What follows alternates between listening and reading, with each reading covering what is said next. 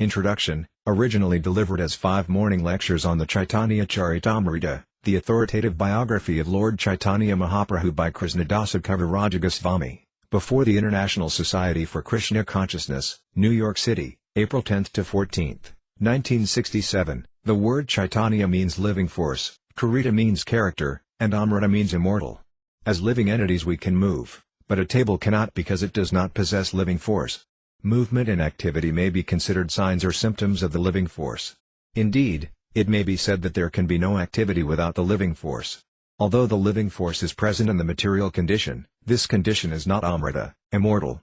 The words Caitanya-caritamrta, then, may be translated as the character of the living force in immortality. But how is this living force displayed immortally? It is not displayed by man or any other creature in this material universe, for none of us are immortal in these bodies. We possess the living force, we perform activities, and we are immortal by our nature and constitution, but the material condition into which we have been put does not allow our immortality to be displayed. It is stated in the Kata Upanishad that eternality and the living force belong to both ourselves and God. Although this is true in that both God and ourselves are immortal, there is a difference. As living entities, we perform many activities, but we have a tendency to fall down into material nature. God has no such tendency. Being all-powerful, He never comes under the control of material nature. Indeed, material nature is but one display of His inconceivable energies. An analogy will help us understand the distinction between ourselves and God. From the ground we may see only clouds in the sky, but if we fly above the clouds we can see the sun shining. From the sky, skyscrapers and cities seem very tiny. Similarly, from God's position this entire material creation is insignificant. The tendency of the living entity is to come down from the heights, where everything can be seen in perspective. God, however, does not have this tendency. The Supreme Lord is not subject to fall down into illusion, Maya, any more than the sun is subject to fall beneath the clouds. Impersonalist philosophers, Mayavadis, maintain that both the living entity and God Himself are under the control of Maya when they come into this material world.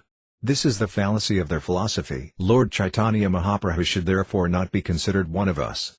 He is Krishna Himself, the supreme living entity, and as such He never comes under the cloud of Maya. Krishna, His expansions and even His higher devotees never fall into the clutches of illusion. Lord Chaitanya came to earth simply to preach Krishna Bhakti, love of Krishna. In other words, He is Lord Krishna Himself teaching the living entities the proper way to approach Krishna. He is like a teacher who, seeing a student doing poorly, takes up a pencil and writes, saying, "Do it like this, A, B, C." From this one should not foolishly think that the teacher is learning his ABCs.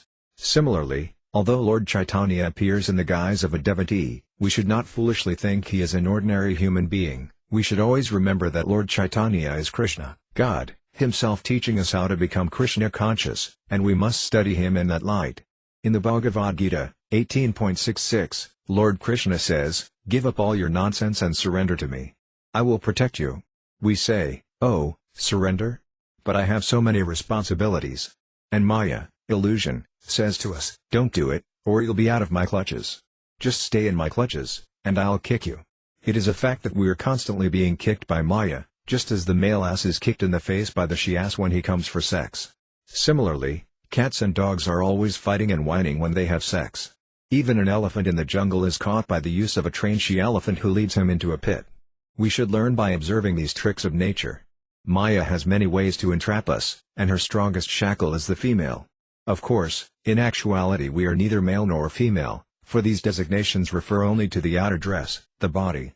We are all actually Krishna's servants. But in conditioned life we are shackled by iron chains in the form of beautiful women. Thus every male is bound by sex, and therefore one who wishes to gain liberation from the material clutches must first learn to control the sex urge. Unrestricted sex puts one fully in the clutches of illusion. Lord Chaitanya Mahaprabhu officially renounced this illusion at the age of 24, although his wife was 16 and his mother 70 and he was the only male in the family. Although he was a Brahmana and was not rich, he took sannyasa, the renounced order of life, and thus extricated himself from family entanglement. If we wish to become fully Krishna conscious, we have to give up the shackles of Maya. Or, if we remain with Maya, we should live in such a way that we will not be subject to illusion, as did the many householders among Lord Chaitanya's closest devotees. With his followers in the renounced order, however, Lord Chaitanya was very strict. He even banished Junior Haridasa, an important Kirtana leader, for glancing lustfully at a woman. The Lord told him, "You are living with me in the renounced order, and yet you are looking at a woman with lust."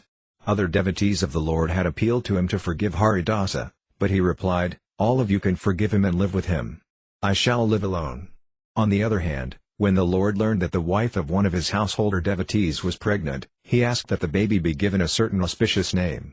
So while the Lord approved of householders having regulated sex, he was like a thunderbolt with those in the renounced order who tried to cheat by the method known as drinking water underwater while bathing on a fast day. In other words, he tolerated no hypocrisy among his followers. From the Caitanya-caritamrta we learn how Lord Chaitanya taught people to break the shackles of Maya and become immortal. Thus, as mentioned above, the title may be properly translated as the character of the living force in immortality. The Supreme Living Force is the Supreme Personality of Godhead. He is also the Supreme Entity. There are innumerable living entities, and all of them are individuals. This is very easy to understand. We are all individual in our thoughts and desires, and the Supreme Lord is also an individual person. He is different, though, in that he is the leader, the one whom no one can excel. Among the minute living entities, one being can excel another in one capacity or another. Like each of these living entities, the Lord is an individual, but he is different in that he is the supreme individual. God is also infallible, and thus in the Bhagavad Gita he is addressed as Asayuta, which means he who never falls down. This name is appropriate because in the Bhagavad Gita Arjuna falls into illusion but Krishna does not. Krishna himself reveals his infallibility when he says to Arjuna, "When I appear in this world, I do so by my own internal potency."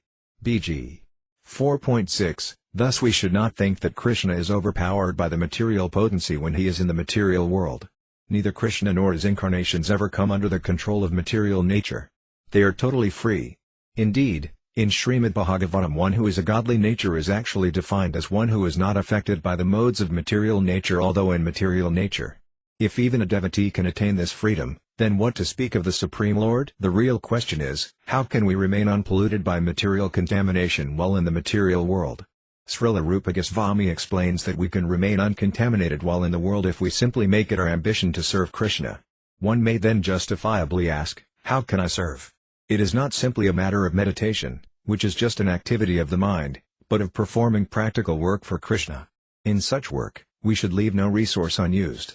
Whatever is there, whatever we have, should be used for Krishna. We can use everything: typewriters, automobiles, airplanes, missiles. If we simply speak to people about Krishna consciousness, we are also rendering service. If our mind, senses, speech, money and energies are thus engaged in the service of Krishna, then we are no longer in material nature. By virtue of spiritual consciousness, or Krishna consciousness, we transcend the platform of material nature. It is a fact that Krishna, his expansions and his devotees, that is, those who work for him, are not in material nature, although people with a poor fund of knowledge think that they are. The Caitanya-caritamrta teaches that the spirit soul is immortal and that our activities in the spiritual world are also immortal. The Mayavadis, who hold the view that the Absolute is impersonal and formless, contend that a realized soul has no need to talk. But the Vaisnavas, devotees of Krishna, contend that when one reaches the stage of realization, he really begins to talk. Previously we only talked of nonsense, the Vaisnava says. Now let us begin our real talks of Krishna. In support of their view that the self-realized remain silent, the Mayavadis are fond of using the example of the water pot, maintaining that when a pot is not filled with water it makes a sound, but that when it is filled it makes no sound. But are we water pots? How can we be compared to them? A good analogy utilizes as many similarities between two objects as possible. A water pot is not an active living force, but we are. Ever-silent meditation may be adequate for a water pot, but not for us. Indeed, when a devotee realizes how much he has to say about Krishna, 24 hours in a day are not sufficient. It is the fool who is celebrated as long as he does not speak, for when he breaks his silence his lack of knowledge is exposed. The Caitanya-caritamrta shows that there are many wonderful things to discover by glorifying the Supreme. In the beginning of the Caitanya-caritamrta, Krishnadasa Kaviraj Goswami writes, "I offer my respects to my spiritual masters." He uses the plural here to indicate the disciplic succession. He offers obeisances not to his spiritual master alone but to the whole parampara, the chain of disciplic succession beginning with Lord Krishna himself. Thus the author addresses the Guru in the plural to show the highest respect for all his predecessor spiritual masters. After offering obeisances to the disciplic succession, the author pays obeisances to all other devotees, to the Lord himself, to his incarnations, to the expansions of Godhead and to the manifestation of Krishna's internal energy. Lord Chaitanya Mahaprabhu, sometimes called Krishna Caitanya, is the embodiment of all of these. He is God, Guru, devotee, incarnation, internal energy and expansion of God. As his associate Nityananda, he is the first expansion of God. As Advaita, he is an incarnation. As Gadadhara, he is the internal potency, and as Srivasa, he is the marginal living entity in the role of a devotee. Thus Krishna should not be thought of as being alone but should be considered as eternally existing with all his manifestations, as described by Ramanujacharya. In the Visistadvaita philosophy, God's energies, expansions and incarnations are considered to be oneness in diversity. In other words, God is not separate from all of these, everything together is God. Actually, the Caitanya-caritamrta is not intended for the novice, for it is the postgraduate study of spiritual knowledge. Ideally, one begins with the Bhagavad Gita and advances through Srimad Bhagavatam to the Caitanya-caritamrta. Although all these great scriptures are on the same absolute level, for the sake of comparative study the Caitanya-caritamrta is considered to be on the highest platform. Every verse in it is perfectly composed. In the second verse of the Caitanya-caritamrta, the author offers his obeisances to Lord Chaitanya and Lord Nityananda. He compares them to the sun and the moon because they dissipate the darkness of the material world. In this instance the sun and the moon have risen together. In the Western world, where the glories of Lord Chaitanya are relatively unknown, one may inquire, who is Krishna Caitanya? The author of the Caitanya-caritamrta, Srila Krishnadasa Kaviraja, answers that question in the third verse of his book. Generally, in the Upanishads the Supreme Absolute Truth is described in an impersonal way, but the personal aspect of the Absolute Truth is mentioned in the Isopanishad, where we find the following verse, Hiramayana Patrina Satyasayam Pihitam Mukam Tattvam Pusana Pavarnusatya Dharmaya Draste. O my Lord, sustainer of all that lives, your real face is covered by your dazzling effulgence. Kindly remove that covering and exhibit yourself to your pure devotee. Sri Isopanishad 15. The impersonalists do not have the power to go beyond the effulgence of God and arrive at the personality of Godhead, from whom this effulgence is emanating. The Isopanishad is a hymn to that personality of Godhead. It is not that the impersonal Brahman is denied, it is also described, but that Brahman is revealed to be the glaring effulgence of the body of Lord Krishna. And in the Caitanya-caritamrta we learn that Lord Chaitanya is Krishna himself. In other words, Sri Krishna Caitanya is the basis of the impersonal Brahman. The Paramatma, or Supersoul, who is present within the heart of every living entity and within every atom of the universe, is but the partial representation of Lord Chaitanya. Therefore Sri Krishna Caitanya, being the basis of both Brahman and the all-pervading Paramatma as well, is the Supreme Personality of Godhead. As such, he is full in six opulences, wealth, fame, strength, beauty, knowledge and renunciation. In short, we should know that he is Krishna, God, and that nothing is equal to or greater than him. There is nothing superior to be conceived. He is the Supreme Person. Srila Rupa Goswami, a confidential devotee taught for more than 10 days continually by Lord Chaitanya, wrote, Namo Mahavadanyaya Krishna Prema Pradayate Krishnaya Krishna Chaitanya Namna Gauratvise Nama. I offer my respectful obeisances unto the Supreme Lord Sri Krishna Caitanya, who is more magnanimous than any other avatara, even Krishna himself, because he is bestowing freely what no one else has ever given, pure love of Krishna.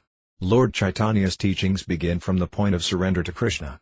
He does not pursue the paths of Karma Yoga or Jnana Yoga or Hatha Yoga but begins at the end of material existence, at the point where one gives up all material attachment. In the Bhagavad Gita Krishna begins his teachings by distinguishing the soul from matter, and in the 18th chapter he concludes at the point where the soul surrenders to him in devotion. The Mayavadis would have all talk cease there, but at that point the real discussion only begins.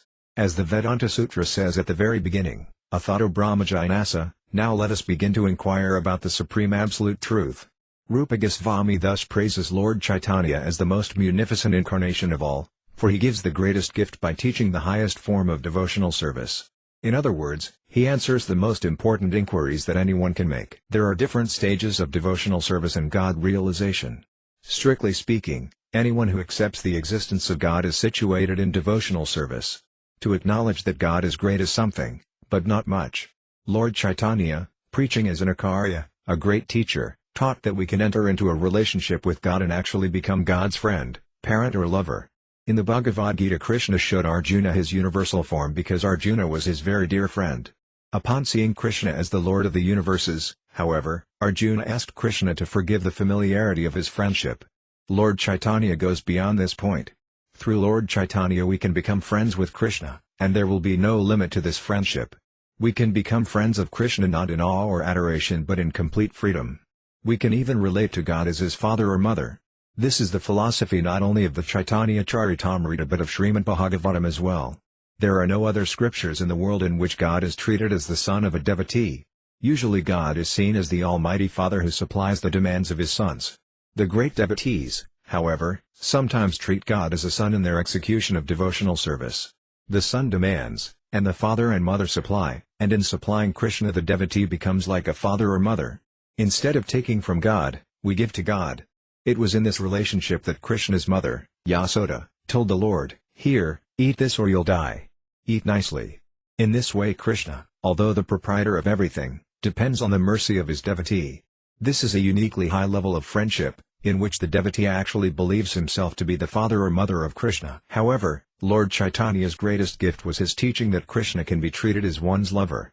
In this relationship the Lord becomes so much attached to his devotee that he expresses his inability to reciprocate. Krishna was so obliged to the gopis, the cowherd girls of Vrindavana, that he felt unable to return their love. "I cannot repay your love," he told them. "I have no more assets to give." Devotional service on this highest, most excellent platform of lover and beloved, which had never been given by any previous incarnation or Akarya, was given by Chaitanya Mahaprabhu. Therefore Krishnadasa Kaviraja, quoting Srila Rupa Goswami, writes in the 4th verse of his book, "Lord Chaitanya is Krishna in a yellow complexion, and he is Sasanandana, the son of Mother Sasi. He is the most charitable personality because he came to deliver Krishna Prema, unalloyed love for Krishna, to everyone. May you always keep him in your hearts. It will be easy to understand Krishna through him." We have often heard the phrase love of Godhead.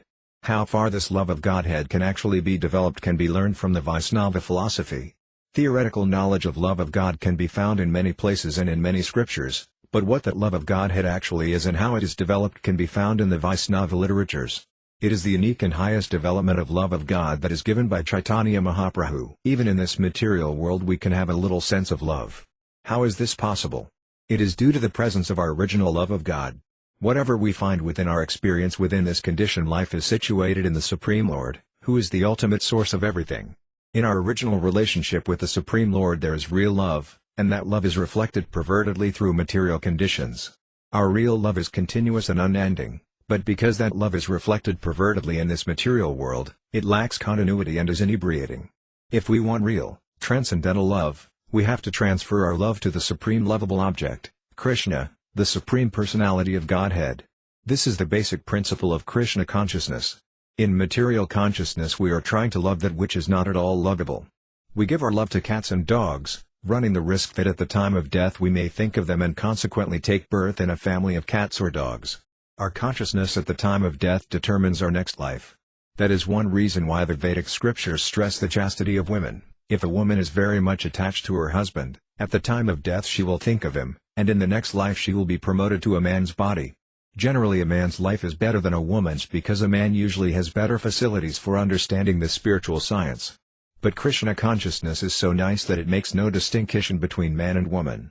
In the Bhagavad Gita, 9.32, Lord Krishna says, "Anyone who takes shelter of me, whether a woman, Sudra, Vaisya or anyone else of low birth, is sure to achieve my association." This is Krishna's guarantee. Chaitanya Mahaprabhu informs us that in every country and in every scripture there is some hint of love of Godhead. But no one knows what love of Godhead actually is. The Vedic scriptures, however, are different in that they can direct the individual in the proper way to love God. Other scriptures do not give information on how one can love God, nor do they actually define or describe what or who the Godhead actually is. Although they officially promote love of Godhead, they have no idea how to execute it. But Chaitanya Mahaprabhu gives a practical demonstration of how to love God in a conjugal relationship. Taking the part of Srimati Radharani, Chaitanya Mahaprabhu tried to love Krishna as Radharani loved him. Krishna was always amazed by Radharani's love. "How does Radharani give me such pleasure?" he would ask. In order to study Radharani, Krishna lived in her role and tried to understand himself. This is the secret of Lord Chaitanya's incarnation. Chaitanya Mahaprabhu is Krishna, but he has taken the mood and role of Radharani to show us how to love Krishna. Thus the author writes in the 5th verse, "I offer my respectful obeisances unto the Supreme Lord, who is absorbed in Radharani's thoughts. This brings up the question of who Srimati Radharani is and what Radha Krishna is. Actually, Radha Krishna is the exchange of love, but not ordinary love. Krishna has immense potencies, of which three are principal: the internal, the external and the marginal potencies. In the internal potency there are three divisions: Sambhat, Hladini and Sanhini. The Hladini potency is Krishna's pleasure potency. All living entities have this pleasure-seeking potency, for all beings are trying to have pleasure. This is the very nature of the living entity. At present we are trying to enjoy our pleasure potency by means of the body and the material condition. By bodily contact we are attempting to derive pleasure from material sense objects. But we should not entertain the nonsensical idea that Krishna, who is always spiritual, also tries to seek pleasure on this material plane. In the Bhagavad Gita, Krishna describes the material universe as a non-permanent place full of miseries. Why, then, would he seek pleasure in matter? He is the Supersoul, the Supreme Spirit, and his pleasure is beyond the material conception. To learn how Krishna enjoys pleasure, we must study the first 9 cantos of Srimad Bhagavatam, and then we should study the 10th canto, in which Krishna's pleasure potency is displayed in his pastimes with Radharani and the damsels of Raya. Unfortunately, unintelligent people turn at once to the sports of Krishna in the Dasamaskanda, the 10th canto. Krishna's embracing Radharani or his dancing with the cowherd girls in the Rasa dance are generally not understood by ordinary men, because they consider these pastimes in the light of mundane lust. They foolishly think that Krishna is like themselves and that he embraces the gopas just as an ordinary man embraces a young girl. Some people thus become interested in Krishna because they think that his religion allows indulgence in sex. This is not Krishna Bhakti, love of Krishna, but Prakriti Sahajiya, materialistic lust. To avoid such errors, we should understand what Radha Krishna actually is. Radha and Krishna display their pastimes through Krishna's internal energy. The pleasure potency of Krishna's internal energy is a most difficult subject matter, and unless one understands what Krishna is, one cannot understand it. Krishna does not take any pleasure in this material world, but he has a pleasure potency. Because we are part and parcel of Krishna, the pleasure potency is within us also, but we are trying to exhibit that pleasure potency in matter. Krishna, however, does not make such a vain attempt. The object of Krishna's pleasure potency is Radharani. Krishna exhibits his potency as Radharani and then engages in loving affairs with her. In other words, Krishna does not take pleasure in this external energy but exhibits his internal energy, his pleasure potency, as Radharani and then enjoys with her. Thus Krishna manifests himself as Radharani in order to enjoy his internal pleasure potency.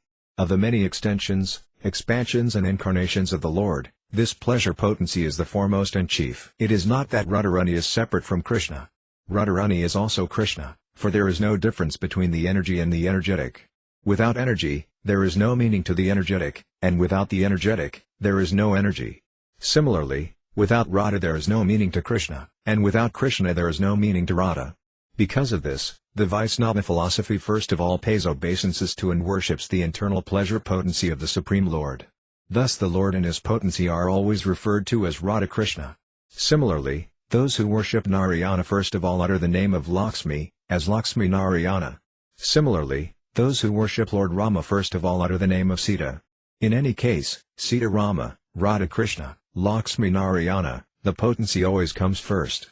Radha and Krishna are one, and when Krishna desires to enjoy pleasure, he manifests himself as Radharani. The spiritual exchange of love between Radha and Krishna is the actual display of Krishna's internal pleasure potency. Although we speak of when Krishna desires, just when he did desire we cannot say. We only speak in this way because in conditioned life we take it that everything has a beginning. However, in spiritual life everything is absolute, and so there is neither beginning nor end. Yet in order to understand that Radha and Krishna are one and that they also become divided, the question when? Automatically comes to mind. When Krishna desired to enjoy his pleasure potency, he manifested himself in the separate form of Radharani, and when he wanted to understand himself through the agency of Radha, he united with Radharani, and that unification is called Lord Caitanya. This is all explained by Srila Krishnadasa Kaviraja in the 5th verse of the Caitanya-caritamrta. In the next verse the author further explains why Krishna assumed the form of Chaitanya Mahaprabhu. Krishna desired to know the glory of Radha's love. Why is she so much in love with me? Krishna asked. What is my special qualification that attracts her so? And what is the actual way in which she loves me? It seems strange that Krishna, as the Supreme, should be attracted by anyone's love. A man searches after the love of a woman because he is imperfect, he lacks something. The love of a woman, that potency and pleasure, is absent in man, and therefore a man wants a woman. But this is not the case with Krishna, who is full in himself. Thus Krishna expressed surprise, "Why am I attracted by Radharani? And when Radharani feels my love, what is she actually feeling?" To taste the essence of that loving exchange, Krishna made his appearance in the same way that the moon appears on the horizon of the sea. Just as the moon was produced by the churning of the sea, by the churning of spiritual loving affairs the moon of Caitanya Mahaprabhu appeared. Indeed, Lord Chaitanya's complexion was golden, just like the luster of the moon. Although this is figurative language, it conveys the meaning behind the appearance of Caitanya Mahaprabhu. The full significance of his appearance will be explained in later chapters. After offering respects to Lord Chaitanya, Krishnadasa Kaviraja begins offering them to Lord Nityananda in the 7th verse of the Caitanya-caritamrta. The author explains that Lord Nityananda is Balarama, who is the origin of Mahavishnu. Krishna's first expansion is Balarama, a portion of whom is manifested as Sankarsana, who then expands as Pradyumna. In this way so many expansions take place. Although there are many expansions, Lord Sri Krishna is the origin, as confirmed in the Brahma Samhita. He is like the original candle, from which many thousands and millions of candles are lit. Although any number of candles can be lit, the original candle still retains its identity as the origin. In this way Krishna expands himself into so many forms, and all these expansions are called Vishnu Tattva. Vishnu is a large light, and we are small lights, but all are expansions of Krishna. When it is necessary to create the material universes, Vishnu expands himself as Mahavishnu. Mahavishnu lies down in the causal ocean and breathes all the universes from his nostrils. Thus from Mahavishnu and the causal ocean spring all the universes, and all these universes, including ours, float in the causal ocean. In this regard there is the story of Vamana, who, when he took 3 steps, stuck his foot through the covering of this universe. Water from the causal ocean flowed through the hole that his foot made, and it is said that that water became the river Ganges. Therefore the Ganges is accepted as the most sacred water of Vishnu and is worshipped by all Hindus, from the Himalayas down to the Bay of Bengal. Mahavishnu is actually an expansion of Balarama, who is Krishna's first expansion and, in the Vrindavana pastimes, his brother. In the Mahamantra, Hare Krishna, Krishna, Krishna, Hare Rama, Rama Rama, Hare. The word Rama refers to Balarama. Since Lord Nityananda is Balarama, Ram also refers to Lord Nityananda. Thus Hare Krishna, Hare Rama addresses not only Krishna and Balarama but Lord Chaitanya and Lord Nityananda as well. The subject matter of the Caitanya-caritamrta primarily deals with what is beyond this material creation. The cosmic material expansion is called Maya, illusion, because it has no eternal existence. Because it is sometimes manifested and sometimes not, it is regarded as illusory. But beyond this temporary manifestation is a higher nature, as indicated in the Bhagavad Gita, 8.20, Parastasmate tu bhavonya vyakta sanatanayasa sarvasu bhutsunasyatsu nalvinasyati. Yet there is another unmanifested nature, which is eternal and is transcendental to this manifested and unmanifested matter. It is supreme and is never annihilated. When all in this world is annihilated, that part remains as it is. The material world has a manifested state, vyakta, and a potential, unmanifested state, avyakta. The supreme nature is beyond both the manifested and the unmanifested material nature. This superior nature can be understood as the living force, which is present in the bodies of all living creatures. The body itself is composed of inferior nature, matter, but it is the superior nature that is moving the body. The symptom of that superior nature is consciousness. Thus in the spiritual world, where everything is composed of the superior nature, everything is conscious. In the material world there are inanimate objects that are not conscious, but in the spiritual world nothing is inanimate. There a table is conscious, the land is conscious, the trees are conscious, everything is conscious. It is not possible to imagine how far this material manifestation extends. In the material world everything is calculated by imagination or by some imperfect method, but the Vedic literatures give real information of what lies beyond the material universe. Since it is not possible to obtain information of anything beyond this material nature by experimental means, those who believe only in experimental knowledge may doubt the Vedic conclusions, for such people cannot even calculate how far this universe extends, nor can they reach far into the universe itself. That which is beyond our power of conception is called akantaya, inconceivable. It is useless to argue or speculate about the inconceivable. If something is truly inconceivable, it is not subject to speculation or experimentation. Our energy is limited, and our sense perception is limited, therefore we must rely on the Vedic conclusions regarding that subject matter which is inconceivable. Knowledge of the superior nature must simply be accepted without argument. How is it possible to argue about something to which we have no access? The method for understanding transcendental subject matter is given by Lord Krishna himself in the Bhagavad Gita, where Krishna tells Arjuna at the beginning of the 4th chapter, Imam vivasvad yogam praktavanaham avyayam vivasvan manav prahamanaraiksvakabe bravat. I instructed this imperishable science of yoga to the sun god, Vivasvan, and Vivasvan instructed it to Manu, the father of mankind, and Manu in turn instructed it to Ikshvaku. BG 4.1. This is the method of parampara, or disciplic succession. Similarly, Srimad Bhagavatam explains that Krishna imparted knowledge into the heart of Brahma, the first created being within the universe. Brahma imparted those lessons to his disciple Narada, and Narada imparted that knowledge to his disciple Vyasadeva. Vyasadeva imparted it to Madhvacarya, and from Madhvacarya the knowledge came down to Madhavendrapuri and then to Asvarapuri, and from him to Caitanya Mahaprabhu. One may ask that if Caitanya Mahaprabhu is Krishna himself, then why did he need a spiritual master? Of course he did not need a spiritual master, but because he was playing the role of Acharya, one who teaches by example, he accepted a spiritual master. Even Krishna himself accepted a spiritual master, for that is the system. In this way the Lord sets the example for men. We should not think, however, that the Lord takes a spiritual master because he is in want of knowledge. He is simply stressing the importance of accepting the disciplic succession. The knowledge taught in that disciplic succession actually comes from the Lord himself, and if the knowledge descends unbroken, it is perfect. Although we may not be in touch with the original personality who first imparted the knowledge, we may receive the same knowledge through this process of transmission.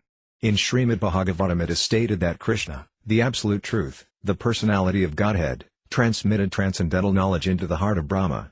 This, then, is one way knowledge is received, through the heart.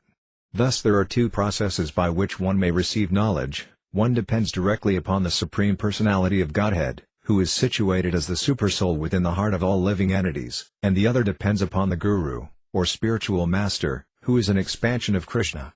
Thus Krishna transmits information both from within and from without. We simply have to receive it. If knowledge is received in this way, it doesn't matter whether it is inconceivable or not. In Srimad Bhagavatam there is a great deal of information given about the Vaikunta planetary systems, which are beyond the material universe. Similarly, a great deal of inconceivable information is given in the Caitanya-caritamrta. Any attempt to arrive at this information through experimental knowledge will fail. The knowledge simply has to be accepted. According to the Vedic method, sabda, or transcendental sound, is regarded as evidence. Sound is very important in Vedic understanding, for, if it is pure, it is accepted as authoritative. Even in the material world we accept a great deal of information sent thousands of miles by telephone or radio. In this way we also accept sound as evidence in our daily lives.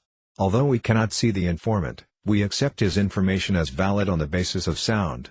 Sound vibration, then, is very important in the transmission of Vedic knowledge. The Vedas inform us that beyond this cosmic manifestation there are extensive planets in the spiritual sky. This material manifestation is regarded as only a small portion of the total creation. The material manifestation includes not only this universe but innumerable others as well, but all the material universes combined constitute only 1/4 of the total creation. The remaining 3/4 is situated in the spiritual sky. In that sky innumerable planets float, and these are called Vaikuntha lokas. In every Vaikuntha loka, Narayana presides with his 4 expansions, Sankarsana, Pradyumna, Aniruddha, and Vasudeva. This Sankarsana, states Krishnadasa Kaviraja in the 8th verse of the Caitanya-caritamrta, is Lord Nityananda. As stated before, the material universes are manifested by the Lord in the form of Mahavishnu. Just as a husband and wife combine to beget offspring, Mahavishnu combines with his wife Maya, or material nature. This is confirmed in the Bhagavad Gita, 14.4, where Krishna states, Sarvayana Sakanti Yamurtaya Samthavandiyatiyasam Brahma Mahadyoniraham Bhya Pradapita. It should be understood that all species of life, O son of Kunti, are made possible by birth in this material nature, and that I am the seed-giving father. Vishnu impregnates Maya, the material nature, simply by glancing at her. This is the spiritual method. Materially we are limited to impregnating by only one particular part of our body, but the Supreme Lord, Krishna or Mahavishnu, can impregnate by any part. Simply by glancing the Lord can conceive countless living entities in the womb of material nature. The Brahma Samhita confirms that the spiritual body of the Supreme Lord is so powerful that any part of his body can perform the functions of any other part. We can touch only with our hands or skin, but Krishna can touch just by glancing. We can see only with our eyes, we cannot touch or smell with them. Krishna, however, can smell and also eat with his eyes. When food is offered to Krishna, we do not see him eating, but he eats simply by glancing at the food. We cannot imagine how things work in the spiritual world, where everything is spiritual. It is not that Krishna does not eat or that we imagine that he eats, he actually eats, but his eating is different from ours. Our eating process will be similar to his when we are completely on the spiritual platform. On that platform every part of the body can act on behalf of any other part. Vishnu does not require anything in order to create. He does not require the goddess Lakshmi in order to give birth to Brahma, for Brahma is born from a lotus flower that grows from the navel of Vishnu. The goddess Lakshmi sits at the feet of Vishnu and serves him. In this material world sex is required to produce children, but in the spiritual world a man can produce as many children as he likes without having to take help from his wife. So there is no sex there. Because we have no experience with spiritual energy, we think that Brahma's birth from the navel of Vishnu is simply a fictional story. We are not aware that spiritual energy is so powerful that it can do anything and everything.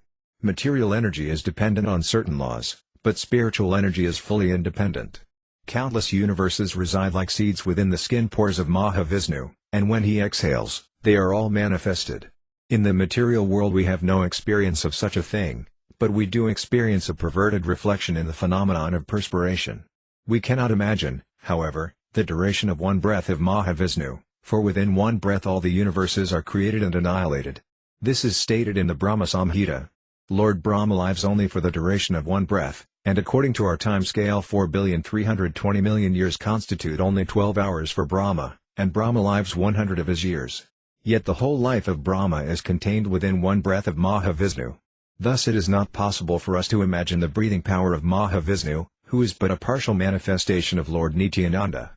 This the author of the Caitanya-caritamrta explains in the 9th verse. In the 10th and 11th verses Krishnadasa Kaviraja describes Garbhodakasaya Vishnu and Kshirodakasaya Vishnu, successive plenary expansions of Mahavishnu. Brahma appears upon a lotus growing from the navel of Garbhodakasaya Vishnu, and within the stem of that lotus are so many planetary systems. Then Brahma creates the whole of human society, animal society, everything. Kshirodakasaya Vishnu lies on the milk ocean within the universe, of which he is the controller and maintainer. Thus Brahma is the creator, Vishnu is the maintainer, and when the time for annihilation arrives, Shiva will finish everything. In the first 11 verses of the Caitanya-caritamrta, Krishnadasa Kaviraja Goswami thus discusses Lord Caitanya Mahaprabhu as Sri Krishna himself, the Supreme Personality of Godhead, and Lord Nityananda as Balarama, the first expansion of Krishna. Then in the 12th and 13th verses he describes Advaitakarya, who is another principal associate of Lord Caitanya Mahaprabhu and an incarnation of Mahavishnu. Thus Advaitakarya is also the Lord, or, more precisely, an expansion of the Lord. The word Advaita means non-dual, and his name is such because he is non-different from the Supreme Lord. He is also called Akarya, teacher, because he disseminated Krishna consciousness. In this way he is just like Caitanya Mahaprabhu. Although Lord Caitanya is Sri Krishna himself, he appeared as a devotee to teach people in general how to love Krishna. Similarly, although Advaitakarya is the Lord, he appeared just to distribute the knowledge of Krishna consciousness. Thus he is also the Lord incarnated as a devotee. In the pastimes of Lord Caitanya, Krishna is manifested in 5 different features, known as the Pankatattva, to whom Srila Krishnadasa Kaviraja offers his obeisances in the 14th verse of the Caitanya-caritamrta. Krishna and his associates appear as devotees of the Supreme Lord in the form of Sri Krishna Caitanya, Sri Nityananda Prabhu, Sri Advaitakarya, Sri Gadadhara Prabhu, and Srivasa Prabhu. In all cases, Caitanya Mahaprabhu is the source of energy for all his devotees. Since this is the case, if we take shelter of Caitanya Mahaprabhu for the successful execution of Krishna consciousness, we are sure to make progress. In a devotional song, Nautama Dasa Thakur sings, "My dear Lord Caitanya, please have mercy upon me. There is no one who is as merciful as you. My plea is most urgent because your mission is to deliver all fallen souls, and no one is more fallen than I, therefore I beg priority." With verse 15, Krishnadasa Kaviraja Goswami begins offering his obeisances directly to Krishna himself. Krishnadasa Kaviraja was an inhabitant of Vrindavana and a great devotee. He had been living with his family in Katwa, a small town in the district of Burdwan, in Bengal. He worshipped Radha Krishna with his family, and once when there was some misunderstanding among his family members about devotional service, he was advised by Nityananda Prabhu in a dream to leave home and go to Vrindavana. Although he was very old, he started out that very night and went to live in Vrindavana. While he was there, he met some of the Gosvamis, principal disciples of Lord Chaitanya Mahaprabhu. He was requested to write the Caitanya-caritamrta by the devotees of Vrindavana. Although he began this work at a very old age, by the grace of Lord Chaitanya he finished it. Today it remains the most authoritative book on Chaitanya Mahaprabhu's philosophy and life. When Krishnadasa Kaviraja Goswami was living in Vrindavana, there were not very many temples. At that time the three principal temples were those of Madana Mohana, Govindaji and Gopinatha. As a resident of Vrindavana, Krishnadasa Kaviraja offers his respects to the deities in these temples and requests God's favor. My progress in spiritual life is very slow, so I'm asking your help. In the 15th verse of the Caitanya-caritamrta, Krishnadasa offers his obeisances to the Madana Mohana Vigraya, the deity who can help us progress in Krishna consciousness. In the execution of Krishna consciousness, our first business is to know Krishna and our relationship with him. To know Krishna is to know oneself, and to know oneself is to know one's relationship with Krishna. Since this relationship can be learned by worshipping the Madana Mohana Vigraya, Krishnadasa Kaviraja Goswami first establishes his relationship with him. When this is established, in the 16th verse Krishnadasa offers his obeisances to the functional deity, Govinda. The Govinda deity is called the functional deity because he shows us how to serve Radha and Krishna. The Madana Mohana deity simply establishes that I am your eternal servant. With Govinda, however, there is actual acceptance of service. Govinda resides eternally in Vrindavana. In the spiritual world of Vrindavana the buildings are made of touchstone, the cows are known as Surabhi cows, givers of abundant milk, and the trees are known as wish-fulfilling trees, for they yield whatever one desires. In Vrindavana Krishna herds the Surabhi cows, and he is worshipped by hundreds and thousands of gopis, cow-herd girls, who are all goddesses of fortune.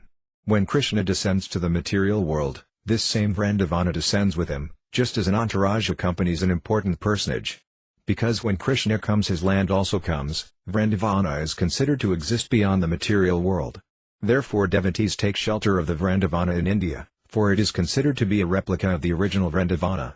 Although one may complain that no kalpavriksha, wish-fulfilling trees, exist there, when the Gosvamis were there, kalpavriksha were present. It is not that one can simply go to such a tree and make demands, one must first become a devotee. The Gosvamis would live under a tree for one night only, and the trees would satisfy all their desires. For the common man this may all seem very wonderful, but as one makes progress in devotional service, all this can be realized. Vrindavana is actually experienced as it is by persons who have stopped trying to derive pleasure from material enjoyment. When will my mind become cleansed of all hankering for material enjoyment so I will be able to see Vrindavana? One great devotee asks. The more Krishna conscious we become and the more we advance, the more everything is revealed as spiritual. Thus Krishnadasa Kaviraja Goswami considered the Vrindavana in India to be as good as the Vrindavana in the spiritual sky. And in the 16th verse of the Caitanya-caritamrta he describes Radharani and Krishna as seated beneath a wish-fulfilling tree in Vrindavana, on a throne decorated with valuable jewels.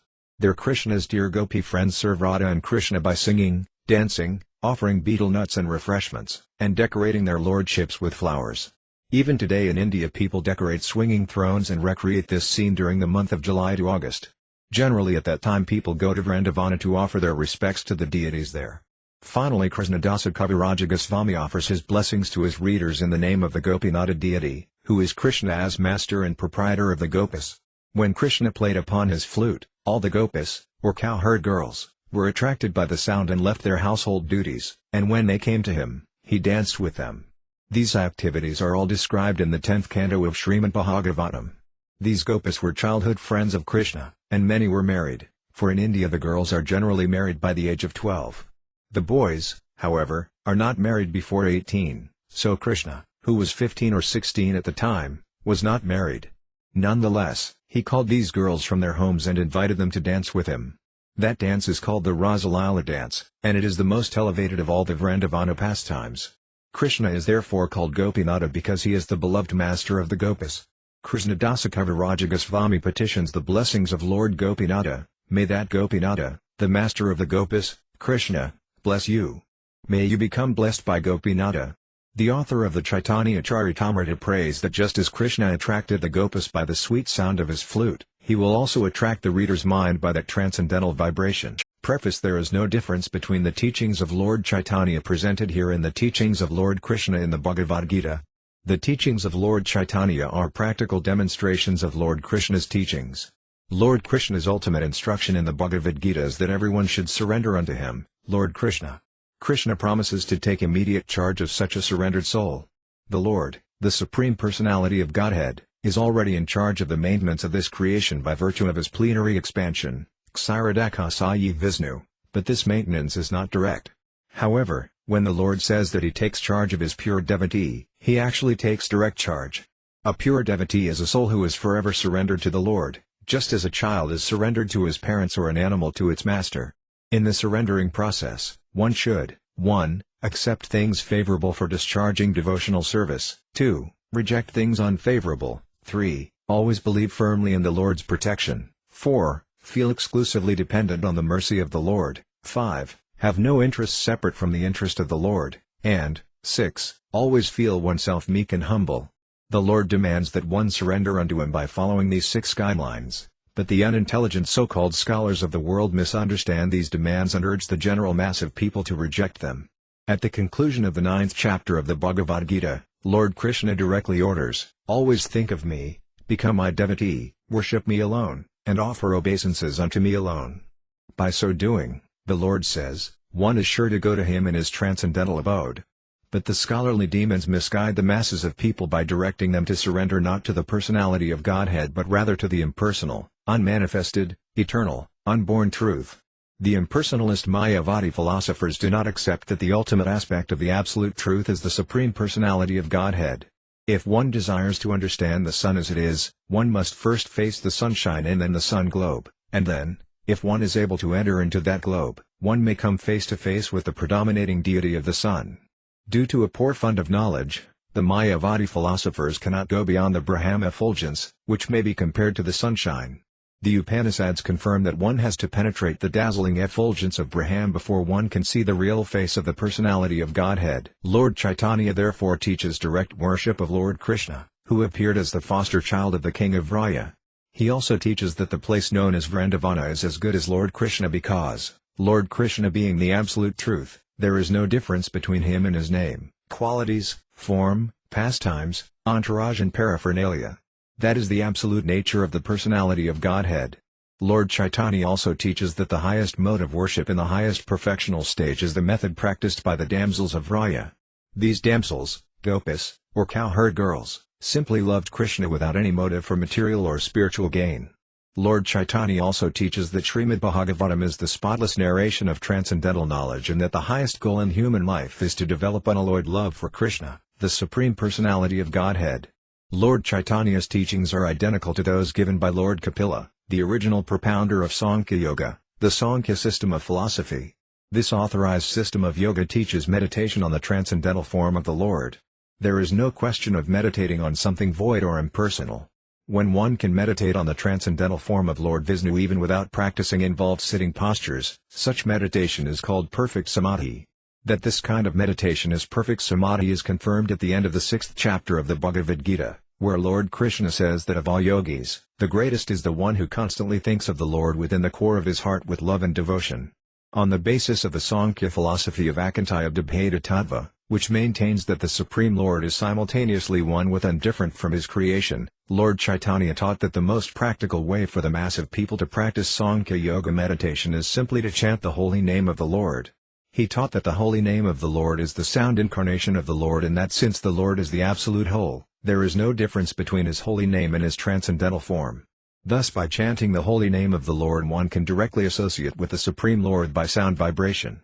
As one practices chanting this sound vibration, one passes through 3 stages of development, the offensive stage, the clearing stage and the transcendental stage. In the offensive stage of chanting one may desire all kinds of material happiness, but in the second stage one becomes clear of all material contamination. When one is situated on the transcendental stage, one attains the most coveted position, the stage of loving God. Lord Chaitanya taught that this is the highest stage of perfection for human beings. Yoga practice is essentially meant for controlling the senses. The central controlling factor of all the senses is the mind, therefore one first has to practice controlling the mind by engaging it in Krishna consciousness. The gross activities of the mind are expressed through the external senses, either for the acquisition of knowledge or for the functioning of the senses in accordance with the will. The subtle activities of the mind are thinking, feeling and willing, which are carried out according to one's consciousness, either polluted or clear. If one's mind is fixed on Krishna, his name, qualities, form, pastimes, entourage and paraphernalia, all one's activities, both subtle and gross, become favorable. The Bhagavad Gita's process of purifying consciousness is the process of fixing one's mind on Krishna by talking of his transcendental activities, cleansing his temple, going to his temple, seeing the beautiful transcendental form of the Lord nicely decorated, hearing his transcendental glories, tasting food offered to him, associating with his devotees, smelling the flowers and tulasi leaves offered to him, engaging in activities for the Lord's interest, becoming angry at those who are malicious toward devotees, etc. No one can bring the activities of the mind and senses to a stop, but one can purify these activities through a change in consciousness. This change is indicated in the Bhagavad Gita, 2.39, where Krishna tells Arjuna of the knowledge of yoga whereby one can work without fruit of results. O son of Prtha, when you act in such knowledge you can free yourself from the bondage of works. A human being is sometimes restricted in sense gratification due to certain circumstances, such as disease, but such proscriptions are for the less intelligent. Without knowing the actual process by which the mind and senses can be controlled, less intelligent men may try to stop the mind and senses by force, but ultimately they give in to them and are carried away by the waves of sense gratification. The 8 principles of Sankhya Yoga, observing the regulative principles, following the rules, practicing the various sitting postures, performing the breathing exercises, withdrawing one's senses from the sense objects, etc. are meant for those who are too much engrossed in the bodily conception of life. The intelligent man situated in Krishna consciousness does not try to forcibly stop his senses from acting. Rather, he engages his senses in the service of Krishna. No one can stop a child from playing by leaving him inactive, rather, the child can be stopped from engaging in nonsense by being engaged in superior activities. Similarly, the forceful restraint of sense activities by the 8 principles of yoga is recommended for inferior men. Superior men, being engaged in the superior activities of Krishna consciousness, naturally retire from the inferior activities of material existence. In this way Lord Caitanya teaches the science of Krishna consciousness. That science is absolute. Dry metal speculators try to restrain themselves from material attachment, but it is generally found that the mind is too strong to be controlled and that it drags them down to sensual activities. A person in Krishna consciousness does not run this risk. One therefore has to engage one's mind and senses in Krishna conscious activities, and Lord Caitanya teaches one how to do this in practice. Before accepting sannyasa, the renounced order, Lord Caitanya was known as Visvambara. The word Visvambara refers to one who maintains the entire universe and who leads all living entities. This maintainer and leader appeared as Lord Sri Krishna Caitanya to give humanity these sublime teachings. Lord Caitanya is the ideal teacher of life's prime necessities. He is the most munificent bestower of love of Krishna. He is the complete reservoir of all mercies and good fortune. As confirmed in Srimad Bhagavatam, the Bhagavad Gita, the Mahabharata and the Upanishads, he is the Supreme Personality of Godhead, Krishna himself, and he is worshipable by everyone in this age of disagreement. Everyone can join in his Sankirtana movement. No previous qualification is necessary. Just by following his teachings, anyone can become a perfect human being.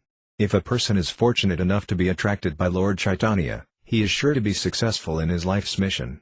In other words, those who are interested in attaining spiritual existence can easily be released from the clutches of Maya by the grace of Lord Caitanya.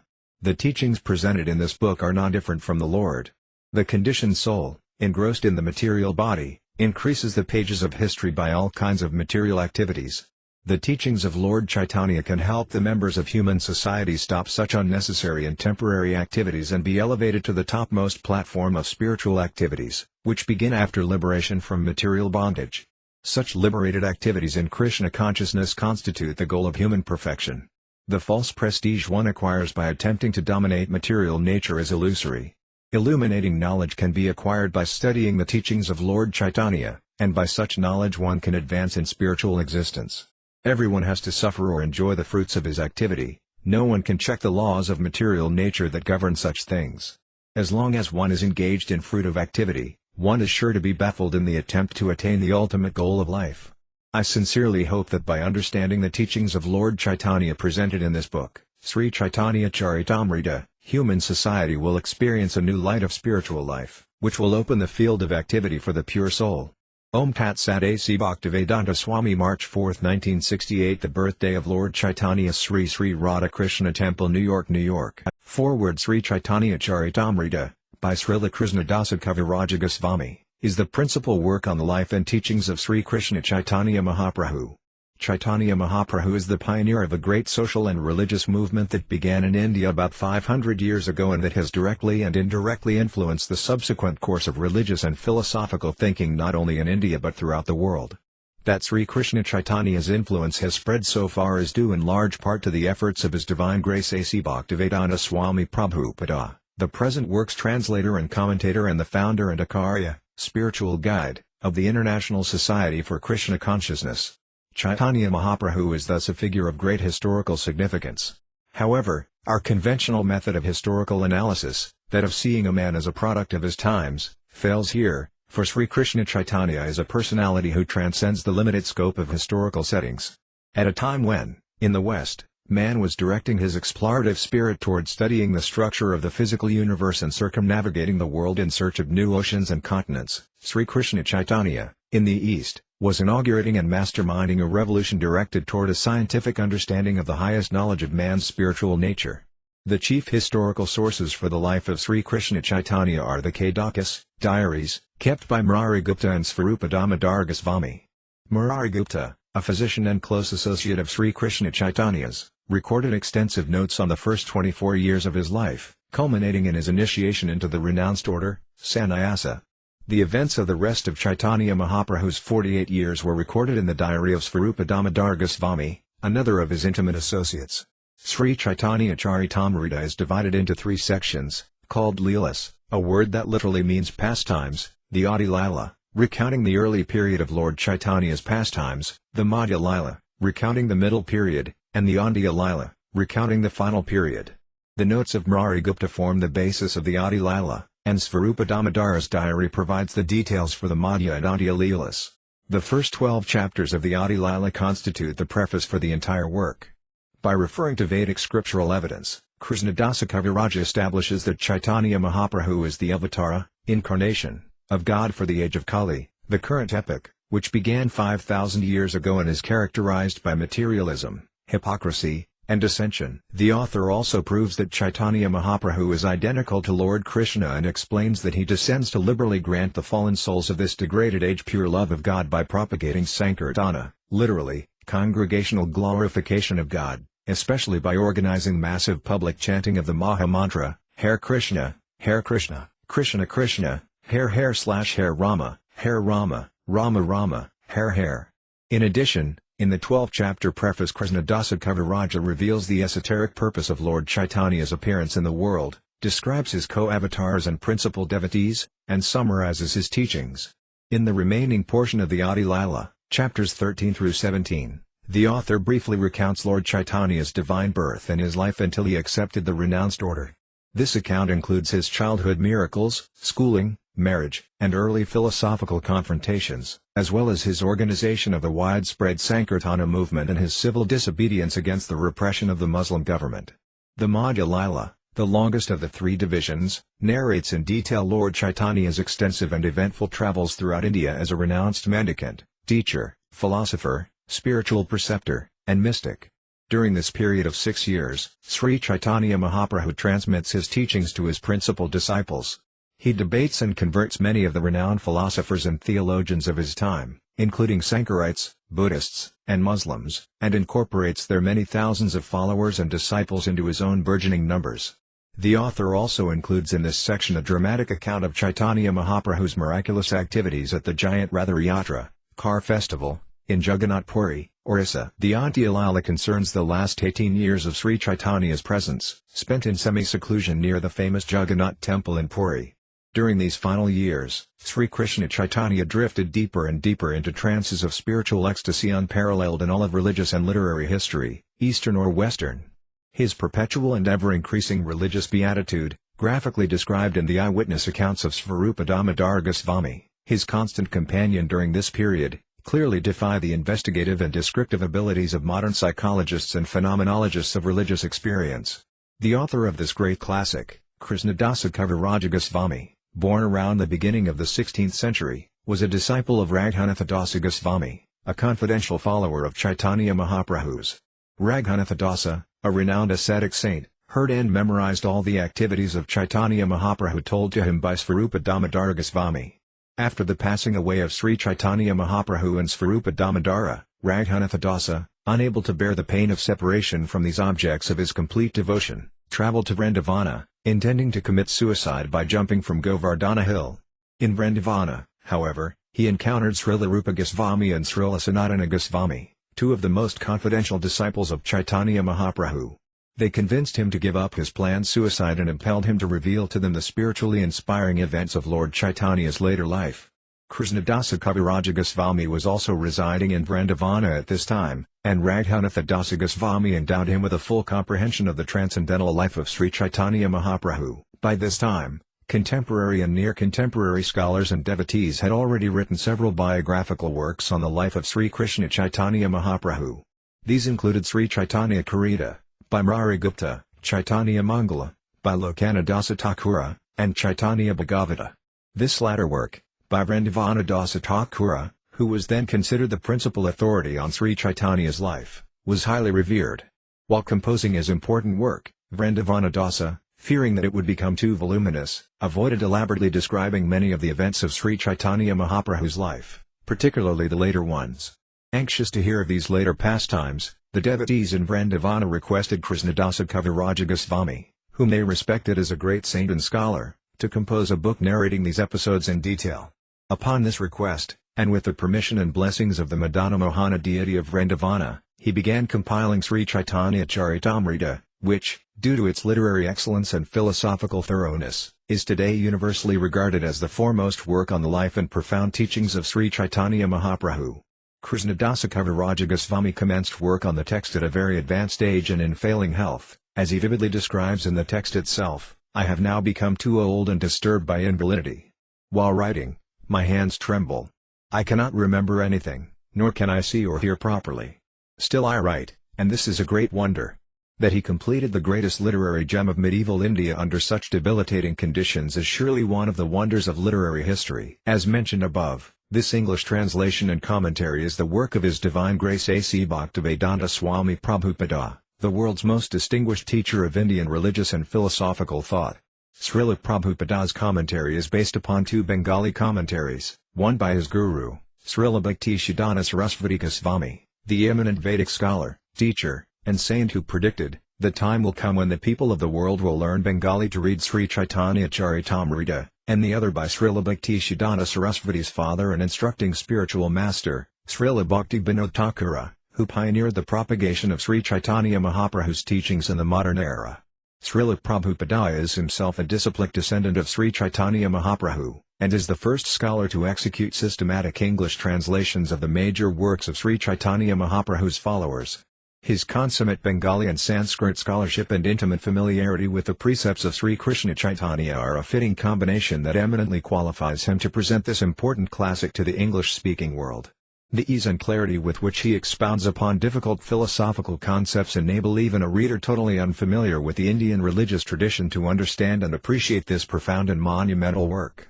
The entire text, with commentary, presented by the Bhaktivedanta Book Trust, represents a contribution of major importance to the intellectual, cultural, and spiritual life of contemporary man. The publisher's editor's note: revisions in this edition are based on the transcripts of His Divine Grace A.C. Bhaktivedanta Swami Prabhupada's original dictation of the translations, word meanings and purports of Sri Caitanya-caritamrta. Chapter 1. The spiritual master Sri Caitanya Mahaprabhu is none other than the combined form of Sri Radha and Krishna. He is the life of those devotees who strictly follow in the footsteps of Srila Rupa Goswami. Srila Rupa Goswami and Srila Sanatana Goswami are the two principal followers of Srila Svarupa Damodara Goswami, who acted as the most confidential servitor of Lord Sri Krishna Caitanya Mahaprabhu, known as Visvambar in his early life. A direct disciple of Srila Rupa Goswami was Srila Raghunatha Dasa Goswami. The author of Sri Caitanya-caritamrta, Srila Krishnadasa Kaviraj Goswami, stands as the direct disciple of Srila Rupa Goswami and Srila Raghunatha Dasa Goswami. The direct disciple of Srila Krishnadasa Kaviraj Goswami was Srila Nautama-dasa Thakura, who accepted Srila Visvanatha Chakravarti as his servitor. Srila Visvanatha Chakravarti Thakura accepted Srila Jagannath Dasa Babaji, the spiritual master of Srila Bhaktivinoda Thakura, who in turn accepted Srila Gaurakasura Dasa Babaji, the spiritual master of Om Visnupada Srila Bhakti-siddhanta Sarasvati Goswami Maharaja, the divine master of our humble self. Since we belong to this chain of disciplic succession from Sri Caitanya Mahaprabhu, this edition of Sri Caitanya-caritamrta will contain nothing newly manufactured by our tiny brains, but only remnants of food originally eaten by the Lord himself. Lord Sri Caitanya Mahaprabhu does not belong to the mundane plane of the three qualitative modes. He belongs to the transcendental plane beyond the reach of the imperfect sense perception of a living being. Even the most erudite mundane scholar cannot approach the transcendental plane unless he submits himself to transcendental sound with a receptive mood, for in that mood only can one realize the message of Sri Caitanya Mahaprabhu. What will be described herein, therefore, has nothing to do with the experimental thoughts created by the speculative habits of inert minds. The subject matter of this book is not a mental concoction but a factual spiritual experience that one can realize only by accepting the line of disciplic succession described above. Any deviation from that line will bewilder the reader's understanding of the mystery of Sri Caitanya-caritamrta, which is a transcendental literature meant for the postgraduate study of one who has realized all the Vedic literatures such as the Upanishads and Vedanta Sutra and their natural commentaries such as Srimad Bhagavatam and the Bhagavad Gita. Lord Sri Krishna and his plenary expansions are all in the category of the Lord himself, the energetic absolute truth, whereas his devotees, his eternal associates, are his energies. The energy and energetic are fundamentally one, but since their functions are differently exhibited, they are simultaneously different also. Thus the absolute truth is manifested in diversity in one unit. This philosophical truth, which is pursuant to the Vedanta Sutra, is called Akantaya Dvaita Tattva, or the conception of simultaneous oneness and difference. In the latter portion of this chapter, the transcendental position of Sri Caitanya Mahaprabhu and that of Srila Nityananda Prabhu are described with reference to the above theistic facts.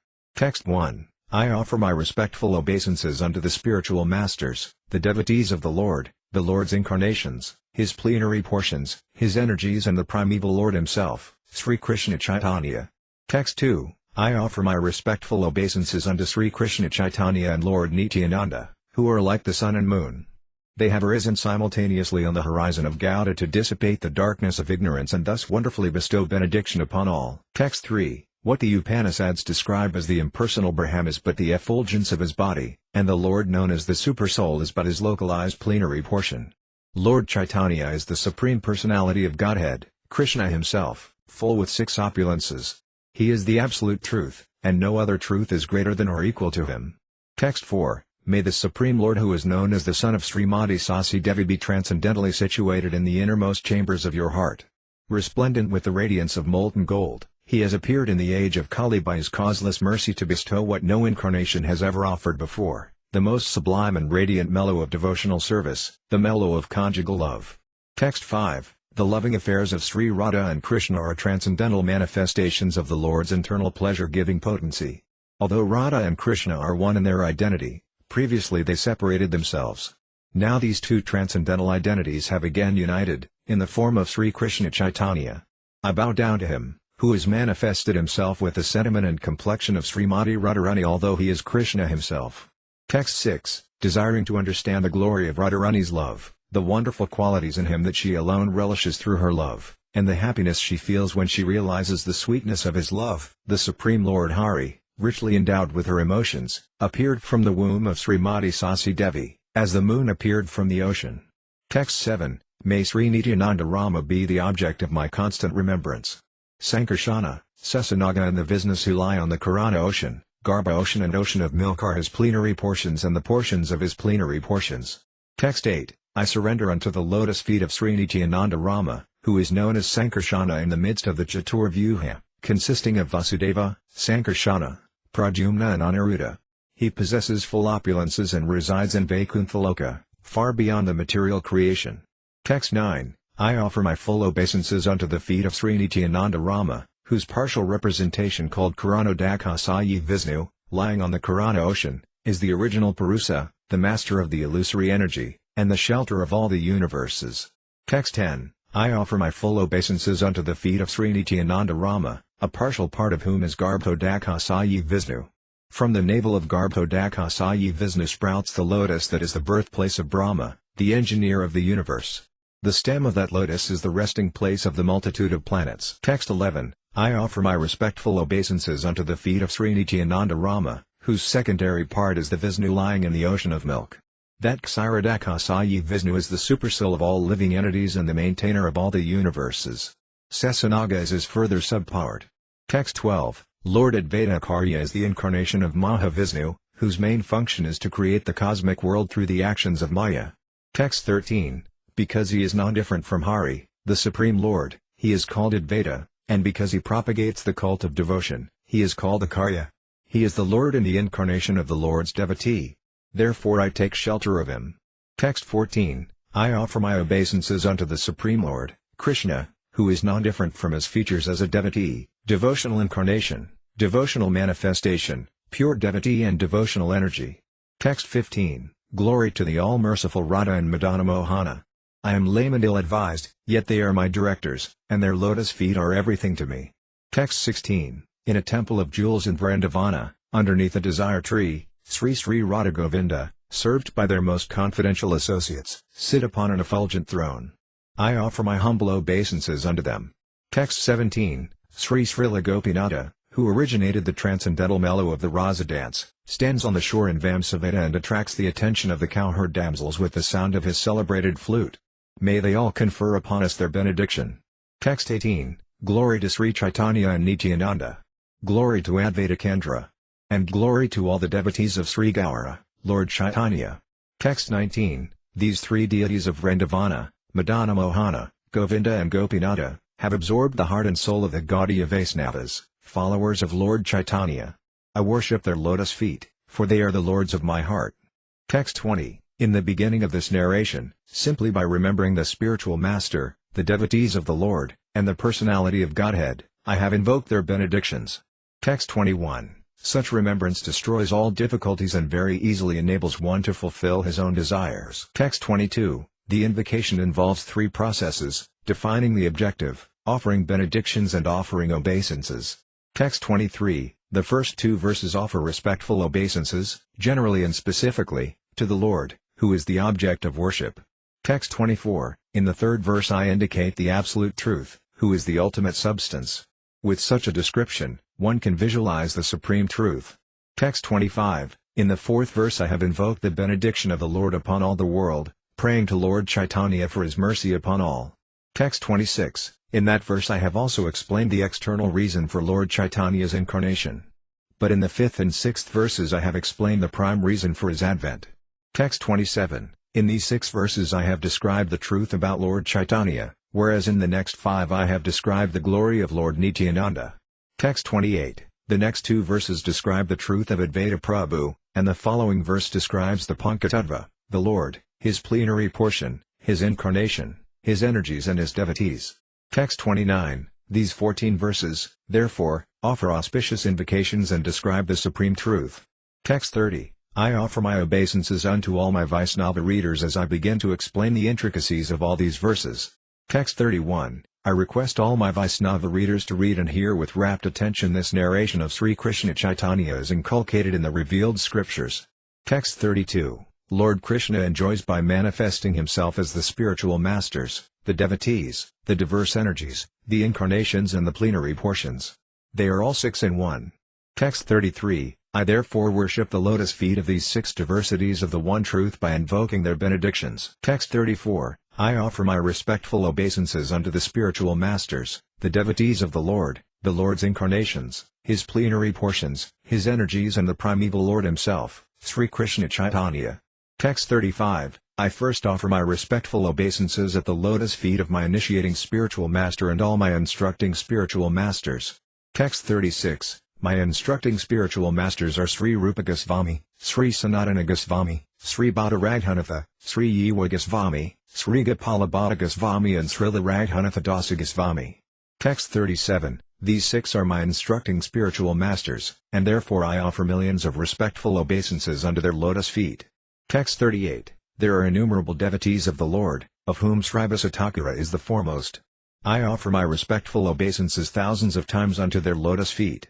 Text 39, Advaita Acharya is the Lord's partial incarnation, and therefore I offer my obeisances millions of times at his lotus feet. Text 40, Srila Nityananda Rama is the plenary manifestation of the Lord, and I have been initiated by him. I therefore offer my respectful obeisances unto his lotus feet.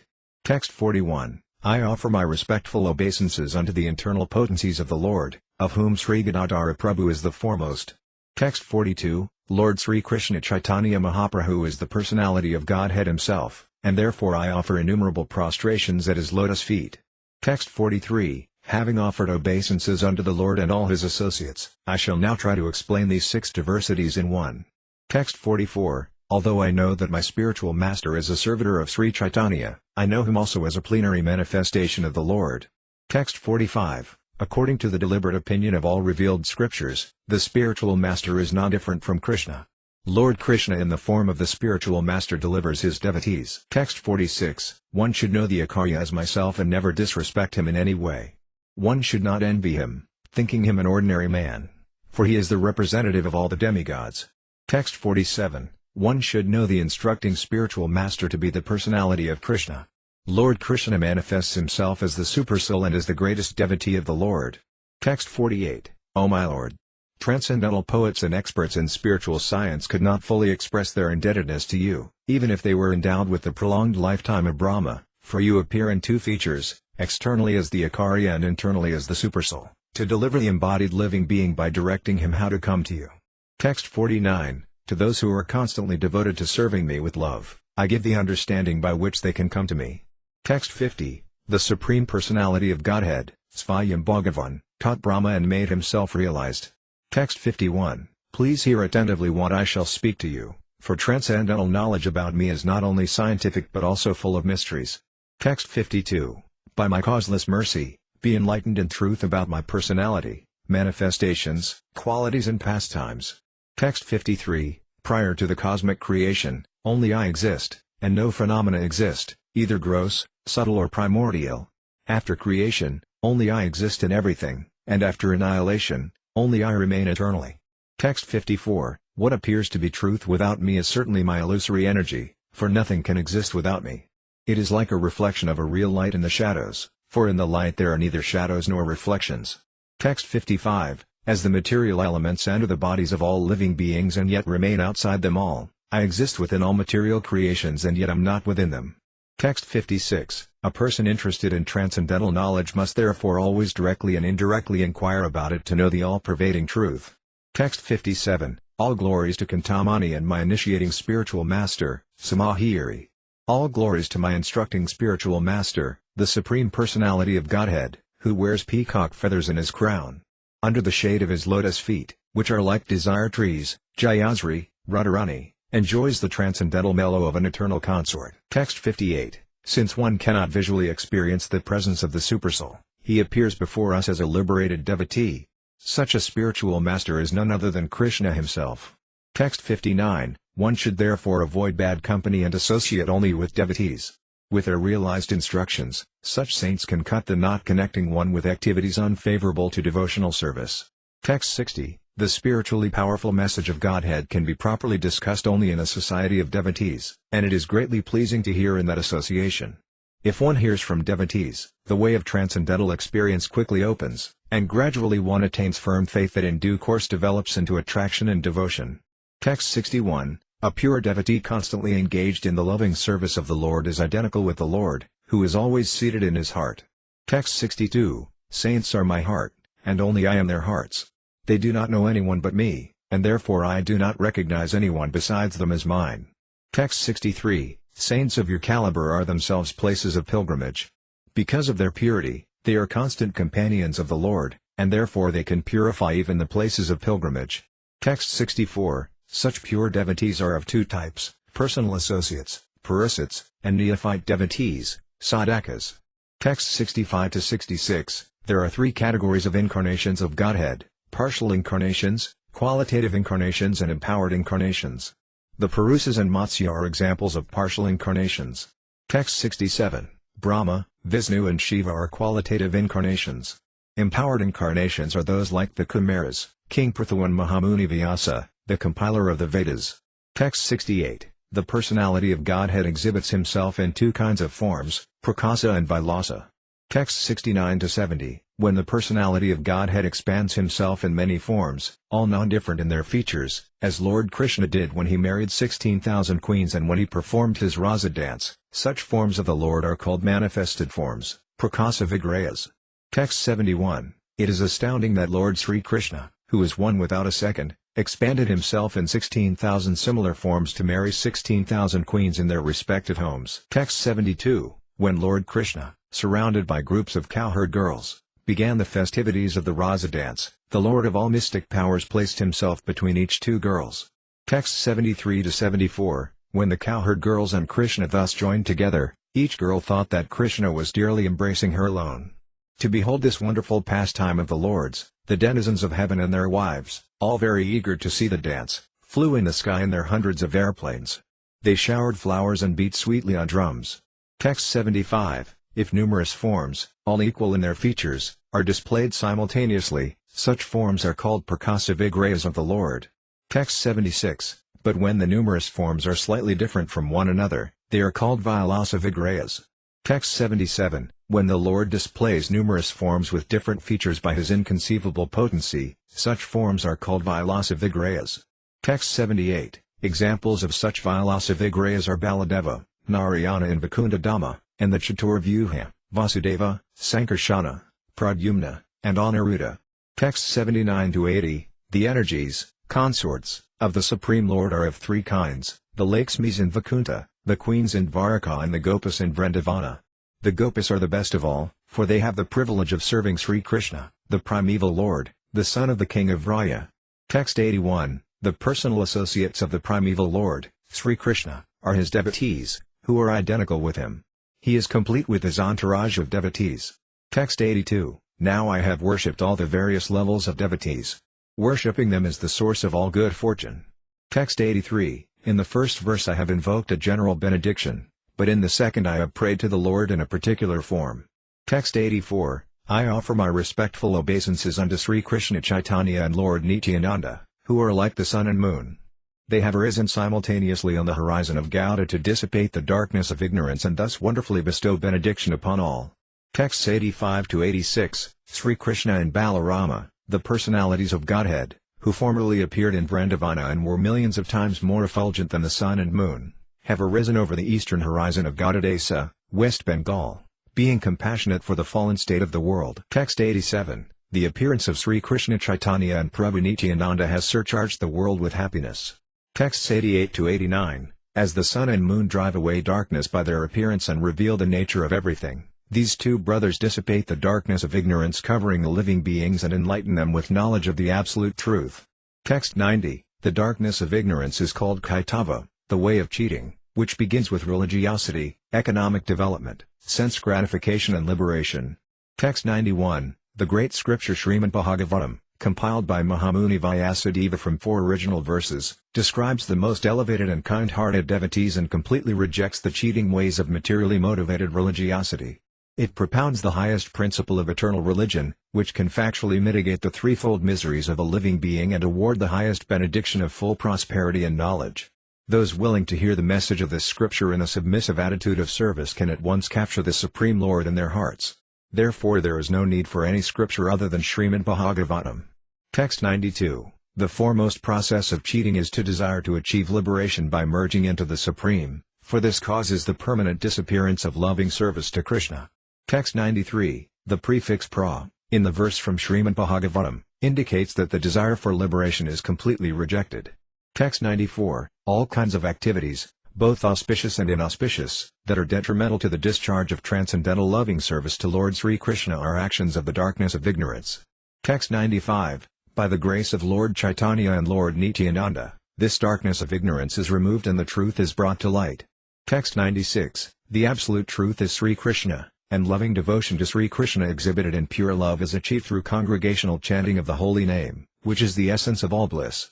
Text 97. The sun and moon dissipate the darkness of the external world and thus reveal external material objects like pots and plates. Text 98. But these two brothers, Lord Caitanya and Lord Nityananda, dissipate the darkness of the inner core of the heart, and thus they help one meet the two kinds of Bhagavatas, persons or things in relationship with the personality of Godhead. Text 99, one of the Bhagavatas is the great scripture Srimad Bhagavatam, and the other is the pure devotee absorbed in the mellows of loving devotion. Text 100, through the actions of these two Bhagavatas the Lord instills the mellows of transcendental loving service into the heart of a living being, and thus the Lord, in the heart of his devotee, comes under the control of the devotee's love. Text 101, the first wonder is that both brothers appear simultaneously, and the other is that they illuminate the innermost depths of the heart. Text 102, these two, the sun and moon, are very kind to the people of the world. Thus for the good fortune of all, they have appeared on the horizon of Bengal. Text 103, let us therefore worship the holy feet of these two lords. Thus one can be rid of all difficulties on the path of self-realization. Text 104, I have invoked the benediction of the lords with these two verses, texts 1 and 2 of this chapter. Now please hear attentively the purport of the third verse. Text 105, I purposely avoid extensive description for fear of increasing the bulk of this book. I shall describe the essence as concisely as possible. Text 106, essential truth spoken concisely is true eloquence. Text 107, simply hearing submissively will free one's heart from all the faults of ignorance, and thus one will achieve deep love for Krishna. This is the path of peace. Texts 108 to 109, if one patiently hears about the glories of Sri Caitanya Mahaprabhu, Sri Nityananda Prabhu and Sri Advaita Prabhu, and their devotees, devotional activities, names and fame, along with the mellows of their transcendental loving exchanges, one will learn the essence of the absolute truth. Therefore I have described these, in the Caitanya-caritamrta, with logic and discrimination. Text 110, praying at the lotus feet of Sri Rupa and Sri Raghunatha, always desiring their mercy, I, Krishnadasa, narrate Sri Caitanya-caritamrta, following in their footsteps. Chapter 2 Sri Caitanya Mahaprabhu, the Supreme Personality of Godhead. This chapter explains that Lord Caitanya is the Supreme Personality of Godhead Krishna himself. Therefore, the Brahma effulgence is the bodily luster of Lord Caitanya, and the localized supersoul situated in the heart of every living entity is his partial representation. The Purusa avatars are also explained in this connection. Mahavishnu is the reservoir of all conditioned souls, but, as confirmed in the authoritative scriptures, Lord Krishna is the ultimate fountainhead, the source of numerous plenary expansions, including Narayana, who is generally accepted by Mayavadi philosophers to be the absolute truth. The Lord's manifestation of Prabhava and Vibhava expansions, as well as partial incarnations and incarnations with delegated powers, are also explained. Lord Krishna's ages of boyhood and youth are discussed, and it is explained that his age at the beginning of youth is his eternal form. The spiritual sky contains innumerable spiritual planets, the Vaikunthas, which are manifestations of the Supreme Lord's internal energy. Innumerable material universes are similarly exhibited by his external energy, and the living entities are manifested by his marginal energy. Because Lord Krishna Chaitanya is not different from Lord Krishna, he is the cause of all causes, there is no cause beyond him. He is eternal, and his form is spiritual. Lord Chaitanya is directly the Supreme Lord, Krishna, as the evidence of authoritative scriptures proves. This chapter stresses that a devotee who wishes to advance in Krishna consciousness must have knowledge of Krishna's personal form, his three principal energies, his pastimes and the relationship of the living entities with him. Text 1, I offer my obeisances to Sri Caitanya Mahaprabhu, by whose mercy even an ignorant child can swim across the ocean of conclusions about the ultimate truth, which is full of the crocodiles of various theories. Text 2, O my merciful Lord Caitanya, may the nectarian Ganges waters of your transcendental activities flow on the surface of my dessert-like tongue. Beautifying these waters are the lotus flowers of singing, dancing and loud chanting of Krishna's holy name, which are the pleasure abodes of unalloyed devotees. These devotees are compared to swans, ducks and bees. The river's flowing produces a melodious sound that gladdens their ears. Text 3, all glories to Lord Sri Caitanya Mahaprabhu and Lord Sri Nityananda. All glories to Advaita Kendra, and all glories to the devotees of Lord Gauranga. Text 4, let me describe the meaning of the third verse, of the first 14. It is an auspicious vibration that describes the absolute truth. Text 5, what the Upanishads describe as the impersonal Brahman is but the effulgence of his body, and the Lord known as the Supersoul is but his localized plenary portion. Lord Caitanya is the Supreme Personality of Godhead, Krishna himself, full with six opulences. He is the absolute truth, and no other truth is greater than or equal to him. Text 6, impersonal Brahman, The localized Paramatma and the personality of Godhead are three subjects, and the glowing effulgence, the partial manifestation and the original form are their three respective predicates. Text 7. A predicate always follows its subject. Now I shall explain the meaning of this verse according to the revealed scriptures. Text 8. Krishna, the original form of the personality of Godhead, is the summum bonum of the all-pervading Vishnu. He is all perfect knowledge and all perfect bliss. He is the supreme transcendence. Text 9. He whom Srimad Bhagavatam describes as the son of Nanda Maharaja has descended to earth as Lord Caitanya.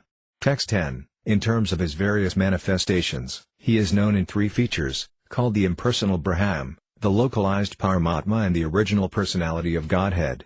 Text 11. Learned transcendentalists who know the absolute truth say that it is non-dual knowledge and is called impersonal Brahman, the localized Paramatma and the personality of Godhead. Text 12. What the Upanishads call the transcendental, impersonal Brahman is the realm of the glowing effulgence of the same Supreme Person. Text 13. As with the naked eye one cannot know the sun except as a glowing substance, merely by philosophical speculation one cannot understand Lord Krishna's transcendental varieties. Text 14. I worship Govinda, the primeval Lord, who is endowed with great power. The glowing effulgence of his transcendental form is the impersonal Brahman, which is absolute, complete and unlimited and which displays the varieties of countless planets, with their different opulences, in millions and millions of universes. Text 15. Lord Brahma said, the opulences of the impersonal Brahman spread throughout the millions and millions of universes. That Brahman is but the bodily effulgence of Govinda. Text 16. I worship Govinda. He is my Lord. Only by his grace am I empowered to create the universe. Text 17. Naked saints and sannyasis who undergo severe physical penances, who can raise the semen to the brain, and who are completely equipoised in Brahman can live in the realm known as Brahmaloka. Text 18. He who is described in the Yoga Sastras as the indwelling supersoul, Atma Antaryami, is also a plenary portion of Govinda's personal expansion. Text 19. As the one sun appears reflected in countless jewels, so Govinda manifests himself, as Paramatma, in the hearts of all living beings. Text 20. The personality of Godhead, Sri Krishna, said, what more shall I say to you? I live throughout this cosmic manifestation merely by my single plenary portion. Text 21. Grandfather Bhisma said, as the one sun appears differently situated to different seers, so also do you, the unborn, appear differently represented as the Paramatma in every living being. But when a seer knows himself to be one of your own servitors, no longer does he maintain such duality. Thus I am now able to comprehend your eternal forms, knowing well the Paramatma to be only your plenary portion. Text 22, that Govinda personally appears as Chaitanya Goswami. No other Lord is as merciful in delivering the fallen souls. Text 23, Lord Narayana, who dominates the transcendental world, is full in 6 opulences. He is the personality of Godhead, the Lord of the goddess of fortune.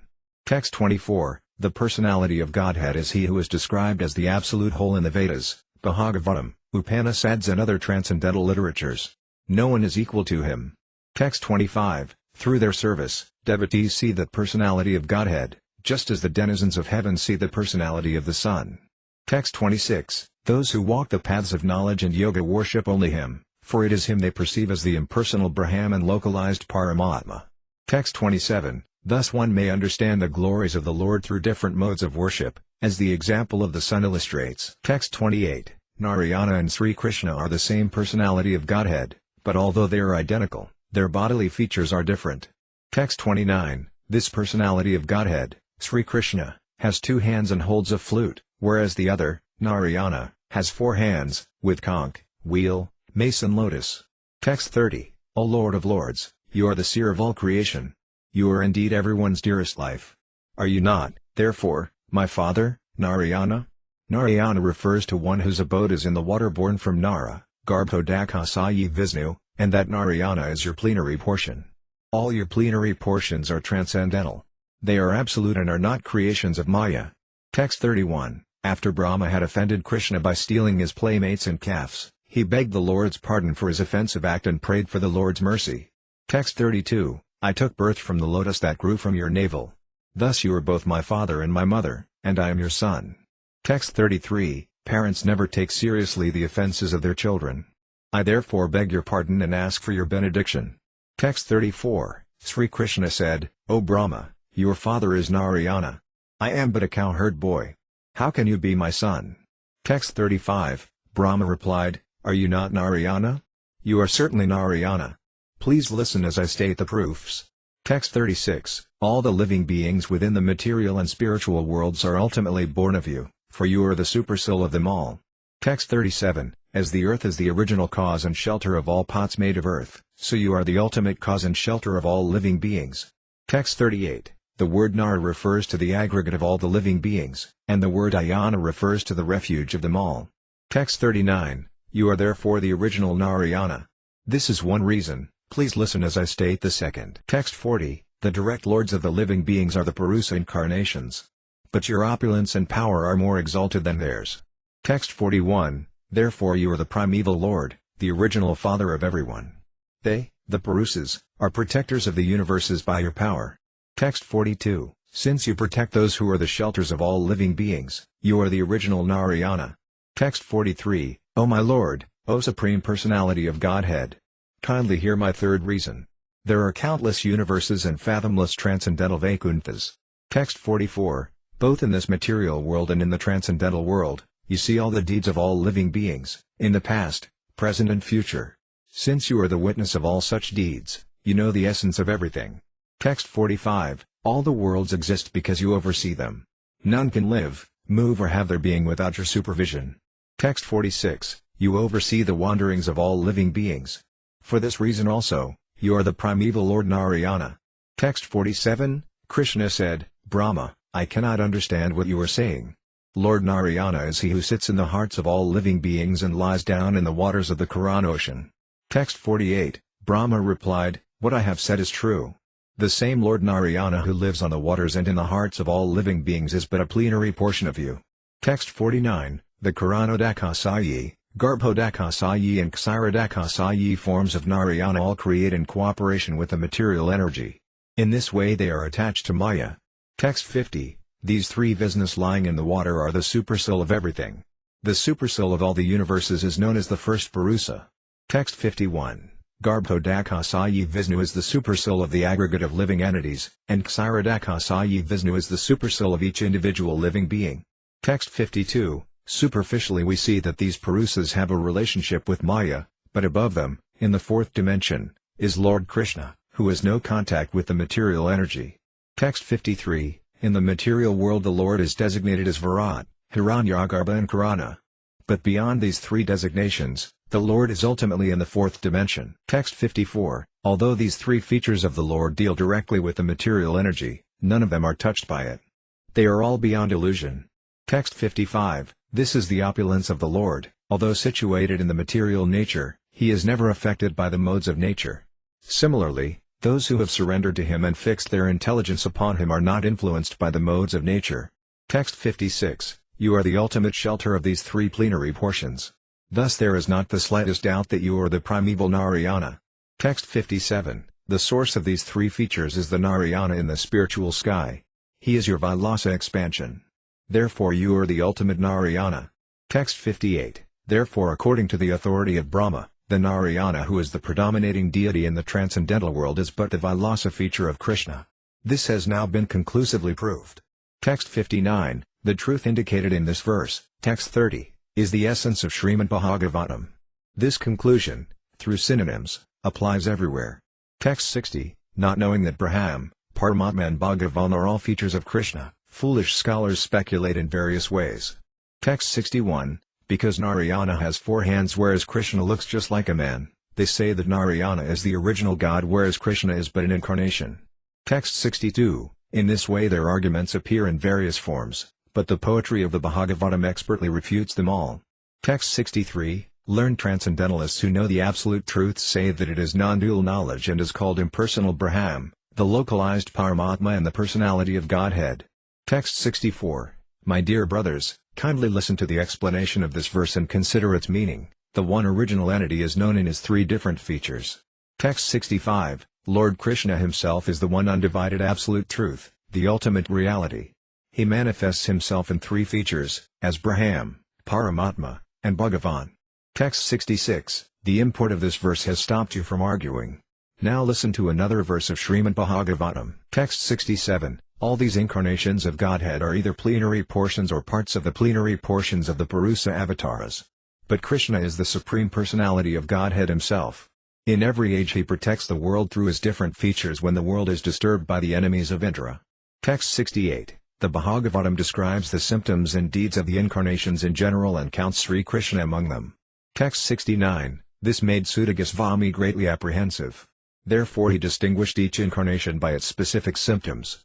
Text 70. All the incarnations of Godhead are plenary portions or parts of the plenary portions of the Purusa avatars, but the primeval Lord is Sri Krishna. He is the Supreme Personality of Godhead, the fountainhead of all incarnations. Text 71. An opponent may say, this is your interpretation, but actually the Supreme Lord is Narayana, who is in the transcendental realm. Text 72. He, Narayana, incarnates as Lord Krishna. This is the meaning of the verse as I see it. There is no need for further consideration. Text 73. To such a misguided interpreter we may reply, why should you suggest such fallacious logic? An interpretation is never accepted as evidence if it opposes the principles of Scripture. Text 74. One should not state a predicate before its subject, for it cannot thus stand without proper support. Text 75. If I do not state a subject, I do not state a predicate. First I speak the former and then I speak the latter. Text 76. The predicate of a sentence is what is unknown to the reader, whereas the subject is what is known to him. Text 77. For example, we may say, this Vipra is a greatly learned man. In this sentence, the Vipra is the subject, and the predicate is his erudition. Text 78. The man's being a Vipra is known, but his erudition is unknown. Therefore the person is identified first and his erudition later.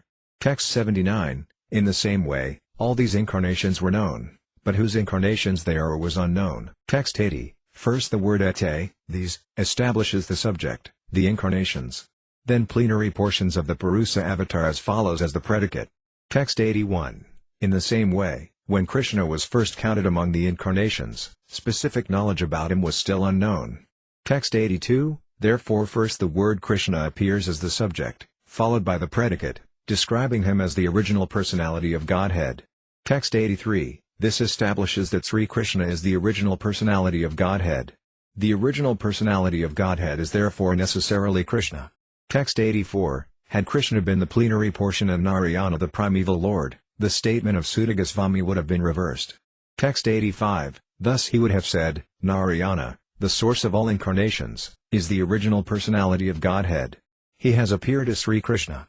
Text 86. Mistakes, illusions, cheating and defective perception do not occur in the sayings of the authoritative sages. Text 87. You say something contradictory and become angry when this is pointed out. Your explanation has the defect of a misplaced predicate. This is an unconsidered adjustment. Text 88. Only the personality of Godhead, the source of all other divinities, is eligible to be designated Svayam Bhagavan, or the primeval Lord. Text 89. When from one candle many others are lit, I consider that one the original. Text 90. Krishna, in the same way, is the cause of all causes and all incarnations. Please hear another verse to defeat all misinterpretations.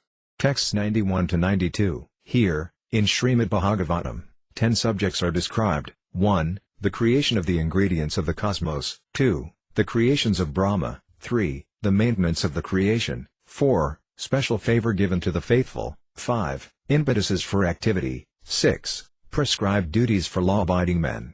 7. A description of the incarnations of the Lord. 8. The winding up of the creation. 9. Liberation from gross and subtle material existence. And 10. The ultimate shelter, the Supreme Personality of Godhead.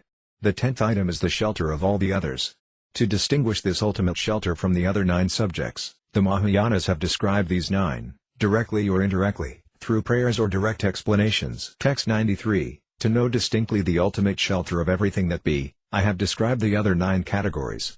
The cause for the appearance of these 9 is rightly called their shelter. Text 94. The personality of Godhead Sri Krishna is the shelter and abode of everything. All the universes rest in its body. Text 95. The 10th canto of Srimad Bhagavatam reveals the 10th object, the Supreme Personality of Godhead, who is the shelter of all surrendered souls. He is known as Sri Krishna, and he is the ultimate source of all the universes. Let me offer my obeisances unto him. Text 96. One who knows the real feature of Sri Krishna and his 3 different energies cannot remain ignorant about him. Text 97. The personality of Godhead Sri Krishna enjoys himself in 6 primary expansions. His 2 manifestations are Prabhava and Vibhava. Text 98. His incarnations are of 2 kinds, namely partial and empowered. He appears in 2 ages, childhood and boyhood. Text 99. The personality of Godhead Sri Krishna, who is eternally an adolescent, is the primeval Lord, the source of all incarnations. He expands himself in these 6 categories of forms to establish his supremacy throughout the universe. Text 100. In these 6 kinds of forms there are innumerable varieties. Although they are many, they are all one, there is no difference between them. Text 101. The Siddhi Sakti, which is also called Svarupa Sakti or Antaranga Sakti, displays many varied manifestations. It sustains the kingdom of God and its paraphernalia. Text 102. The external energy, called Maya Sakti, is the cause of innumerable universes with varied material potencies. Text 103. The marginal potency, which is between these 2, consists of the numberless living beings. These are the 3 principal energies, which have unlimited categories and subdivisions. Text 104. These are the principal manifestations and expansions of the personality of Godhead and his 3 energies. They are all emanations from Sri Krishna, the transcendence. They have their existence in him. Text 105. Although the 3 Purusas are the shelter of all the universes, Lord Krishna is the original source of the Purusas. Text 106. Thus the personality of Godhead Sri Krishna is the original, primeval Lord, the source of all other expansions.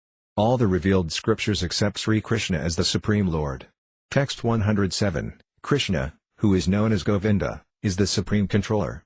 He has an eternal, blissful, spiritual body. He is the origin of all. He has no other origin, for he is the prime cause of all causes. Text 108. You know all the conclusions of the scriptures very well.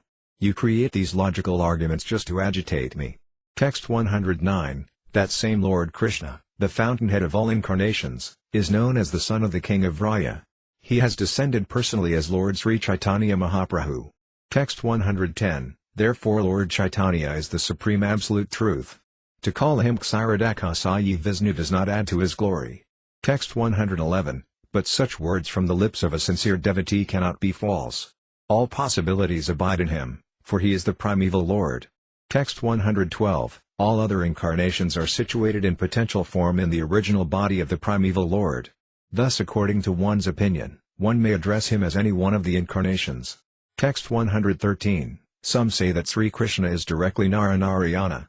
Others say that he is directly Vamana. Text 114. Some say that Krishna is the incarnation of Kshirodakasaya Vishnu. None of these statements is impossible, each is as correct as the others. Text 115. Some call him Hari, or the Narayana of the transcendental world. Everything is possible in Krishna, for he is the primeval Lord. Text 116. I offer my obeisances unto the feet of all who hear or read this discourse. Kindly hear with attention the conclusion of all these statements. Text 117. A sincere student should not neglect the discussion of such conclusions, considering them controversial, for such discussions strengthen the mind. Thus one's mind becomes attached to Sri Krishna. Text 118. By such conclusive studies I know the glories of Lord Chaitanya. Only by knowing these glories can one become strong and fixed in attachment to him. Text 119. Just to enunciate the glories of Sri Caitanya Mahaprabhu, I have tried to describe the glories of Sri Krishna in detail. Text 120. The conclusion is that Lord Chaitanya is the Supreme Personality of Godhead, Krishna, the son of the king of Vraya. Text 121. Praying at the lotus feet of Sri Rupa and Sri Raghunatha, always desiring their mercy, I, Krishnadasa, narrate Sri Caitanya-caritamrta, following in their footsteps. Chapter 3. The external reasons for the appearance of Sri Caitanya Mahaprabhu. In this chapter the author has fully discussed the external reasons for the descent of Sri Caitanya Mahaprabhu. The Supreme Personality of Godhead, Lord Sri Krishna, after displaying his pastimes as Lord Krishna, thought it wise to make his advent in the form of a devotee to explain personally the transcendental mellows of reciprocal service and love exchanged between himself and his servants, friends, parents and fiancés. According to the Vedic literature, the foremost occupational duty for humanity in this age of Kali is Nama Sankirtana, or congregational chanting of the holy name of the Lord. The incarnation for this age especially preaches this process, but only Krishna himself can explain the confidential loving service performed in the 4 principal varieties of loving affairs between the Supreme Lord and his devotees. Lord Krishna therefore personally appeared, with his plenary portions, as Lord Caitanya.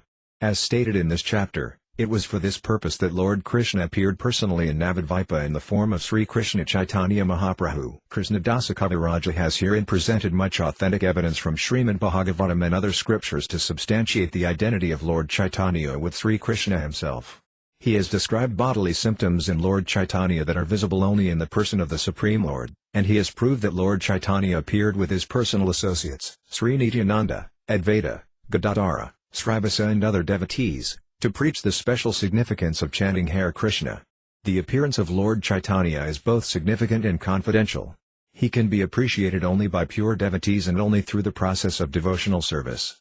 The Lord tried to conceal his identity as the Supreme Personality of Godhead by representing himself as a devotee, but his pure devotees could recognize him by his special features. The Vedas and Puranas foretell the appearance of Lord Caitanya, but still he is sometimes called, significantly, the concealed descent of the Supreme Personality of Godhead. Advaita Acharya was a contemporary of Lord Chaitanya's father.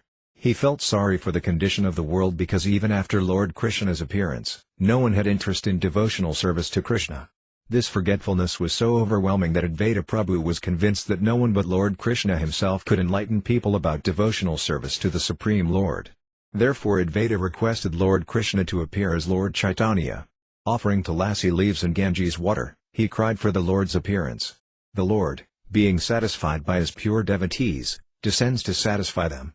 As such, being pleased by Advaita Acharya, Lord Caitanya appeared. Text 1. I offer my respectful obeisances to Sri Caitanya Mahaprabhu. By the potency of the shelter of his lotus feet, even a fool can collect the valuable jewels of conclusive truth from the minds of the revealed scriptures. Text 2. All glories to Lord Caitanya. All glories to Lord Nityananda. All glories to Advaita Kendra. And all glories to all the devotees of Lord Caitanya. Text 3. I have given the purport of the third verse. Now, O devotees, please listen to the meaning of the fourth with full attention. Text 4. May the Supreme Lord who is known as the son of Srimati Sasi Devi be transcendentally situated in the innermost core of your heart. Resplendent with the radiance of molten gold, he has descended in the age of Kali by his causeless mercy to bestow what no incarnation has ever offered before, the most elevated mellow of devotional service, the mellow of conjugal love. Text 5. Lord Krishna, the son of the king of Raya, is the Supreme Lord. He eternally enjoys transcendental pastimes in his eternal abode, Goloka, which includes Vrajadhama. Text 6. Once in a day of Brahma, he descends to this world to manifest his transcendental pastimes. Text 7. We know that there are 4 ages, yugas, namely Satya, Treta, Dvapara, and Kali. These 4 together constitute one Divya Yuga. Text 8. 71 Divya Yugas constitute one Manvantara. There are 14 Manvantaras and 1 day of Brahma. Text 9. The present Manu, who is the 7th, is called Vaivasvata, the son of Vivasvan. 27 Divya Yugas, 27 times 4,320,000 solar years, of his age have now passed. Text 10. At the end of the Dvapara Yuga of the 28th Divya Yuga, Lord Krishna appears on earth with the full paraphernalia of his eternal Vrayadhama. Text 11. Servitude, Dasya, friendship, Sakhya, parental affection, Vatsalya, and conjugal love, Sringara, are the 4 transcendental mellows, rasas. By the devotees who cherish these 4 mellows, Lord Krishna is subdued. Text 12. Absorbed in such transcendental love, Lord Sri Krishna enjoys in Vraya with his devoted servants, friends, parents and conjugal lovers. Text 13. Lord Krishna enjoys his transcendental pastimes as long as he wishes, and then he disappears. After disappearing, however, he thinks thus. Text 14. For a long time I have not bestowed unalloyed loving service to me upon the inhabitants of the world. Without such loving attachment, the existence of the material world is useless. Text 15. Everywhere in the world people worship me according to scriptural injunctions. But simply by following such regulative principles one cannot attain the loving sentiments of the devotees in Vrajabhumi. Text 16. Knowing my opulences, the whole world looks upon me with awe and veneration. But devotion made feeble by such reverence does not attract me. Text 17. By performing such regulated devotional service in awe and veneration, one may go to Vaikuntha and attain the 4 kinds of liberation. Text 18. These liberations are sarsti, achieving opulences equal to those of the Lord, sarupya, having a form the same as the Lord's, samipya, living as a personal associate of the Lord, and salakya, living on a Vaikuntha planet. Devotees never accept suja, however, since that is oneness with Brahman. Text 19, I shall personally inaugurate the religion of the age, Nama Sankirtana, the congregational chanting of the holy name. I shall make the world dance in ecstasy, realizing the four mellows of loving devotional service. Text 20, I shall accept the role of a devotee, and I shall teach devotional service by practicing it myself. Text 21, unless one practices devotional service himself, he cannot teach it to others. This conclusion is indeed confirmed throughout the Gita and Bhagavatam. Text 22, whenever and wherever there is a decline in religious practice, O descendant of Bharata, and a predominant rise of religion, at that time I descend myself. Text 23, to deliver the pious and to annihilate the miscreants, as well as to re-establish the principles of religion, I myself appear, millennium after millennium. Text 24, if I did not show the proper principles of religion, all these worlds would fall into ruin. I would be the cause of unwanted population and would spoil all these living beings. Text 25, whatever actions a great man performs, common people follow. And whatever standards he sets by exemplary acts, all the world pursues. Text 26, my plenary portions can establish the principles of religion for each age.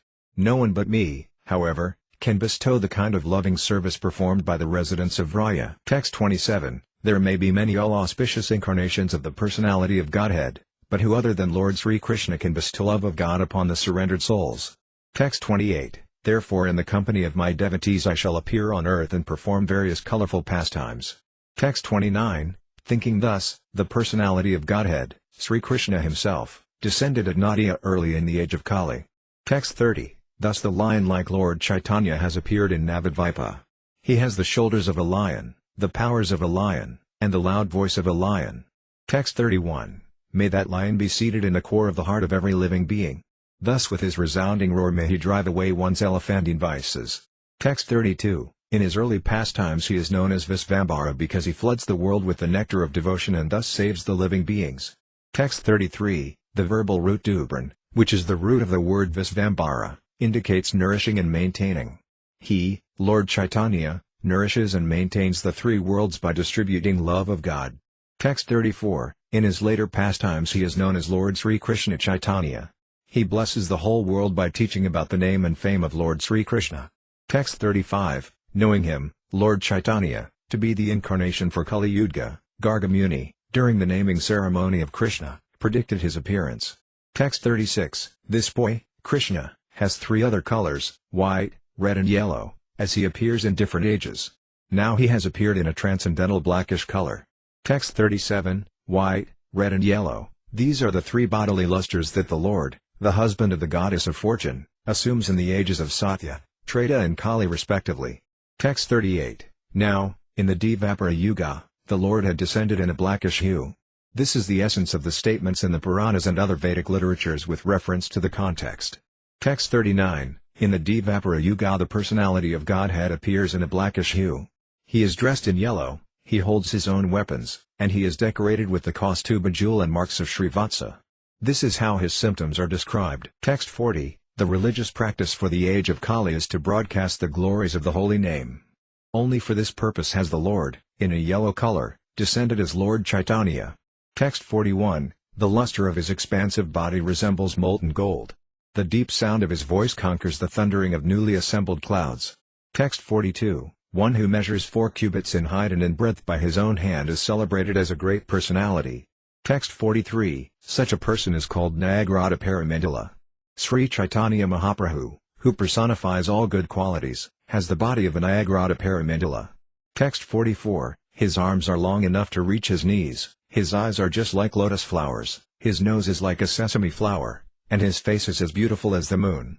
Text 45, he is peaceful, self-controlled and fully devoted to the transcendental service of Lord Sri Krishna. He is affectionate toward his devotees, he is gentle, and he is equally disposed toward all living beings. Text 46, he is decorated with sandalwood bangles and armlets and anointed with the pulp of sandalwood.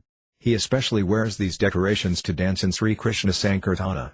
Text 47, recording all these qualities of Lord Caitanya, the sage Vaisampayana included his name in the Vishnu Sahasranama.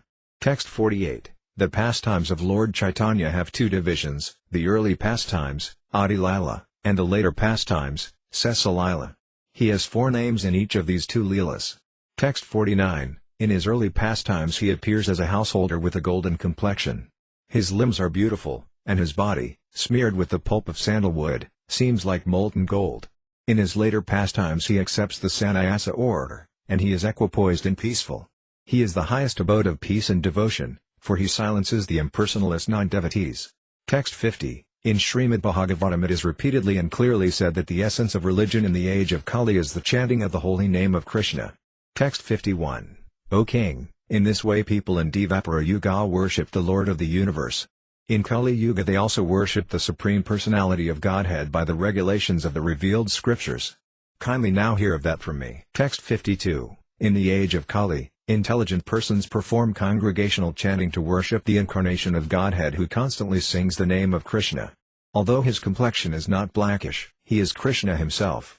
He is accompanied by his associates, servants, weapons and confidential companions. Text 53. My dear brothers, please hear all these glories of Lord Caitanya. This verse clearly summarizes his activities and characteristics. Text 54. The two syllables Krishna are always in his mouth, or, he constantly describes Krishna with great pleasure. Text 55. These are two meanings of the word Krishnavarna. Indeed, nothing else but Krishna issues from his mouth. Text 56. If someone tries to describe him as being of blackish complexion, the next adjective, tvisa akrsnam, immediately restricts him. Text 57. His complexion is certainly not blackish. Indeed, his not being blackish indicates that his complexion is yellow. Text 58. By performing the sacrifice of congregational chanting of the holy name, learned scholars in the age of Kali worship Lord Krishna, who is now non-blackish because of the great upsurge of the feelings of Srimati Radharani. He is the only worshipable deity for the Paramamsas, who have attained the highest stage of the fourth order, sannyasa. May that Supreme Personality of Godhead, Lord Caitanya, show us his great causeless mercy. Text 59. One can vividly see his glowing complexion of molten gold, which dispels the darkness of ignorance. Text 60. The sinful life of the living beings results from ignorance. To destroy that ignorance, he has brought various weapons, such as his plenary associates, his devotees and the holy name. Text 61. The greatest ignorance consists of activities, whether religious or irreligious, that are opposed to devotional service. They are to be known as sins, kalmasa. Text 62. Raising his arms, chanting the holy name and looking upon all with deep love, he drives away all sins and floods everyone with love of Godhead. Text 63. May the Supreme Personality of Godhead in the form of Lord Sri Caitanya bestow his causeless mercy upon us. His smiling glance at once drives away all the bereavements of the world, and his very words enliven the auspicious creepers of devotion by expanding their leaves. Taking shelter of his lotus feet invokes transcendental love of God at once. Text 64. Anyone who looks upon his beautiful body or beautiful face becomes freed from all sins and obtains the wealth of love of Godhead. Text 65. In other incarnations the Lord descended with armies and weapons, but in this incarnation his soldiers are his plenary parts and associates. Text 66. Lord Sri Caitanya Mahaprabhu is always the most worshipable deity of the demigods, including Lord Shiva and Lord Brahma, who came in the garb of ordinary men, bearing love for him. He instructs his own pure devotional service to his own devotees. Will he again be the object of my vision? Text 67. His plenary parts and associates perform the work of weapons as their own specific duties. Please hear from me another meaning of the word anga. Text 68. According to the evidence of the revealed scriptures, a bodily limb, anga, is also called a part, amsa, and a part of a limb is called a partial part, upanga. Text 69. O Lord of Lords, you are the seer of all creation. You are indeed everyone's dearest life. Are you not, therefore, my father, Narayana? Narayana refers to one whose abode is in the water born from Nara, Garbhodakasayi Vishnu, and that Narayana is your plenary portion. All your plenary portions are transcendental. They are absolute and are not creations of Maya. Text 70. The manifestation of the Narayana who predominates in everyone's heart, as well as the Narayana who lives in the waters, Karana, Garbha and Ksira, is your plenary portion. You are therefore the original Narayana. Text 71. The word anga indeed refers to plenary portions. Such manifestations should never be considered products of material nature, for they are all transcendental, full of knowledge and full of bliss. Text 72. Sri Advaita Prabhu and Sri Nityananda Prabhu are both plenary portions of Lord Caitanya. Thus they are the limbs, angas, of his body. The parts of these two limbs are called the upangas. Text 73. Thus the Lord is equipped with sharp weapons in the form of his parts and plenary portions. All these weapons are competent enough to crush the faithless atheists. Text 74, Sri Nityananda Goswami is directly Haladhara, Lord Balarama, and Advaita Acharya is the personality of Godhead himself. Text 75, these two captains, with their soldiers such as Srivasa Thakura, travel everywhere, chanting the holy name of the Lord. Text 76, Lord Nityananda's very features indicate that he is the subduer of the unbelievers. All sins and unbelievers flee from the loud shouts of Advaita Acharya. Text 77, Lord Sri Krishna Caitanya is the initiator of Sankirtana, congregational chanting of the holy name of the Lord. One who worships him through Sankirtana is fortunate indeed.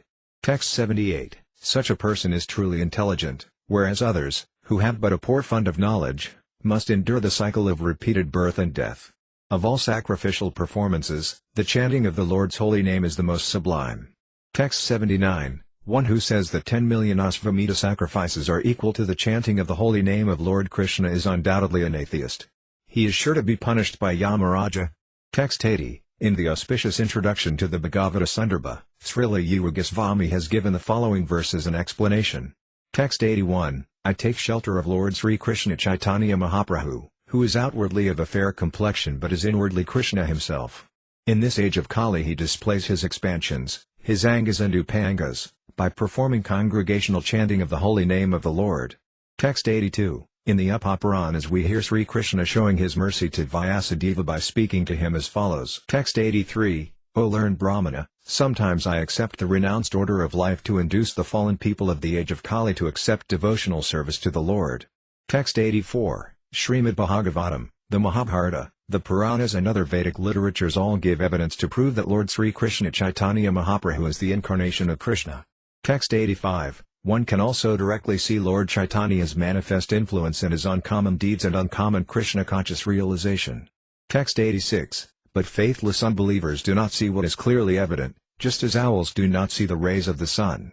Text 87, O my Lord, those influenced by demoniac principles cannot realize you, although you are clearly the supreme by dint of your exalted activities, forms, character and uncommon power, which are confirmed by all the revealed scriptures in the quality of goodness and the celebrated transcendentalists in the divine nature. Text 88, Lord Sri Krishna tries to hide himself in various ways, but nevertheless his pure devotees know him as he is.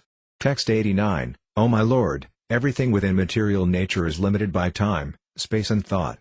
Your characteristics, however, being unequaled and unsurpassed, are always transcendental to such limitations. You sometimes cover such characteristics by your own energy, but nevertheless your unalloyed devotees are always able to see you under all circumstances.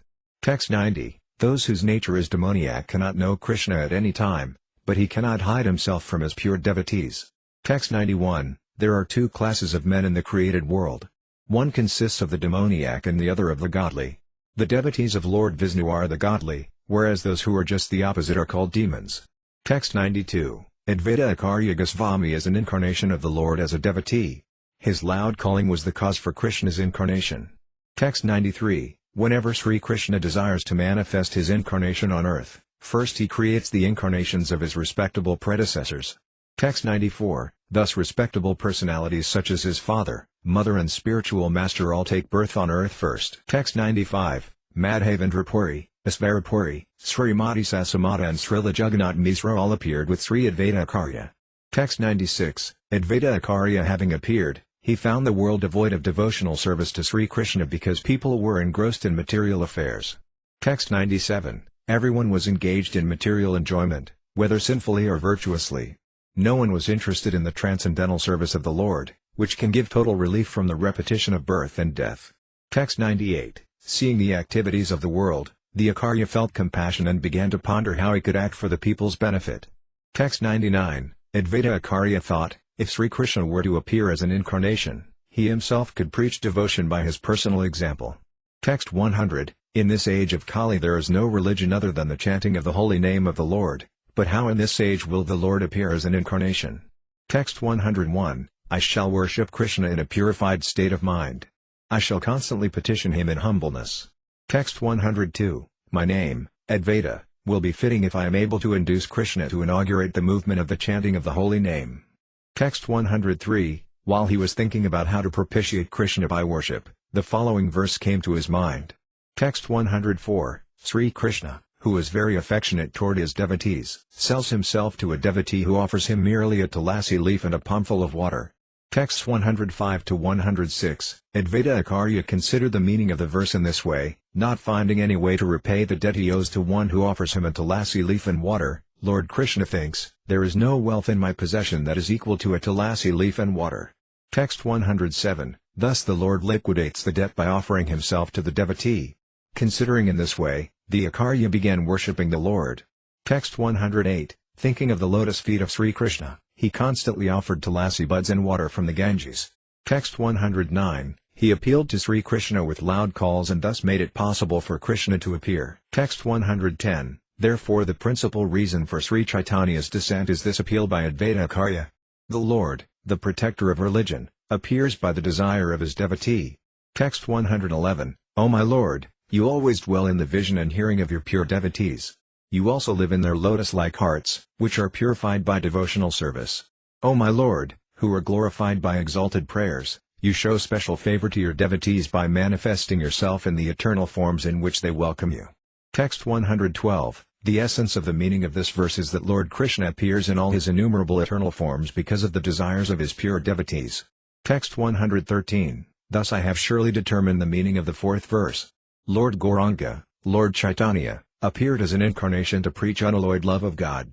Text 114. Praying at the lotus feet of Sri Rupa and Sri Raghunatha, always desiring their mercy, I, Krishnadasa, narrate Sri Caitanya-caritamrta, following in their footsteps. Chapter 4. The confidential reasons for the appearance of Sri Caitanya Mahaprabhu. In this chapter of the epic Caitanya-caritamrta, Krishnadasa Kaviraj Goswami has stressed that Lord Caitanya appeared for three principal purposes of his own. The first purpose was to relish the position of Srimati Radharani, who is the prime reciprocator of transcendental love of Sri Krishna. Lord Krishna is the reservoir of transcendental loving transactions with Srimati Radharani. The subject of those loving transactions is the Lord himself, and Radharani is the object. Thus the subject, the Lord, wanted to relish the loving mellow in the position of the object, Radharani. The second reason for his appearance was to understand the transcendental mellow of himself. Lord Krishna is all sweetness. Radharani's attraction for Krishna is sublime, and to experience that attraction and understand the transcendental sweetness of himself, he accepted the mentality of Radharani. The third reason that Lord Caitanya appeared was to enjoy the bliss tasted by Radharani. The Lord thought that undoubtedly Radharani enjoyed his company and he enjoyed the company of Radharani, but the exchange of transcendental mellow between the spiritual couple was more pleasing to Srimati Radharani than to Sri Krishna. Radharani felt more transcendental pleasure in the company of Krishna than he could understand without taking her position, but for Sri Krishna to enjoy in the position of Srimati Radharani was impossible because that position was completely foreign to him. Krishna is the transcendental male, and Radharani is the transcendental female. Therefore, to know the transcendental pleasure of loving Krishna, Lord Krishna himself appeared as Lord Caitanya, accepting the emotions and bodily luster of Srimati Radharani. Lord Caitanya appeared in order to fulfill these confidential desires, and also to preach the special significance of chanting Hare Krishna, Krishna Krishna, Hare Rama, Rama Rama, Hare and to answer the call of Advaita Prabhu. These were secondary reasons. Sri Svarupa Damodar Goswami was the principal figure among Lord Chaitanya's confidential devotees. The records of his diary have revealed these confidential purposes of the Lord. These revelations have been confirmed by the statements of Srila Rupa Goswami in his various prayers and poems. This chapter also specifically describes the difference between lust and love. The transactions of Krishna and Radha are completely different from material lust. Therefore the author has very clearly distinguished between them. Text 1. By the mercy of Lord Caitanya Mahaprabhu, even a foolish child can fully describe the real nature of Lord Krishna, the enjoyer of the pastimes of Raya, according to the vision of the revealed scriptures. Text 2. All glory to Lord Caitanya Mahaprabhu. All glory to Lord Nityananda. All glory to Sri Advaita Acharya. And all glory to all the devotees of Lord Caitanya. Text 3. I have described the meaning of the fourth verse. Now, O devotees, kindly hear the explanation of the fifth verse. Text 4. Just to explain the original verse, I shall first suggest its meaning. Text 5. I have given the essential meaning of the fourth verse. This incarnation, Sri Caitanya Mahaprabhu, descends to propagate the chanting of the holy name and spread love of God. Text 6. Although this is true, This is but the external reason for the Lord's incarnation. Please hear one other reason, the confidential reason, for the Lord's appearance. Text 7. The scriptures proclaim that Lord Krishna previously descended to take away the burden of the earth. Text 8. To take away this burden, however, is not the work of the Supreme Personality of Godhead. The maintainer, Lord Vishnu, is the one who protects the universe. Text 9. But the time to lift the burden of the world mixed with the time for Lord Krishna's incarnation. Text 10. When the complete Supreme Personality of Godhead descends, all other incarnations of the Lord meet together within him. Texts 11-12. Lord Narayana, the four primary expansions, Vasudeva, Sankarsana, Pradyumna and Anuruddha, Matsya and the other līlā incarnations, the Yuga avatars, the Manvantara incarnations and as many other incarnations as there are, all descend in the body of Lord Krishna. In this way the complete Supreme Godhead, Lord Krishna himself, appears. Text 13. At that time, therefore, Lord Vishnu is present in the body of Lord Krishna, and Lord Krishna kills the demons through him. Text 14. Thus the killing of the demons is but secondary work. I shall now speak of the main reason for the Lord's incarnation. Texts 15-16. The Lord's desire to appear was born from two reasons. The Lord wanted to taste the sweet essence of the mellows of love of God, and he wanted to propagate devotional service in the world on the platform of spontaneous attraction. Thus he is known as supremely jubilant and as the most merciful of all. Text 17. Lord Krishna thought, all the universe is filled with the conception of my majesty, but love weakened by that sense of majesty does not satisfy me. Text 18. If one regards me as the Supreme Lord and himself as a subordinate, I do not become subservient to his love, nor can it control me. Text 19. In whatever transcendental mellow my devotee worships me, I reciprocate with him. That is my natural behavior. Text 20. In whatever way my devotees surrender unto me, I reward them accordingly. Everyone follows my path in all respects, O son of Pratha. Texts 21-22. If one cherishes pure loving devotion to me, thinking of me as his son, his friend or his beloved, regarding himself as great and considering me as equal or inferior, I become subordinate to him. Text 23. Devotional service rendered to me by the living beings revives their eternal life. O my dear damsels of Raya, your affection for me is your good fortune, for it is the only means by which you have obtained my favor.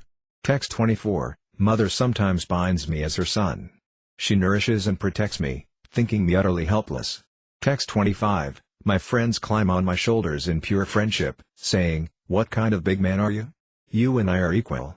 Text 26. If my beloved consort reproaches me in a sulky mood, that steals my mind from the reverent hymns of the Vedas. Texts 27-28. Taking these pure devotees with me, I shall descend and sport in various wonderful ways, unknown even in Vaikuntha. I shall broadcast such pastimes by which even I am amazed. Text 29. The influence of Yogamaya will inspire the Gopas with the sentiment that I am their paramour. Text 30. Neither the Gopas nor I shall notice this, for our minds will always be entranced by one another's beauty and qualities. Text 31. Pure attachment will unite us even at the expense of moral and religious duties, dharma. Destiny will sometimes bring us together and sometimes separate us. Text 32. I shall taste the essence of all these rases, and in this way I shall favor all the devotees.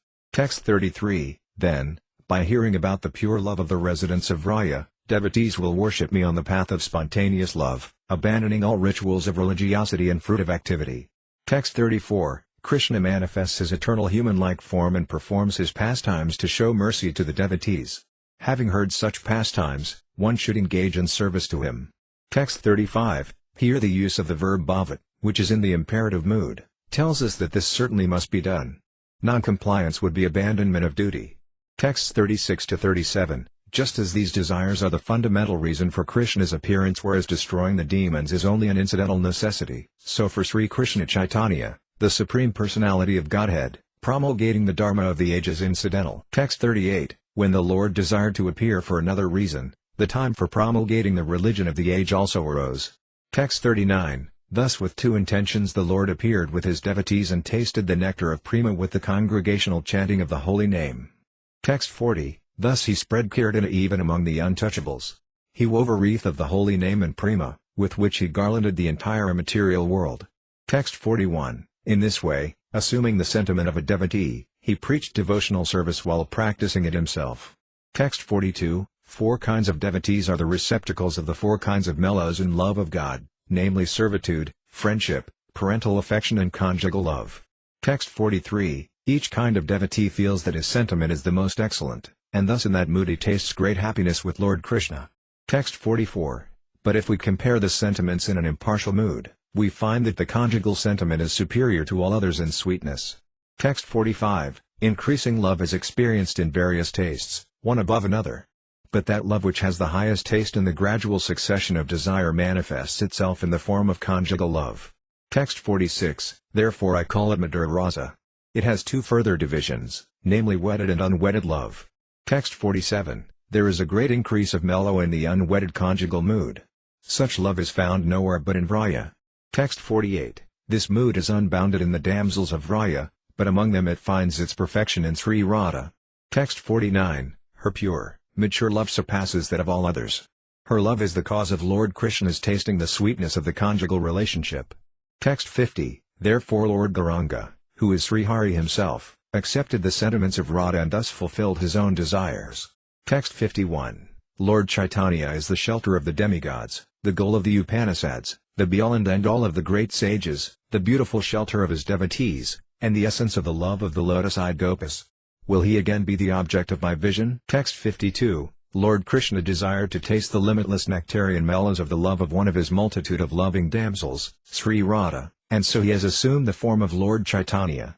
He has tasted that love while hiding his own dark complexion with her effulgent yellow color.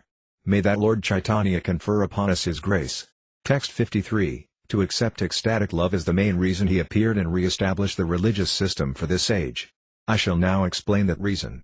Everyone please listen. Text 54, having first given hints about the verse describing the principal reason why the Lord appeared, now I shall manifest its full meaning. Text 55, the loving affairs of Sri Radha and Krishna are transcendental manifestations of the Lord's internal pleasure-giving potency. Although Radha and Krishna are one in their identity, they separated themselves eternally. Now these two transcendental identities have again united, in the form of Sri Krishna Caitanya. I bow down to him, who has manifested himself with the sentiment and complexion of Srimati Radharani although he is Krishna himself. Text 56, Radha and Krishna are one and the same, but they have assumed two bodies. Thus they enjoy each other, tasting the mellows of love. Text 57, now, to enjoy rasa, they have appeared in one body as Lord Chaitanya Mahaprabhu. Text 58, therefore I shall first delineate the position of Radha and Krishna. From that description the glory of Lord Chaitanya will be known. Text 59, Srimati Radhika is the transformation of Krishna's love. She is his internal energy called Ladini. Text 60, that Ladini energy gives Krishna pleasure and nourishes his devotees. Text 61, Lord Krishna's body is eternal, sat, full of knowledge, cit, and full of bliss, ananda. His one spiritual energy manifests three forms. Text 62, Ladini is his aspect of bliss, Sandhini, of eternal existence, and Samvat, of cognizance, which is also accepted as knowledge. Text 63, O Lord, you are the support of everything. The three attributes Ladini, Sandhini and Samvat exist in you as one spiritual energy. But the material modes, which cause happiness, misery and mixtures of the two, do not exist in you, for you have no material qualities. Text 64, the essential portion of the Sandhini potency is Sudasattva. Lord Krishna's existence rests upon it. Text 65, Krishna's mother, father, abode, house, bedding, seats and so on are all transformations of Sudasattva. Text 66, the condition of pure goodness, Sudasattva, in which the Supreme Personality of Godhead is revealed without any covering, is called Vasudeva. In that pure state the Supreme Godhead, who is beyond the material senses and who is known as Vasudeva, is perceived by my mind. Text 67, the essence of the Samvat potency is knowledge that the Supreme Personality of Godhead is Lord Krishna. All other kinds of knowledge, such as the knowledge of Brahman, are its components. Text 68, the essence of the Ladini potency is love of God, the essence of love of God is emotion, bhava, and the ultimate development of emotion is mahabhava. Text 69, Sri Radha Thakurani is the embodiment of mahabhava. She is the repository of all good qualities and the crest jewel among all the lovely consorts of Lord Krishna. Text 70, of these two gopas, Radharani and Kandravali, Srimati Radharani is superior in all respects. She is the embodiment of mahabhava, and she surpasses all in good qualities. Text 71, her mind, senses and body are steeped in love for Krishna. She is Krishna's own energy, and she helps him in his pastimes. Text 72, I worship Govinda, the primeval Lord, who resides in his own realm, Goloka, with Radha, who resembles his own spiritual figure and who embodies the ecstatic potency, Ladini. Their companions are her confidants, who embody extensions of her bodily form and who are imbued and permeated with ever-blissful spiritual rasa. Text 73, now please listen to how Lord Krishna's consorts help him taste rasa and how they help in his pastimes. Text 74-75, the beloved consorts of Lord Krishna are of three kinds, the goddesses of fortune, the queens, and the milkmaids of Raya, who are the foremost of all? These consorts all proceed from Radhika. Text 76, just as the fountainhead, Lord Krishna, is the cause of all incarnations, so Sri Radha is the cause of all these consorts. Text 77, the goddesses of fortune are partial manifestations of Srimati Radhika, and the queens are reflections of her image. Text 78, the goddesses of fortune are her plenary portions, and they display the forms of Vaibhava Vilasa. The queens are of the nature of her Vaibhava Prakasa. Text 79, the Vryadevas have diverse bodily features. They are her expansions and are the instruments for expanding rasa. Text 80, without many consorts, there is not such exaltation in rasa. Therefore there are many manifestations of Srimati Radharani to assist in the Lord's pastimes. Text 81, among them are various groups of consorts in Vraya who have varieties of sentiments and mellows. They help Lord Krishna taste all the sweetness of the rasa dance and other pastimes. Text 82, Radha is the one who gives pleasure to Govinda, and she is also the enchantress of Govinda. She is the be-all and end-all of Govinda, and the crest jewel of all his consorts. Text 83, the transcendental goddess Srimati Radharani is the direct counterpart of Lord Sri Krishna. She is the central figure for all the goddesses of fortune. She possesses all the attractiveness to attract the all-attractive personality of Godhead. She is the primeval internal potency of the Lord. Text 84, Devi means resplendent and most beautiful. Or else it means the lovely abode of the worship and love sports of Lord Krishna. Text 85, Krishnamaya means one who's within and without our Lord Krishna. She sees Lord Krishna wherever she casts her glance. Text 86, or Krishnamaya means that she is identical with Lord Krishna, for she embodies the mellows of love. The energy of Lord Krishna is identical with him. Text 87, her worship, Aradhana, consists of fulfilling the desires of Lord Krishna. Therefore the Puranas call her Radhika. Text 88, truly the personality of Godhead has been worshipped by her. Therefore Lord Govinda, being pleased, has brought her to a lonely spot, leaving us all behind. Text 89, therefore Radha is Paramadevata, the supreme goddess, and she is worshipable for everyone. She is the protectress of all, and she is the mother of the entire universe. Text 90, I have already explained the meaning of Sarvalakshmi.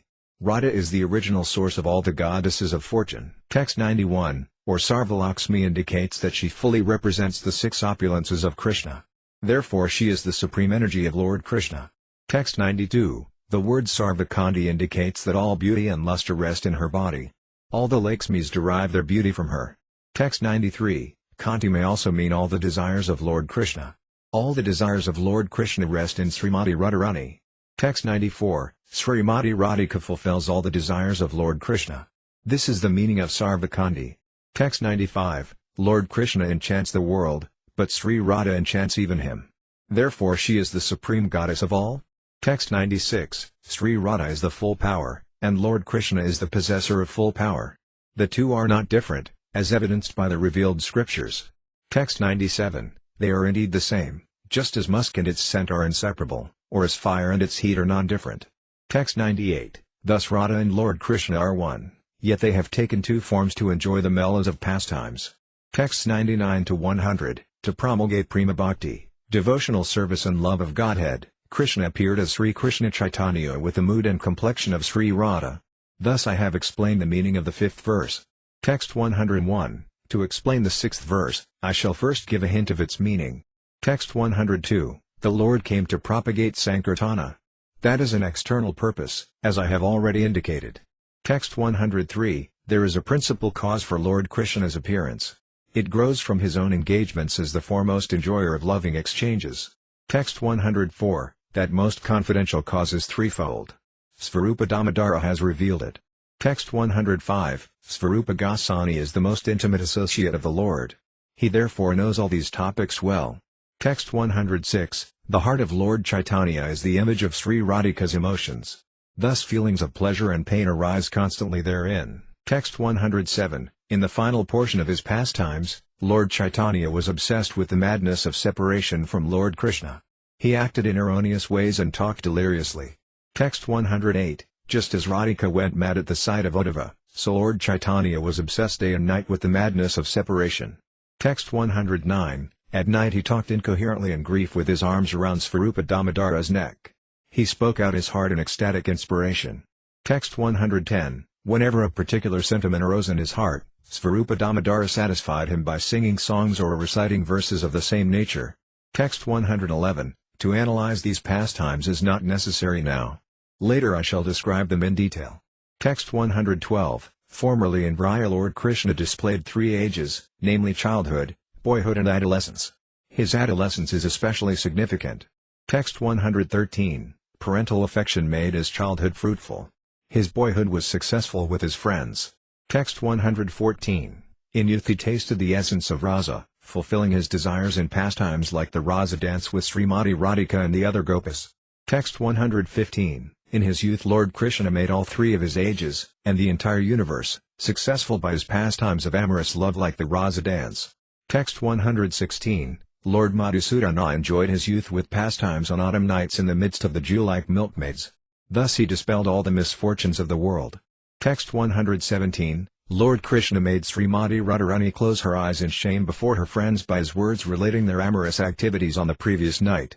Then he showed the highest limit of cleverness in drawing pictures of dolphins and various playful sports on her breasts. In this way Lord Hari made his youth successful by performing pastimes in the bushes with Sri Radha and her friends. Text 118. O Purnamasi, if Lord Hari had not descended in Mathura with Srimati Radharani, this entire creation, and especially Cupid, the demigod of love, would have been useless. Texts 119 to 120. Even though Lord Krishna, the abode of all mellows, had previously in this way chewed the essence of the mellows of love, still he was unable to fulfill three desires, although he made efforts to taste them. Text 121. I shall explain his first desire. Krishna says, I am the primary cause of all rasas. Text 122. I am the full spiritual truth and am made of full joy, but the love of Srimati Radharani drives me mad. Text 123. I do not know the strength of Radha's love, with which she always overwhelms me. Text 124. The love of Radhika is my teacher, and I am her dancing pupil. Her prema makes me dance various novel dances. Text 125. O my beloved friend Vrnda, where are you coming from? Text 126. Whatever pleasure I get from tasting my love for Srimati Radharani, she tastes 10 million times more than me by her love. Text 127. Just as I am the abode of all mutually contradictory characteristics, so Radha's love is always full of similar contradictions. Text 128. Radha's love is all-pervading, leaving no room for expansion. But still it is expanding constantly. Text 129. There is certainly nothing greater than her love. But her love is devoid of pride. That is the sign of its greatness. Text 130. Nothing is purer than her love. But its behavior is always perverse and crooked. Text 131. All glories to Radha's love for Krishna, the enemy of the demon Mora. Although it is all-pervading, it tends to increase at every moment. Although it is important, it is devoid of pride. And although it is pure, it is always beset with duplicity. Text 132. Sri Radhika is the highest abode of that love, and I am its only object. Text 133. I taste the bliss to which the object of love is entitled. But the pleasure of Radha, the abode of that love, is 10 million times greater. Text 134. My mind races to taste the pleasure experienced by the abode, but I cannot taste it, even by my best efforts. How may I taste it? Text 135. If sometime I can be the abode of that love, only then may I taste its joy. Text 136. Thinking in this way, Lord Krishna was curious to taste that love. His eager desire for that love increasingly blazed in his heart. Text 137. That is one desire. Now please hear of another. Seeing his own beauty, Lord Krishna began to consider. Text 138. My sweetness is wonderful, infinite and full. No one in the three worlds can find its limit. Text 139. Only Radhika, by the strength of her love, tastes all the nectar of my sweetness. Text 140. Although Radha's love is pure like a mirror, its purity increases at every moment. Text 141. My sweetness also has no room for expansion, yet it shines before that mirror in newer and newer beauty. Text 142. There is constant competition between my sweetness and the mirror of Radha's love. They both go on increasing, but neither knows defeat. Text 143. My sweetness is always newer and newer. Devotees taste it according to their own respective love. Text 144. If I see my sweetness in a mirror, I am tempted to taste it, but nevertheless I cannot. Text 145. If I deliberate on a way to taste it, I find that I hanker for the position of Radhika. Text 146. Who manifests an abundance of sweetness greater than mine, which has never been experienced before and which causes wonder to all. Alas, I myself, my mind bewildered upon seeing this beauty, impetuously desire to enjoy it like Srimati Radharani. Text 147. The beauty of Krishna has one natural strength, it thrills the hearts of all men and women, beginning with Lord Krishna himself. Text 148. All minds are attracted by hearing his sweet voice and flute, or by seeing his beauty. Even Lord Krishna himself makes efforts to taste that sweetness. Text 149. The thirst of one who always drinks the nectar of that sweetness is never satisfied. Rather, that thirst increases constantly. Text 150. Such a person, being unsatisfied, begins to blaspheme Lord Brahma, saying that he does not know the art of creating well and is simply inexperienced. Text 151. He has not given millions of eyes to see the beauty of Krishna. He has given only 2 eyes, and even those eyes blink. How then shall I see the lovely face of Krishna? Text 152. The Gopas said, O Krishna, when you go to the forest during the day and we do not see your sweet face, which is surrounded by beautiful curling hair, half a second becomes as long as an entire age for us. And we consider the Creator, who has put eyelids on the eyes we use for seeing you, to be simply a fool. Text 153. The Gopas saw their beloved Krishna at Kurukshetra after a long separation. They secured and embraced him in their hearts through their eyes, and they attained a joy so intense that not even perfect yogis can attain it. The Gopas cursed the Creator for creating eyelids that interfered with their vision. Text 154. There is no consummation for the eyes other than the sight of Krishna. Whoever sees him is most fortunate indeed. Text 155. The Gopas said, O friends, those eyes that see the beautiful faces of the sons of Maharaja Nanda are certainly fortunate. As these 2 sons enter the forest, surrounded by their friends, driving the cows before them, they hold their flutes to their mouths and glance lovingly upon the residents of Vrindavana. For those who have eyes, we think there is no greater object of vision. Text 156. The women of Mathura said, What austerities must the Gopas have performed? With their eyes they always drink the nectar of the form of Lord Krishna, which is the essence of loveliness and is not to be equaled or surpassed. That loveliness is the only abode of beauty, fame and opulence. It is self-perfect, ever fresh and extremely rare. Text 157. The sweetness of Lord Krishna is unprecedented, and its strength is also unprecedented. Simply by one's hearing of such beauty, the mind becomes unsteady. Text 158. Lord Krishna's own beauty attracts Lord Krishna himself. But because he cannot fully enjoy it, his mind remains full of sorrow. Text 159. This is a description of his second desire. Now please listen as I describe the third. Text 160. This conclusion of rasa is extremely deep. Only Svarupa Damodara knows much about it. Text 161. Anyone else who claims to know it must have heard it from him, for he was the most intimate companion of Lord Chaitanya Mahaprabhu. Text 162. The love of the Gopas is called Rudabhava. It is pure and spotless. It is not at any time lust. Text 163. The pure love of the Gopas has become celebrated by the name lust. The dear devotees of the Lord, headed by Sri Uddhava, desire to taste that love. Text 164. Lust and love have different characteristics, just as iron and gold have different natures. Text 165. The desire to gratify one's own senses is kama, lust, but the desire to please the senses of Lord Krishna is prema, love. Text 166. The object of lust is only the enjoyment of one's own senses. But love caters to the enjoyment of Lord Krishna, and thus it is very powerful. Texts 167 to 169. Social customs, scriptural injunctions, bodily demands, fruit of action, shyness, patience, bodily pleasures, self-gratification and the path of Varnasrama Dharma, which is difficult to give up. The Gopas have forsaken all these, as well as their own relatives and their punishment and scolding, for the sake of serving Lord Krishna. They render loving service to him for the sake of his enjoyment. Text 170. That is called firm attachment to Lord Krishna. It is spotlessly pure, like a clean cloth that has no stain. Text 171. Therefore lust and love are quite different. Lust is like dense darkness, but love is like the bright sun. Text 172. Thus there is not the slightest taint of lust in the Gopas' love. Their relationship with Krishna is only for the sake of his enjoyment. Text 173. O dearly beloved! Your lotus feet are so soft that we place them gently on our breasts, fearing that your feet will be hurt. Our life rests only in you. Our minds, therefore, are filled with anxiety that your tender feet might be wounded by pebbles as you roam about on the forest path. Text 174. The Gopas do not care for their own pleasures or pains. All their physical and mental activities are directed toward offering enjoyment to Lord Krishna. Text 175. They renounced everything for Krishna. They have pure attachment to giving Krishna pleasure. Text 176. O my beloved Gopas, you have renounced social customs, scriptural injunctions and your relatives for my sake. I disappeared behind you only to increase your concentration upon me.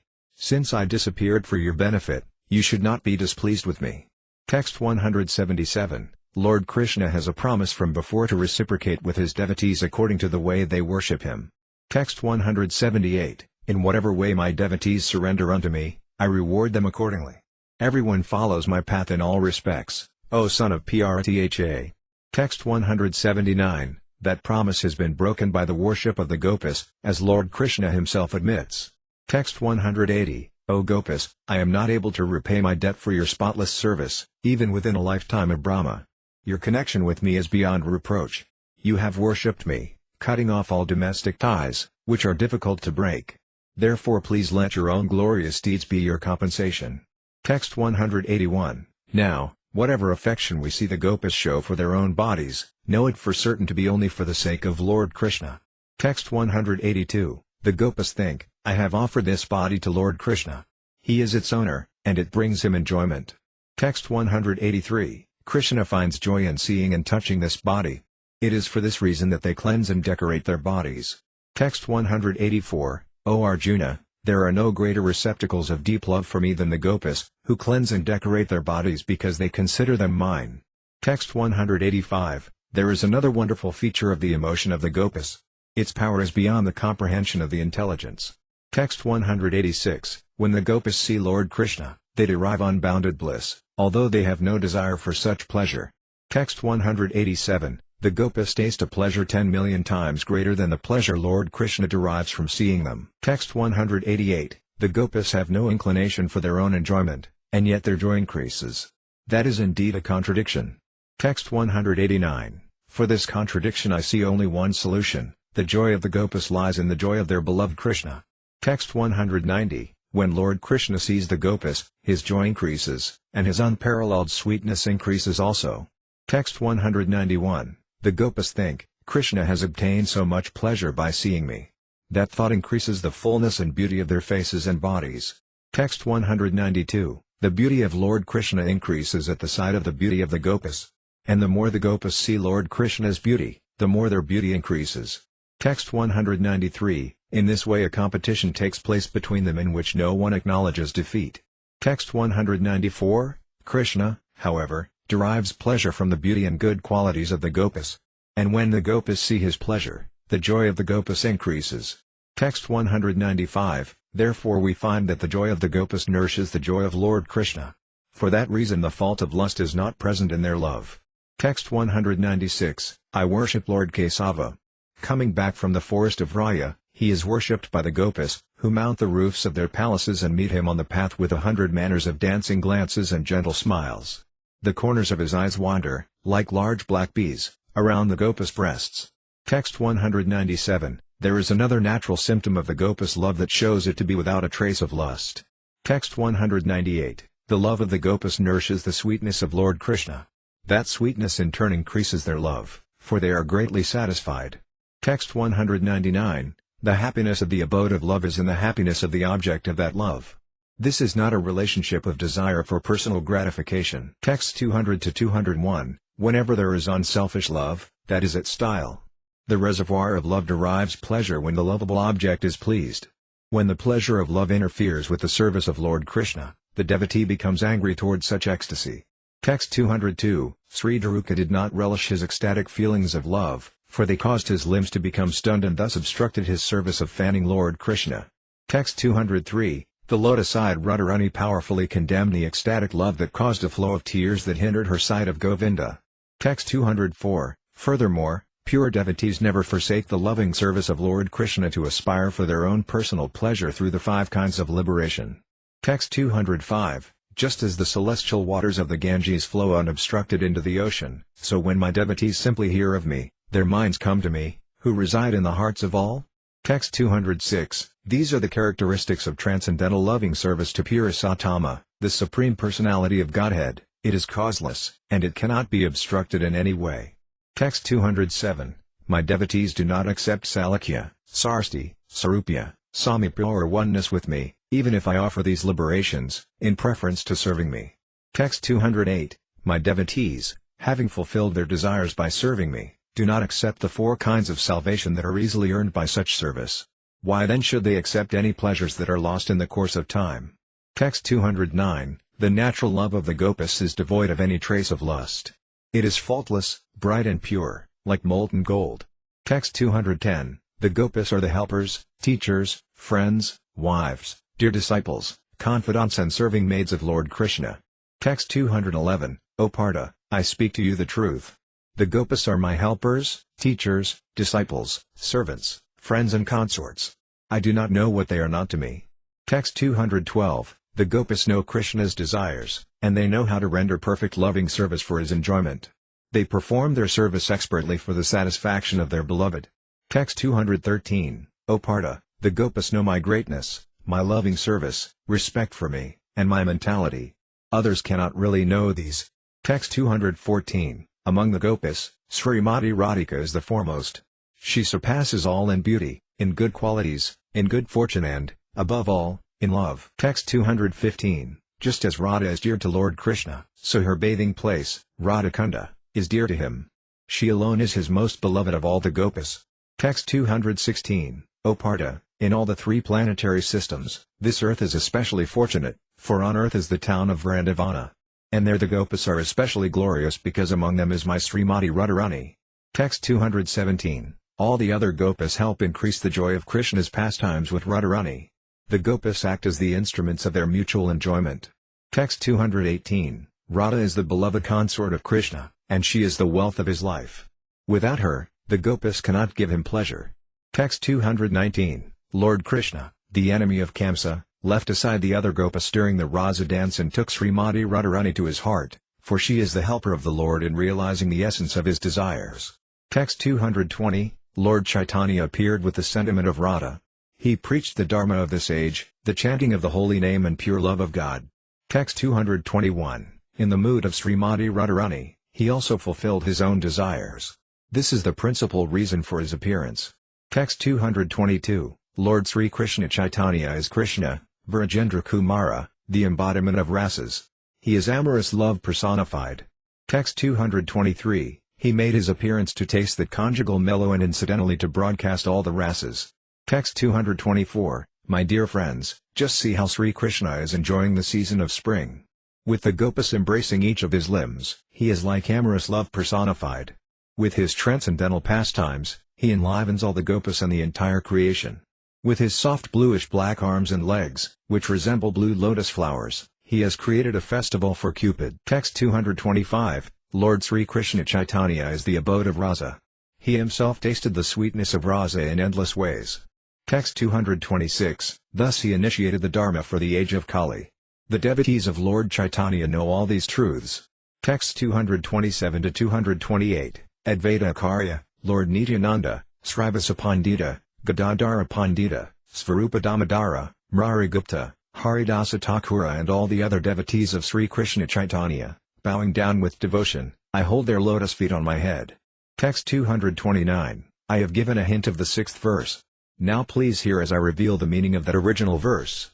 Text 230, desiring to understand the glory of Radharani's love, the wonderful qualities in him that she alone relishes through her love, and the happiness she feels when she realizes the sweetness of his love, the Supreme Lord Hari, richly endowed with her emotions, appeared from the womb of Srimati Sasi Devi, as the moon appeared from the ocean. Text 231, all these conclusions are unfit to disclose in public. But if they are not disclosed, no one will understand them. Text 232, therefore I shall mention them, revealing only their essence, so that loving devotees will understand them but fools will not. Text 233, anyone who has captured Lord Caitanya Mahaprabhu and Lord Nityananda Prabhu in his heart will become blissful by hearing all these transcendental conclusions. Text 234, all these conclusions are like the newly grown twigs of a mango tree, they are always pleasing to the devotees, who in this way resemble cuckoo birds. Text 235, the camel-like non-devotees cannot enter into these topics. Therefore there is special jubilation in my heart.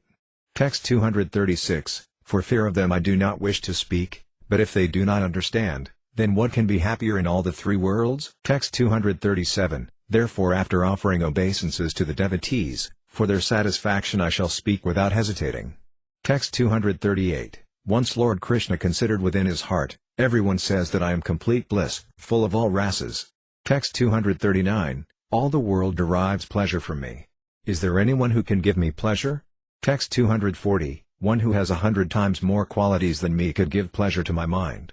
Text 241, one more qualified than me is impossible to find in the world. But in Radha alone I feel the presence of one who can give me pleasure. Text 242 to 243, although my beauty defeats the beauty of 10 million cupids, although it is unequaled and unsurpassed, and although it gives pleasure to the three worlds, seeing Radharani gives pleasure to my eyes. Text 244, the vibration of my transcendental flute attracts the three worlds, but my ears are enchanted by the sweet words of Srimati Radharani. Text 245, although my body lends fragrance to the entire creation, the scent of Radharani's limbs captivates my mind and heart. Text 246, although the entire creation is full of different tastes because of me, I am charmed by the nectarian taste of the lips of Srimati Radharani.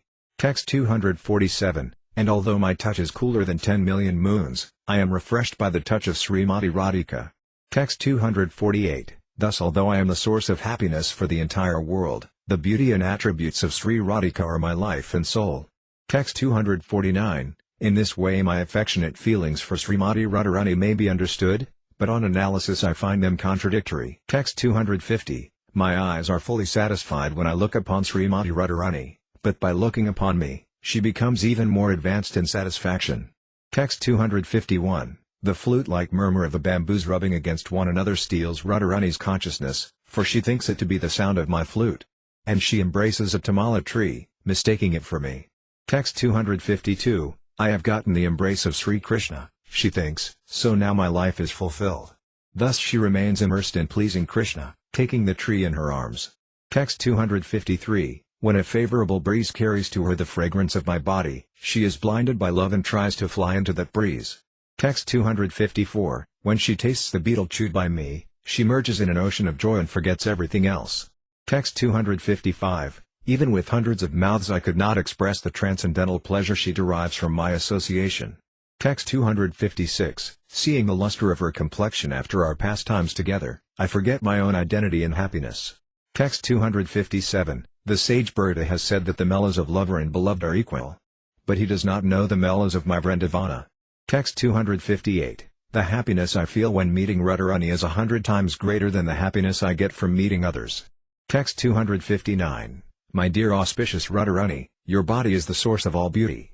Your red lips are softer than the sense of immortal sweetness, your face bears the aroma of a lotus flower, your sweet words defeat the vibrations of the cuckoo, and your limbs are cooler than the pulp of sandalwood. All my transcendental senses are overwhelmed in ecstatic pleasure by tasting you, who are completely decorated by beautiful qualities. Text 260, her eyes are enchanted by the beauty of Lord Krishna, the enemy of Kamsa. Her body thrills in pleasure at his touch. Her ears are always attracted to his sweet voice, her nostrils are enchanted by his fragrance, and her tongue hankers for the nectar of his soft lips.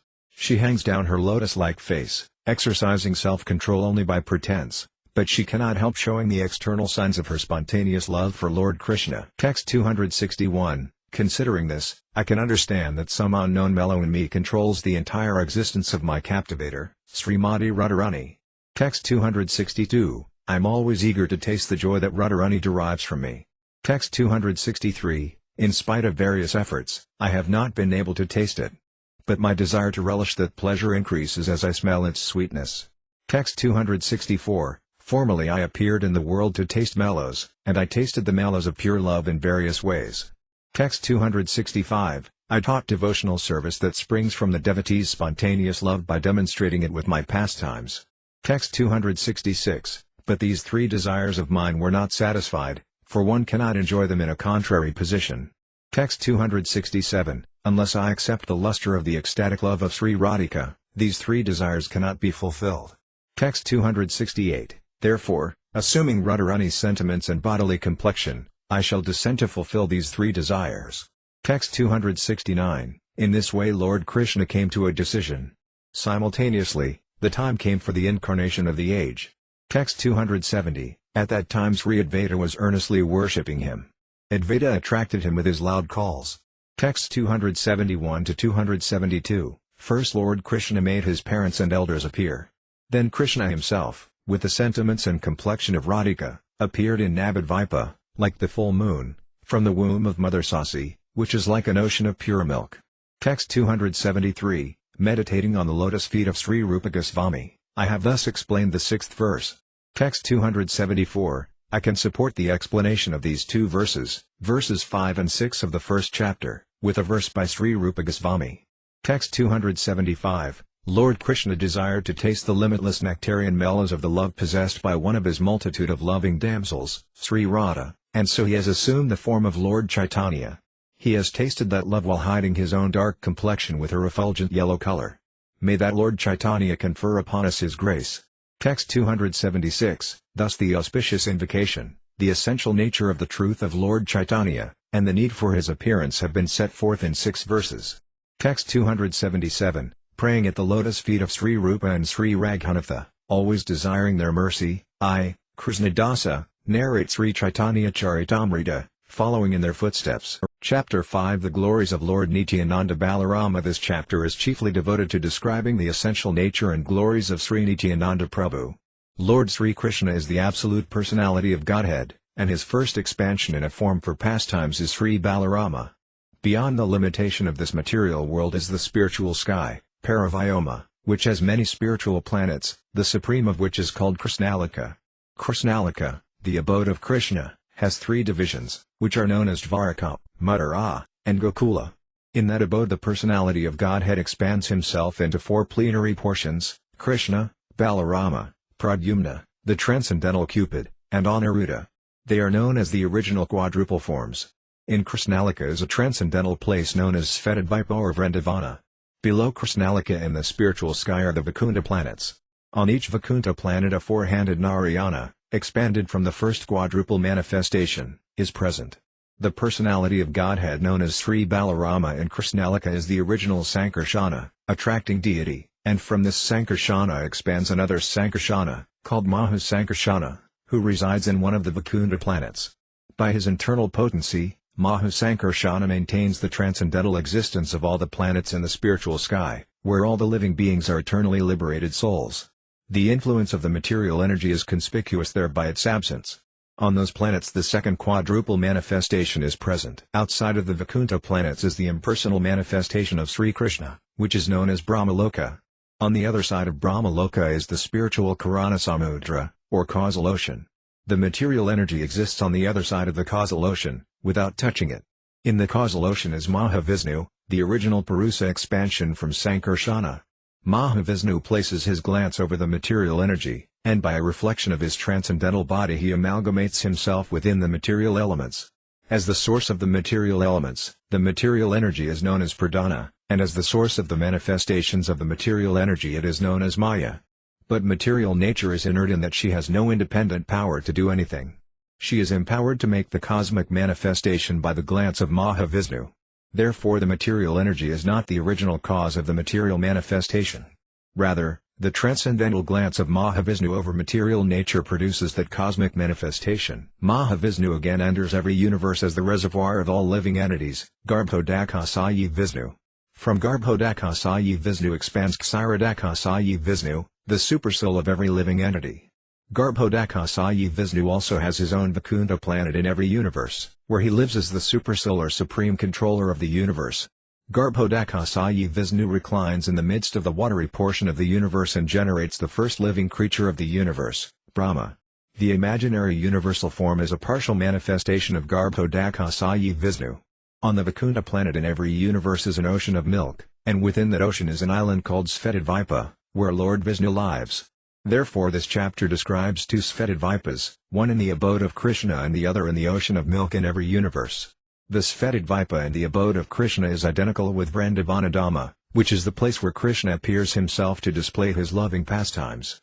In this Svetadvipa within every universe is a Sesa form of Godhead who serves Vishnu by assuming the form of his umbrella, slippers, couch, pillows, garments, residence, sacred thread, throne and so on. Lord Baladeva in Krishnalika is Nityananda Prabhu.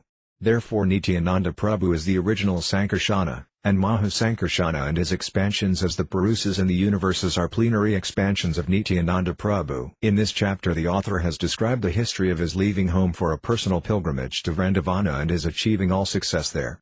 In this description it is revealed that the author's original paternal home and birthplace were in the district of Katwa, in the village of Jamatapura, which is near Naihati. Krishnadasa Kaviraja's brother invited Sri Caitanya-caritamrta, a great devotee of Lord Nityananda, to his home, but a priest named Gunarnalva Misra did not receive him well, and Krishnadasa Kaviraja Goswami's brother, not recognizing the glories of Lord Nityananda, also took sides with the priest. Therefore Ramadasa became sorry, broke his flute and went away. This was a great disaster for the brother of Krishnadasa Kaviraja Goswami. But on that very night Lord Nityananda Prabhu himself graced Krishnadasa Kaviraja Goswami in a dream and ordered him to leave on the next day for Vrindavana. Text 1. Let me offer my obeisances to Lord Sri Nityananda, the Supreme Personality of Godhead, whose opulence is wonderful and unlimited. By his will, even a fool can understand his identity. Text 2. All glories to Sri Caitanya Mahaprabhu. All glories to Lord Nityananda. All glories to Advaita Acharya. And all glories to all the devotees of Lord Caitanya Mahaprabhu. Text 3. I have described the glory of Sri Krishna Caitanya in 6 verses. Now, in 5 verses I shall describe the glory of Lord Nityananda. Text 4. The Supreme Personality of Godhead, Krishna, is the fountainhead of all incarnations. Lord Balarama is his second body. Text 5. These two are one and the same identity. They differ only in form. Lord Balarama is the first bodily expansion of Krishna, and he assists in Lord Krishna's transcendental pastimes. Text 6. That original Lord Krishna appeared in Navadvipa as Lord Chaitanya, and Balarama appeared with him as Lord Nityananda. Text 7. May Sri Nityananda Rama be the object of my constant remembrance. Sankarsana, Sesanaga and the Visnas who lie on the Karana ocean, Garbha ocean and ocean of milk are his plenary portions and the portions of his plenary portions. Text 8. Lord Balarama is the original Sankarsana. He assumes 5 other forms to serve Lord Krishna. Text 9. He himself helps in the pastimes of Lord Krishna, and he does the work of creation in 4 other forms. Text 10. He executes the orders of Lord Krishna in the work of creation, and in the form of Lord Sesa he serves Krishna in various ways. Text 11. In all the forms he tastes the transcendental bliss of serving Krishna. That same Balarama is Lord Nityananda, the companion of Lord Gaurasundara. Text 12. I have explained the 7th verse in 4 subsequent verses. By these verses all the world can know the truth about Lord Nityananda. Text 13. I surrender unto the lotus feet of Sri Nityananda Rama, who is known as Sankarsana in the midst of the Chaturvyuha, consisting of Vasudeva, Sankarsana, Pradyumna and Aniruddha. He possesses full opulences and resides in Vaikuntha-loka, far beyond the material creation. Text 14. Beyond the material nature lies the realm known as Paravyoma, the spiritual sky. Like Lord Krishna himself, it possesses all transcendental attributes, such as the 6 opulences. Text 15. That Vaikuntha region is all-pervading, infinite and supreme. It is the residence of Lord Krishna and his incarnations. Text 16. In the highest region of that spiritual sky is the spiritual planet called Krishnalika. It has 3 divisions, Dvaraka, Mathura, and Gokula. Text 17. Sri Gokula, the highest of all, is also called Raya, Goloka, Svetadvipa, and Vrindavana. Text 18. Like the transcendental body of Lord Krishna, Gokula is all-pervading, infinite and supreme. It expands both above and below, without any restriction. Text 19. That abode is manifested within the material world by the will of Lord Krishna. It is identical to that original Gokula, they are not 2 different bodies. Text 20. The land there is touchstone, Kintamani, and the forests abound with desire trees. Material eyes see it as an ordinary place. Text 21. But with the eyes of love of Godhead one can see its real identity as the place where Lord Krishna performs his pastimes with the cowherd boys and cowherd girls. Text 22. I worship Govinda, the primeval Lord, the first progenitor, who is tending cows yielding all desires in abodes built with spiritual gems and surrounded by millions of purpose trees. He is always served with great reverence and affection by hundreds and thousands of goddesses of fortune. Text 23. Lord Krishna manifests his own form in Mathura and Dwaraka. He enjoys pastimes in various ways by expanding into the quadruple forms. Text 24. Vasudeva, Sankarsana, Pradyumna and Aniruddha are the primary quadruple forms, from whom all other quadruple forms are manifested. They are all purely transcendental. Text 25. Only in these three places, Dwaraka, Mathura and Gokula, does the all-sporting Lord Krishna perform his endless pastimes with his personal associates. Text 26. In the Vaikunta planets of the spiritual sky the Lord manifests his identity as Narayana and performs pastimes in various ways. Texts 27-28. Krishna's own form has only 2 hands, but in the form of Lord Narayana he has 4 hands. Lord Narayana holds a conch shell, disc, club and lotus flower, and he is full of great opulence. The Sri, Bhu and Nila energies serve at his lotus feet. Text 29. Although his pastimes are his only characteristic functions, by his causeless mercy he performs one activity for the fallen souls. Text 30. He delivers the fallen living entities by offering them the 4 kinds of liberation, Salakya, Samipya, Sarsti and Sarupya. Text 31. Those who attain Brahma Suja liberation cannot gain entrance into Vaikunta, their residence is outside the Vaikunta planets. Text 32. Outside the Vaikunta planets is the atmosphere of the glowing effulgence, which consists of the supremely bright rays of the body of Lord Krishna. Text 33. That region is called Siddhaloka, and it is beyond the material nature. Its essence is spiritual, but it does not have spiritual varieties. Text 34. It is like the homogeneous effulgence around the sun. But inside the sun are the chariots, horses and other opulences of the sun god. Text 35. As through devotion to the Lord one can attain his abode, many have attained that goal by abandoning their sinful activities and absorbing their minds in the Lord through lust, envy, fear or affection. Text 36. Where it has been stated that the Lord's enemies and devotees attain the same destination, this refers to the ultimate oneness of Brahman and Lord Krishna. This may be understood by the example of the sun and the sunshine, in which Brahman is like the sunshine and Krishna himself is like the sun. Text 37. Thus in the spiritual sky there are varieties of pastimes within the spiritual energy. Outside the Vaikunta planets appears the impersonal reflection of light. Text 38. That impersonal Brahma effulgence consists only of the effulgent rays of the Lord. Those fit for Suja liberation merge into that effulgence. Text 39. Beyond the region of ignorance, the material cosmic manifestation, lies the realm of Siddhaloka. The Siddhas reside there, absorbed in the bliss of Brahman. Demons killed by the Lord also attain that realm. Text 40. In that spiritual sky, on the 4 sides of Narayana, are the second expansions of the quadruple expansions of Dwaraka. Text 41. Vasudeva, Sankarsana, Pradyumna and Aniruddha constitute this second quadruple. They are purely transcendental. Text 42. There, in the spiritual sky, the personal feature of Balarama called Mahu Sankarsana is the shelter of the spiritual energy. He is the primary cause, the cause of all causes. Text 43. One variety of the pastimes of the spiritual energy is described as pure goodness, Vishuddhasattva. It comprises all the abodes of Vaikunta. Text 44. The 6 attributes are all spiritual. Know for certain that they are all manifestations of the opulence of Sankarsana. Text 45. There is one marginal potency, known as the Jiva. Mahu Sankarsana is the shelter of all jivas. Text 46. Sankarsana is the original shelter of the Purusa, from whom this world is created and in whom it is dissolved. Text 47. He, Sankarsana, is the shelter of everything. He is wonderful in every respect, and his opulences are infinite. Even Ananta cannot describe his glory. Text 48. That Sankarsana, who is transcendental pure goodness, is a partial expansion of Nityananda Balarama. Text 49. I have briefly explained the 8th verse. Now please listen with attention as I explain the 9th verse.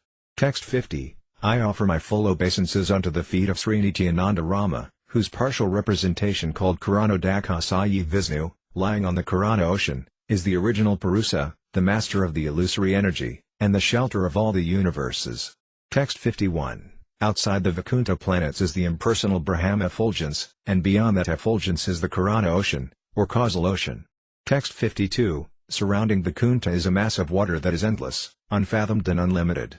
Text 53, the earth, water, fire, air and ether of the Kunta are all spiritual. Material elements are not found there. Text 54, the water of the Karana ocean, which is the original cause, is therefore spiritual. The sacred Ganges, which is but a drop of it, purifies the fallen souls. Text 55, in that ocean lies a plenary portion of Lord Sankarsana. Text 56, he is known as the first Purusa, the creator of the total material energy. He, the cause of the universes, the first incarnation, casts his glance over Maya. Text 57, Maya Sakti resides outside the Karana ocean. Maya cannot touch its waters. Text 58, Maya has two varieties of existence. One is called Pradhana or Prakriti. It supplies the ingredients of the material world. Text 59, because Prakriti is dull and inert, it cannot actually be the cause of the material world. But Lord Krishna shows his mercy by infusing his energy into the dull, inert material nature. Text 60, thus Prakriti, by the energy of Lord Krishna, becomes the secondary cause, just as iron becomes red-hot by the energy of fire. Text 61, therefore Lord Krishna is the original cause of the cosmic manifestation. Prakriti is like the nipples on the neck of a goat, for they cannot give any milk.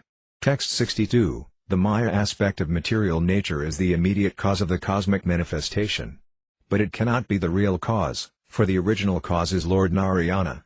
Text 63, just as the original cause of an earthen pot is the potter, so the creator of the material world is the first Purusa incarnation, Karanarnavashayi Vishnu. Text 64, Lord Krishna is the creator, and Maya only helps him as an instrument, just like the potter's wheel and other instruments, which are the instrumental causes of a pot. Text 65, the first Purusa casts his glance at Maya from a distance, and thus he impregnates her with the seed of life in the form of the living entities. Text 66, the reflected rays of his body mix with Maya, and thus Maya gives birth to myriad universes. Text 67, the Purusa enters each and every one of the countless universes. He manifests himself in as many separate forms as there are universes. Text 68, when the Purusa exhales, the universes are manifested with each outward breath. Text 69, thereafter, when he inhales, all the universes again enter his body. Text 70, just as atomic particles of dust pass through the openings of the window, so the networks of universes pass through the pores of the skin of the Purusa. Text 71, the Brahmas and other lords of the mundane worlds appear from the pores of Mahavishnu and remain alive for the duration of his one exhalation. I adore the primeval Lord, Govinda, of whom Mahavishnu is a portion of a plenary portion. Text 72, where am I? A small creature of 7 spans the measure of my own hand. I am enclosed in the universe composed of material nature, the total material energy, false ego, ether, air, water and earth. And what is your glory? Unlimited universes pass through the pores of your body just like particles of dust passing through the opening of a window. Text 73, a part of a whole is called a kala. Sri Balarama is the counterform of Lord Govinda. Text 74, Balarama's own expansion is called Mahasankarshana, and his fragment, the Purusa, is counted as a kala, or a part of a plenary portion. Text 75, I say that this kala is Mahavishnu. He is the Mahapurusa, who is the source of the other Purusas and who is all-pervading. Text 76, Garbhodasai and Ksirodasai are both called Purusas. They are plenary portions of Karanodasai Vishnu, the first Purusa, who is the abode of all the universes. Text 77, Vishnu has 3 forms called Purusas. The first, Mahavishnu, is the creator of the total material energy, Mahat. The second is Garbhodasai, who is situated within each universe, and the third is Ksirodasai, who lives in the heart of every living being. He who knows these 3 becomes liberated from the clutches of Maya. Text 78, although Karanodasai Vishnu is called a kala of Lord Krishna, he is the source of Matsya, Kurma and the other incarnations. Text 79, all these incarnations of Godhead are either plenary portions or parts of the plenary portions of the Purusa avatars. But Krishna is the Supreme Personality of Godhead himself. In every age he protects the world through his different features when the world is disturbed by the enemies of Indra. Text 80, that Purusa, Karanodakasayi Vishnu, is the performer of creation, maintenance and destruction. He manifests himself in many incarnations, for he is the maintainer of the world.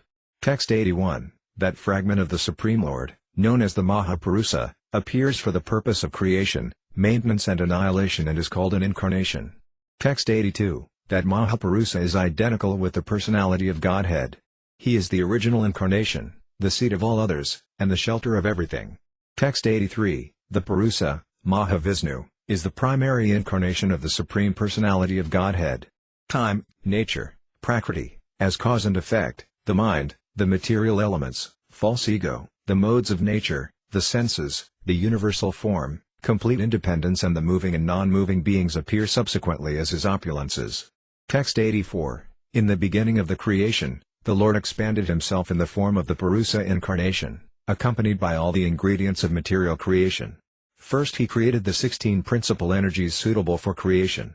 This was for the purpose of manifesting the material universes. Text 85, although the Lord is the shelter of everything and although all the universes rest in him, he, as the Supersoul, is also the support of everything. Text 86, although he is thus connected with the material energy in two ways, he does not have the slightest contact with it. Text 87, this is the opulence of the Lord. Although situated within the material nature, he is never affected by the modes of nature.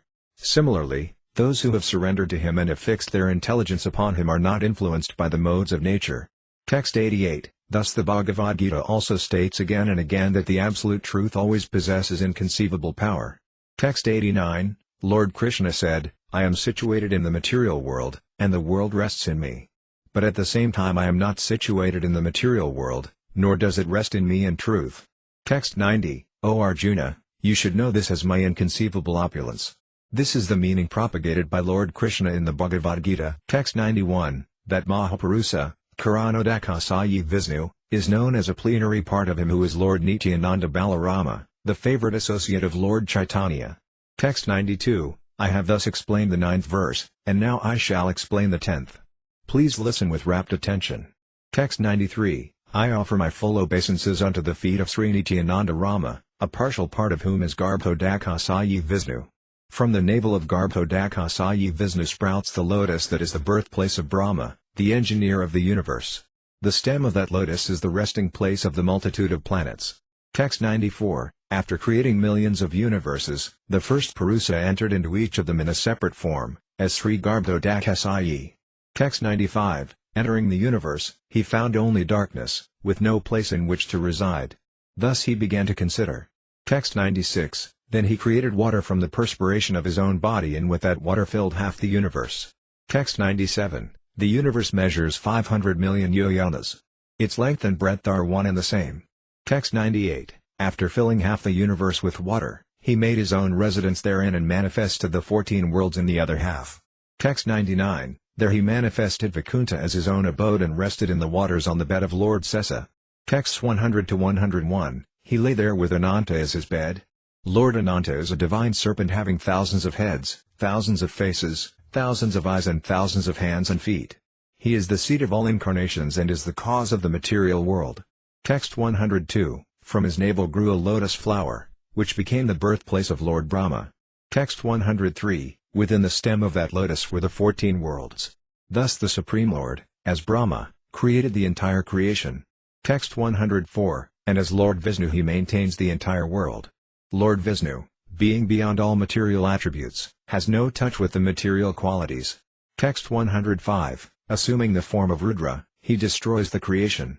Thus creation, maintenance and dissolution are created by his will. Text 106, he is the Supersoul, Hiranyagarbha, the cause of the material world. The universal form is conceived as his expansion. Text 107, that Lord Narayana is a part of a plenary part of Lord Nityananda Balarama, who is the source of all incarnations. Text 108, I have thus explained the 10th verse. Now please listen to the meaning of the 11th verse with all your mind. Text 109, I offer my respectful obeisances unto the feet of Sri Nityananda Rama, whose secondary part is the Vishnu lying in the ocean of milk. That Kshirodakasayi Vishnu is the supersoul of all living entities and the maintainer of all the universes. Sesanaga is his further subpart. Text 110, the material planets rest within the stem that grows from the lotus navel of Lord Narayana. Among these planets are 7 oceans. Text 111, there, in part of the ocean of milk, lies Svetadvipa, the abode of the sustainer, Lord Vishnu. Text 112, he is the supersoul of all living entities. He maintains this material world, and he is its lord. Text 113, In the ages and millenniums of Manu, he appears as different incarnations to establish the principles of real religion and vanquish the principles of irreligion. Text 114. Unable to see him, the demigods go to the shore of the ocean of milk and offer prayers to him. Text 115. He then descends to maintain the material world. His unlimited opulences cannot be counted. Text 116. That Lord Vishnu is but a part of a plenary portion of Lord Nityananda, who is the source of all incarnations. Text 117. That same Lord Vishnu, in the form of Lord Sesa, holds the planets upon his heads, although he does not know where they are, for he cannot feel their existence upon his heads. Text 118. His thousands of extended hoods are adorned with dazzling jewels surpassing the sun. Text 119. The universe, which measures 500 million yojanas in diameter, rests on one of his hoods like a mustard seed. Text 120. That Ananta Sesa is the devotee incarnation of Godhead. He knows nothing but service to Lord Krishna. Text 121. With his thousands of mouths he sings the glories of Lord Krishna, but although he always sings in that way, he does not find an end to the qualities of the Lord. Text 122. The four Kumaras hear Srimad Bhagavatam from his lips, and they in turn repeat it in the transcendental bliss of love of Godhead.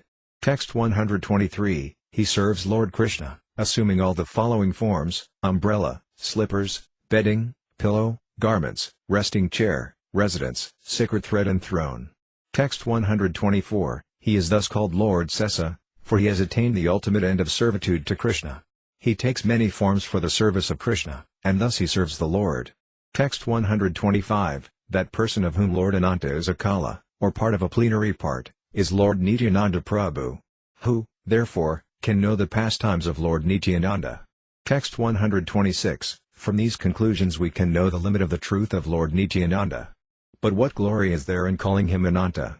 Text 127. But I accept it as the truth because it has been said by devotees. Since he is the source of all incarnations, everything is possible in him.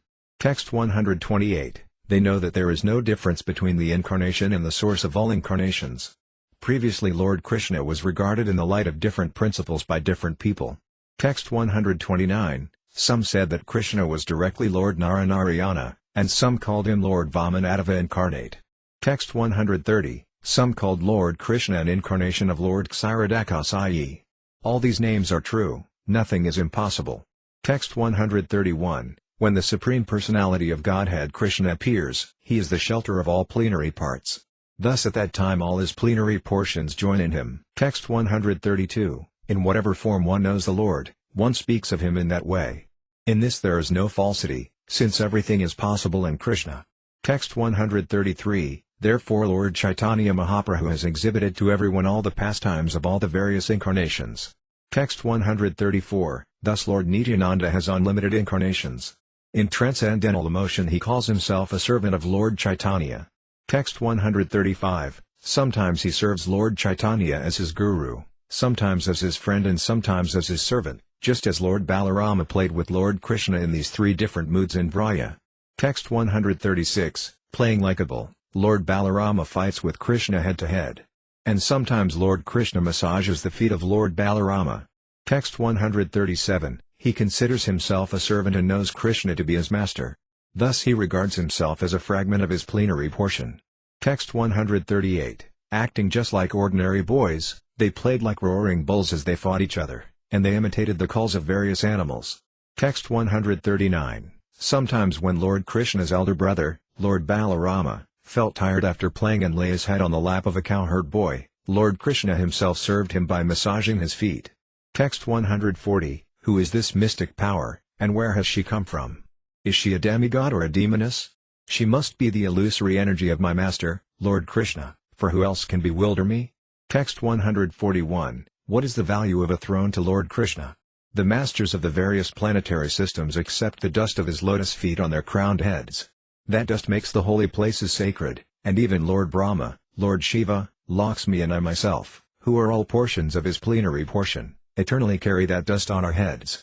Text 142. Lord Krishna alone is the supreme controller, and all others are his servants. They dance as he makes them do so. Text 143. Thus Lord Caitanya is also the only controller. All others are his associates or servants. Texts 144 to 145. His elders such as Lord Nityananda, Advaita Acharya, and Sri Caitanya, as well as his other devotees, whether his juniors, equals or superiors, are all his associates who help him in his pastimes. Lord Gauranga fulfills his aims with their help. Text 146, Sri Advaita Acharya and Srila Nityananda Prabhu, who are plenary parts of the Lord, are his principal associates. With these two the Lord performs his pastimes in various ways. Text 147, Lord Advaita Acharya is directly the Supreme Personality of Godhead. Although Lord Caitanya accepts him as his preceptor, Advaita Acharya is a servant of the Lord. Text 148, I cannot describe the truth of Advaita Acharya. He has delivered the entire world by making Lord Krishna descend. Text 149, Lord Nityananda Svarupa formerly appeared as Lakshmana and served Lord Ramachandra as his younger brother. Text 150, the activities of Lord Rama were full of suffering, but Lakshmana, of his own accord, tolerated that suffering. Text 151, as a younger brother he could not stop Lord Rama from his resolution, and so he remained silent, although unhappy in his mind. Text 152, when Lord Krishna appeared, he, Balarama, became his elder brother to serve him to his heart's content and make him enjoy all sorts of happiness. Text 153, Sri Rama and Sri Lakshmana, who were plenary portions of Lord Krishna and Lord Balarama respectively, entered into them at the time of Krishna's and Balarama's appearance. Text 154, Krishna and Balarama present themselves as younger brother and elder brother, but in the scriptures they are described as the original Supreme Personality of Godhead and his expansion. Text 155, I worship Govinda, the primeval Lord, who by his various plenary portions appears in the world in different forms and incarnations such as Lord Rama, but who personally appears in his supreme original form as Lord Krishna. Text 156, Lord Caitanya is the same Lord Krishna, and Lord Nityananda is Lord Balarama. Lord Nityananda fulfills all of Lord Caitanya's desires. Text 157, the ocean of Lord Nityananda's glories is infinite and unfathomable. Only by his mercy can I touch even a drop of it. Text 158, please listen to another glory of his mercy. He made a fallen living entity climb to the highest limit. Text 159, to disclose it is not proper, for it should be kept as confidential as the Vedas, yet I shall speak of it to make his mercy known to all. Text 160, O Lord Nityananda, I write of your mercy out of great exaltation. Please forgive me for my offenses. Text 161, Lord Nityananda Prabhu had a servant named Sri Meenakitana Ramadasa, who was a reservoir of love. Text 162, at my house there was Sankirtana day and night, and therefore he visited there, having been invited. Text 163, absorbed in emotional love, he sat in my courtyard, and all the Vaisnavas bowed down at his feet. Text 164, in a joyful mood of love of God he sometimes climbed upon the shoulder of someone offering obeisances, and sometimes he struck others with his flute or mildly slapped them. Text 165, when someone saw the eyes of Meenakitana Ramadasa, tears would automatically flow from his own eyes, for a constant shower of tears flowed from the eyes of Meenakitana Ramadasa. Text 166, sometimes there were eruptions of ecstasy like kadamba flowers on some parts of his body, and sometimes one limb would be stunned while another would be trembling. Text 167, whenever he shouted aloud the name Nityananda, the people around him were filled with great wonder and astonishment. Text 168, one respectable Brahmana named Sri Gunanalva Misra was serving the deity. Text 169, when Meenakitana was seated in the yard, this Brahmana did not offer him respect. Seeing this, Sri Ramadasa became angry and spoke. Text 170, here I find the second Ramaharsana Sutta, who did not stand to show honor when he saw Lord Balarama. Text 171, after saying this, he danced and sang to his heart's content, but the Brahmana did not become angry, for he was then serving Lord Krishna. Text 172, at the end of the festival Meenakitana Ramadasa went away, offering his blessings to everyone. At that time he had some controversy with my brother. Text 173, my brother had firm faith in Lord Caitanya but only a dim glimmer of faith in Lord Nityananda. Text 174, knowing this, Sri Ramadasa felt unhappy in his mind. I then rebuked my brother. Text 175, these two brothers, I told him, are like one body, they are identical manifestations. If you do not believe in Lord Nityananda, you will fall down. Text 176, if you have faith in one but disrespect the other, your logic is like the logic of accepting half a hen. Text 177, It would be better to be an atheist by slighting both brothers than a hypocrite by believing in one and slighting the other. Text 178. Thus Sri Ramadasa broke his flute in anger and went away, and at that time my brother fell down. Text 179. I have thus described the power of the servants of Lord Nityananda. Now I shall describe another characteristic of his mercy. Text 180. That night Lord Nityananda appeared to me in a dream because of my good quality in chastising my brother. Text 181. In the village of Jamatapura, which is near Naihati, Lord Nityananda appeared to me in a dream. Text 182. I fell at his feet, offering my obeisances, and he then placed his own lotus feet upon my head. Text 183. Arise. Get up. He told me again and again. Upon rising, I was greatly astonished to see his beauty. Text 184. He had a glossy blackish complexion, and his tall, strong, heroic stature made him seem like Cupid himself. Text 185. He had beautifully formed hands, arms and legs, and eyes like lotus flowers. He wore a silk cloth, with a silk turban on his head. Text 186. He wore golden earrings on his ears, and golden armlets and bangles. He wore tinkling anklets on his feet and a garland of flowers around his neck. Text 187. His body was anointed with sandalwood pulp, and he was nicely decorated with tilaka. His movements surpassed those of a maddened elephant. Text 188. His face was more beautiful than millions upon millions of moons, and his teeth were like pomegranate seeds because of his chewing beetle. Text 189. His body moved to and fro, right and left, for he was absorbed in ecstasy. He chanted Krishna, Krishna in a deep voice. Text 190. His red stick moving in his hand, he seemed like a maddened lion. All around the four sides of his feet were bumblebees. Text 191. His devotees, dressed like cowherd boys, surrounded his feet like so many bees and also chanted Krishna, Krishna, absorbed in ecstatic love. Text 192. Some of them played horns and flutes, and others danced and sang. Some of them offered betel nuts, and others waved kamara fans about him. Text 193. Thus I saw such opulence in Lord Nityananda Svarupa. His wonderful form, qualities and pastimes are all transcendental. Text 194. I was overwhelmed with transcendental ecstasy, not knowing anything else. Then Lord Nityananda smiled and spoke to me as follows. Text 195. O my dear Krishnadasa, do not be afraid. Go to Vrindavana, for there you will attain all things. Text 196. After saying this, he directed me toward Vrindavana by waving his hand. Then he disappeared with his associates. Text 197. I fainted and fell to the ground, my dream broke, and when I regained consciousness I saw that morning had come. Text 198. I thought about what I had seen and heard and concluded that the Lord had ordered me to proceed to Vrindavana at once. Text 199. That very second I started for Vrindavana, and by his mercy I reached there in great happiness. Text 200. All glory to Lord Nityananda Balarama, by whose mercy I have attained shelter in the transcendental abode of Vrindavana. Text 201. All glory to the merciful Lord Nityananda, by whose mercy I have attained shelter at the lotus feet of Sri Rupa and Sri Sanatana. Text 202. By his mercy I have attained the shelter of the great personality Sri Raghunatha Dasa Goswami, and by his mercy I have found the refuge of Sri Svarupa Damodara. Text 203. By the mercy of Sanatana Goswami I have learned the final conclusions of devotional service, and by the grace of Sri Rupa Goswami I have tasted the highest nectar of devotional service. Text 204. All glory to the lotus feet of Lord Nityananda, by whose mercy I have attained Sri Radha Govinda.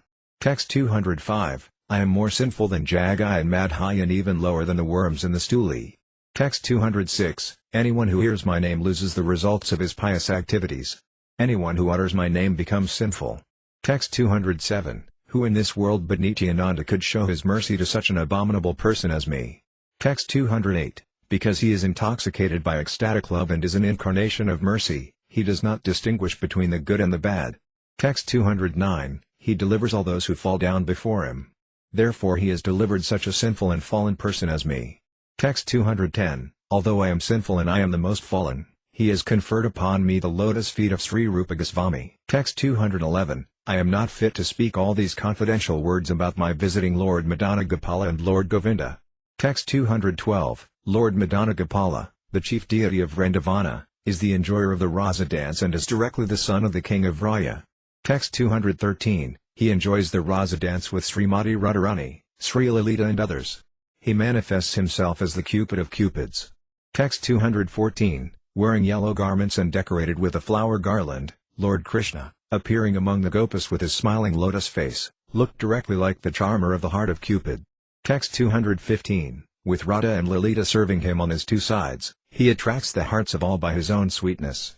Text 216, the mercy of Lord Nityananda showed me Sri Madana Mohana and gave me Sri Madana Mohana as my Lord and Master. Text 217, he granted to one as low as me the sight of Lord Govinda. Words cannot describe this, nor is it fit to be disclosed. Text 218 to 219, on an altar made of gems in the principal temple of Vrindavana, amidst a forest of desire trees, Lord Govinda, the son of the king of Vraya, sits upon a throne of gems and manifests his full glory and sweetness, thus enchanting the entire world. Text 220, by his left side is Srimati Radharani and our personal friends. With them Lord Govinda enjoys the Rasa Līlā and many other pastimes. Text 221, Lord Brahma, sitting on his lotus seat in his own abode, always meditates on him and worships him with a mantra consisting of 18 syllables. Text 222, everyone in the 14 worlds meditates upon him, and all the denizens of Vaikunta sing of his qualities and pastimes. Text 223, the goddess of fortune is attracted by his sweetness, which Srila Rupa Goswami has described in this way. Text 224, my dear friend, if you are indeed attached to your worldly friends, do not look at the smiling face of Lord Govinda as he stands on the bank of the Yamuna at Kezagata. Casting sidelong glances, he places his flute to his lips, which seem like newly blossomed twigs. His transcendental body, bending in 3 places, appears very bright in the moonlight. Text 225, without a doubt he is directly the son of the king of Vraya. Only a fool considers him a statue. Text 226, for that offense, he cannot be liberated. Rather, he will fall into a terrible hellish condition. What more should I say? Text 227, therefore who can describe the mercy of the lotus feet of him, Lord Nityananda, by whom I have attained the shelter of this Lord Govinda? Text 228, all the groups of Vaisnavas who live in Vrindavana are absorbed in chanting the all-auspicious name of Krishna. Text 229, Lord Caitanya and Lord Nityananda are the life and soul of those Vaisnavas, who do not know anything but devotional service to Sri Sri Radha Krishna. Text 230, the dust and shade of the lotus feet of the Vaisnavas have been granted to this fallen soul by the mercy of Lord Nityananda. Text 231, Lord Nityananda said, in Vrindavana all things are possible. Here I have explained his brief statement in detail. Text 232, I have attained all this by coming to Vrindavana, and this was made possible by the mercy of Lord Nityananda. Text 233, I have described my own story without reservations. The attributes of Lord Nityananda, making me like a madman, force me to write these things. Text 234, the glories of Lord Nityananda's transcendental attributes are unfathomable. Even Lord Sesa, with his thousands of mouths, cannot find their limit. Text 235, praying at the lotus feet of Sri Rupa and Sri Raghunatha, always desiring their mercy, I, Krishnadasa, narrate Sri Caitanya-caritamrta, following in their footsteps. Chapter 6 The glories of Sri Advaita Acharya. The truth of Advaita Acharya has been described in 2 verses. It is said that material nature has 2 features, namely the material cause and the efficient cause. The efficient causal activities are caused by Mahavishnu, and the material causal activities are caused by another form of Mahavishnu, known as Advaita. That Advaita, the superintendent of the cosmic manifestation, has descended in the form of Advaita Acharya to associate with Lord Caitanya. When he is addressed as the servitor of Lord Caitanya, his glories are magnified because unless one is invigorated by this mentality of servitorship one cannot understand the milos derived from devotional service to the Supreme Lord, Krishna. Text 1, I offer my respectful obeisances to Sri Advaita Acharya, whose activities are all wonderful. By his mercy, even a foolish person can describe his characteristics. Text 2, all glories to Lord Sri Caitanya Mahaprabhu. All glories to Lord Nityananda. All glories to Advaita Acharya. And all glories to all the devotees of Lord Sri Caitanya Mahaprabhu. Text 3, in 5 verses I have described the principle of Lord Nityananda. Then in the following 2 verses I describe the glories of Sri Advaita Acharya. Text 4, Lord Advaita Acharya is the incarnation of Mahavishnu, whose main function is to create the cosmic world through the actions of Maya. Text 5, because he is non-different from Hari, the Supreme Lord, he is called Advaita, and because he propagates the cult of devotion, he is called Acharya. He is the Lord and the incarnation of the Lord's devotee. therefore I take shelter of him. Text 6, Sri Caitanya is indeed directly the Supreme Personality of Godhead himself. His glory is beyond the conception of ordinary living beings. Text 7, Mahavishnu performs all the functions for the creation of the universes. Sri Caitanya is his direct incarnation. Text 8, that Purusa creates and maintains with his external energy. He creates innumerable universes in his pastimes. Text 9, by his will he manifests himself in unlimited forms, in which he enters each and every universe. Text 10, Sri Caitanya is a plenary part of that Purusa and so is not different from him. Indeed, Sri Caitanya is not separate but is another form of that Purusa. Text 11, he, Caitanya, helps in the pastimes of the Purusa, with whose material energy and by whose will he creates innumerable universes. Text 12, being a reservoir of all auspicious attributes, Sri Caitanya is all auspicious for the world. His characteristics, activities and name are always auspicious. Text 13, Mahavishnu creates the entire material world with millions of his parts, energies and incarnations. Texts 14 to 15, just as the external energy consists of two parts, the efficient cause, nimitta, and the material cause, upadana, Maya being the efficient cause and pradhana the material cause, so Lord Vishnu, the Supreme Personality of Godhead, assumes two forms to create the material world with the efficient and material causes. Text 16, Lord Vishnu himself is the efficient, nimitta, cause of the material world, and Narayana in the form of Sri Advaita is the material cause, upadana. Text 17, Lord Vishnu, in his efficient aspect, glances over the material energy, and Sri Advaita, as the material cause, creates the material world. Text 18, although the Sankhya philosophy accepts that the material ingredients are the cause, the creation of the world never arises from dead matter. Text 19, the Lord infuses the material ingredients with his own creative potency. Then, by the power of the Lord, creation takes place. Text 20, in the form of Advaita he infuses the material ingredients with creative energy. Therefore, Advaita is the original cause of creation. Text 21, Sri Caitanya is the creator of millions and millions of universes, and by his expansions, as Garbhodakasaya Vishnu, he maintains each and every universe. Text 22, Sri Advaita is the principal limb, Anga, of Narayana. Srimad Bhagavatam speaks of limb, Anga, as a plenary portion, Amsa, of the Lord. Text 23, O Lord of Lords, you are the seer of all creation. You are indeed everyone's dearest life. Are you not, therefore, my father, Narayana? Narayana refers to one whose abode is in the water born from Nara, Garbhodakasaya Vishnu, and that Narayana is your plenary portion. All your plenary portions are transcendental. They are absolute and are not creations of Maya. Text 24, this verse describes that the limbs and plenary portions of the Lord are all spiritual, they have no relationship with the material energy. Text 25, why has Sri Advaita been called a limb and not a part? The reason is that limb implies greater intimacy. Text 26, Sri Advaita, who is a reservoir of virtues, is the main limb of Mahavishnu. His full name is Advaita, for he is identical in all respects with that Lord. Text 27, as he had formerly created all the universes, now he descended to introduce the path of bhakti. Text 28, he delivered all living beings by offering the gift of Krishna bhakti. He explained the Bhagavad Gita and Srimad Bhagavatam in the light of devotional service. Text 29, since he has no other occupation than to teach devotional service, his name is Advaita. Text 30, he is the spiritual master of all devotees and is the most revered personality in the world. By a combination of these two names, his name is Advaita. Text 31, since he is a limb or part of the lotus-eyed Supreme Lord, he also bears the name Kamalaksa. Text 32, his associates have the same bodily features as the Lord. They all have 4 arms and are dressed in yellow garments like Narayana. Text 33, Sri Caitanya is the principal limb of the Supreme Lord. His truths, names and attributes are all wonderful. Text 34, he worshipped Krishna with tulasi leaves and water of the Ganges and called for him in a loud voice. Thus Lord Caitanya Mahaprabhu appeared on earth, accompanied by his personal associates. Text 35, it is through him, Advaita, that Lord Caitanya spread the Sankirtana movement and through him that he delivered the world. Text 36, the glory and attributes of Advaita are unlimited. How can the insignificant living entities fathom them? Text 37, Sri Advaita is a principal limb of Lord Caitanya. Another limb of the Lord is Nityananda Prabhu. Text 38, the devotees headed by Srivasa are his smaller limbs.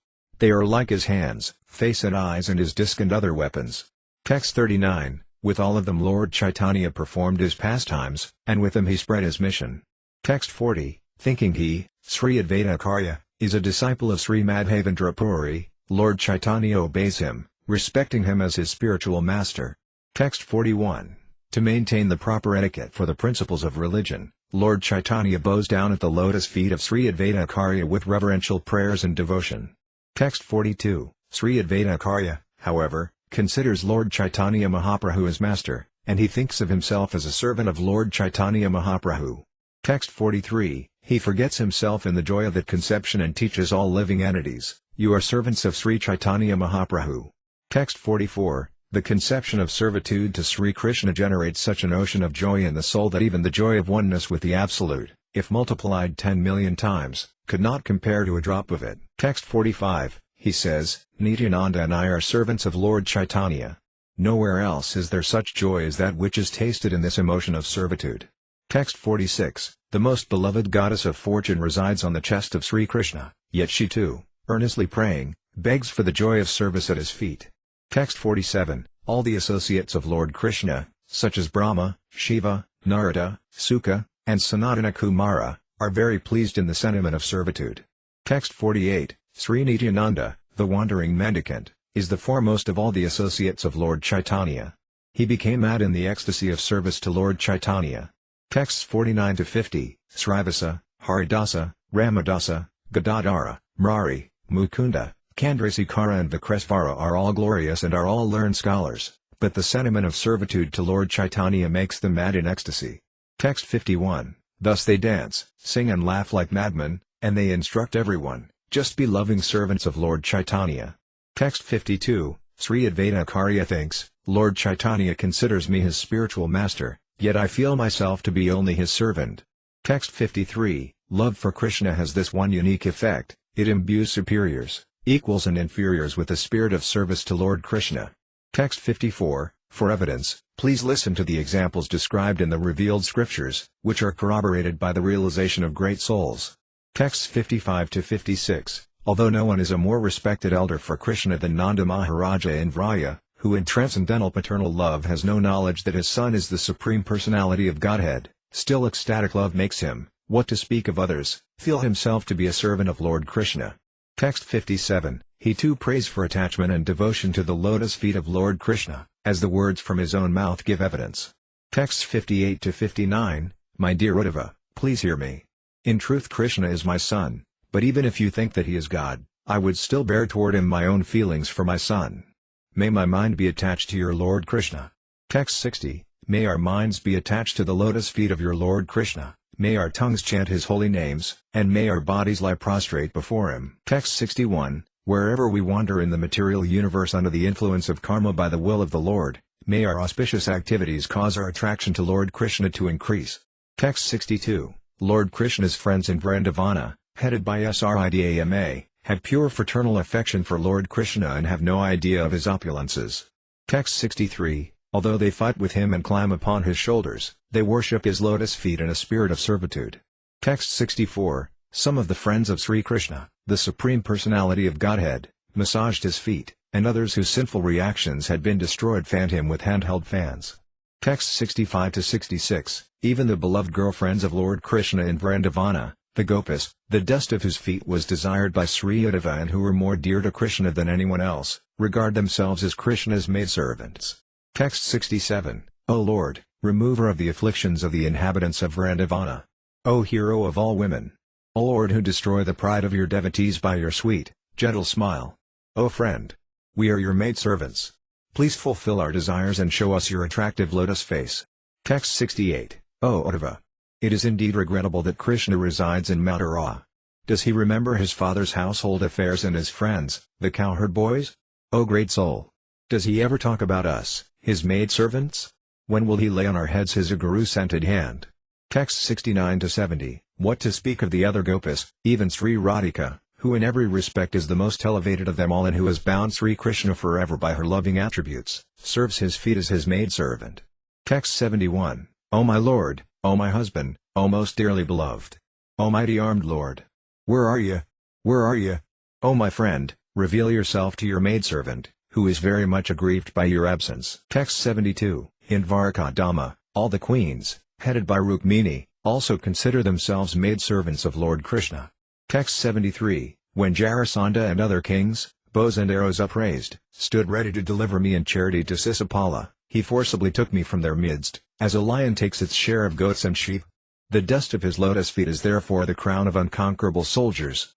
May those lotus feet, which are the shelter of the goddess of fortune, be the object of my worship. Text 74, knowing me to be performing austerities with the desire to touch his feet, he came with his friend Arjuna and accepted my hand. Yet I am but a maidservant engaged in sweeping the floor of the house of Sri Krishna. Text 75, through austerity and through renunciation of all attachments, we have become maidservants in the home of the Supreme Personality of Godhead, who is satisfied in himself. Text 76, what to speak of others, even Lord Baladeva, the Supreme Personality of Godhead, is full of emotions like pure friendship and paternal love. Text 77, he also considers himself a servant of Lord Krishna. Indeed, who is there who does not have this conception of being a servant of Lord Krishna? Text 78, he who is Sesa, Sankarsana, with his thousands of mouths, serves Sri Krishna by assuming 10 forms. Text 79, Rudra, who is an expansion of Sadasiva and who appears in unlimited universes, is also a Ganavatara, qualitative incarnation, and is the ornament of all the demigods in the endless universes. Text 80, he also desires only to be a servant of Lord Krishna. Sri Sadasiva always says, I am a servant of Lord Krishna. Text 81, intoxicated by ecstatic love for Lord Krishna, he becomes overwhelmed and incessantly dances without clothing and sings about Lord Krishna's qualities and pastimes. Text 82, all the emotions, whether those of father, mother, teacher or friend, are full of sentiments of servitude. That is the nature of love of Krishna. Text 83, Lord Krishna, the one Master and the Lord of the universe, is worthy of being served by everyone. Indeed, everyone is but a servant of his servants. Text 84, that same Lord Krishna has descended as Lord Caitanya, the Supreme Personality of Godhead. Everyone, therefore, is his servant. Text 85, some accept him whereas others do not, yet everyone is his servant. One who does not accept him, however, will be ruined by his sinful activities. Text 86, I am a servant of Lord Caitanya, a servant of Lord Caitanya. I am a servant of Lord Caitanya, and a servant of his servants. Text 87, saying this, Advaita Prabhu dances and loudly sings. Then at the next moment he quietly sits down. Text 88, the source of the sentiment of servitude is indeed Lord Balarama. The plenary expansions who follow him are all influenced by that ecstasy. Text 89, Lord Sankarsana, who is one of his incarnations, always considers himself a devotee. Text 90, another of his incarnations, Lakshmana, who is very beautiful and opulent, always serves Lord Rama. Text 91, the Vishnu who lies on the causal ocean is an incarnation of Lord Sankarsana, and, accordingly, the emotion of being a devotee is always present in his heart. Text 92, Advaita Acharya is a separate expansion of him. He always engages in devotional service with his thoughts, words and actions. Text 93, by his words he declares, I am a servant of Lord Caitanya. Thus with his mind he always thinks, I am his devotee. Text 94, with his body he worshipped the Lord by offering Ganges water and tulasi leaves, and by preaching devotional service he delivered the entire universe. Text 95, Sesa Sankarsana, who holds all the planets on his heads, expands himself in different bodies to render service to Lord Krishna. Text 96, these are all incarnations of Lord Krishna, yet we always find that they act as devotees. Text 97, the scriptures call them incarnations as devotees, Bhakta Avatara. The position of being such an incarnation is above all others. Text 98, Lord Krishna is the source of all incarnations, and all others are his parts or partial incarnations. We find that the whole and the part behave as superior and inferior. Text 99, the source of all incarnations has the emotions of a superior when he considers himself a master, and he has the emotions of an inferior when he considers himself a devotee. Text 100, the position of being a devotee is higher than that of equality with Lord Krishna, for the devotees are dearer to Lord Krishna than his own self. Text 101, Lord Krishna considers his devotees greater than himself. In this connection the scriptures provide an abundance of evidence. Text 102, O Uddhava! Neither Brahma, nor Sankara, nor Sankarsana, nor Lakshmi, nor even my own self is as dear to me as you. Text 103, the sweetness of Lord Krishna is not to be tasted by those who consider themselves equal to Krishna. It is to be tasted only through the sentiment of servitude. Text 104. This conclusion of the revealed scriptures is also the realization of experienced devotees. Fools and rascals, however, cannot understand the opulences of devotional emotions. Texts 105 to 106. Baladeva, Lakshmana, Advaita Acharya, Lord Nityananda, Lord Sesa and Lord Sankarsana taste the nectarian mellows of the transcendental bliss of Lord Krishna by recognizing themselves as being his devotees and servants. They are all mad with that happiness, and they know nothing else. Text 107. What to speak of others, even Lord Krishna himself becomes thirsty to taste his own sweetness. Text 108. He tries to taste his own sweetness, but he cannot do so without accepting the emotions of a devotee. Text 109. Therefore Lord Krishna accepted the position of a devotee and descended in the form of Lord Caitanya, who is complete in every respect. Text 110. He tastes his own sweetness through the various emotions of a devotee. I have formerly explained this conclusion. Text 111. All the incarnations are entitled to the emotions of devotees. There is no higher bliss than this. Text 112. The original Bhakta-avatara is Sankarsana. Sri Advaita is counted among such incarnations. Text 113. The glories of Sri Advaita Acharya are boundless, for his sincere vibrations brought about Lord Chaitanya's descent upon this earth. Text 114. He liberated the universe by preaching Sankirtana. Thus the people of the world received the treasure of love of Godhead through the mercy of Sri Advaita. Text 115. Who can describe the unlimited glories of Advaita Acharya? I write here as much as I have known from great authorities. Text 116. I offer my obeisances 10 million times to the lotus feet of Sri Advaita Acharya. Please do not take offense at this. Text 117. Your glories are as fathomless as millions of oceans and seas. Speaking of its measure is a great offense indeed. Text 118. All glories to Sri Advaita Acharya. All glories to Lord Caitanya Mahaprabhu and the superior Lord Nityananda. Text 119. Thus in 2 verses I have described the truth concerning Advaita Acharya. Now, O devotees, please hear about the 5 truths, Pankatattva.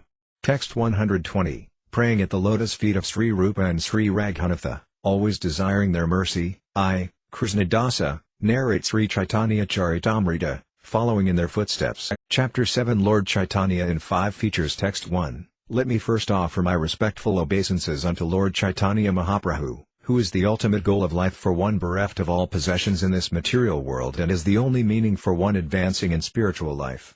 Thus let me write about his magnanimous contribution of devotional service and love of God. Text 2. Let me offer glorification to the Supreme Lord Sri Caitanya Mahaprabhu. One who has taken shelter of his lotus feet is the most glorified person. Text 3. In the beginning I have discussed the truth about the spiritual master. Now I shall try to explain the Pankatattva. Text 4. These 5 tattvas incarnate with Lord Chaitanya Mahaprabhu, and thus the Lord executes his Sankirtana movement with great pleasure. Text 5. Spiritually there are no differences between these 5 tattvas, for on the transcendental platform everything is absolute. Yet there are also varieties in the spiritual world, and in order to taste these spiritual varieties one should distinguish between them. Text 6. Let me offer my obeisances unto Lord Sri Krishna, who has manifested himself in 5 as a devotee, expansion of a devotee, incarnation of a devotee, pure devotee and devotional energy. Text 7. Krishna, the reservoir of all pleasure, is the Supreme Personality of Godhead himself, the Supreme Controller. No one is greater than or equal to Sri Krishna, yet he appears as the son of Maharaj Ananda.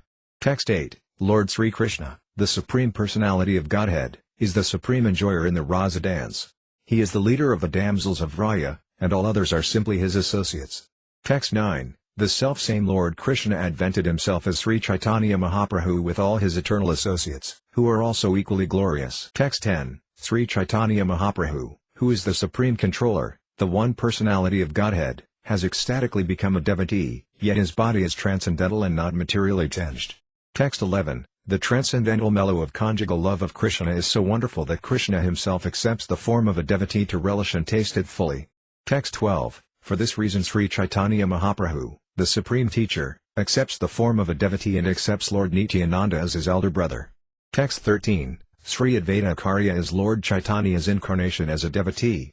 Therefore these 3 tattvas, Chaitanya Mahaprabhu, Nityananda Prabhu and Advaita Goswami, are the predominators, or masters. Text 14. One of them is Mahaprabhu, and the other 2 are Prabhus. These two Prabhus serve the lotus feet of Mahaprabhu. Text 15. The three predominators, Chaitanya Mahaprabhu, Nityananda Prabhu and Advaita Prabhu, are worshipable by all living entities, and the fourth principle, Sri Gadadhara Prabhu, is to be understood as their worshipper. Text 16. There are innumerable pure devotees of the Lord, headed by Srivasa Thakura, who are known as unalloyed devotees. Text 17. The devotees headed by Gadadhara Pandita are to be considered incarnations of the internal potency of the Lord. They are confidential devotees engaged in the service of the Lord. Texts 18-19. The internal devotees or potencies are all eternal associates in the pastimes of the Lord. Only with them does the Lord advent to propound the Sankirtana movement, only with them does the Lord taste the mellow of conjugal love, and only with them does he distribute this love of God to people in general. Texts 20-21. The characteristics of Krishna are understood to be a storehouse of transcendental love. Although that storehouse of love certainly came with Krishna when he was present, it was sealed. But when Sri Caitanya Mahaprabhu came with his associates of the Panchatattva, they broke the seal and plundered the storehouse to taste transcendental love of Krishna. The more they tasted it, the more their thirst for it grew. Text 22. Sri Panchatattva themselves danced again and again and thus made it easier to drink nectarian love of Godhead. They danced, cried, laughed and chanted like madmen, and in this way they distributed love of Godhead. Text 23. In distributing love of Godhead, Chaitanya Mahaprabhu and his associates did not consider who was a fit candidate and who was not, nor where such distribution should or should not take place. They made no conditions. Wherever they got the opportunity, the members of the Panchatattva distributed love of Godhead. Text 24. Although the members of the Panchatattva plundered the storehouse of love of Godhead and ate and distributed its contents, there was no scarcity, for this wonderful storehouse is so complete that as the love is distributed, the supply increases hundreds of times. Text 25. The flood of love of Godhead swelled in all directions, and thus young men, old men, women and children were all immersed in that inundation. Text 26. The Krishna consciousness movement will inundate the entire world and drown everyone, whether one be a gentleman, a rogue or even lame, invalid or blind. Text 27. When the five members of the Panchatattva saw the entire world drowned in love of Godhead and the seed of material enjoyment in the living entities completely destroyed, they all became exceedingly happy. Text 28. The more the five members of the Panchatattva cause the rains of love of Godhead to fall, the more the inundation increases and spreads all over the world. Texts 29-30. The impersonalists, fruitive workers, false logicians, blasphemers, non-devotees and lowest among the student community are very expert in avoiding the Krishna consciousness movement, and therefore the inundation of Krishna consciousness cannot touch them. Texts 31-32. Seeing that the Mayavadis and others were fleeing, Lord Chaitanya thought, I wanted everyone to be immersed in this inundation of love of Godhead, but some of them have escaped. Therefore I shall devise a trick to drown them also. Text 33. Thus the Lord accepted the sannyasa order of life after full consideration. Text 34. Sri Caitanya Mahaprabhu remained in householder life for 24 years, and on the verge of his 25th year he accepted the sannyasa order. Text 35. After accepting the sannyasa order, Sri Caitanya Mahaprabhu attracted the attention of all those who had evaded him, beginning with the logicians. Text 36. Thus the students, infidels, fruitive workers and critics all came to surrender unto the lotus feet of the Lord. Text 37. Lord Chaitanya excused them all, and they emerged into the ocean of devotional service, for no one can escape the unique loving network of Sri Caitanya Mahaprabhu. Text 38. Sri Caitanya Mahaprabhu appeared in order to deliver all the fallen souls. Therefore he devised many methods to liberate them from the clutches of Maya. Text 39. All were converted into devotees of Lord Chaitanya, even the Mulkas and Yavanas. Only the impersonalist followers of Sankaracharya evaded him. Text 40. While Lord Chaitanya Mahaprabhu was passing through Varanasi on his way to Vrindavana, the Mayavadi sannyasi philosophers blasphemed against him in many ways. Text 41. The blasphemer said, although a sannyasi, he does not take interest in the study of Vedanta but instead always engages in chanting and dancing in Sankirtana. Text 42. This Chaitanya Mahaprabhu is an illiterate sannyasi and therefore does not know his real function. Guided only by his sentiments, he wanders about in the company of other sentimentalists. Text 43. Hearing all this blasphemy, Lord Chaitanya Mahaprabhu merely smiled to himself, rejected all these accusations and did not talk with the Mayavadis. Text 44. Thus neglecting the blasphemy of the Varanasi Mayavadis, Lord Chaitanya Mahaprabhu proceeded to Mathura, and after visiting Mathura he returned to meet the situation. Text 45. This time Lord Caitanya stayed at the house of Chandrasekhara, although he was regarded as a Sudra or Kayastha, for the Lord, as the Supreme Personality of Godhead, is completely independent. Text 46. As a matter of principle, Lord Caitanya regularly accepted his food at the house of Caitanya-caritamrta. He never mixed with other sannyasis, nor did he accept invitations from them. Text 47. When Sanatana Goswami came from Bengal, he met Lord Caitanya at the house of Caitanya-caritamrta, where Lord Caitanya remained continuously for 2 months to teach him devotional service. Text 48. On the basis of scriptures like Srimad Bhagavatam, which reveal these confidential directions, Sri Caitanya Mahaprabhu instructed Sanatana Goswami regarding all the regular activities of a devotee. Text 49. While Lord Caitanya Mahaprabhu was instructing Sanatana Goswami, both Chandrasekhara and Caitanya-caritamrta became very unhappy. Therefore they submitted an appeal unto the lotus feet of the Lord. Text 50. How long can we tolerate the blasphemy by your critics against your conduct? We should give up our lives rather than hear such blasphemy. Text 51. The Mayavadi sannyasis are all criticizing your holiness. We cannot tolerate hearing such criticism, for this blasphemy breaks our hearts. Text 52. While Caitanya-caritamrta and Chandrasekhara were thus talking with Sri Caitanya Mahaprabhu, he only smiled slightly and remained silent. At that time a Brahmana came there to meet the Lord. Text 53. The Brahmana immediately fell at the lotus feet of Caitanya Mahaprabhu and requested him to accept his proposal in a joyful mood. Text 54. My dear Lord, I have invited all the sannyasis of Benares to my home. My desires will be fulfilled if you also accept my invitation. Text 55. My dear Lord, I know that you never mix with other sannyasis, but please be merciful unto me and accept my invitation. Text 56. Lord Caitanya smiled and accepted the invitation of the Brahmana. He made this gesture to show his mercy to the Mayavadi sannyasis. Text 57. The Brahmana knew that Lord Caitanya Mahaprabhu never went to anyone else's house, yet due to inspiration from the Lord he earnestly requested him to accept this invitation. Text 58. The next day, when Lord Sri Caitanya Mahaprabhu went to the house of that Brahmana, he saw the sannyasis of Benares sitting there. Text 59. As soon as Sri Caitanya Mahaprabhu saw the sannyasis he immediately offered obeisances, and then he went to wash his feet. After washing his feet, he sat down by the place where he had done so. Text 60. After sitting on the ground, Caitanya Mahaprabhu exhibited his mystic power by manifesting an effulgence as brilliant as the illumination of millions of suns. Text 61. When the sannyasis saw the brilliant illumination of the body of Sri Caitanya Mahaprabhu, their minds were attracted, and they all immediately gave up their sitting places and stood in respect. Text 62. The leader of all the Mayavadi sannyasis present was named Prakāsananda Sarasvati, and after standing up he addressed Lord Caitanya Mahaprabhu as follows with great respect. Text 63. Please come here. Please come here, Your Holiness. Why do you sit in that unclean place? What has caused your lamentation? Text 64. The Lord replied, I belong to a lower order of sannyasis. Therefore I do not deserve to sit with you. Text 65. Prakāsananda Sarasvati, however, caught Sri Caitanya Mahaprabhu personally by the hand and seated him with great respect in the midst of the assembly. Text 66. Prakāsananda Sarasvati then said, I understand that your name is Sri Krishna Caitanya. You are a disciple of Sri Kesava Bharati, and therefore you are glorious.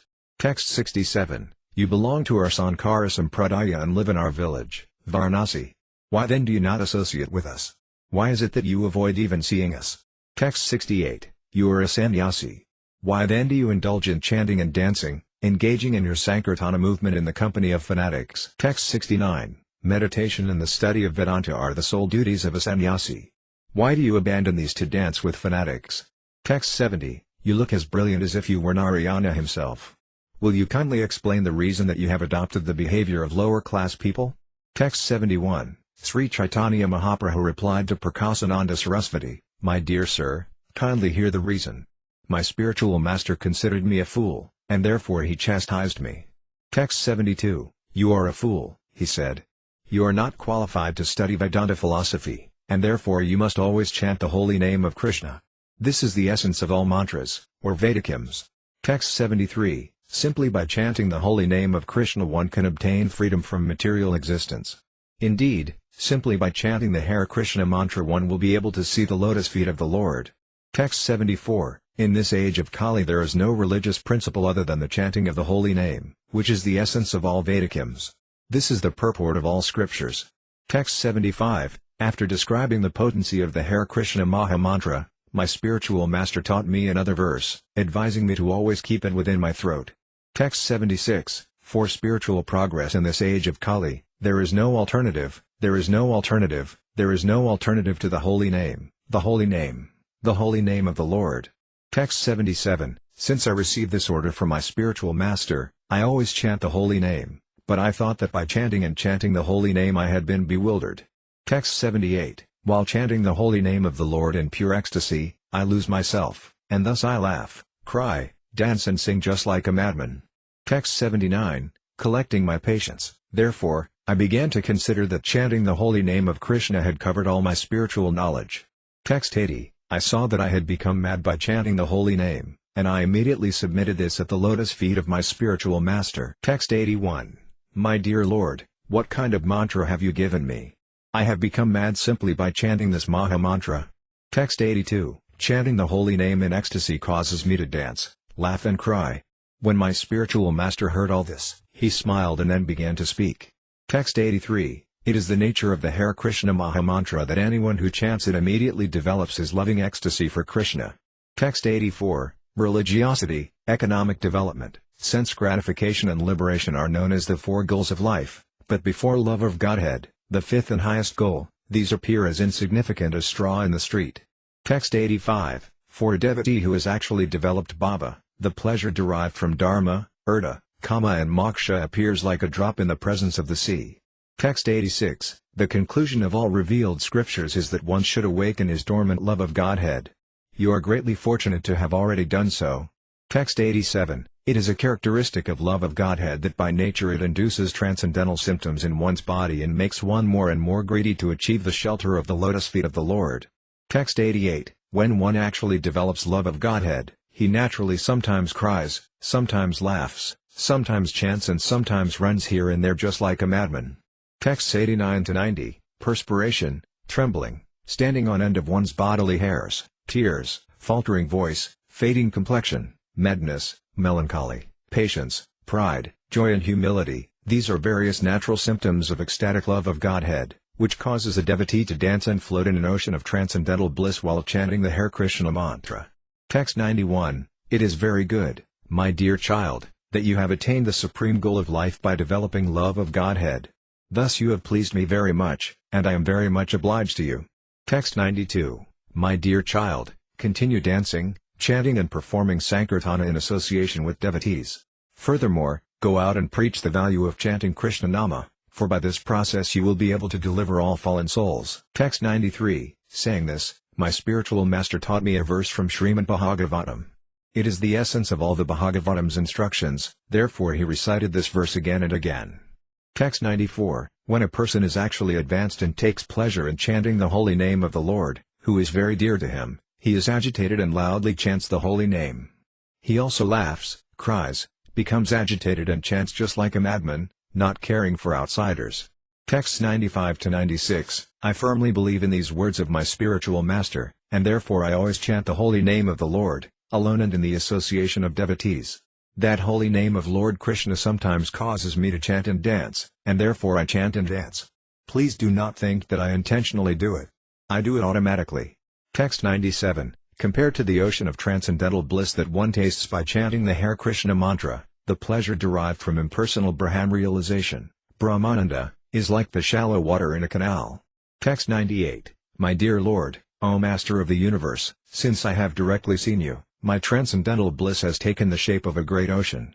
Being situated in that ocean, I now realize all other so-called happiness to be like the water contained in the hoofprint of a calf. Text 99, after hearing Lord Sri Caitanya Mahaprabhu, all the Mayavadi sannyasis were moved. Their minds changed, and thus they spoke with pleasing words. Text 100, Dear Sri Caitanya Mahaprabhu, what you have said is all true. Only one who is favored by fortune attains love of Godhead.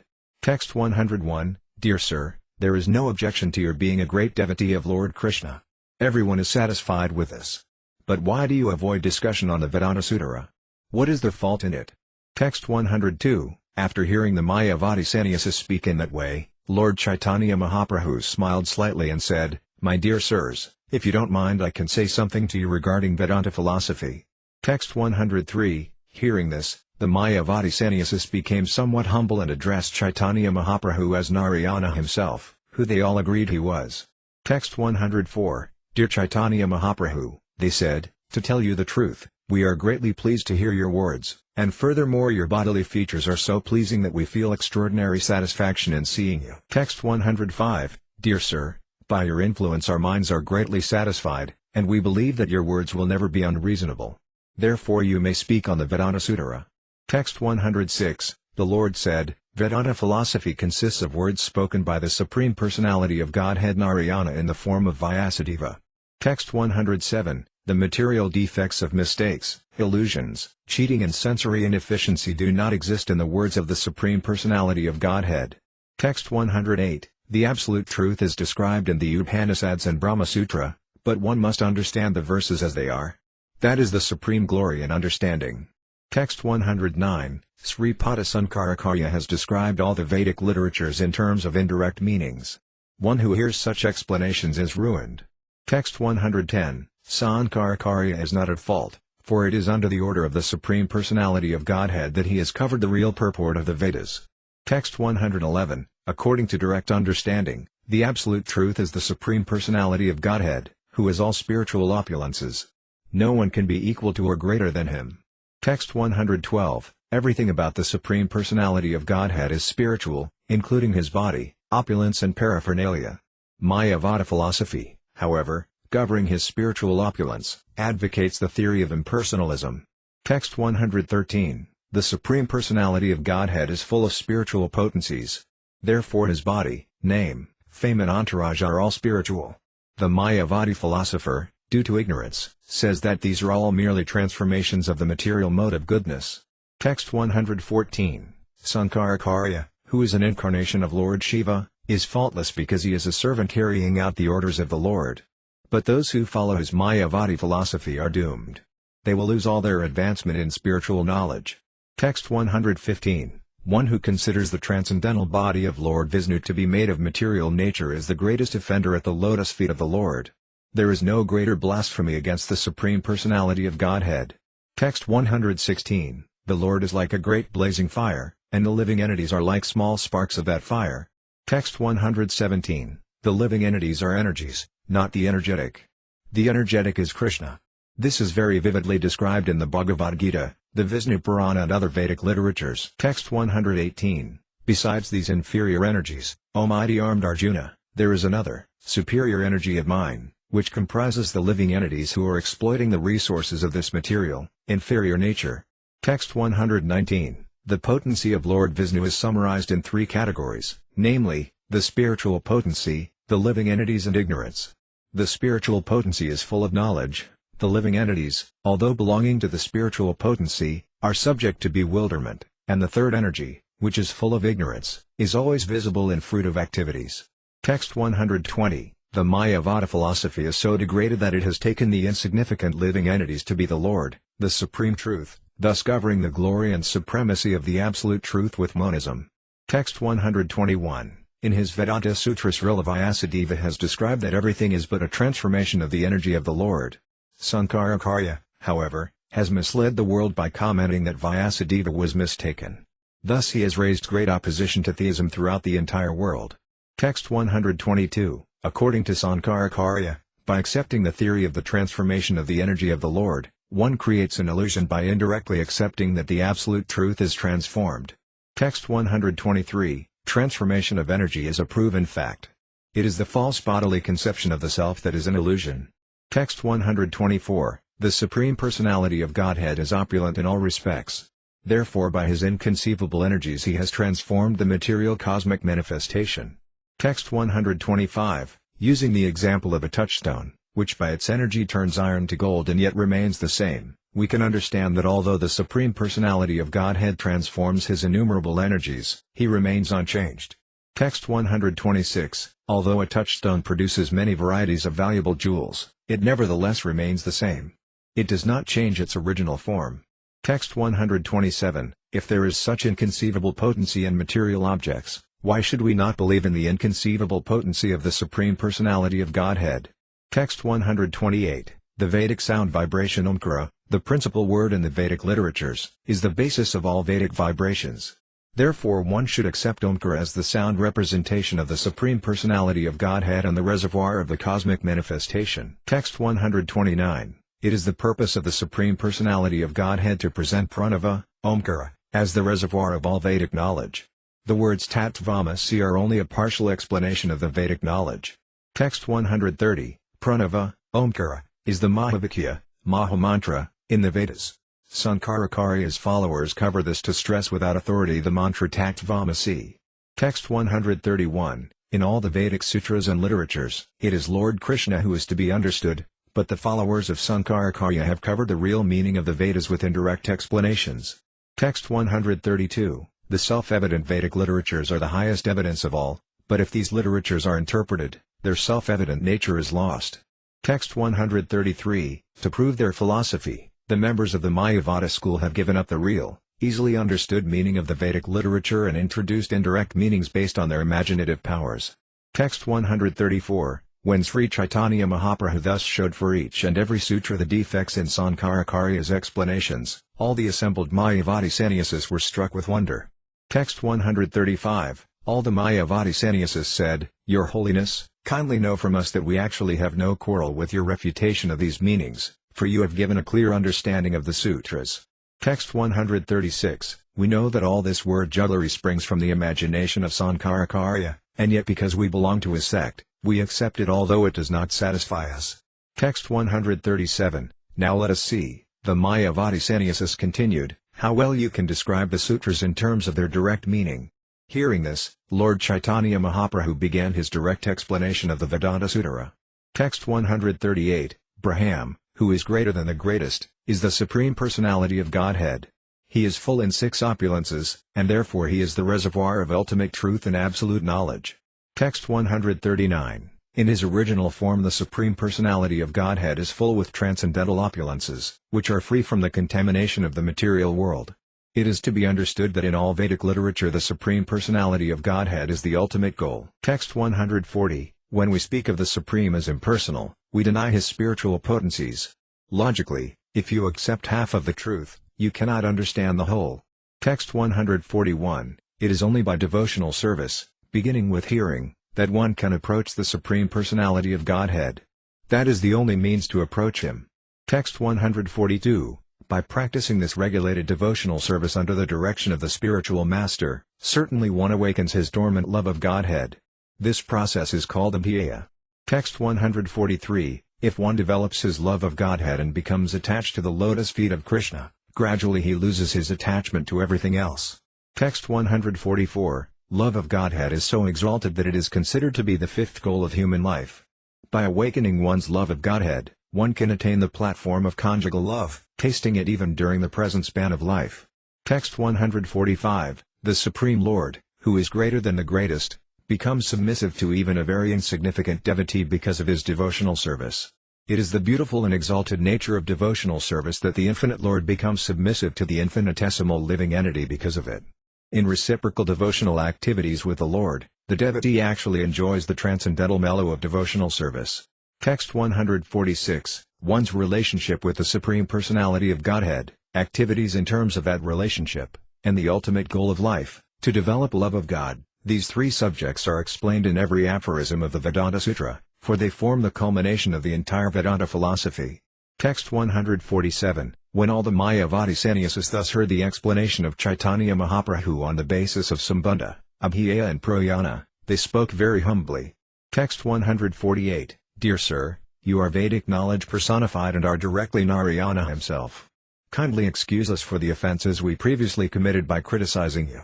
Text 149. From that moment when the Mayavadi sannyasis heard the explanation of the Vedanta Sutra from the Lord, their minds changed, and on the instruction of Caitanya Mahaprabhu, they too chanted Krishna, Krishna, always. Text 150. Thus Lord Caitanya excused all the offences of the Mayavadi sannyasis and very mercifully blessed them with Krishna Nama. Text 151. After this, all the sannyasis took the Lord into their midst, and thus they all took their meal together. Text 152. After taking lunch among the Mayavadi sannyasis, Sri Caitanya Mahaprabhu, who is known as Gaurasundara, returned to his residence. Thus the Lord performs his wonderful pastimes. Text 153, hearing the arguments of Sri Caitanya Mahaprabhu and seeing his victory, Chandrasekara, Tapanamisra and Sanatana Goswami were all extremely pleased. Text 154, many Mayavadi sannyasis of Varanasi came to see the Lord after this incident, and the entire city praised him. Text 155, Sri Caitanya Mahaprabhu visited the city of Varanasi, and all of its people were very thankful. Text 156, the crowd at the door of his residence was so great that it numbered hundreds of thousands. Text 157, when the Lord went to visit the temple of Visvesvara, hundreds of thousands of people assembled to see him.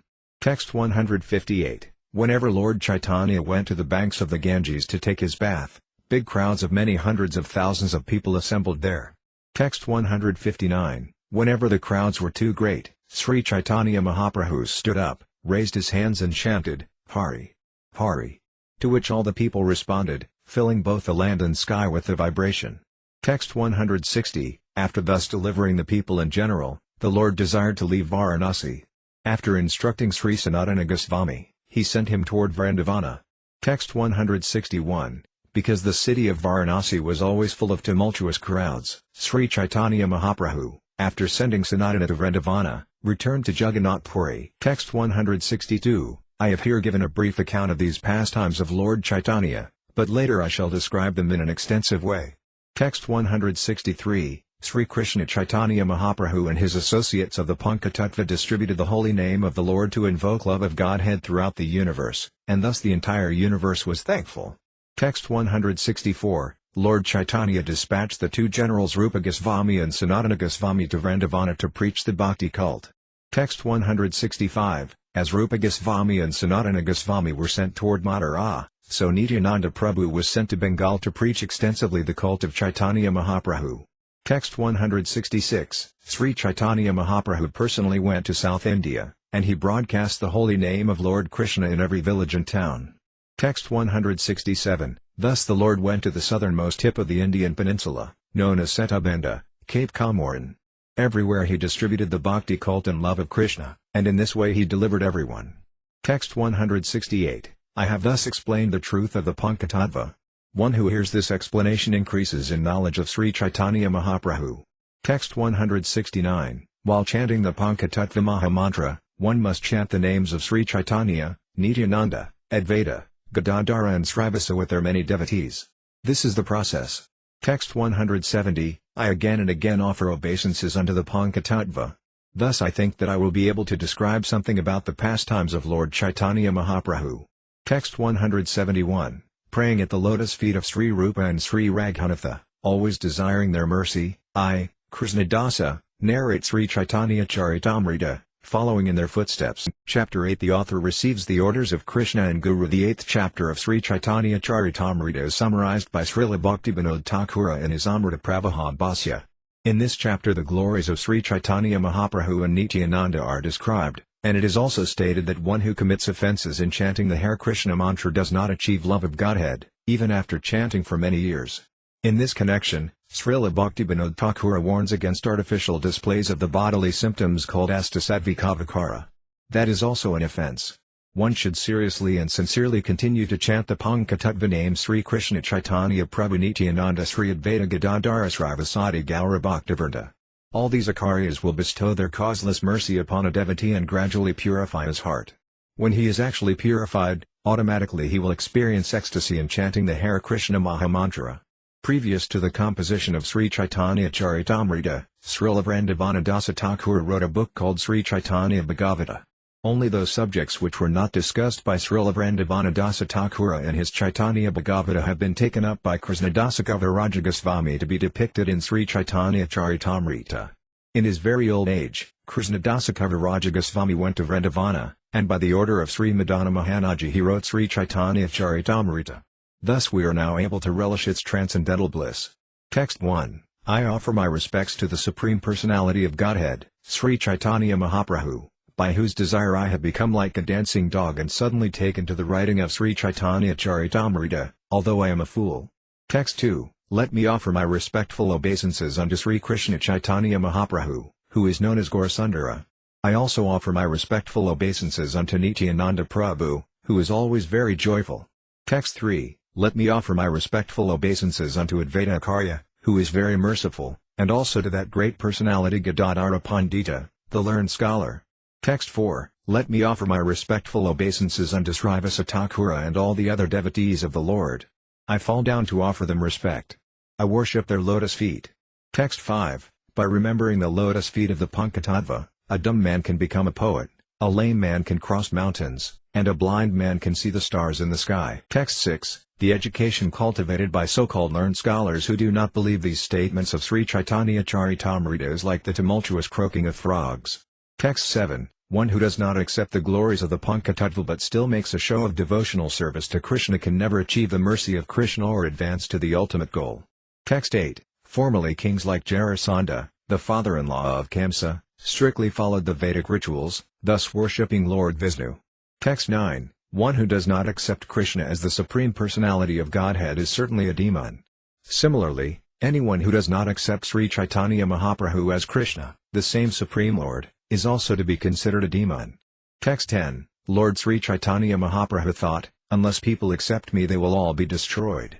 Thus the merciful Lord accepted the sannyasa order. Text 11, if a person offers obeisances to me, even due to accepting me only as an ordinary sannyasi, his material distresses will diminish, and he will ultimately get liberation. Text 12, one who does not show respect unto this merciful Lord, Caitanya Mahaprabhu, or does not worship him should be considered a demon, even if he is very much exalted in human society. Text 13, therefore I say again, lifting my arms, O fellow human beings, please worship Sri Caitanya and Nityananda without false arguments. Text 14, logicians say, unless one gains understanding through logic and argument, how can one decide upon a worshipable deity? Text 15, if you are indeed interested in logic and argument, kindly apply it to the mercy of Sri Caitanya Mahaprabhu. If you do so, you will find it to be strikingly wonderful. Text 16, if one is infested with the 10 offenses in the chanting of the Hare Krishna Mahamantra, despite his endeavor to chant the holy name for many births, he will not get the love of Godhead that is the ultimate goal of this chanting. Text 17, by cultivating philosophical knowledge one can understand his spiritual position and thus be liberated, and by performing sacrifices and pious activities one can achieve sense gratification in a higher planetary system. But the devotional service of the Lord is so rare that even by executing hundreds and thousands of such sacrifices one cannot obtain it. Text 18, if a devotee wants liberation or material sense gratification from the Lord, Krishna immediately delivers it, but pure devotional service he keeps hidden. Text 19, the great sage Sukadeva said, my dear Maharaja Pariksit, the Supreme Personality of Godhead Krishna is always ready to help you. He is your master, guru, God, and very dear friend, and also the head of your family. Yet sometimes he agrees to act as your servant or order carrier. You are greatly fortunate because this relationship is possible only by bhakti yoga. The Lord can give liberation, mukti, very easily, but he does not very easily give one bhakti yoga, because by that process he is bound to the devotee. Text 20, Lord Sri Caitanya Mahaprabhu has freely given this love of Krishna everywhere and anywhere, even to the most fallen, such as Jagai and Madhai. What then to speak of those who are already pious and elevated? Text 21, Sri Caitanya Mahaprabhu, as the Supreme Personality of Godhead himself, is fully independent. Therefore, although it is the most confidentially stored benediction, he can distribute love of Godhead to anyone and everyone without consideration. Text 22, whether he is offensive or inoffensive, anyone who even now chants Sri Krishna Chaitanya Prabhu Nityananda is immediately overwhelmed with ecstasy, and tears fill his eyes. Text 23, simply by talking of Nityananda Prabhu one awakens his love for Krishna. Thus all his bodily limbs are agitated by ecstasy, and tears flow from his eyes like the waters of the Ganges. Text 24, there are offenses to be considered while chanting the Hare Krishna mantra. Therefore simply by chanting Hare Krishna one does not become ecstatic. Text 25, if one's heart does not change, tears do not flow from his eyes, his body does not shiver, and his bodily hairs do not stand on end as he chants the Hare Krishna Maha Mantra, it should be understood that his heart is as hard as iron. This is due to his offenses at the lotus feet of the Lord's holy name. Text 26, simply chanting the Hare Krishna Maha Mantra without offenses vanquishes all sinful activities. Thus pure devotional service, which is the cause of love of Godhead, becomes manifest. Text 27, when one's transcendental loving service to the Lord is actually awakened, it generates transformations in the body such as perspiration, trembling, throbbing of the heart, faltering of the voice and tears in the eyes.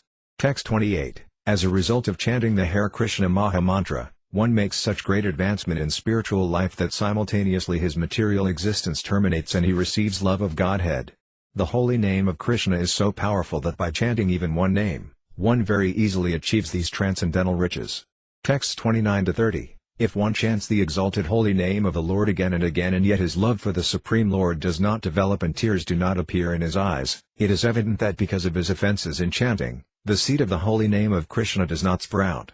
Text 31. But if one only chants, with some slight faith, the holy names of Lord Chaitanya and Nityananda, very quickly he is cleansed of all offenses.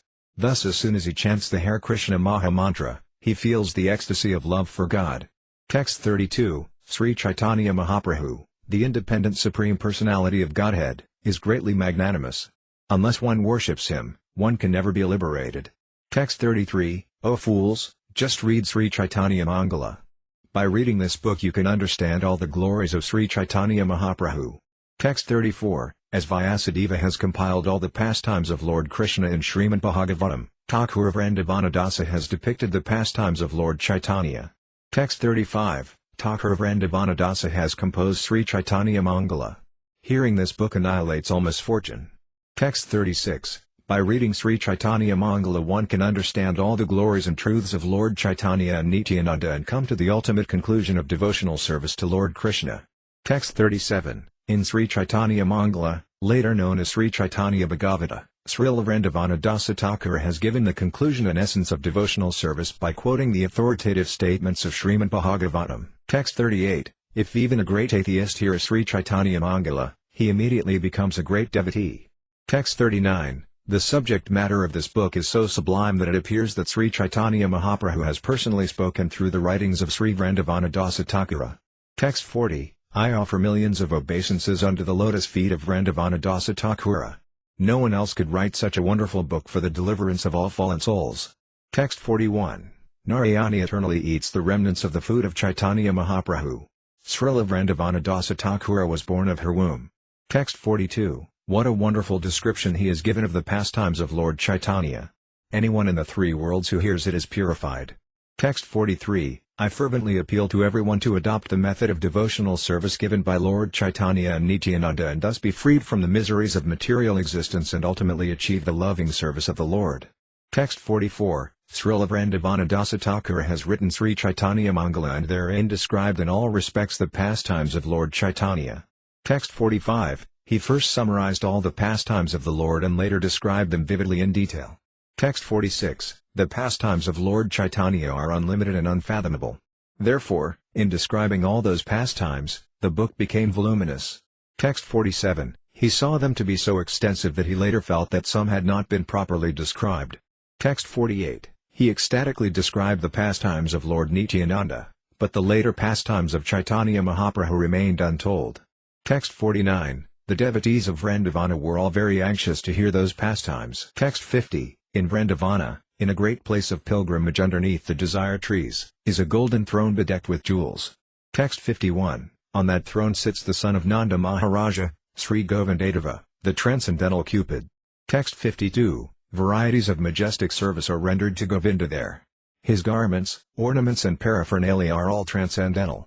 Text 53. In that temple of Govindaji, thousands of servitors always render service to the Lord in devotion. Even with thousands of mouths, one could not describe this service. Text 54. In that temple the chief servitor was Sri Haridasa Pandita. His qualities and fame are known all over the world. Text 55. He was gentle, tolerant, peaceful, magnanimous, grave, sweet in his words and very sober in his endeavors. Text 56. He was respectful to everyone and worked for the benefit of all. Diplomacy, envy and jealousy were unknown to his heart. Text 57. The 50 qualities of Lord Krishna were all present in his body. Text 58. In one who has unflinching devotional faith in Krishna, all the good qualities of Krishna and the demigods are consistently manifested. However, one who has no devotion to the Supreme Personality of Godhead has no good qualifications because he is engaged by mental concoction in material existence, which is the external feature of the Lord. Text 59. Ananta Acharya was a disciple of Gadadhara Pandita. His body was always absorbed in love of Godhead. He was magnanimous and advanced in all respects. Text 60, Ananta Acharya was a reservoir of all good qualities. No one can estimate how great he was. Pandita Haridasa was his beloved disciple. Text 61, Pandita Haridasa had great faith in Lord Chaitanya and Nityananda. Therefore he took great satisfaction in knowing about their pastimes and qualities. Text 62, he always accepted the good qualities of Vaisnavas and never found fault in them. He engaged his heart and soul only to satisfy the Vaisnavas. Text 63, he always heard the reading of Sri Caitanya Mangala, and all the other Vaisnavas used to hear it by his grace. Text 64, like the full moon, he illuminated the entire assembly of Vaisnavas by speaking Sri Caitanya Mangala, and by the nectar of his qualities he increased their transcendental bliss. Text 65, by his causeless mercy he ordered me to write about the last pastimes of Sri Caitanya Mahaprabhu. Text 66, Govinda Goswami, the priest engaged in the service of Lord Govinda in Vrindavana, was a disciple of Kesasvara Goswami. There was no servant more dear to the Govinda deity. Text 67, Sri Yadavakarya Goswami, a constant associate of Srila Rupa Goswami, was also very enthusiastic in hearing and chanting about Lord Chaitanya's pastimes. Text 68, Bhagarbha Goswami, a disciple of Pandita Goswami, was always engaged in topics regarding Lord Chaitanya, knowing nothing else. Text 69, among his disciples were Chaitanya Dasa, who was a priest of the Govinda deity, as well as Mukundananda Chakravarti and the great devotee Krishna Dasa. Text 70, among the disciples of Ananta Acharya was Sivananda Chakravarti, in whose heart Lord Chaitanya and Nityananda constantly dwelled. Text 71, in Vrindavana there were also many other great devotees, all of whom desired to hear the last pastimes of Lord Chaitanya. Text 72, by their mercy, all these devotees ordered me to write of the last pastimes of Sri Caitanya Mahaprabhu. Because of their order only, although I am shameless, I have attempted to write this Caitanya-caritamrta. Text 73, having received the order of the Vaisnavas but being anxious within my heart, I went to the temple of Madana Mohana in Vrindavana to ask his permission also. Text 74, when I visited the temple of Madana Mohana, the priest Goswami Dasa was serving the feet of the Lord, and I also prayed at the Lord's lotus feet. Text 75, when I prayed to the Lord for permission, a garland from his neck immediately slipped down. Text 76, as soon as this happened, the Vaisnavas standing there all loudly chanted, Haribol. And the priest, Goswami Dasa, brought me the garland and put it around my neck. Text 77, I was greatly pleased to have the garland signifying the order of the Lord, and then and there I commenced to write this book. Text 78, actually Sri Caitanya-caritamrta is not my writing but the dictation of Sri Madana Mohana. My writing is like the repetition of a parrot. Text 79, as a wooden doll is made to dance by a magician, I write as Madana Gopala orders me to do so. Text 80, I accept as my family deity Madana Mohana, whose worshippers are Raghunatha Dasa Goswami, Sri Rupa Goswami, and Sanatana Goswami. Text 81, I took permission from Srila Vrindavana Dasa Thakura by praying at his lotus feet, and upon receiving his order I have attempted to write this auspicious literature. Text 82, Srila Vrindavana Dasa Thakura is the authorized writer on the pastimes of Lord Chaitanya. Without his mercy, therefore, one cannot describe these pastimes. Text 83, I am foolish, low-born and insignificant, and I always desire material enjoyment, yet by the order of the Vaisnavas I am greatly enthusiastic to write this transcendental literature. Text 84, the lotus feet of Sri Rupa Goswami and Raghunatha Dasa Goswami are my source of strength. Remembering their lotus feet can fulfill all one's desires. Text 85, praying at the lotus feet of Sri Rupa and Sri Raghunatha, always desiring their mercy, I, Krishna Dasa, narrate Sri Caitanya-caritamrta, following in their footsteps. Chapter 9 The Desire Tree of Devotional Service. A summary of Chapter 9 has been given as follows by Srila Bhaktivinoda Thakura in his Amrita Pravaha Bhasya. In this chapter the author of Sri Caitanya-caritamrta has devised a figurative example by describing the desire tree of bhakti. He considers Lord Chaitanya Mahaprabhu, who is known as Visvambara, to be the gardener of this tree because he is the main personality who has taken charge of it. As the supreme enjoyer, he enjoyed the fruits himself and distributed them as well. The seed of the tree was first sown in Navadvipa, the birth site of Lord Chaitanya Mahaprabhu, and then the tree was brought to Pure Satam etc., Jagannath Puri, and then to Vrindavana. The seed fructified first in Srila Madhavendra Puri, and then in his disciple Sri Isvara Puri. It is figuratively described that both the tree itself and the trunk of the tree are Sri Chaitanya Mahaprabhu. Paramananda Puri and 8 other great sannyasis are like the spreading roots of the tree. From the main trunk there extend 2 special branches, Advaita Prabhu and Sri Nityananda Prabhu, and from those branches grow other branches and twigs. The tree surrounds the entire world, and the fruits of the tree are to be distributed to everyone. In this way the tree of Lord Caitanya Mahaprabhu intoxicates the entire world. It should be noted that this is a figurative example meant to explain the mission of Lord Caitanya Mahaprabhu. Text 1. Let me offer my respectful obeisances unto the spiritual master of the entire world, Lord Sri Krishna Caitanya Mahaprabhu, by whose mercy even a dog can swim across a great ocean. Text 2. All glories to Sri Krishna Caitanya, who is known as Gaurahari. All glories to Advaita Acharya and Nityananda Prabhu. Text 3. All glories to the devotees of Lord Caitanya, headed by Srivasa Thakura. In order to fulfill all my desires, I remember their lotus feet. Text 4. I also remember the 6 Gosvamis, Rupa, Sanatana, Bhatta Raghunatha, Sri Ewa, Gopalabhatta, and Dasa Raghunatha. Text 5. It is by the mercy of all these Vaisnavas and Gurus that I attempt to write about the pastimes and qualities of Lord Caitanya Mahaprabhu. Whether I know it or know not, it is for self-purification that I write this book. Text 6. I take shelter of the Supreme Personality of Godhead Sri Caitanya Mahaprabhu, who himself is the tree of transcendental love of Krishna, its gardener and also the bestower and enjoyer of its fruits. Text 7. Lord Caitanya thought, my name is Visvambara, one who maintains the entire universe. Its meaning will be actualized if I can fill the whole universe with love of Godhead. Text 8. Thinking in this way, he accepted the duty of a planter and began to grow a garden in Navadvipa. Text 9. Thus the Lord brought the desire tree of devotional service to this earth and became its gardener. He sowed the seed and sprinkled upon it the water of his will. Text 10. All glories to Sri Madhavendra Puri, the storehouse of all devotional service unto Krishna. He is a desire tree of devotional service, and it is in him that the seed of devotional service first fructified. Text 11. The seed of devotional service next fructified in the form of Sri Isvara Puri, and then the gardener himself, Caitanya Mahaprabhu, became the main trunk of the tree of devotional service. Text 12. By his inconceivable powers, the Lord became the gardener, the trunk and the branches simultaneously.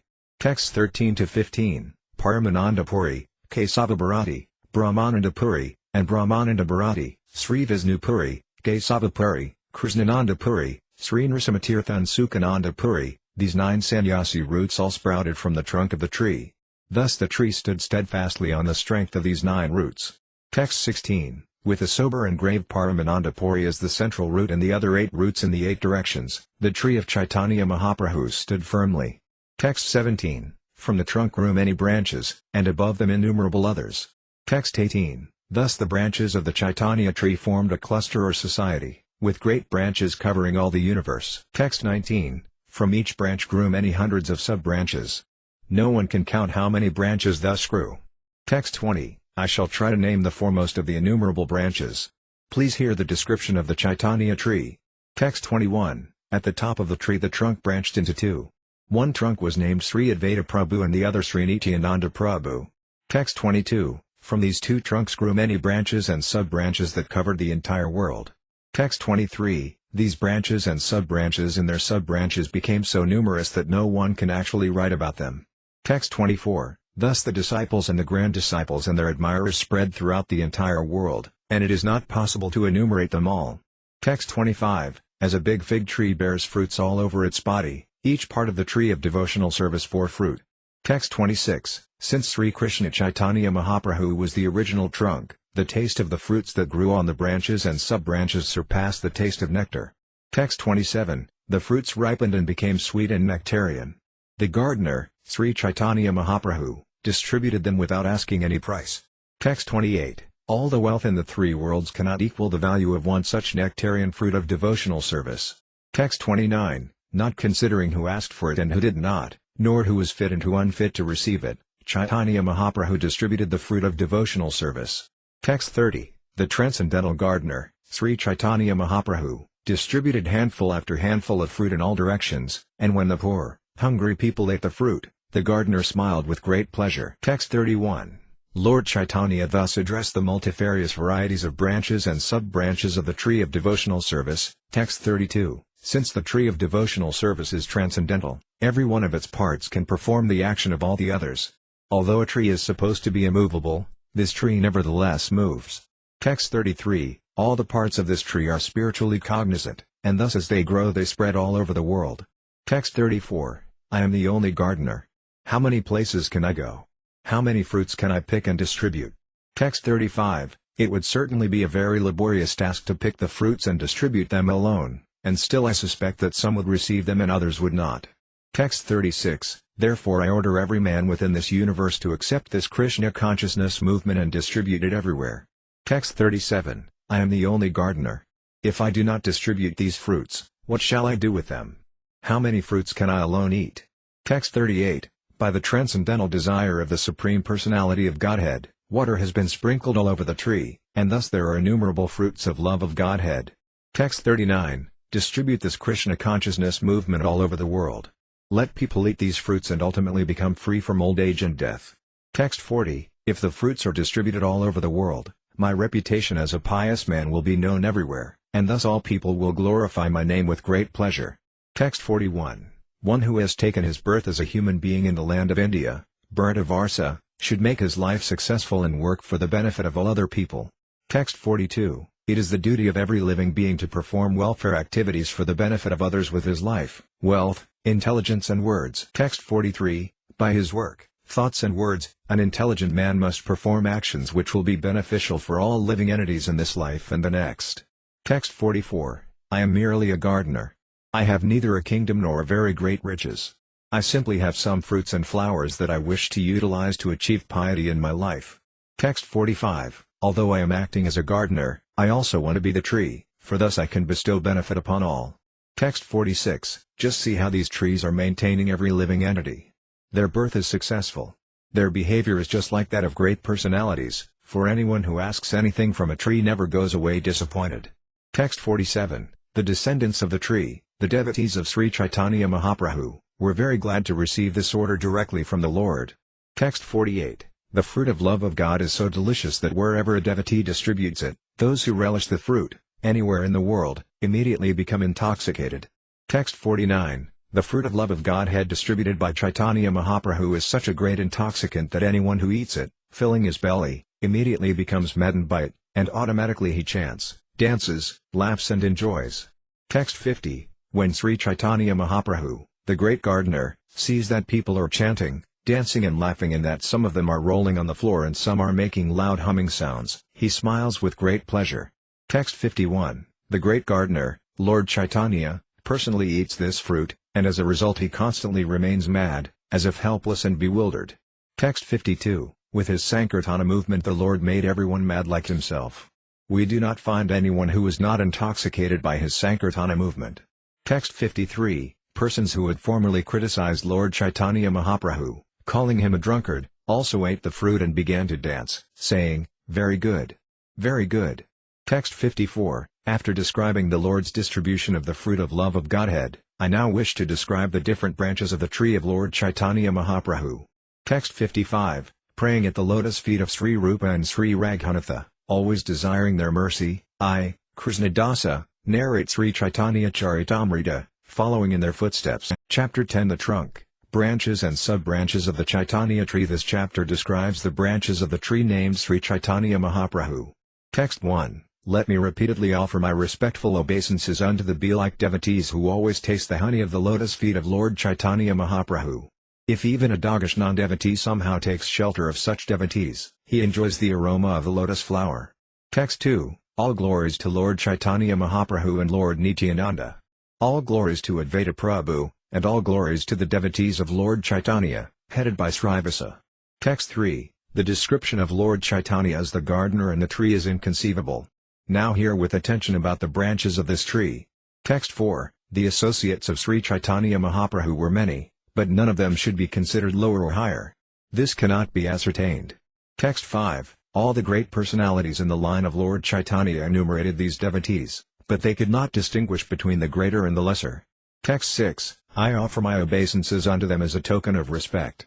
I request them not to consider my offenses. Text 7, I offer my obeisances to all the dear devotees of Sri Caitanya Mahaprabhu, the eternal tree of love of Godhead. I offer my respects to all the branches of the tree, the devotees of the Lord who distribute the fruit of love of Krishna. Text 8, The two brothers Srivasa Pandita and Sri Rama Pandita started two branches that are well known in the world. Text 9, their two brothers were named Sripati and Srinidhi. These four brothers and their servants and maidservants are considered one big branch. Text 10, there is no counting the sub-branches of these two branches. Sri Caitanya Mahaprabhu held congregational chanting daily at the house of Srivasa Pandita. Text 11, these four brothers and their family members fully engaged in the service of Lord Chaitanya. They knew no other god or goddess. Text 12, another big branch was Acharya-caritamrta, and his associates were sub-branches. Text 13, Acharya-caritamrta was also named Sri Caitanya-caritamrta. In a drama in his house, Lord Chaitanya played the goddess of fortune. Text 14, Pundarika Vidyanidhi, the third big branch, was so dear to Lord Chaitanya Mahaprabhu that in his absence Lord Chaitanya himself would sometimes cry. Text 15, Gadadhara Pandita, the fourth branch, is described as an incarnation of the pleasure potency of Sri Krishna. No one, therefore, can equal him. Text 16, his disciples and grand-disciples are his sub-branches. To describe them all would be difficult.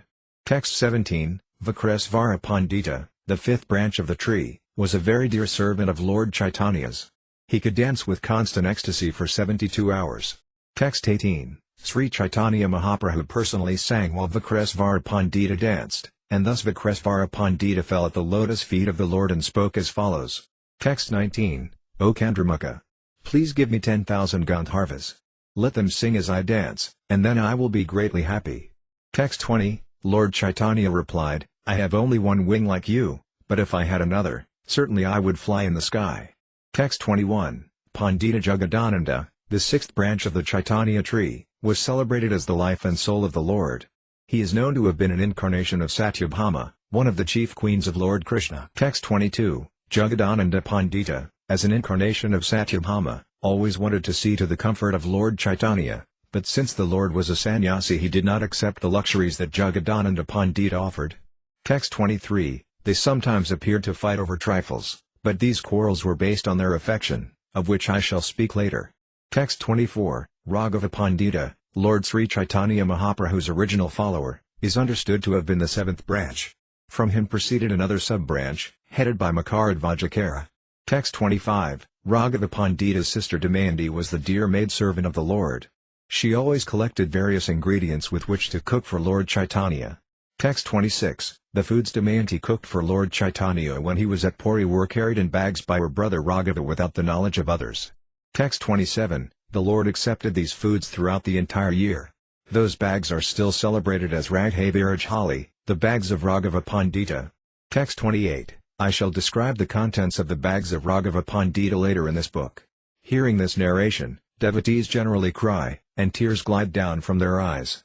Text 29, Pandita Gangadasa was the eighth dear branch of the tree of Sri Caitanya Mahaprabhu. One who remembers his activities attains freedom from all bondage. Text 30, Sri Acharya-caritamrta, the ninth branch, was a constant associate of Lord Chaitanya's. The Lord accepted him as his father. Text 31, Damodara Pandita, the 10th branch of the Chaitanya tree, was so elevated in love of Lord Chaitanya that he once unhesitatingly chastised the Lord with strong words. Text 32, later in the Caitanya-caritamrta I shall describe this incident of chastisement in detail. The Lord, being very much satisfied by this chastisement, sent Damodara Pandita to Navadvipa. Text 33, the 11th branch, the younger brother of Damodara Pandita, was known as Sankara Pandita. He was celebrated as the shoes of the Lord. Text 34, Sadasiva Pandita, the 12th branch, was always eager to serve the lotus feet of the Lord. It was his good fortune that when Lord Nityananda came to Navadvipa he resided at his house. Text 35, the 13th branch was Pradyumna Brahmachari. Since he was a worshipper of Lord Nrsimhadeva, Sri Caitanya Mahaprabhu changed his name to Nrsimhananda Brahmachari. Text 36, Narayana Pandita, the 14th branch, a great and liberal devotee, did not know any shelter but Lord Chaitanya's lotus feet. Text 37, the 15th branch was Shriman Pandita, who was a constant servitor of Lord Chaitanya Mahaprabhu. He used to carry a torch while the Lord danced. Text 38, the 16th branch, Suklambara Brahmachari, was very fortunate because Lord Chaitanya Mahaprabhu jokingly or seriously begged food from him or sometimes snatched it from him forcibly and ate it. Text 39, Nandana Acharya, the 17th branch of the Chaitanya tree, is celebrated within the world because the two Prabhus, Lord Chaitanya and Nityananda, sometimes hid in his house. Text 40, Mukundadatta, a class friend of Lord Chaitanya's, was another branch of the Chaitanya tree. Lord Chaitanya danced while he sang. Text 41, Vasudevadatta, the 19th branch of the Sri Caitanya tree, was a great personality and a most confidential devotee of the Lord. One could not describe his qualities even with thousands of mouths. Text 42, Srila Vasudevadatta Thakur wanted to suffer for the sinful activities of all the people of the world so that Lord Chaitanya Mahaprabhu might deliver them. Text 43, the 20th branch of the Chaitanya tree was Haridasa Thakura. His character was wonderful. He used to chant the holy name of Krishna 300,000 times a day without fail. Text 44, there was no end to the transcendental qualities of Haridasa Thakura. Here I mention but a fraction of his qualities. He was so exalted that Advaita Goswami, when performing the Shraddha ceremony of his father, offered him the first plate. Text 45, the waves of his good qualities were like those of Prahlada Maharaja. He did not even slightly raise an eyebrow when persecuted by the Muslim ruler. Text 46, after the passing away of Haridasa Thakura, the Lord himself took his body on his lap and danced with it in great ecstasy. Text 47, Srila Vrindavanadasa Thakura has vividly described the pastimes of Haridasa Thakura in his Chaitanya Bhagavata. Whatever has remained undescribed I shall try to explain later in this book. Text 48, one sub-branch of Haridasa Thakura consisted of the residents of Kalina Grama. The most important among them was Satyaraja Khan, or Satyaraja Vasu, who was a recipient of all the mercy of Haridasa Thakura. Text 49, Murari Gupta, the 21st branch of the tree of Sri Caitanya Mahaprabhu, was a storehouse of love of Godhead. His great humility and meekness melted the heart of Lord Chaitanya. Text 50, Srila Murari Gupta never accepted charity from friends, nor did he accept money from anyone. He practiced as a physician and maintained his family with his earnings. Text 51, as Murari Gupta treated his patients, by his mercy both their bodily and spiritual diseases subsided. Text 52, Shriman Sena, the 22nd branch of the Chaitanya tree, was a very faithful servant of Lord Chaitanya. He knew nothing else but the lotus feet of Sri Caitanya Mahaprabhu. Text 53, Sri Gadadhara Dasa, the 23rd branch, was understood to be the topmost, for he induced all the Muslim castes to chant the holy name of Lord Hari. Text 54, Sivananda Sena, the 24th branch of the tree, was an extremely confidential servant of Lord Chaitanya Mahaprabhu. Everyone who went to Jagannath Puri to visit Lord Chaitanya took shelter and guidance from Sri Sivananda Sena. Text 55, every year he took a party of devotees from Bengal to Jagannath Puri to visit Lord Chaitanya.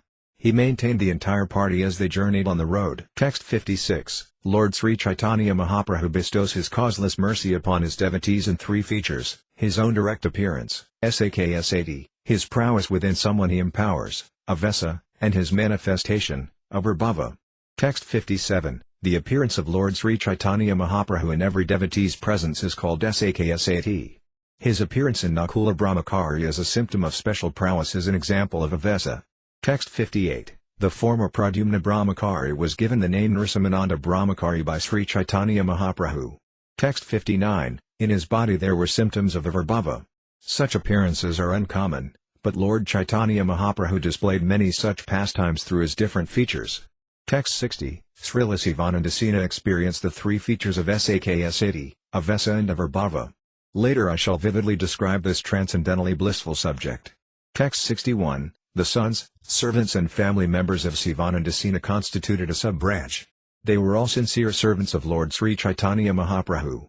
Text 62, the three sons of Sivananda Sena, named Chaitanya Dasa, Ramadasa and Karnapura, were all heroic devotees of Lord Chaitanya. Text 63, Srivalabha Sena and Srikanta Sena were also sub-branches of Sivananda Sena, for they were not only his nephews but also unalloyed devotees of Sri Chaitanya Mahaprabhu. Text 64, Govindananda and Govindadatta, the 25th and 26th branches of the tree, were performers of Kirtana in the company of Sri Caitanya Mahaprabhu. Govindadatta was the principal singer in Lord Chaitanya's Kirtana party.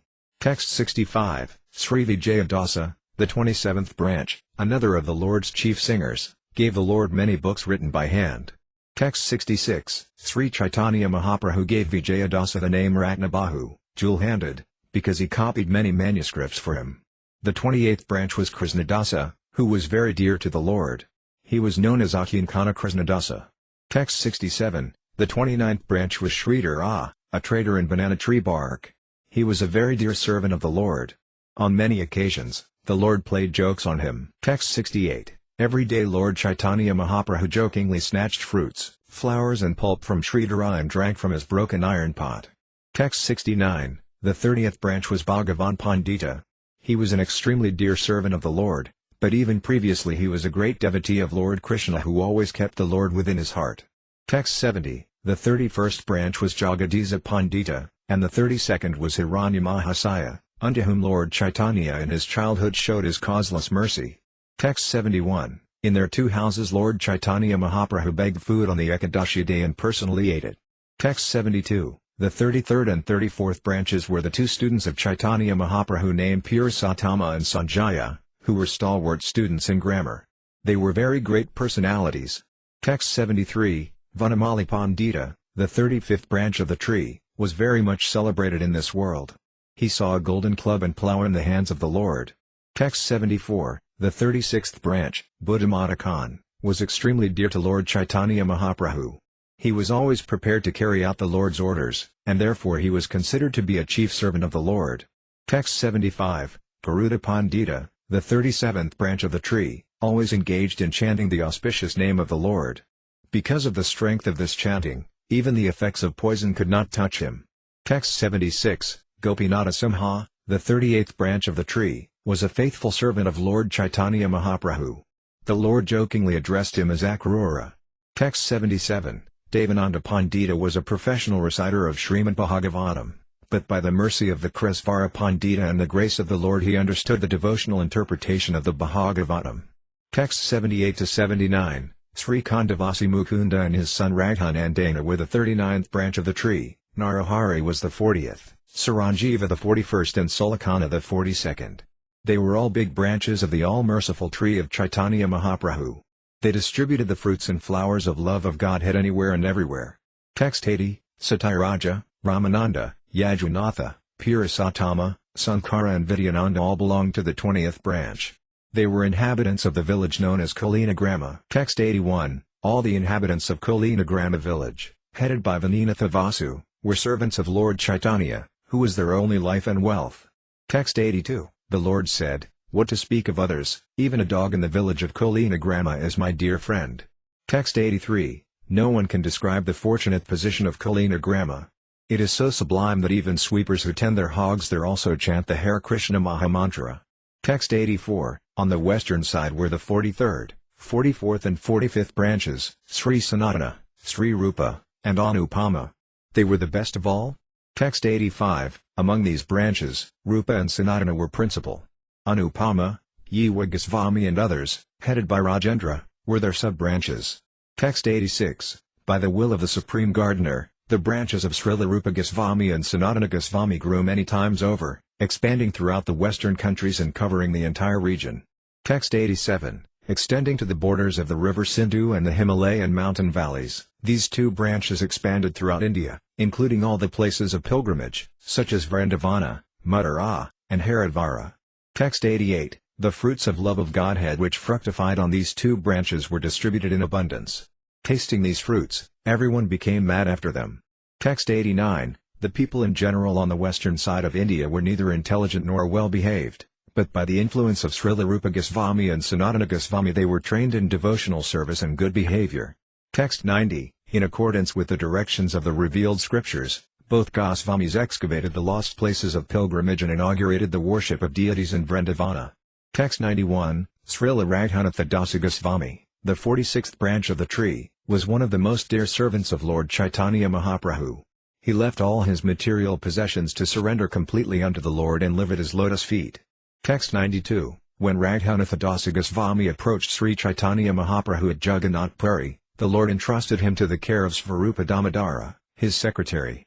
Thus they both engaged in the confidential service of the Lord. Text 93, he rendered confidential service to the Lord for 16 years at Jagannath Puri, and after the disappearance of both the Lord and Svarupa Damodara, he left Jagannath Puri and went to Vrindavana. Text 94, Srila Raghunatha Dasa Goswami intended to go to Vrindavana to see the lotus feet of Rupa and Sanatana and then give up his life by jumping from Govardhana hill. Text 95, Thus Srila Raghunatha Dasa Goswami came to Vrindavana, visited Srila Rupa Goswami and Sanatana Goswami and offered them his obeisances. Text 96. These two brothers, however, did not allow him to die. They accepted him as their third brother and kept him in their company. Text 97. Because Raghunatha Dasa Goswami was an assistant to Svarupa Damodara, he knew much about the external and internal features of the pastimes of Lord Chaitanya. Thus the two brothers Rupa and Sanatana always used to hear of this from him. Text 98. Raghunatha Dasa Goswami gradually gave up all food and drink but a few drops of buttermilk. Text 99. As a daily duty, he regularly offered 1,000 obeisances to the Lord, chanted at least 100,000 holy names and offered obeisances to 2,000 Vaisnavas. Text 100. Day and night he rendered service within his mind to Radha Krishna, and for 3 hours a day he discoursed about the character of Lord Chaitanya Mahaprabhu. Text 101. Sri Raghunatha Dasa Goswami took 3 baths daily in the Radhakunda lake. As soon as he found a Vaisnava residing in Vrindavana, he would embrace him and give him all respect.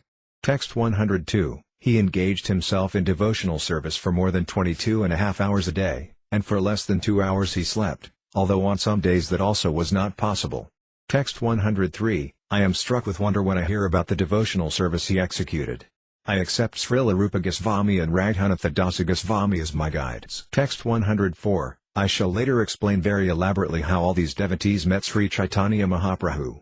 Text 105. Sri Gopala Bhatta Goswami, the 47th branch, was one of the great and exalted branches of the tree. He always engaged in discourses about love of Godhead in the company of Rupa Goswami and Sanatana Goswami. Text 106. The Acharya Sankararanya was considered the 48th branch of the original tree. From him proceeded the sub-branches known as Mukunda, Kasanatha, and Rudra. Text 107. Sri Nata Pandita, the 49th branch, was the beloved recipient of all the mercy of Sri Caitanya Mahaprabhu. Everyone in the 3 worlds was astonished to see how he worshipped Lord Krishna. Text 108. Jagannatha-acharya, the 50th branch of the Chaitanya tree, was an extremely dear servant of the Lord, by whose order he decided to live on the bank of the Ganges. Text 109. The 51st branch of the Chaitanya tree was Krishnadasa Vaidya, the 52nd was Pandita Sekhara, the 53rd was Kavakendra, and the 54th was Sazivara, who was a great Sankirtana performer. Text 110. The 55th branch was Srinata Misra, the 56th was Subhananda, the 57th was Sri Rama, the 58th was Asana, the 59th was Sri Nidhi, the 60th was Sri Gopikata, and the 61st was Misra Bhagavan. Text 111. The 62nd branch of the tree was Subhuti Misra, the 63rd was Hridayananda, the 64th was Kamalanayana, the 65th was Mahesa Pandita, the 66th was Srikara, and the 67th was Sri Madhusudana. Text 112. The 68th branch of the original tree was Purusatama, the 69th was Sri Galima, the 70th was Jagannath Dasa, the 71st was Sri Kandrasekara Vaidya, and the 72nd was Deviya Haridasa. Text 113. The 73rd branch of the original tree was Ramadasa, the 74th was Kavakendra, the 75th was Sri Gopaladasa, the 76th was Bhagavata-acharya, and the 77th was Thakurasaranga-dasa. Text 114. The 78th branch of the original tree was Jagannath Tirtha, the 79th was the Brahmana Sri Janakanatha, the 80th was Gopala-acharya, and the 81st was the Brahmana Vaninatha. Text 115. The 3 brothers Govinda, Madhava and Vasudeva were the 82nd, 83rd and 84th branches of the tree. Lord Chaitanya and Nityananda used to dance in their Kirtana performances. Text 116. Ramadasa Abhirama was fully absorbed in the mellow of friendship. He made a flute of a bamboo stick with 16 knots. Text 117. By the order of Sri Caitanya Mahaprabhu, 3 devotees accompanied Lord Nityananda Prabhu when he returned to Bengal to preach. Text 118. These 3 were Ramadasa, Madhava Gosa, and Vasudeva Gosa. Govinda Gosa, however, remained with Sri Caitanya Mahaprabhu at Jagannath Puri and thus felt great satisfaction. Text 119. Bhagavata-acharya, Saranjiva, Sri Raghunandana, Madhava-acharya, Kamalakanta and Sri Yajunandana were all among the branches of the Chaitanya tree. Text 120. Jagai and Madhai, the 89th and 90th branches of the tree, were the greatest recipients of Lord Chaitanya's mercy. These 2 brothers were the witnesses who proved that Lord Chaitanya was rightly named Panita Pavana, the deliverer of the fallen souls. Text 121. I have given a brief description of the devotees of Lord Chaitanya in Bengal. Actually his devotees are innumerable. Text 122, I have especially mentioned all these devotees because they accompanied Lord Chaitanya Mahaprabhu in Bengal and Orissa and served him in many ways. Text 123, let me briefly describe some of the devotees of Lord Chaitanya Mahaprabhu in Jagannath Puri. Texts 124 to 126, among the devotees who accompanied the Lord in Jagannath Puri, two of them, Paramananda Puri and Svarupa Damodara, were the heart and soul of the Lord. Among the other devotees were Gadadhara, Jagadananda, Sankara, Vikresvara, Damodara Pandita, Thakura Haridasa, Raghunatha Vaidya and Raghunatha Dasa. Text 127, all these devotees were associates of the Lord from the very beginning, and when the Lord took up residence in Jagannath Puri, they remained there to serve him faithfully. Text 128, all the devotees who resided in Bengal used to visit Jagannath Puri every year to see the Lord. Text 129, now let me enumerate the devotees of Bengal who first came to see the Lord at Jagannath Puri. Text 130, there was Sarvabhauma Bhattacharya, one of the biggest branches of the tree of the Lord, and his sister's husband, Sri Gopinathacharya. Text 131, in the list of devotees at Jagannath Puri, which begins with Paramananda Puri, Svarupa Damodara, Sarvabhauma Bhattacharya and Gopinathacharya, Kasi Misra was the fifth, Pradyumna Misra the sixth and Bhavananda Raya the seventh. Lord Chaitanya took great pleasure in meeting with them. Text 132, embracing Raya Bhavananda, the Lord declared to him, you formerly appeared as Pandu, and your 5 sons appeared as the 5 Pandavas. Text 133, the 5 sons of Bhavananda Raya were Ramananda Raya, Patnayaka Gopinatha, Kalanidhi, Sudanidhi, and Nayakavananatha. Text 134, Sri Caitanya Mahaprabhu told Bhavananda Raya, your 5 sons are all my dear devotees. Ramananda Raya and I are one, although our bodies are different. Texts 135 to 136, King Prataparudra of Orissa, the Oriya devotees Krishnananda and Sivananda, and Paramananda Mahapatra, Bhagavanacharya, Brahmananda Bharati, Sri Sikhi Mahiti and Murari Mahiti constantly associated with Chaitanya Mahaprabhu while he resided in Jagannath Puri. Text 137, Madhavi Devi, the 17th of the prominent devotees, was the younger sister of Sikhi Mahiti. She is considered to have formerly been a maidservant of Srimati Radharani. Text 138, Brahmachari Kesasvara was a disciple of Isvarapuri, and Sri Govinda was another of his dear disciples. Text 139, in the list of prominent devotees at Nilakala, Jagannath Puri, Kesasvara was the 18th and Govinda the 19th. They both came to see Chaitanya Mahaprabhu at Jagannath Puri, being thus ordered by Isvarapuri at the time of his passing away. Text 140, both Kesasvara and Govinda were godbrothers of Sri Caitanya Mahaprabhu, and thus the Lord duly honored them as soon as they arrived. But because Isvarapuri had ordered them to give Chaitanya Mahaprabhu personal service, the Lord accepted their service. Text 141, Govinda cared for the body of Sri Caitanya Mahaprabhu, whereas Kesasvara went in front of the Lord when he went to see Jagannath in the temple. Text 142, when Chaitanya Mahaprabhu went to the temple of Jagannath, Kesasvara, being very strong, cleared the crowds aside with his hands so that Chaitanya Mahaprabhu could pass untouched. Text 143, Ramai and Nandai, the 20th and 21st among the important devotees in Jagannath Puri, always assisted Govinda 24 hours a day in rendering service to the Lord. Text 144, every day Ramai filled 22 big water pots, whereas Nandai personally assisted Govinda. Text 145, the 22nd devotee, Krishnadasa, was born of a pure and respectable Brahmana family. While touring southern India, Lord Chaitanya took Krishnadasa with him. Text 146, as a bona fide devotee, Balabhadra Bhattacharya, the 23rd principal associate, acted as the Brahmachari of Sri Caitanya Mahaprabhu when he toured Mathura. Text 147, Bhadda Haridasa and Chota Haridasa, the 24th and 25th devotees in Nilakala, were good singers who always accompanied Lord Chaitanya. Text 148, among the devotees who lived with Lord Chaitanya Mahaprabhu at Jagannath Puri, Ramabhadra Acharya was the 26th, Sivasvara the 27th, Tapana Acharya the 28th, Raghunatha Bhattacharya the 29th and Nilambara the 30th. Text 149, Singhabhata was the 31st, Kamabhata the 32nd, Sivananda the 33rd and Kamalananda the 34th. They all formerly served Sri Caitanya Mahaprabhu in Bengal, but later these servants left Bengal to live with the Lord in Jagannath Puri. Text 150, Achyutananda, the 35th devotee, was the son of Advaita Acharya. He also lived with Lord Caitanya, taking shelter of his lotus feet at Jagannath Puri. Text 151. Nirloma Gangadasa and Visnudasa were the 36th and 37th among the devotees who lived at Jagannath Puri as servants of Sri Caitanya Mahaprabhu. Texts 152-154. The prominent devotees at Varanasi were the physician Kandrayasikara, Depanamisra, and Raghunatha Bhattacharya, Depanamisra's son. When Lord Caitanya came to Varanasi after seeing Vrindavana, for 2 months he lived at the residence of Kandrayasikara Vidya and accepted prasadam at the house of Depanamisra. Text 155. When Sri Caitanya Mahaprabhu stayed at the house of Depanamisra, Raghunatha Bhatta, who was then a boy, washed his dishes and massaged his legs. Text 156. When Raghunatha grew to be a young man, he visited Lord Caitanya Mahaprabhu at Jagannath Puri and stayed there for 8 months. Sometimes he offered prasadam to the Lord. Text 157. Later, by the order of Lord Caitanya, Raghunatha went to Vrindavana and remained there under the shelter of Srila Rupa Goswami. Text 158. While he stayed with Srila Rupa Goswami, his engagement was to recite Srimad Bhagavatam for him to hear. As a result of this Bhagavatam recitation, he attained perfectional love of Krishna, by which he remained always maddened. Text 159. I list in this way only a portion of the innumerable devotees of Lord Caitanya. To describe them all fully is not possible.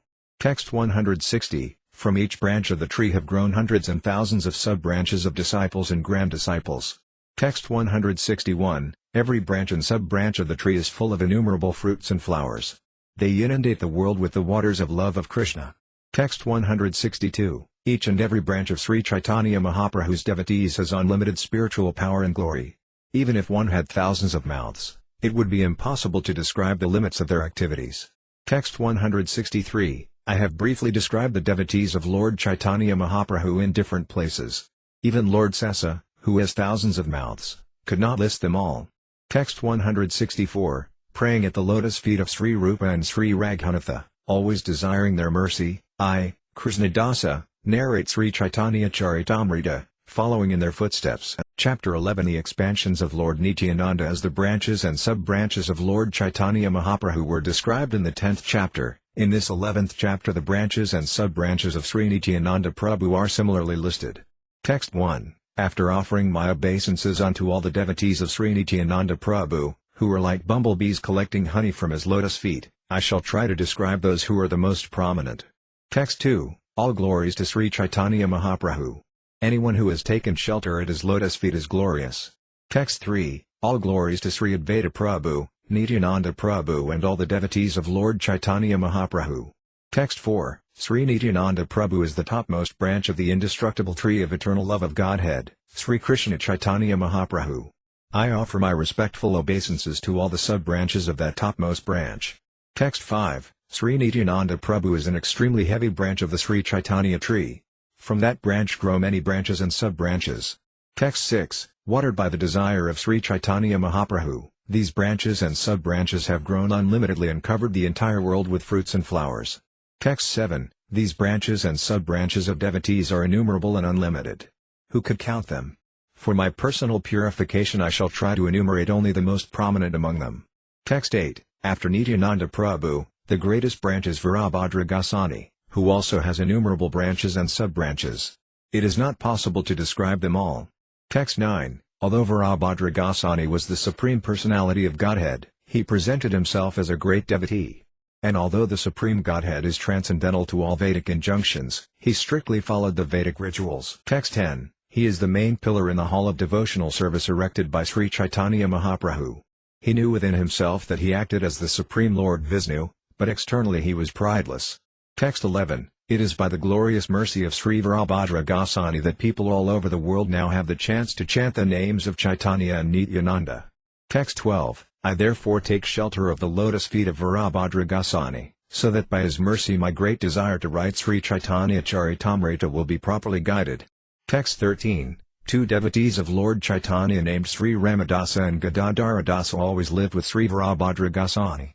Texts 14-15. When Nityananda Prabhu was ordered to go to Bengal to preach, these two devotees, Sri Ramadasa and Gadadaradasa, were ordered to go with him.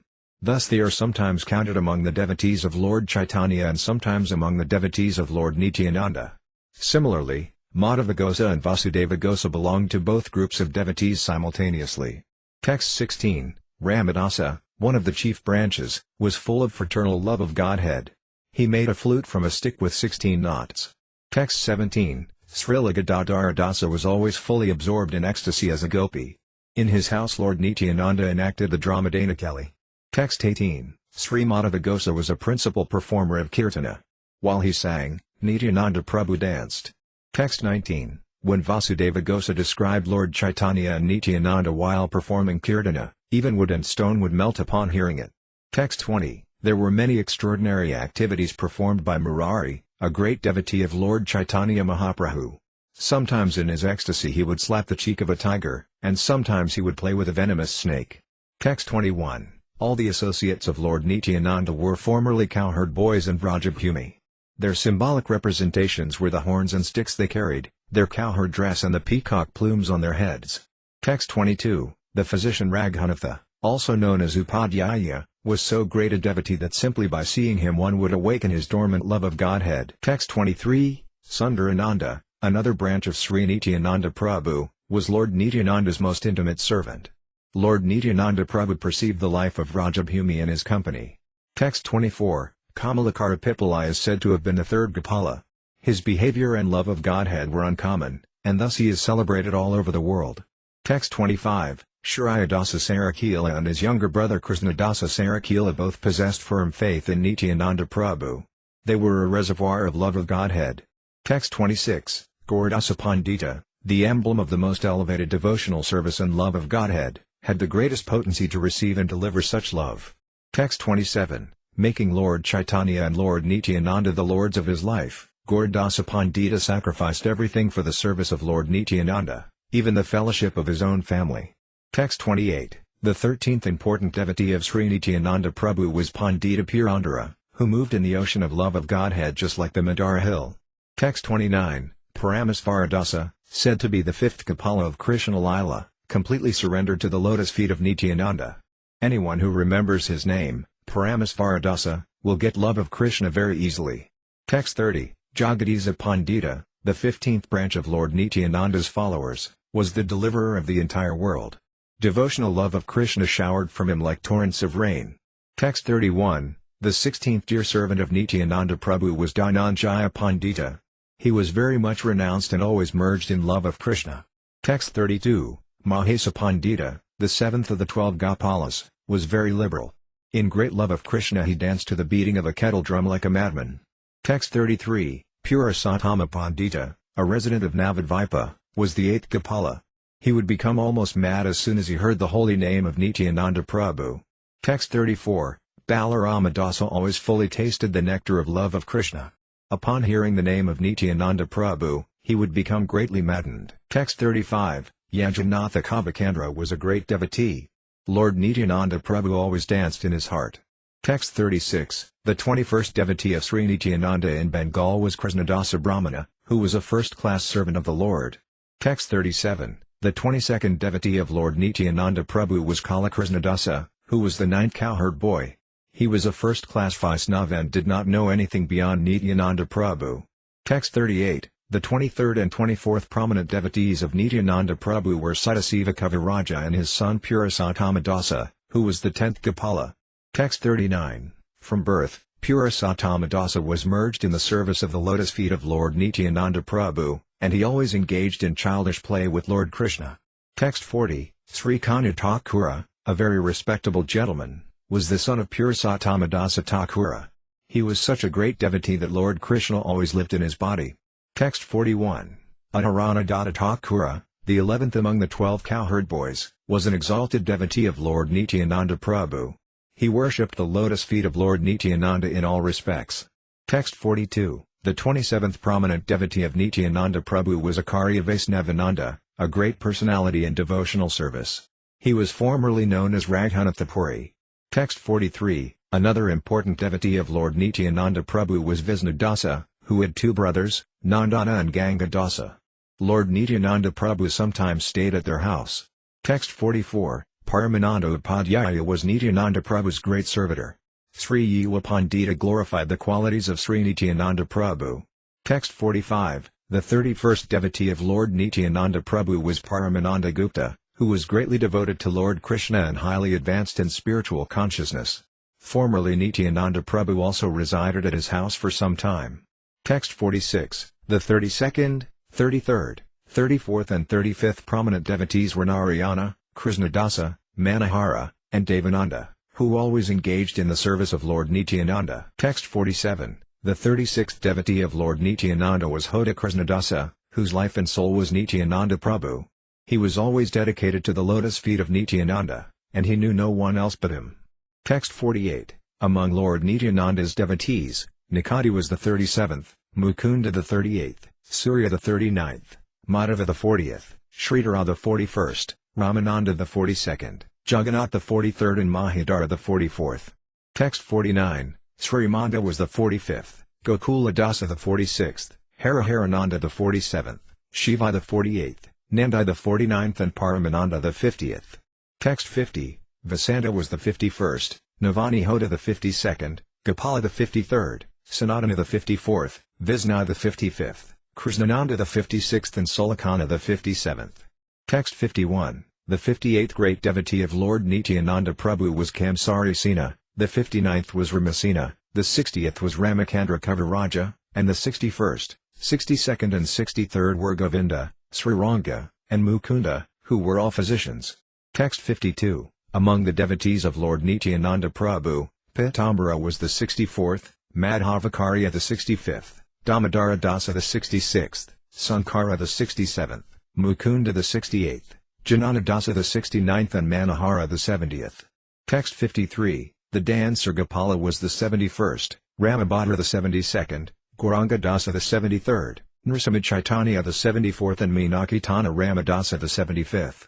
Text 54, Vrindavana Dasa Thakura, the son of Srimati Narayani, composed Sri Caitanya Mangala, later known as Sri Caitanya Bhagavata. Text 55, Srila Vyasadeva described the pastimes of Krishna in Srimad Bhagavatam. The Vyasa of the pastimes of Lord Chaitanya Mahaprabhu was Vrindavana Dasa. Text 56, among all the branches of Sri Nityananda Prabhu, Virabhadra Goswami was the topmost. His sub-branches were unlimited. Text 57, no one can count the unlimited followers of Nityananda Prabhu. I have mentioned some of them just for my self-purification. Text 58, all these branches, the devotees of Lord Nityananda Prabhu, being full of ripened fruits of love of Krishna, distributed these fruits to all they met, flooding them with love of Krishna. Text 59, all these devotees had unlimited strength to deliver unobstructed, unceasing love of Krishna. By their own strength they could offer anyone Krishna and love of Krishna. Text 60, I have briefly described only some of the followers and devotees of Lord Nityananda Prabhu. Even the thousand-mouthed Sesanaga cannot describe all of these unlimited devotees. Text 61, with an ardent desire to serve the purpose of Sri Rupa and Sri Raghunatha, I, Krishnadasa, narrate Sri Caitanya-caritamrta, following in their footsteps. Chapter 12 The expansions of Advaita Acharya and Gadadhara Pandita Bhaktivinoda Thakura gives a summary of the 12th chapter in his Amrita Pravaha Bhasya. The 12th chapter describes the followers of Advaita Prabhu, among whom the followers of Achyutananda, the son of Advaita Acharya, are understood to be the pure followers who received the cream of the philosophy Sri Advaita Acharya enunciated. Other so-called descendants and followers of Advaita Acharya are not to be recognized. This chapter also includes narrations concerning the son of Advaita Acharya named Gopala Misra and Advaita Acharya's servant named Kamalakanta Vasvesa. In his early life Gopala fainted during the cleansing of the Gundaka Mandira at Jagannath Puri and thus became a recipient of the mercy of Lord Chaitanya Mahaprabhu. The story of Kamalakanta Vasvesa concerns his borrowing 300 rupees from Prataparudra Maharaja to clear a debt of Advaita Acharya's, for which Sri Chaitanya Mahaprabhu chastised him when he came to know of it. Kamalakanta Vasvesa was then purified by the request of Sri Advaita Acharya. After describing the descendants of Advaita Acharya, the chapter concludes by describing the followers of Gadadhara Pandita Goswami. Text 1, the followers of Sri Advaita Prabhu were of two kinds. Some were real followers, and the others were false. Rejecting the false followers, I offer my respectful obeisances to Sri Advaita Acharya's real followers, whose life and soul was Sri Caitanya Mahaprabhu. Text 2, all glories to Sri Caitanya Mahaprabhu. All glories to Lord Nityananda. All glories to Sri Advaita Prabhu. All of them are glorious. Text 3, I offer my respectful obeisances to the all-glorious Advaita Prabhu, who forms the second branch of the eternal Chaitanya tree, and to his followers, who form his sub-branches. Text 4, Sri Advaita Prabhu was the second big branch of the tree. There are many sub-branches, but it is impossible to mention them all.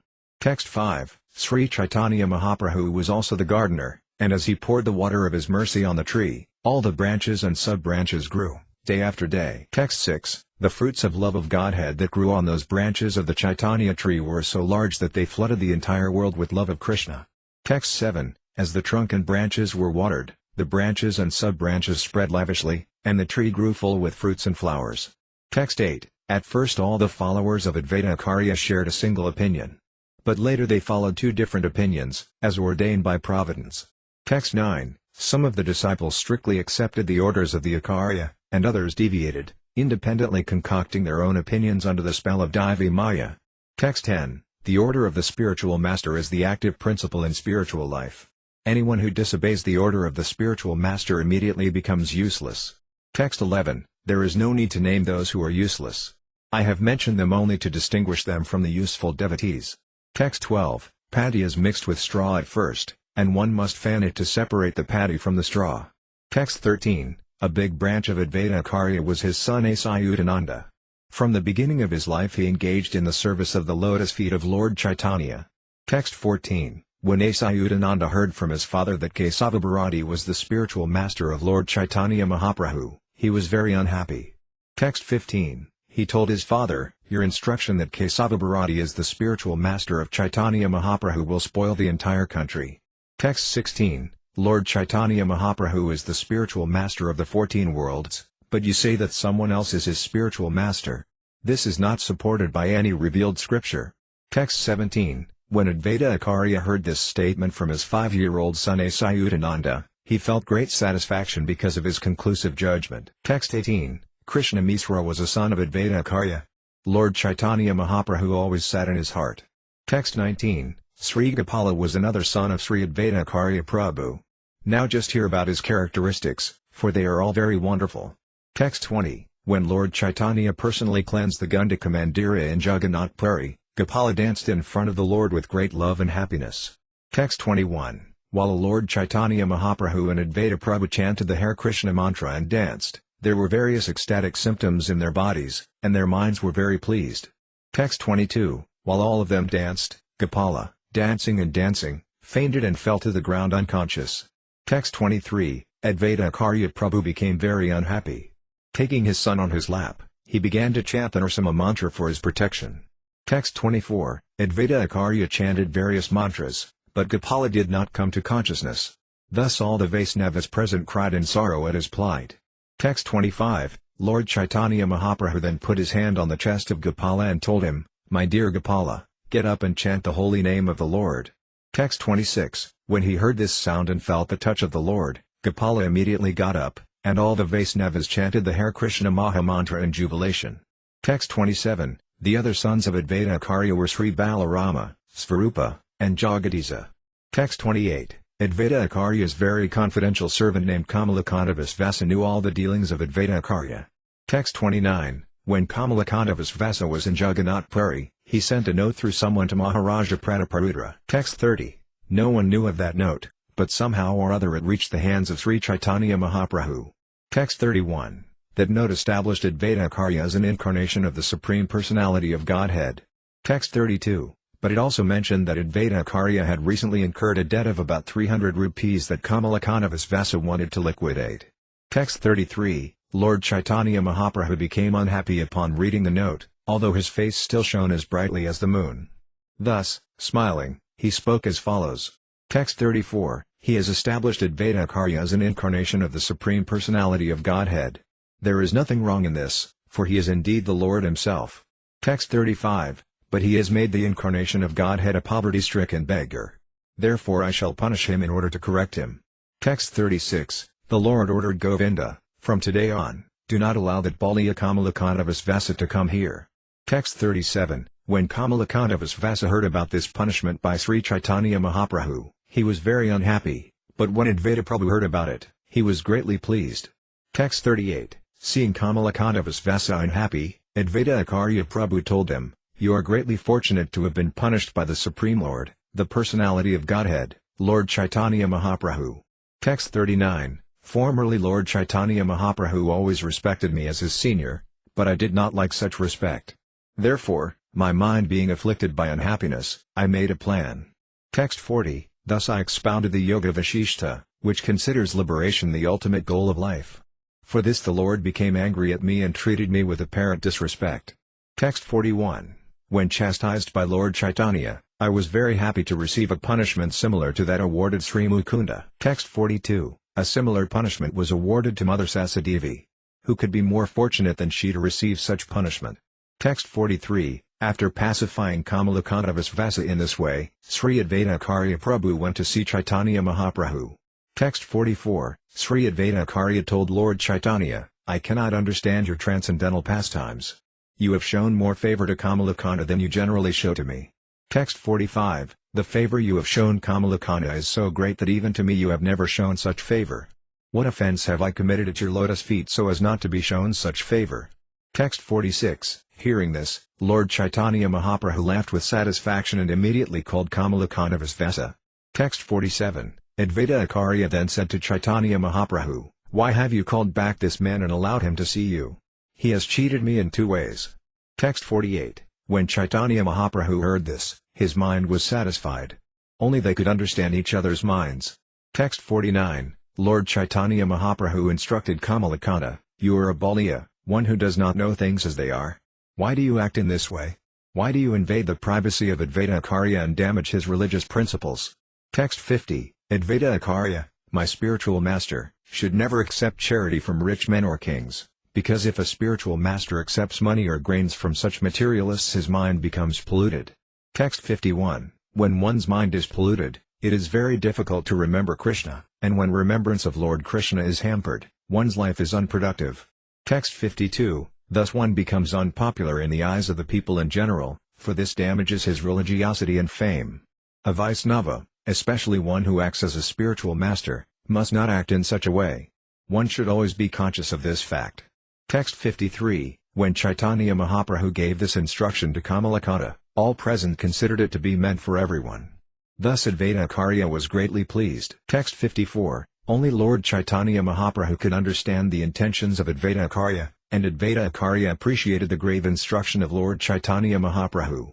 Text 55. In this statement there are many confidential considerations. I do not write of them all, fearing an unnecessary increase in the volume of the book.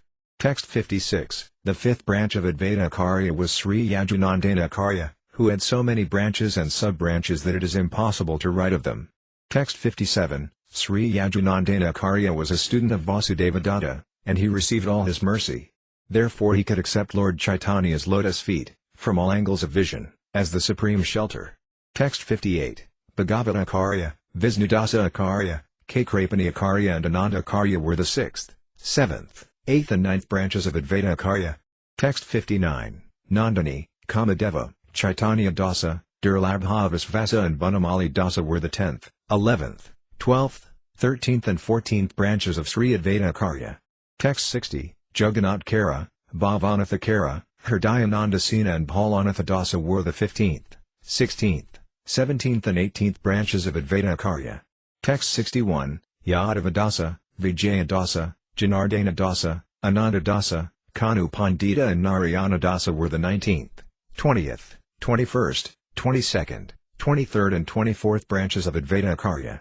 Text 62. Srivatsa Pandita, Haridasa Brahmachari, Purasatama Brahmachari and Krishnadasa were the 25th, 26th, 27th and 28th branches of Advaita Acharya. Text 63. Purasatama Pandita, Raghunatha, Vanamali Kavakandra and Vaidyanath were the 29th, 30th, 31st and 32nd branches of Advaita Acharya. Text 64. Lokanatha Pandita, Murari Pandita, Sriharikirana and Madhava Pandita were the 33rd, 34th, 35th and 36th branches of Advaita Acharya. Text 65. Vijaya Pandita and Sri Rama Pandita were two important branches of Advaita Acharya. There are innumerable branches, but I am unable to mention them all. Text 66. The Advaita Acharya branch received the water supplied by the original gardener, Sri Caitanya Mahaprabhu.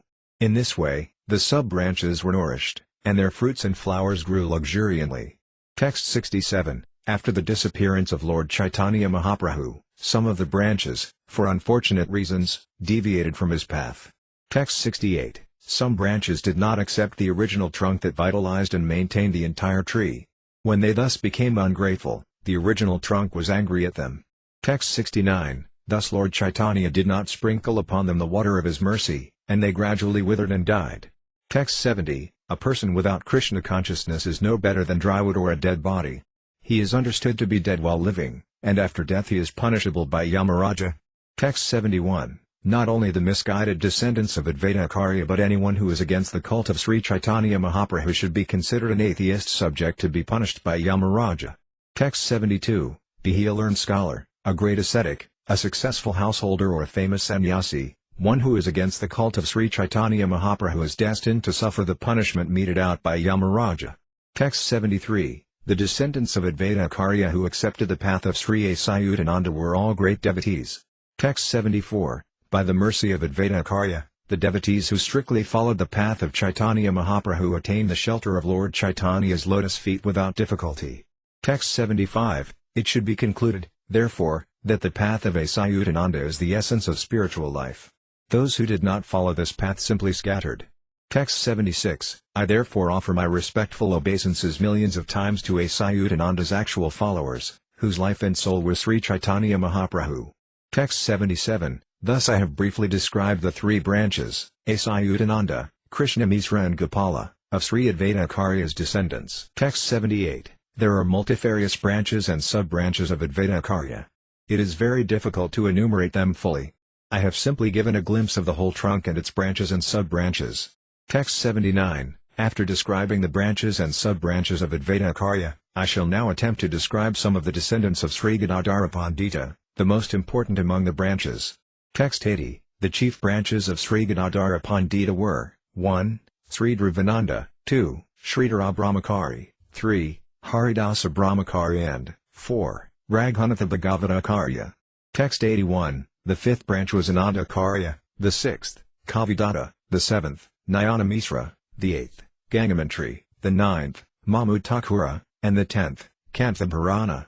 Text 82. The 11th branch of Gadadhara Goswami was Bhugarbha Goswami, and the 12th was Bhagavata Dasa. Both of them went to Vrandavana and resided there for life. Text 83. The 13th branch was Vinyanatha Brahmachari, and the 14th was Vallabha Chaitanya Dasa. Both of these great personalities were always filled with love of Krishna. Text 84. The 15th branch was Srinatha Chakravarti, the 16th, Uddhava, the 17th, Jidamitra, and the 18th, Jagannath Dasa.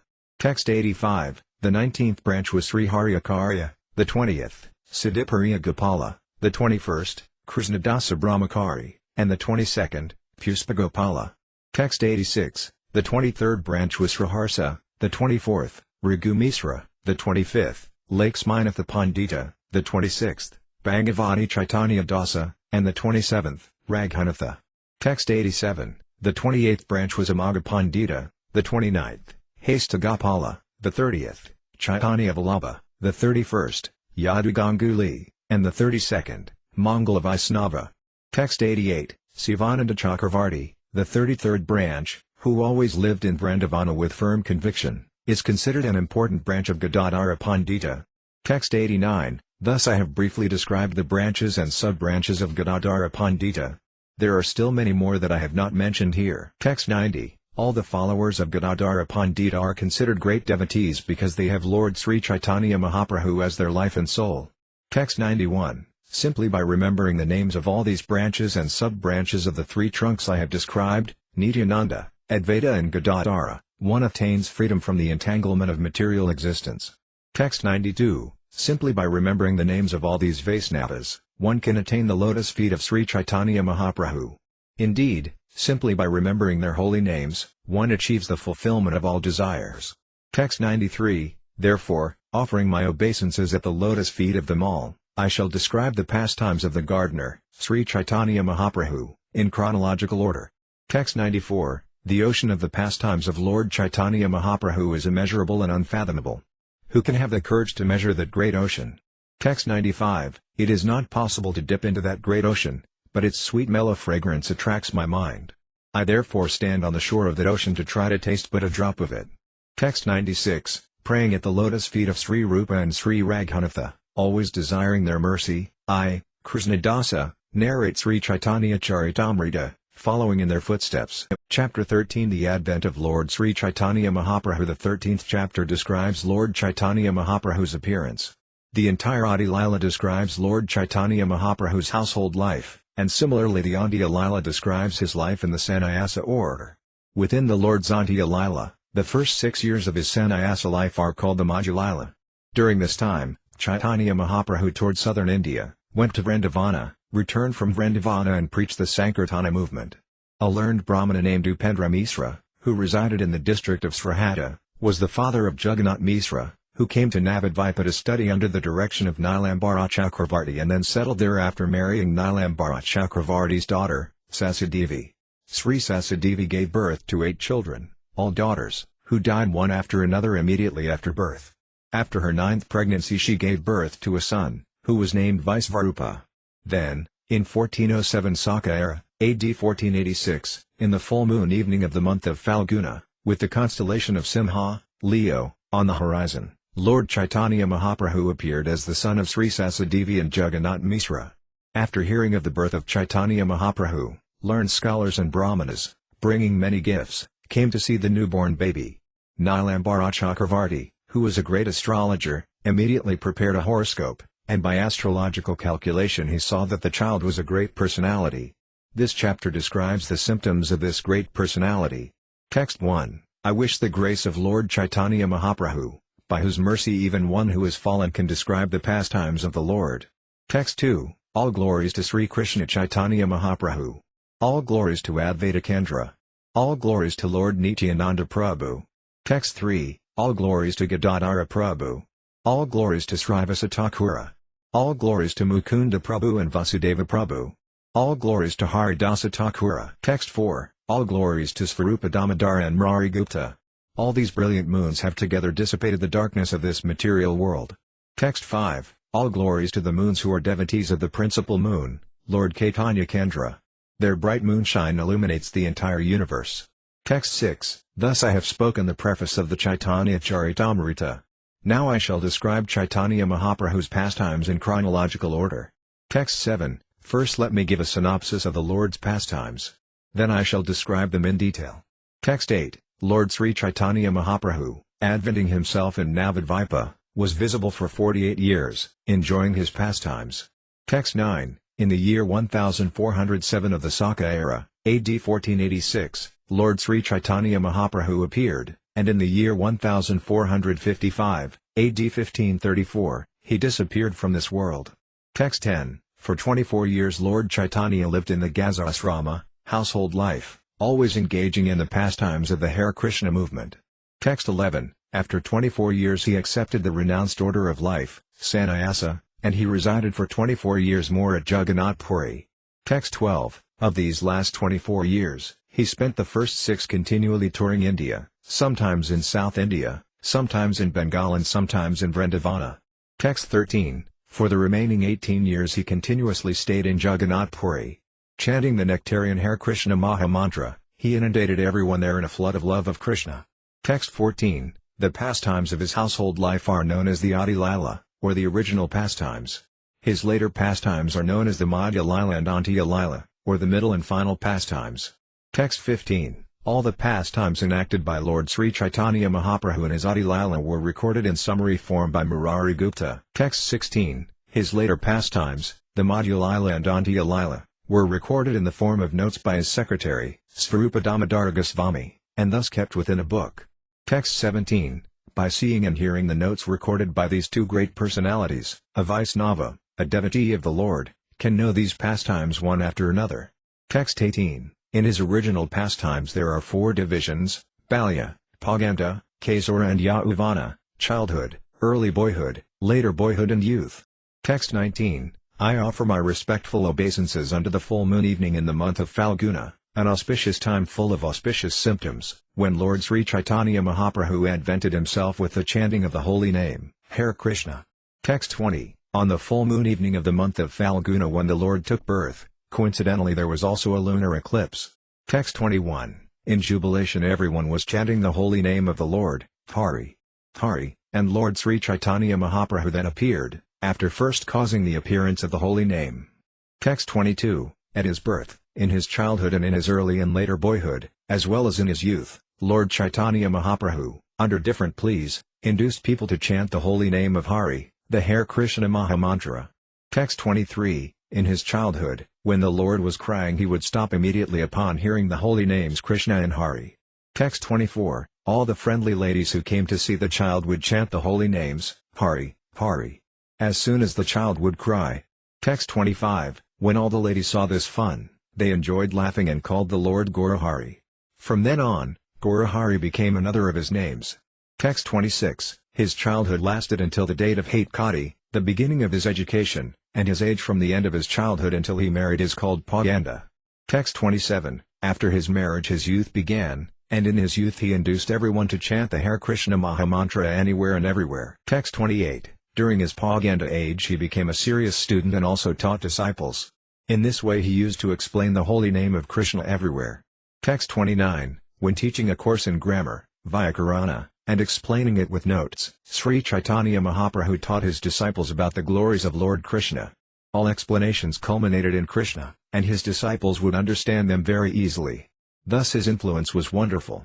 Text 30. When Lord Caitanya Mahaprabhu was a student, he asked whomever he met to chant the Hare Krishna Mahamantra. In this way he inundated the whole town of Navadvipa with the chanting of Hare Krishna.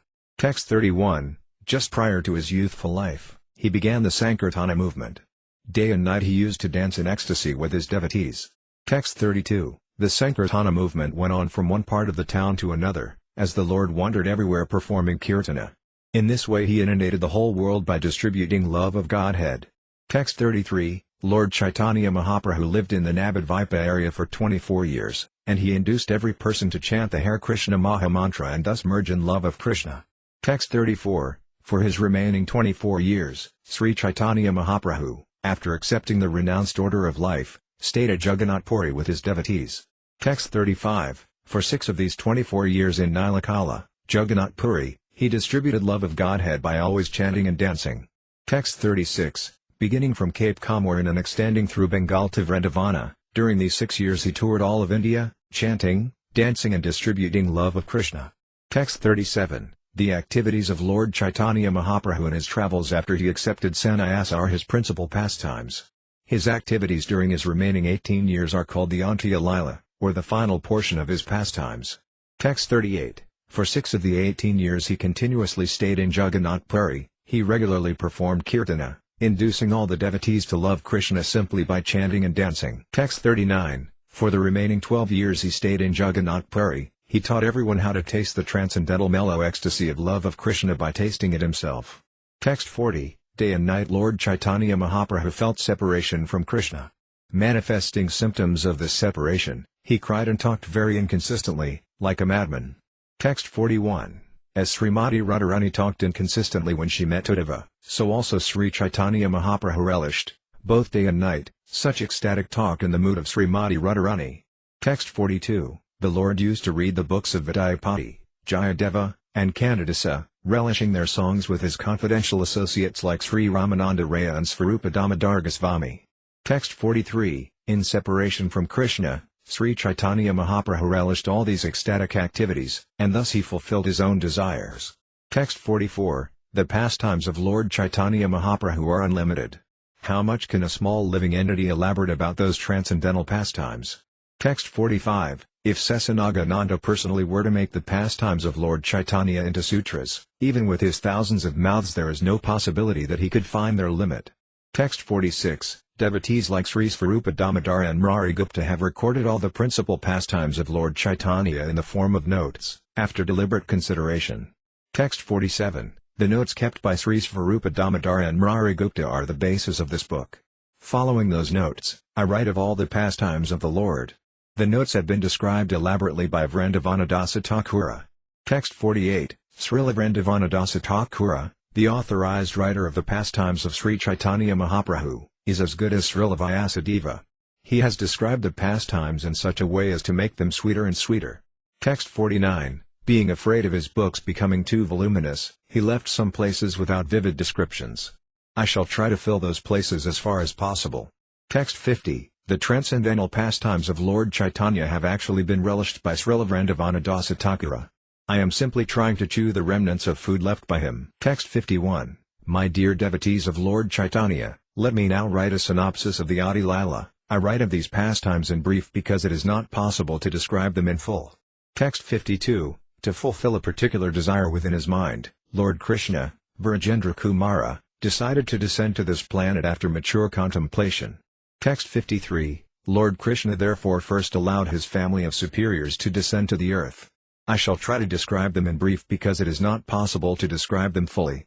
Texts 54 to 55. Lord Sri Krishna, before appearing as Lord Caitanya, requested these devotees to precede him: Sri Sasidevi, Jagannath Misra, Madhavendra Puri, Kesava-Bharati, Asvarapuri, Advaita Acharya, Srivasa Pandita, Acharya-Ratna, Vidyanidhi, and Thakura Haridasa. Text 56. There was also Sri Upendra Misra, a resident of the district of Srihata. He was a great devotee of Lord Vishnu, a learned scholar, a rich man and a reservoir of all good qualities. Texts 57 to 58. Upendra Misra had 7 sons, who were all saintly and most influential: 1.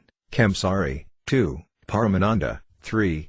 Padmanabha, 4. Sarvasvara, 5. Jagannath, 6. Janardana and 7. Trailokyanath. Jagannath Misra, the 5th son, decided to reside on the bank of the Ganges at Nadia. Text 59. Jagannath Misra was designated as Purandara. Exactly like Nanda Maharaja and Vasudeva, he was an ocean of all good qualities. Text 60. His wife, Srimati Sasidevi, was a chaste woman highly devoted to her husband. Sasidevi's father's name was Nilambara, and his surname was Chakravarti.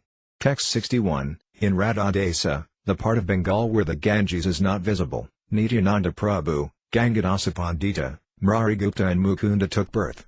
Text 62. Lord Krishna, Virajendra Kumara, first caused countless devotees to appear, and at last he appeared himself. Text 63. Before the appearance of Lord Caitanya Mahaprabhu, all the devotees of Navadvipa used to gather in the house of Advaita Acharya. Text 64. In these meetings of the Vaisnavas, Advaita Acharya used to recite the Bhagavad Gita and Srimad Bhagavatam, decrying the paths of philosophical speculation and fruitive activity and establishing the super-excellence of devotional service. Text 65. In all the revealed scriptures of Vedic culture, devotional service to Lord Krishna is explained throughout. Therefore devotees of Lord Krishna do not recognize the processes of philosophical speculation, mystic yoga, unnecessary austerity and so-called religious rituals. They do not accept any process but devotional service. Text 66. In the house of Advaita Acharya, all the Vaisnavas took pleasure in always talking of Krishna, always worshipping Krishna and always chanting the Hare Krishna Mahamantra. Text 67. But Sri Advaita Acharya Prabhu felt pain to see all the people without Krishna consciousness simply merging in material sense enjoyment. Text 68. Seeing the condition of the world, he began to think seriously of how all these people could be delivered from the clutches of Maya. Text 69. Srila Advaita Acharya Prabhu thought, if Krishna himself appears in order to distribute the cult of devotional service, then only will liberation be possible for all people. Text 70. With this consideration, Advaita Acharya Prabhu, promising to cause Lord Krishna to descend, began to worship the Supreme Personality of Godhead, Krishna, with tulasi leaves and water of the Ganges. Text 71. By loud cries he invited Krishna to appear, and this repeated invitation attracted Lord Krishna to descend. Text 72. Before the birth of Lord Caitanya Mahaprabhu, 8 daughters took birth one after another from the womb of Sasamata, the wife of Jagannath Misra. But just after their birth, they all died. Text 73. Jagannath Misra was very unhappy at the death of his children one after another. Therefore, desiring a son, he worshipped the lotus feet of Lord Vishnu. Text 74. After this, Jagannath Misra got a son of the name Vaisvarupa, who was most powerful and highly qualified because he was an incarnation of Baladeva. Text 75. The expansion of Baladeva known as Sankarsana in the spiritual world is the ingredient and immediate cause of this material cosmic manifestation. Text 76. The gigantic universal form is called the Vaisvarupa incarnation of Mahasankarshana. Thus we do not find anything within this cosmic manifestation except the Lord himself. Text 77. As the threads in a cloth spread both lengthwise and breadthwise, so the Supreme Personality of Godhead exists directly and indirectly within everything we see in this cosmic manifestation. This is not very wonderful for him. Text 78. Because Mahasankarshana is the ingredient and efficient cause of the cosmic manifestation, he is present in every detail of it. Lord Chaitanya therefore called him his elder brother. The two brothers are known as Krishna and Balarama in the spiritual world, but at the present moment they are Chaitanya and Nitai. Therefore the conclusion is that Nityananda Prabhu is the original Sankarshana, Baladeva. Text 79. The husband and wife, Jagannath Misra and Sasamata, having gotten Vaisvarupa as their son, were very pleased within their minds. Because of their pleasure, they specifically began to serve the lotus feet of Govinda. Text 80. In the month of January in the year 1406 of the Saka era, AD 1485, Lord Krishna entered the bodies of both Jagannath Misra and Sasi. Text 81. Jagannath Misra said to Sasamata, I see wonderful things. Your body is effulgent, and it appears as if the goddess of fortune were now staying personally in my home. Text 82. Anywhere and everywhere I go, all people offer me respect. Even without my asking, they voluntarily give me riches, clothing and paddy. Text 83. Sasamata told her husband, I see wonderfully brilliant human beings appearing in outer space, as if offering prayers. Text 84. Jagannath Misra then replied, in a dream I saw the effulgent abode of the Lord enter my heart. Text 85. From my heart it entered your heart. I therefore understand that a great personality will soon take birth. Text 86. After this conversation, both husband and wife were very jubilant, and together they rendered service to the household Salagramasila. Text 87. In this way the pregnancy approached its 13th month, but still there was no sign of the delivery of the child. Thus Jagannath Misra became greatly apprehensive. Text 88. Nilambara Chakravarti, the grandfather of Sri Caitanya Mahaprabhu, then did an astrological calculation and said that in that very month, taking advantage of an auspicious moment, the child would take birth. Text 89. Thus in the year 1407 of the Saka era, AD 1486, in the month of Falguna, February to March, in the evening of the full moon day, the desired auspicious moment arrived. Text 90. According to the Jyotir Veda, or Vedic astrology, the auspicious birth moment is described as follows. The moon was in Leo, the figure of the lion in the zodiac. Leo was the ascendant, several planets were strongly positioned, and the Sadvarga and Astavarga showed all auspicious influences. Text 91. When the spotless moon of Chaitanya Mahaprabhu became visible, what would be the need for a moon full of black marks on its body? Text 92. Considering this, Rahu, the black planet, covered the full moon, and immediately vibrations of Krishna, Hari, inundated the three worlds. Text 93. All people thus chanted the Hare Krishna Mahamantra during the lunar eclipse, and their minds were struck with wonder.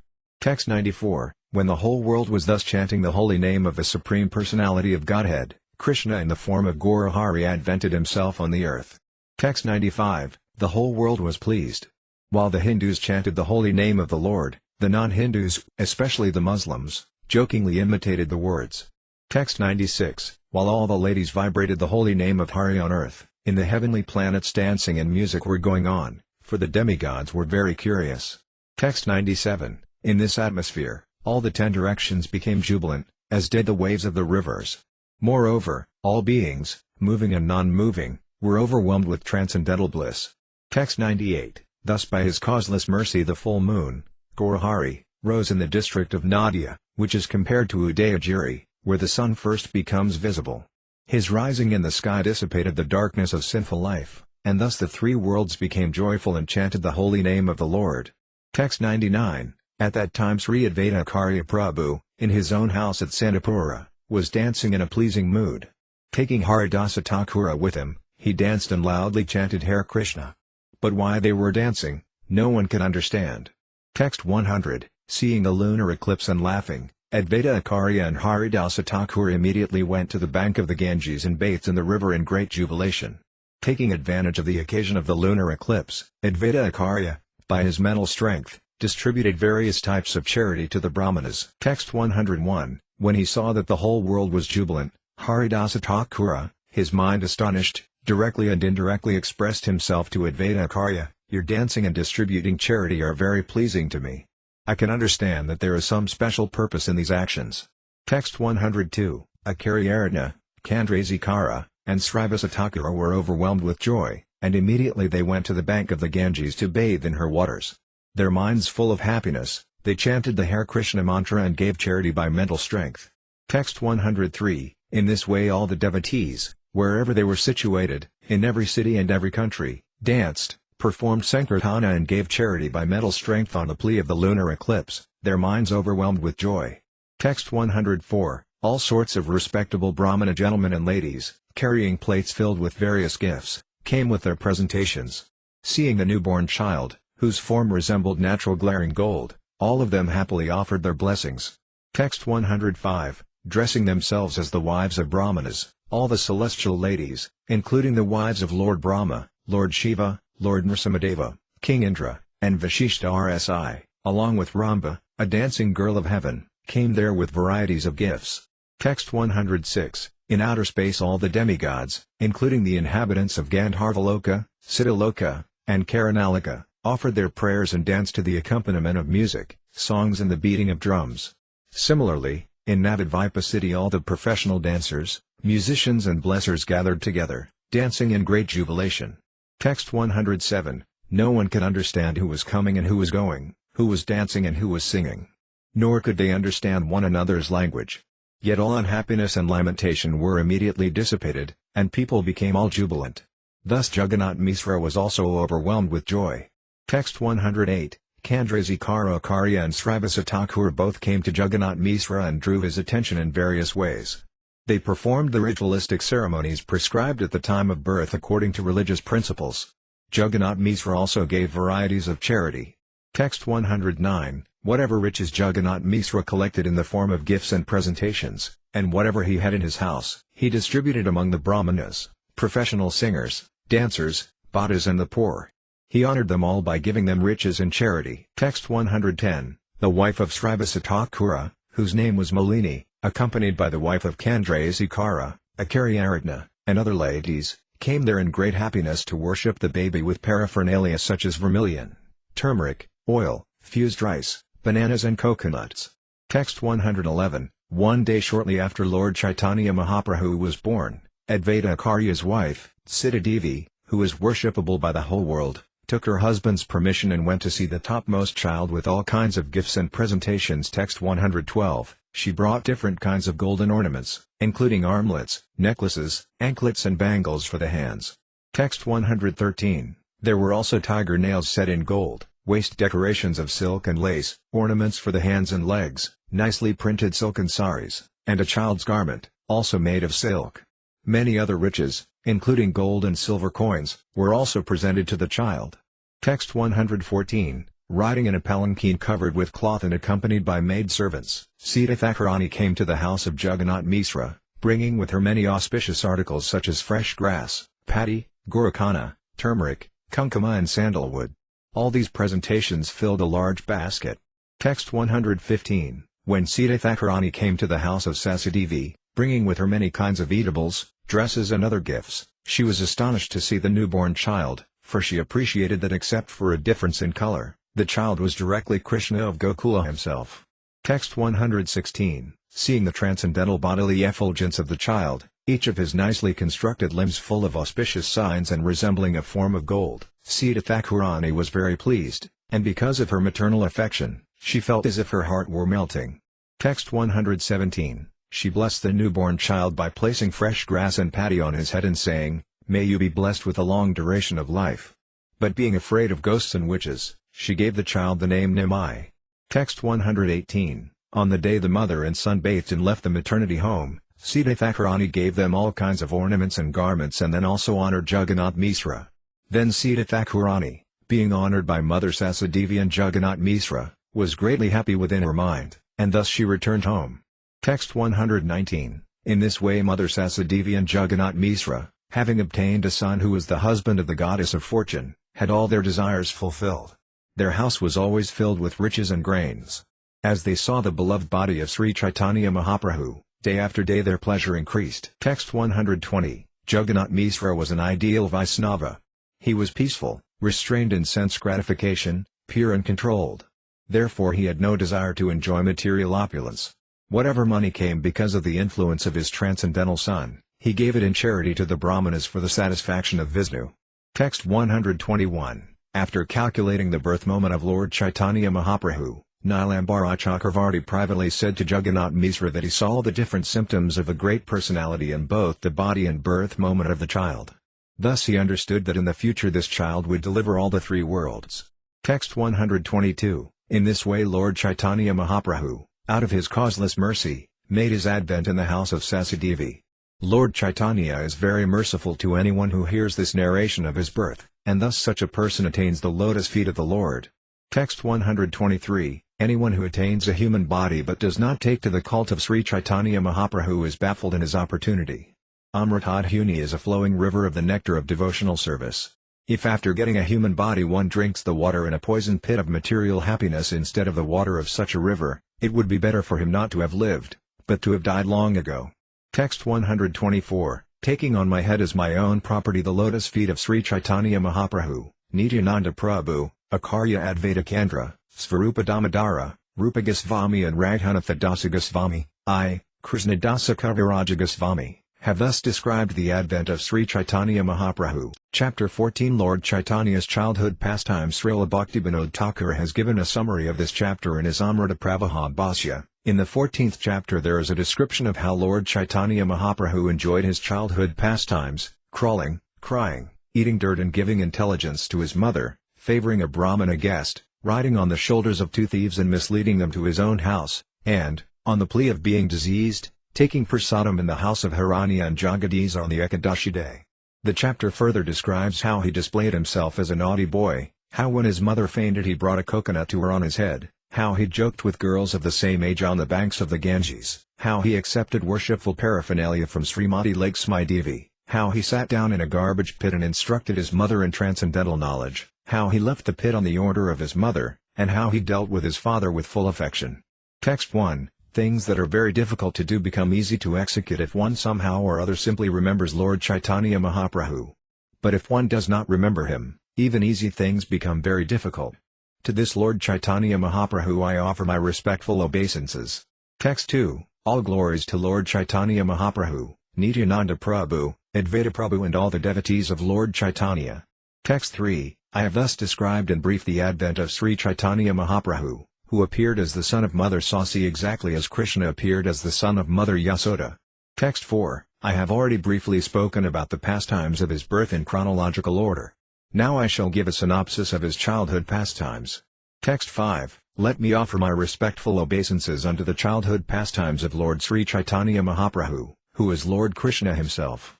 Although such pastimes appear exactly like those of an ordinary child, they should be understood as various pastimes of the Supreme Personality of Godhead. Text 6. In his first childhood pastimes the Lord turned upside down while lying on his bed, and thus he showed his parents the marks of his lotus feet.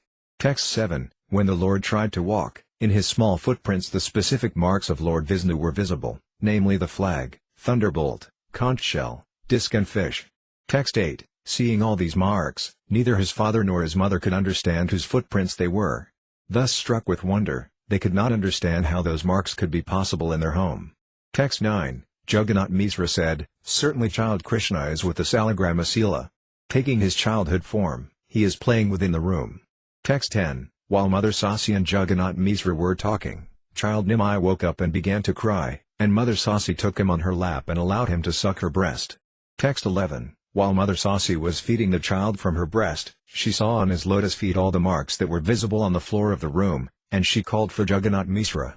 Text 12. When Jagannath Misra saw the wonderful marks on the soul of his son, he became very joyful and privately called for Nilambara Chakravarti. Text 13. When Nilambara Chakravarti saw those marks, he smilingly said, formerly I ascertained all this by astrological calculation and noted it in writing.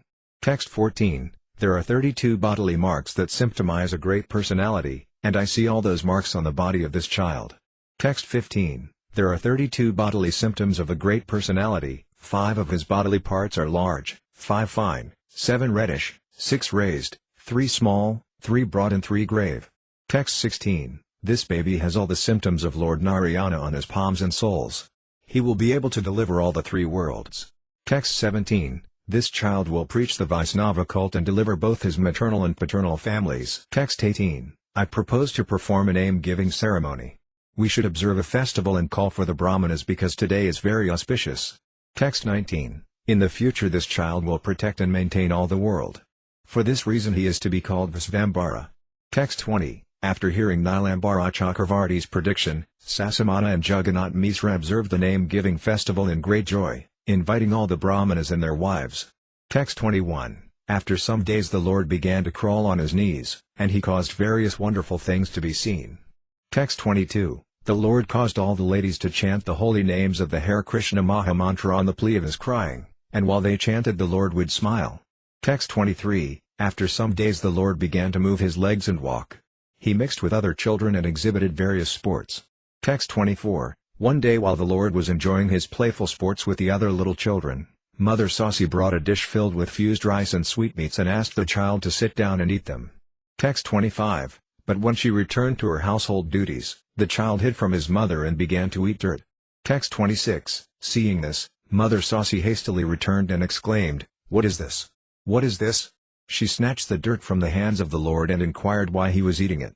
Text 27. Crying, the child inquired from his mother, "Why are you angry? You have already given me dirt to eat. What is my fault?" Text 28. Fused rice, sweetmeats and all other eatables are but transformations of dirt. This is dirt, that is dirt. Please consider. What is the difference between them? Text 29. This body is a transformation of dirt, and the eatables are also a transformation of dirt. Please reflect upon this. You are blaming me without consideration. What can I say? Text 30. Astonished that the child was speaking Mayavada philosophy, Mother Sasi replied, "Who has taught you this philosophical speculation that justifies eating dirt?" Text 31. Replying to the Mayavada idea of the child philosopher, Mother Sasi said, "My dear boy, if we eat earth transformed into grain, our body is nourished, and it becomes strong. But if we eat dirt in its crude state, the body becomes diseased instead of nourished, and thus it is destroyed." Text 32. In a water pot, which is a transformation of dirt, I can bring water very easily. But if I poured water on a lump of dirt, the lump would soak up the water, and my labor would be useless. Text 33. The Lord replied to his mother, "Why did you conceal self-realization by not teaching me this practical philosophy in the beginning?" Text 34. Now that I can understand this philosophy, no more shall I eat dirt. Whenever I am hungry I shall suck your breast and drink your breast milk. Text 35. After saying this, the Lord, smiling slightly, climbed on the lap of his mother and sucked her breast. Text 36. Thus under various excuses the Lord exhibited his opulences as much as possible in his childhood, and later, after exhibiting such opulences, he hid himself. Text 37. On one occasion the Lord ate the food of a Brahmana guest 3 times, and later, in confidence, the Lord delivered that Brahmana from material engagement. Text 38. In his childhood the Lord was taken away by 2 thieves outside his home. The Lord, however, got up on the shoulders of the thieves, and while they were thinking they were safely carrying the child to rob his ornaments, the Lord misled them, and thus instead of going to their own home the thieves came back to the home of Jagannath Misra. Text 39. Pretending to be sick, the Lord asked some food from the house of Hiranya and Jagadisa on the Ekadashi day. Text 40. As usual for small children, he learned to play, and with his playmates he went to the houses of neighboring friends, stealing their eatables and eating them. Sometimes the children fought among themselves. Text 41. All the children lodged complaints with Sasamata about the Lord's fighting with them and stealing from the neighbors' houses. Therefore sometimes she used to chastise or rebuke her son. Text 42. Sasamata said, "Why do you steal others' things? Why do you beat the other children? And why do you go inside others' houses? What do you not have in your own house?" Text 43. Thus rebuked by his mother, he Lord would go in anger to a room and break all the pots within it. Text 44. Then Sasamata would take her son on her lap and pacify him, and the Lord would be very much ashamed, admitting his faults. Text 45. Once the child, Caitanya Mahaprabhu, chastised his mother with his soft hand, and his mother pretended to faint. Seeing this, the Lord began to cry. Text 46. The neighboring ladies told him, "Dear child, please bring a coconut from somewhere, and then your mother will be cured." Text 47. He then went outside the house and immediately brought 2 coconuts. All the ladies were astonished to see such wonderful activities. Text 48. Sometimes the Lord would go with other children to bathe in the Ganges, and the neighboring girls would also come there to worship various demigods. Text 49. When the girls engaged in worshipping the different demigods after bathing in the Ganges, the young lord would come there and sit down among them. Text 50, addressing the girls, the Lord would say, "Worship me, and I shall give you good husbands or good benedictions. The Ganges and goddess Durga are my maidservants. What to speak of other demigods, even Lord Shiva is my servant." Text 51, without the permission of the girls, the Lord would take the sandalwood pulp and smear it on his own body, put the flower garlands on his neck, and snatch and eat all the offerings of sweet meats, rice and bananas. Text 52, all the girls became very angry at the Lord for this behavior. "Dear Nimaj," they told him, "you are just like our brother in our village relationship." Text 53, therefore it does not behoove you to act like this. Don't take our paraphernalia for worship of the demigods. Don't create a disturbance in this way. Text 54, the Lord replied, "My dear sisters, I give you the benediction that your husbands will be very handsome." Text 55, they will be learned, clever and young and possess abundant wealth and rice. Not only that, but you will each have 7 sons, who will all live long lives and be very intelligent. Text 56, hearing this benediction from Sri Caitanya Mahaprabhu, all the girls were inwardly very happy, but externally, as is natural for girls, they rebuked the Lord under the pretense of anger. Text 57, when some of the girls fled, the Lord called them in anger and advised them as follows. Text 58, if you are miserly and do not give me the offerings, every one of you will have an old husband with at least 4 co-wives. Text 59, hearing this supposed curse by Lord Chaitanya, the girls, considering that he might know something uncommon or be empowered by demigods, were afraid that his curse might be effective. Text 60, the girls then brought the offerings before the Lord, who ate them all and blessed the girls to their satisfaction. Text 61, when this cunning behavior of the Lord with the girls became known to the people in general, it did not create misunderstandings among them. Rather, they enjoyed happiness in these dealings. Text 62, one day a girl of the name Lakshmi, the daughter of Vallabhakarya, came to the bank of the Ganges to take a bath in the river and worship the demigods. Text 63, seeing Lakshmi Devi, the Lord became attached to her, and Lakshmi, upon seeing the Lord, felt great satisfaction within her mind. Text 64, their natural love for each other awakened, and although it was covered by childhood emotions, it became apparent that they were mutually attracted. Text 65, they both enjoyed natural pleasure in seeing each other, and under the pretext of demigod worship they manifested their feelings. Text 66, the Lord told Lakshmi, just worship me, for I am the Supreme Lord. If you worship me, certainly you will get the benediction you desire. Text 67, on hearing the order of the Supreme Lord, Sri Caitanya Mahaprabhu, Lakshmi immediately worshipped him, offering sandalwood pulp and flowers for his body, garlanding him with malika flowers, and offering prayers. Text 68, being worshipped by Lakshmi, the Lord began to smile. He recited a verse from Srimad Bhagavatam and thus accepted the emotion she expressed. Text 69, my dear Gopis, I accept your desire to have me as your husband and thus worship me. I wish your desire to be fulfilled because it deserves to be so. Text 70, after thus expressing their feelings to each other, Lord Chaitanya and Lakshmi returned home. Who can understand the grave pastimes of Lord Chaitanya Mahaprabhu? Text 71, when the neighboring people saw the naughty behavior of Lord Chaitanya, out of love for him they lodged complaints with Sasamata and Jagannath Misra. Text 72, one day Mother Sasi went to catch her son, wanting to rebuke him, but he fled from the spot. Text 73, although he is the maintainer of the entire universe, once the Lord sat upon some rejected pots in the pit where the remnants of food were thrown, after the pots had been used for cooking. Text 74, when Mother Sasi saw her boy sitting on the rejected pots, she protested, "Why have you touched these untouchable pots? You have now become impure. Go and bathe in the Ganges." Text 75, hearing this, Lord Chaitanya Mahaprabhu taught his mother about absolute knowledge. Although amazed by this, his mother forced him to take a bath. Text 76, sometimes, taking her son with her, Mother Sasi would lie down on her bed, and she would see that denizens of the celestial world had come there, filling the entire house. Text 77, once Mother Sasi told the Lord, "Please go call your father." Receiving this order from his mother, the Lord went out to call him. Text 78, when the child was going out, there was a tinkling of ankle bells from his lotus feet. Hearing this, his father and mother were struck with wonder. Text 79, Jagannath Misra said, "This is a very wonderful incident. Why is there a sound of ankle bells from the bare feet of my child?" Text 80, Mother Sasi said, "I also saw another wonder. People were coming down from the celestial kingdom and crowding the entire courtyard. Text 81. They made noisy sounds I could not understand. I guess they were offering prayers to someone. Text 82. Jagannath Misra replied, never mind what it is. There is no need to worry. Let there always be good fortune for Visvambara. This is all I want. Text 83. On another occasion, Jagannath Misra, seeing the mischievous acts of his son, gave him lessons in morality after rebuking him greatly. Text 84. On that very night, Jagannath Misra dreamt that a Brahmana had come before him speaking these words in great anger. Text 85. My dear Misra, you do not know anything about your son.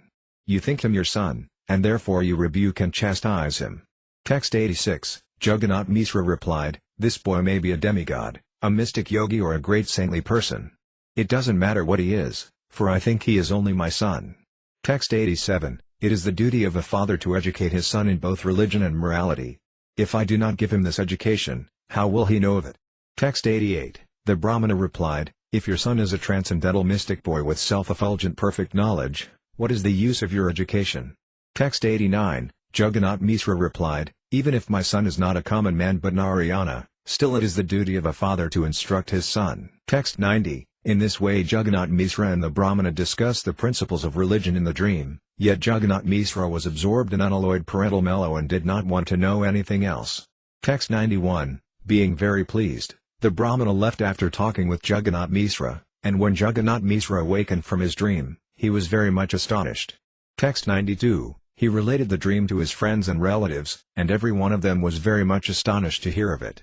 Text 93. In this way Gaurahari performed his childhood pastimes and day after day increased the pleasure of his parents.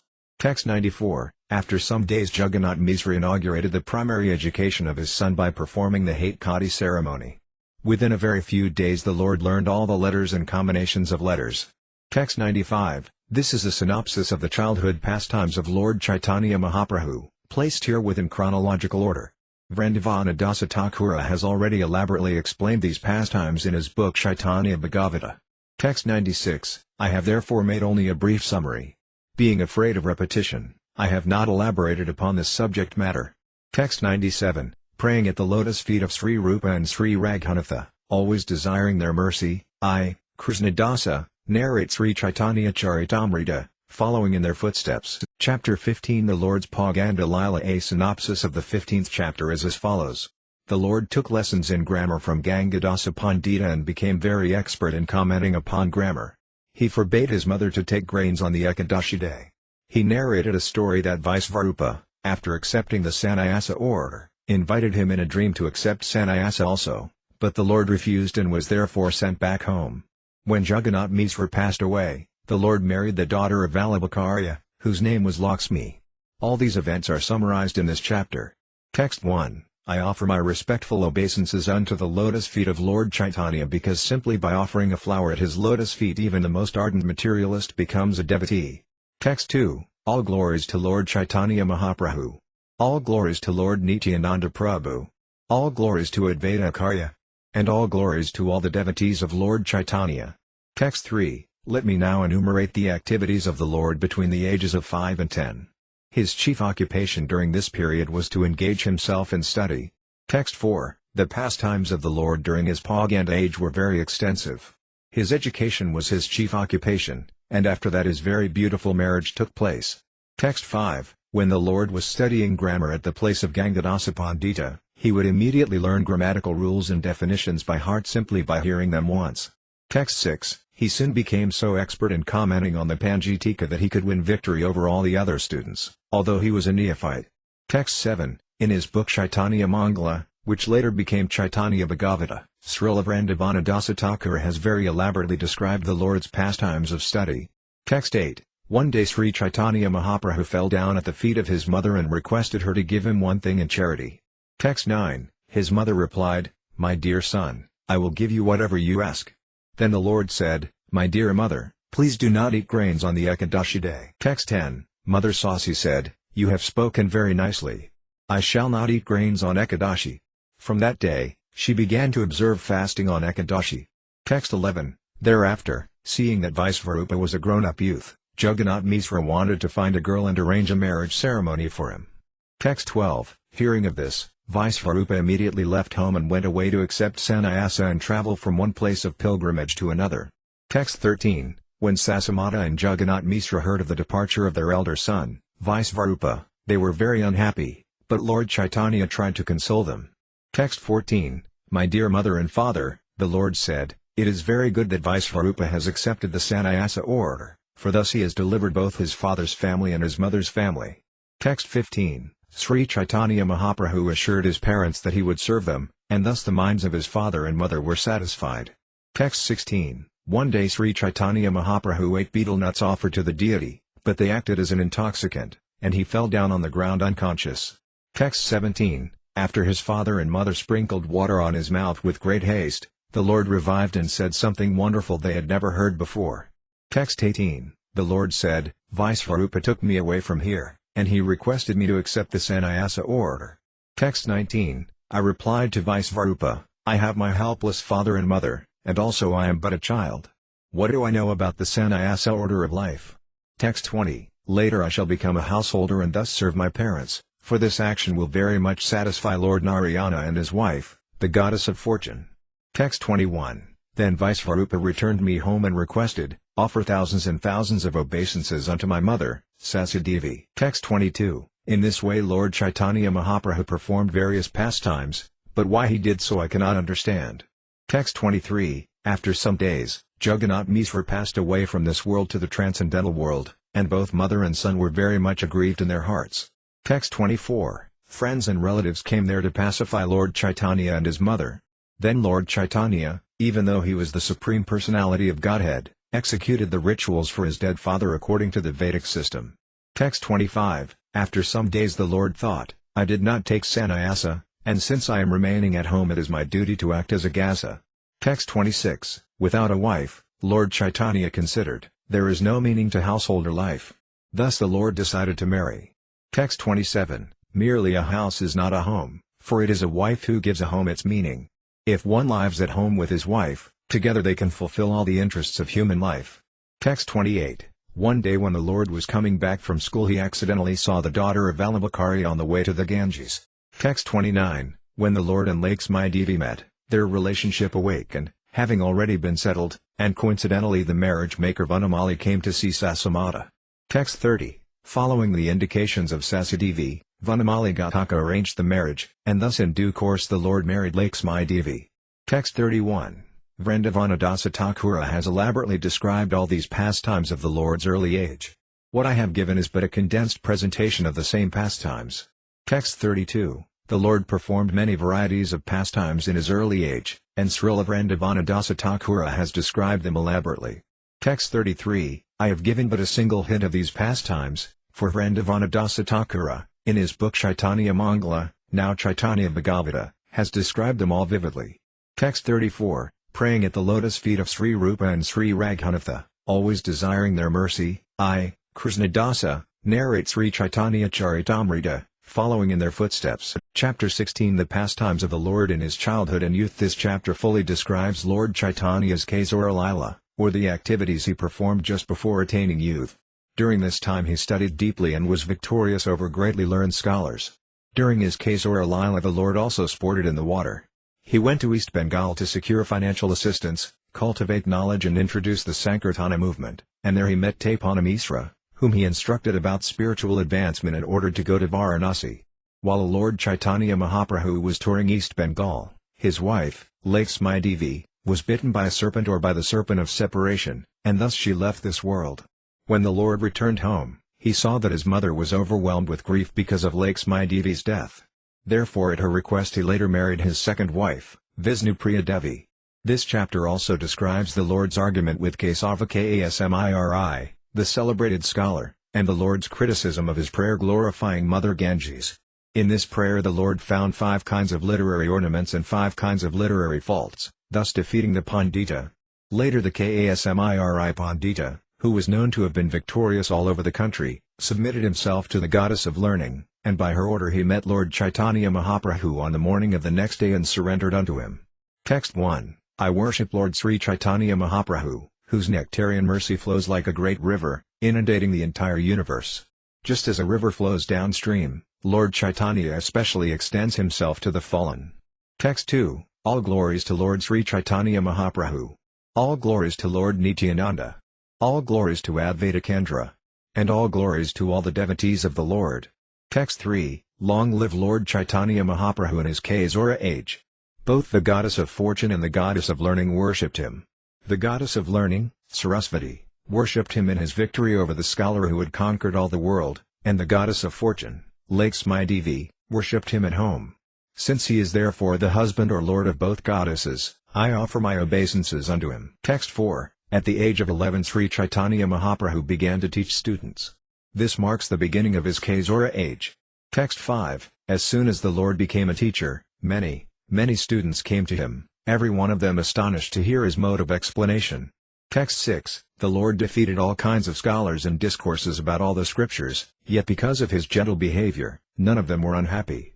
Text 7, The Lord, as a teacher, performed various kinds of pranks in his sporting pastimes in the water of the Ganges.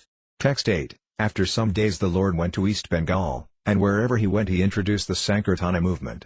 Text 9, Struck with wonder by the influence of Lord Chaitanya Mahaprabhu's intellectual prowess, many hundreds of students came to the Lord and began studying under his direction.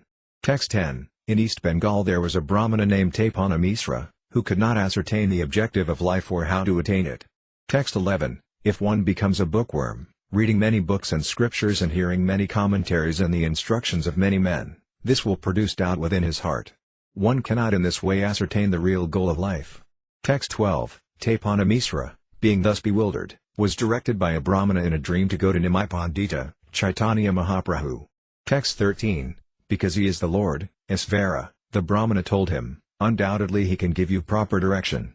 Text 14, After seeing the dream, Taipana Misra came to the shelter of Lord Chaitanya's lotus feet, and he described all the details of the dream to the Lord.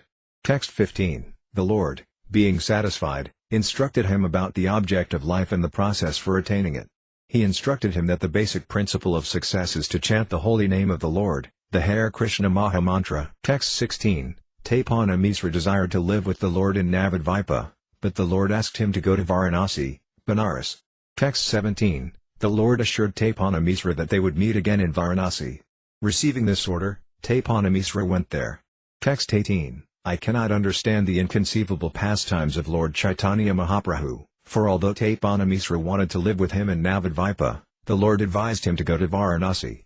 Text 19, In this way Sri Caitanya Mahaprabhu contributed the greatest benefit to the people of East Bengal by initiating them into Harinama, the chanting of the Hare Krishna Maha Mantra, and making them learn scholars by educating them. Text 20, Because the Lord was engaged in various ways in preaching work in East Bengal, his wife, Lakshmi Devi, was very unhappy at home in separation from her husband. Text 21, The snake of separation bit Lakshmi Devi, and its poison caused her death. Thus she passed to the next world. She went back home, back to Godhead. Text 22, Lord Chaitanya knew about the disappearance of Lakshmi Devi because he is the Supersoul himself. Thus he returned home to solace his mother, Sasa Devi, who was greatly unhappy about the death of her daughter-in-law. Text 23, When the Lord returned home, bringing with him great wealth and many followers, he spoke to Sasa Devi about transcendental knowledge to relieve her of the grief she was suffering. Text 24, After coming back from East Bengal, Sri Caitanya Mahaprabhu again began educating others. By the strength of his education he conquered everyone, and thus he was greatly proud. Text 25, Then Lord Chaitanya married Visnupriya, the goddess of fortune, and thereafter he conquered a champion of learning named Caitanya-caritamrta. Text 26, Vrindavanadasa Thakura has previously elaborately described this. That which is clear need not be scrutinized for good qualities and faults. Text 27, Offering my obeisances to Srila Vrindavanadasa Thakura, I shall try to describe that portion of the Lord's analysis which, when he heard it, made the Dagvihayi feel himself condemned. Text 28, Once on a full moon night the Lord was sitting on the bank of the Ganges with his many disciples and discussing literary topics. Text 29, Coincidentally, Caitanya-caritamrta Pandita came there. While offering his prayers to Mother Ganges, he met Chaitanya Mahaprabhu. Text 30, The Lord received him with adoration, but because Caitanya-caritamrta was very proud, he talked to the Lord very inconsiderately. Text 31, I understand that you are a teacher of grammar, he said, and that your name is Nimai Pandita. People speak very highly of your teaching of beginner's grammar. Text 32, I understand that you teach Kalapa Vyakarana. I have heard that your students are very expert in the word jugglery of this grammar. Text 33, the Lord said, yes, I am known as a teacher of grammar, but factually I cannot impress my students with grammatical knowledge, nor can they understand me very well. Text 34, my dear sir, whereas you are a very learned scholar in all sorts of scriptures and are very much experienced in composing poetry, I am only a boy, a new student and nothing more. Text 35, therefore I desire to hear your skill in composing poetry. We could hear this if you would mercifully describe the glory of Mother Ganges. Text 36, when the Brahmana, Caitanya-caritamrta, heard this, he became still more puffed up, and within 1 hour he composed 100 verses describing Mother Ganges. Text 37, the Lord praised him, saying, Sir, there is no greater poet than you in the entire world. Text 38, your poetry is so difficult that no one can understand it but you and Mother Saraswati, the goddess of learning. Text 39, but if you explain the meaning of one verse, we can all hear it from your own mouth and thus be very happy. Text 40, the Dugvihayi, Caitanya-caritamrta, inquired which verse he wanted explained. The Lord then recited one of the 100 verses Caitanya-caritamrta had composed. Text 41, the greatness of Mother Ganges always brilliantly exists. She is the most fortunate because she emanated from the lotus feet of Sri Vishnu, the personality of Godhead. She is a second goddess of fortune, and therefore she is always worshipped both by demigods and by humanity. Endowed with all wonderful qualities, she flourishes on the head of Lord Shiva.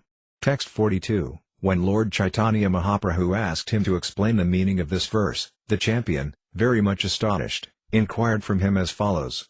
Text 43, I recited all the verses like the blowing wind. How could you completely learn by heart even one among those verses?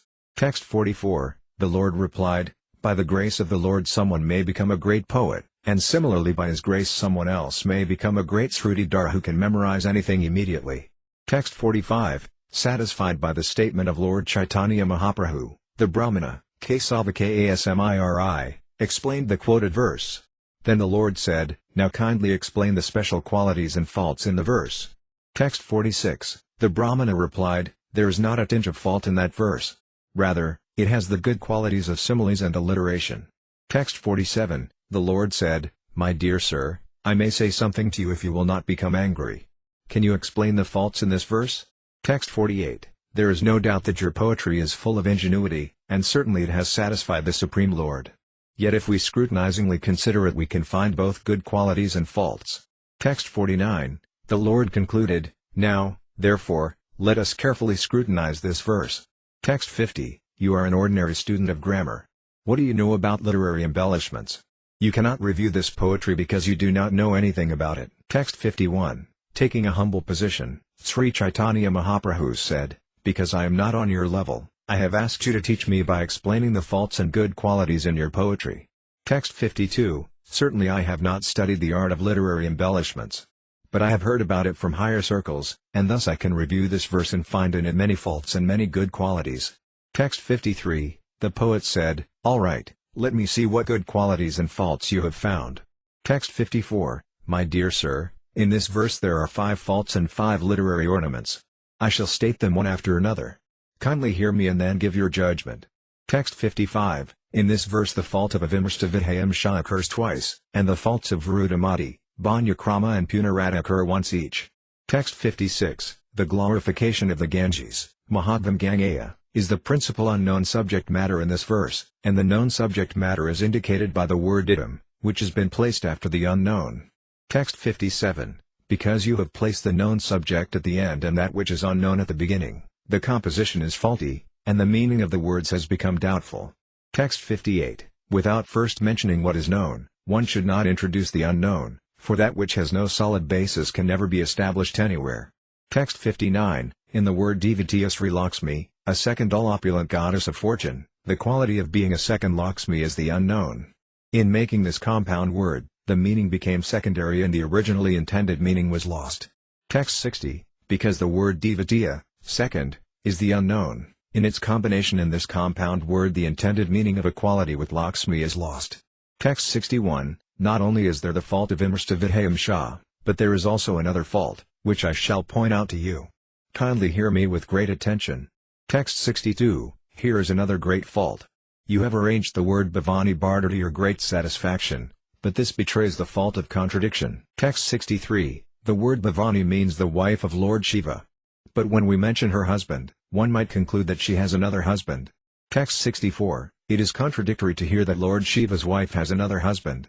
The use of such words in literature creates the fault called Varudamati Krt. Text 65, if someone says, place this charity in the hand of the husband of the wife of the Brahmana, when we hear these contradictory words we immediately understand that the Brahmana's wife has another husband. Text 66, the statement by the word Vaibhavati, flourishes, is complete. Qualifying it with the adjective adbhutaguna, wonderful qualities, creates the fault of redundancy. Text 67, there is extraordinary alliteration in 3 lines of the verse, but in 1 line there is no such alliteration. This is the fault of deviation.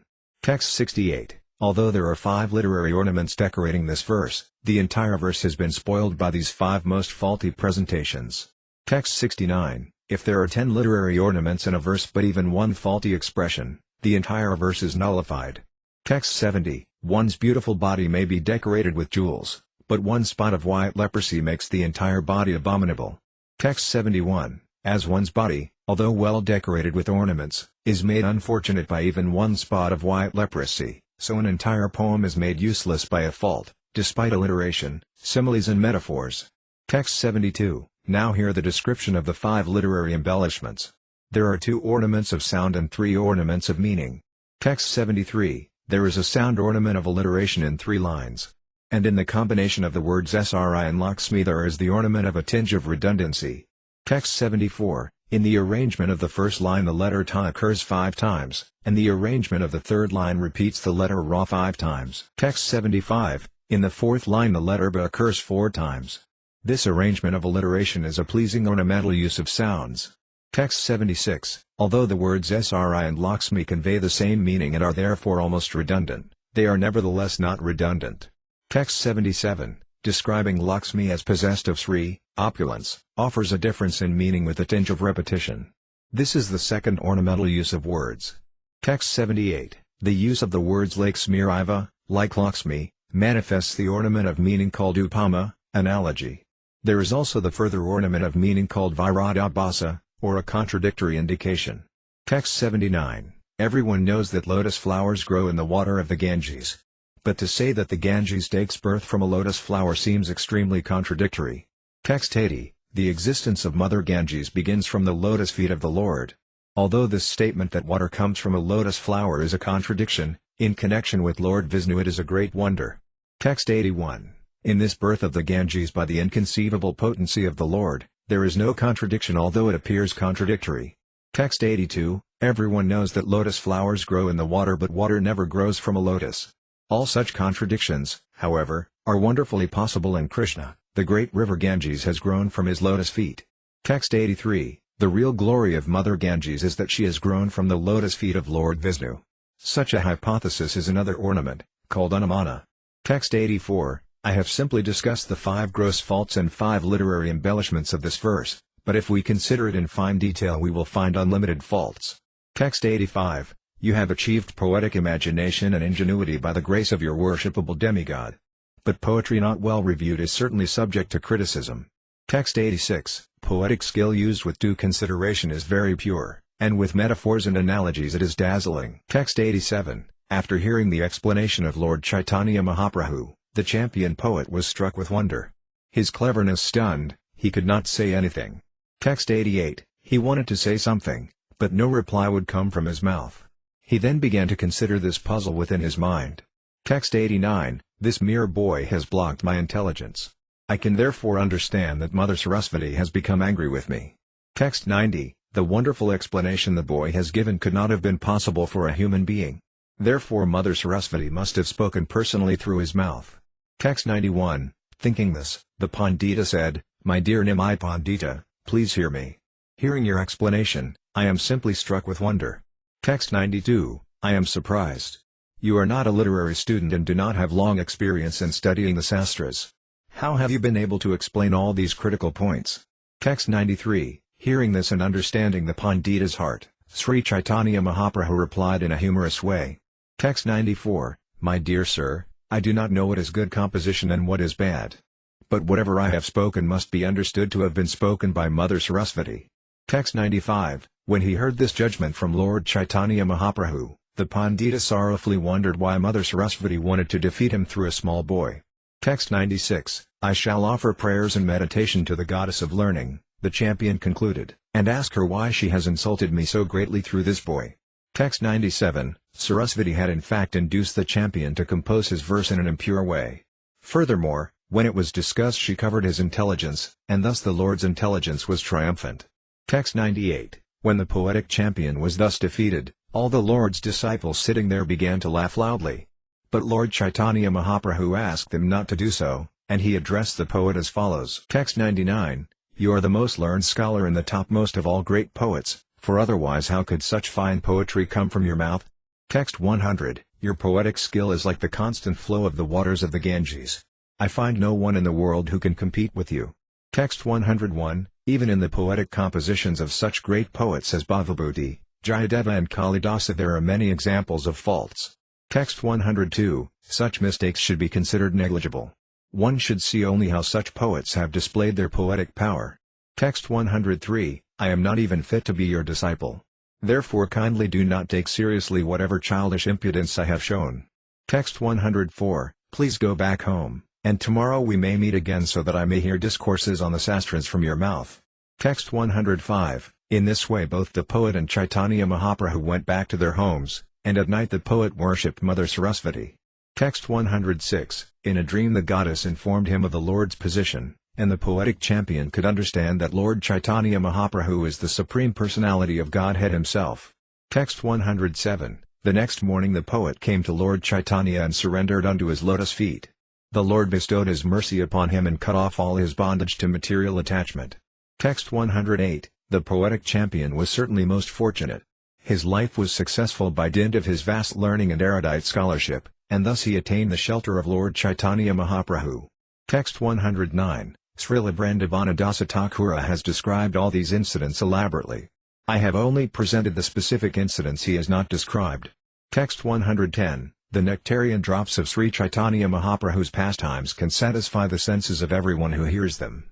Text 111. Praying at the lotus feet of Sri Rupa and Sri Raghunatha, always desiring their mercy, I, Krishnadasa, narrate Sri Caitanya-caritamrta, following in their footsteps. Chapter 17. The pastimes of Lord Chaitanya Mahaprabhu in his youth. The 17th chapter, as summarized by Srila Bhaktivinoda Thakura in his Amrita Pravaha Bhasya, describes Lord Chaitanya Mahaprabhu's pastimes from his 16th year until the time he accepted the renounced order of life.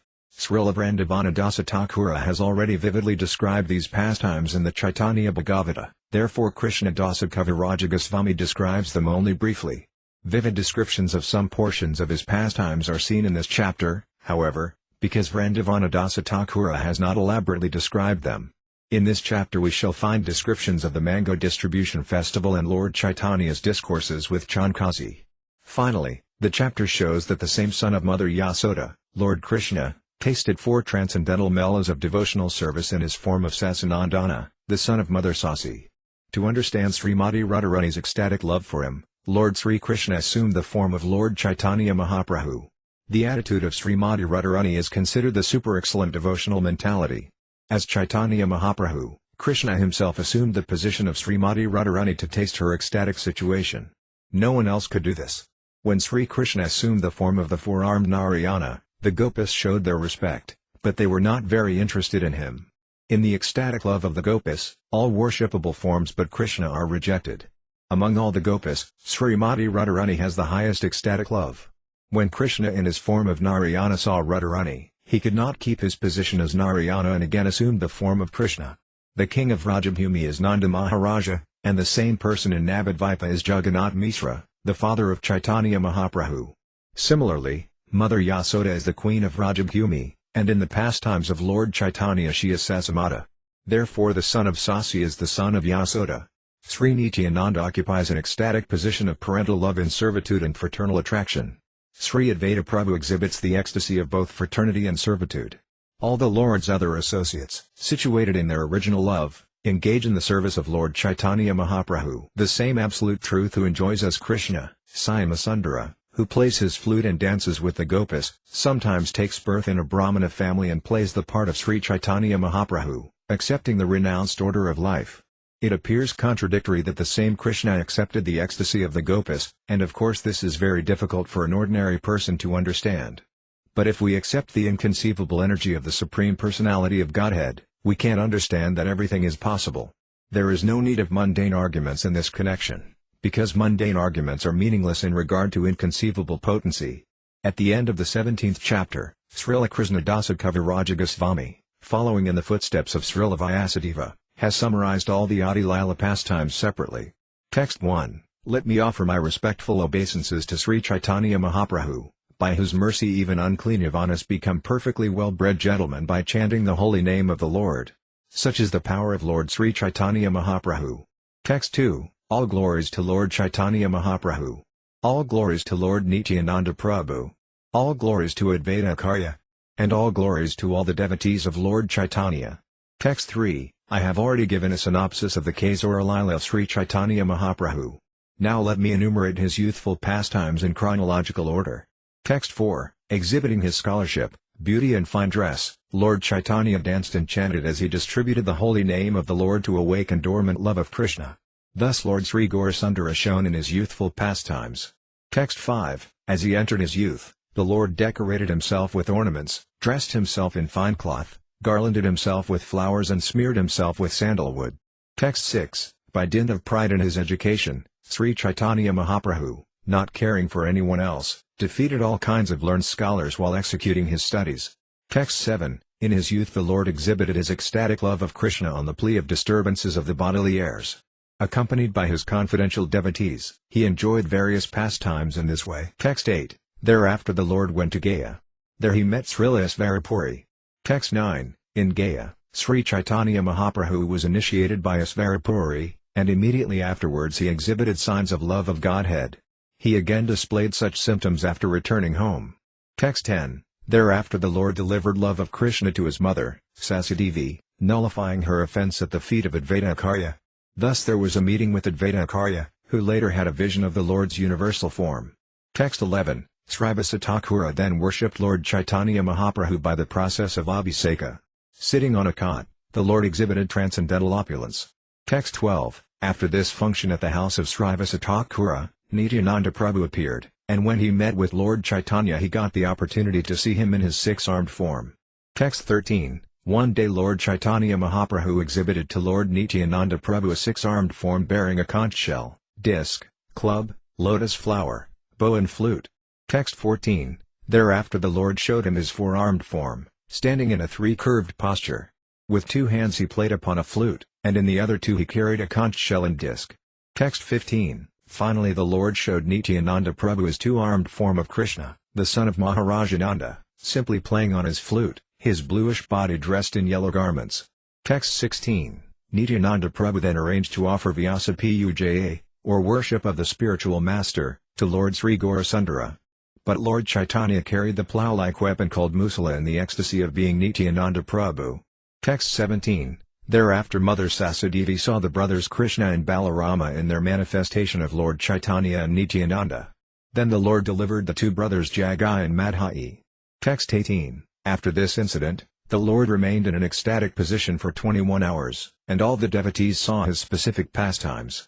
Text 19. One day Sri Caitanya Mahaprabhu felt the ecstasy of the boar incarnation and got up on the shoulders of Murari Gupta. Thus they both danced in Murari Gupta's courtyard. Text 20. After this incident the Lord ate raw rice given by Suklambara Brahmachari and explained very elaborately the import of the Harinama sloka mentioned in the Burhanaradhya Purana.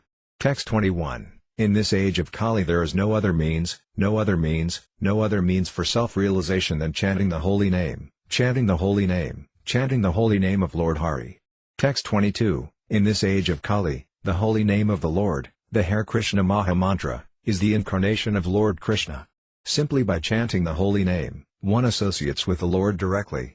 Anyone who does this is certainly delivered.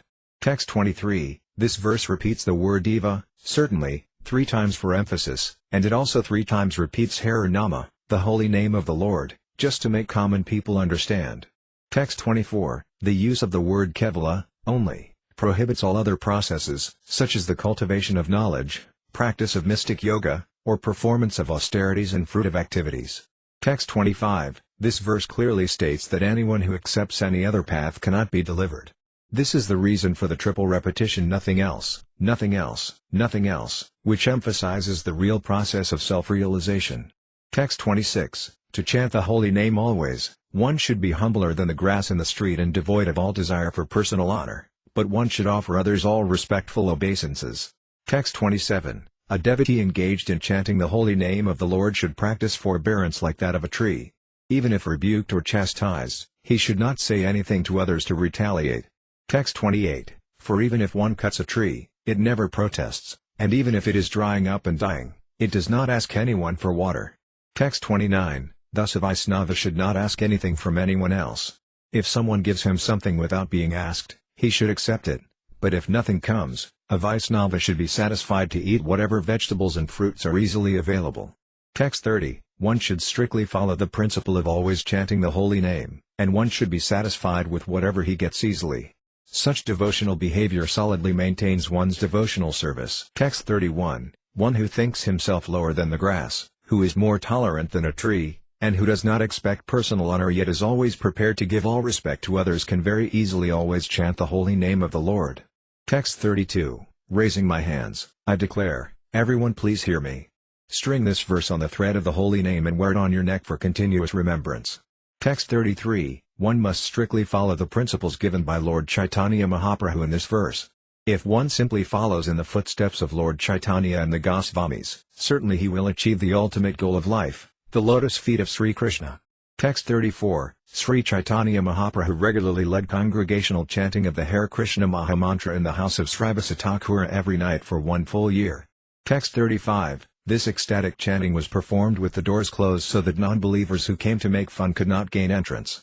Text 36. Thus the non-believers almost burned to ashes and died out of envy.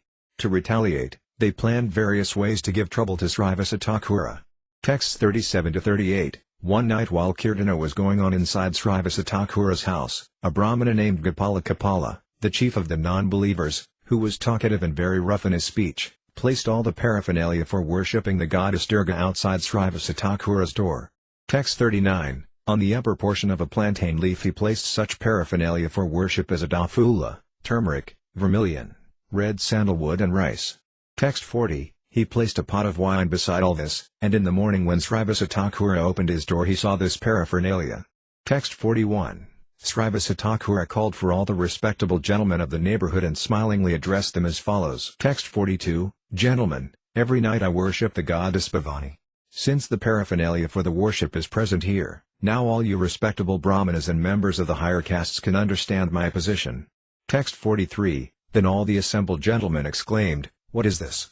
What is this? Who has performed such mischievous activities? Who is that sinful man?" Text 44. They called for a sweeper, Thadi, who threw all the items of worship far away and cleansed the place by mopping it with a mixture of water and cow dung.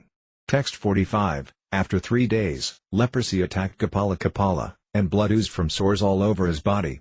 Text 46. Incessantly covered with germs and insects biting him all over his body, Gopala felt unbearable pain.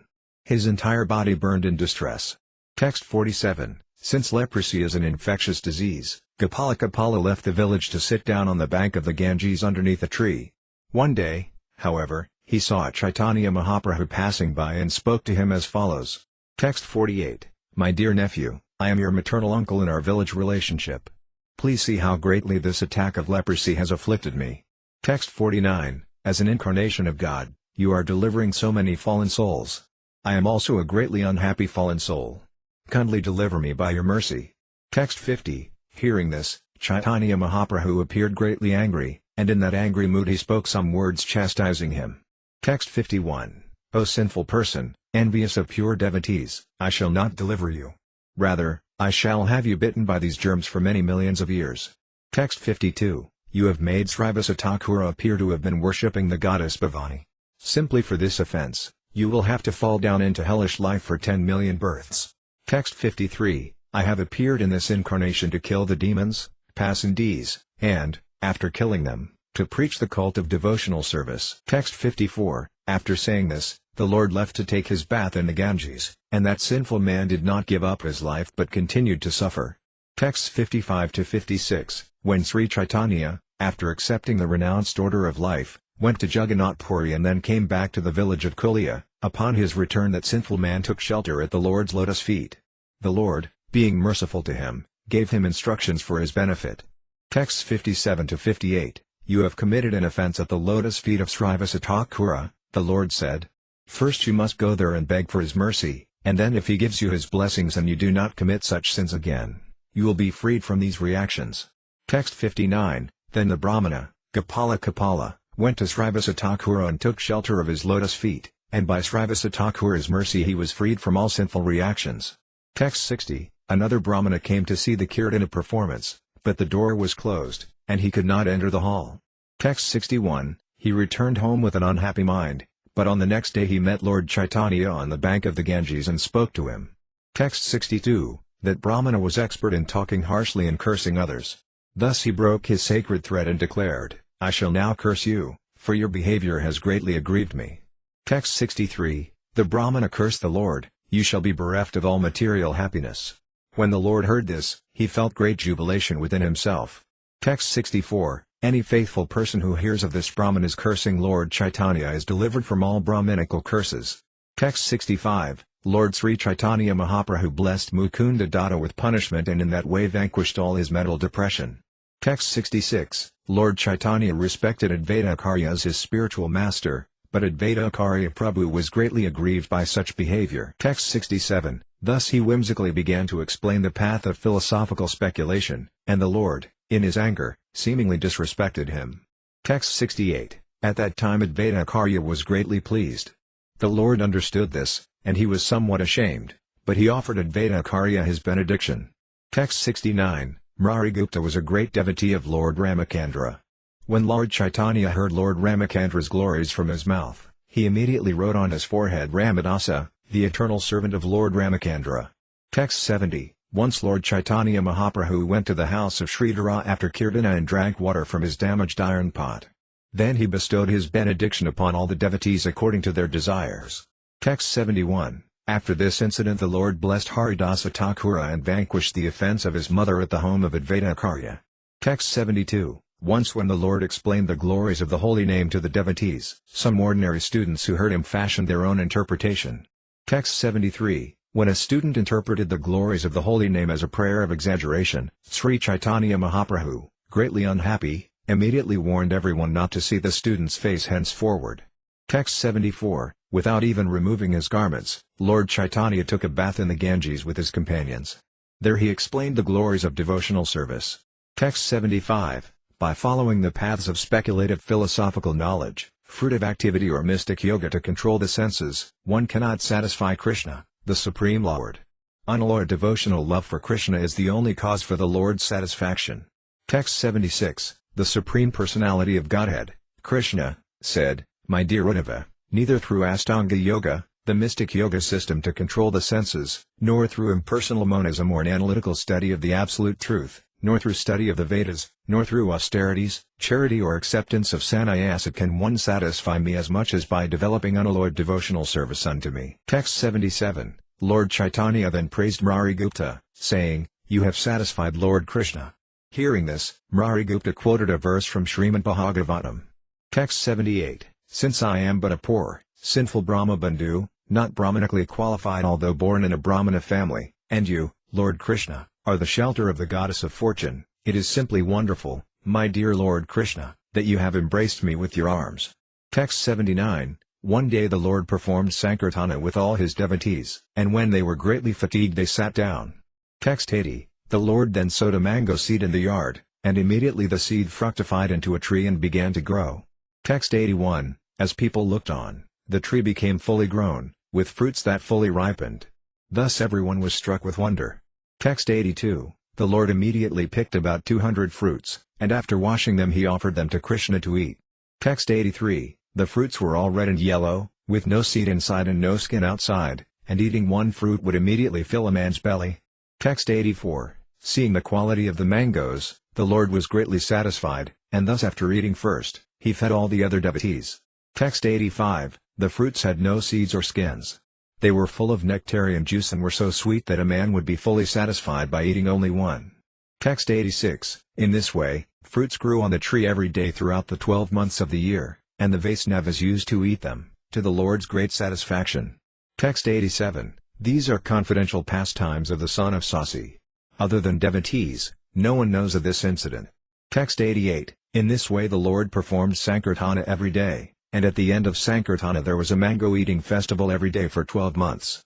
Text 89. Once while Caitanya Mahaprabhu was performing Kirtana, clouds assembled in the sky, and the Lord, by his own will, immediately stopped them from pouring rain.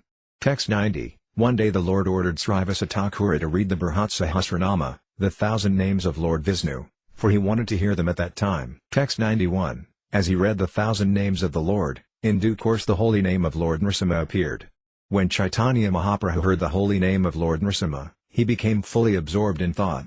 Text 92. In the mood of Lord Nrsimhadeva, Lord Caitanya ran through the city streets, club in hand, ready to kill all the atheists. Text 93. Seeing him appearing very fierce in the ecstasy of Lord Nrsimha, people ran from the street and fled here and there, afraid of his anger.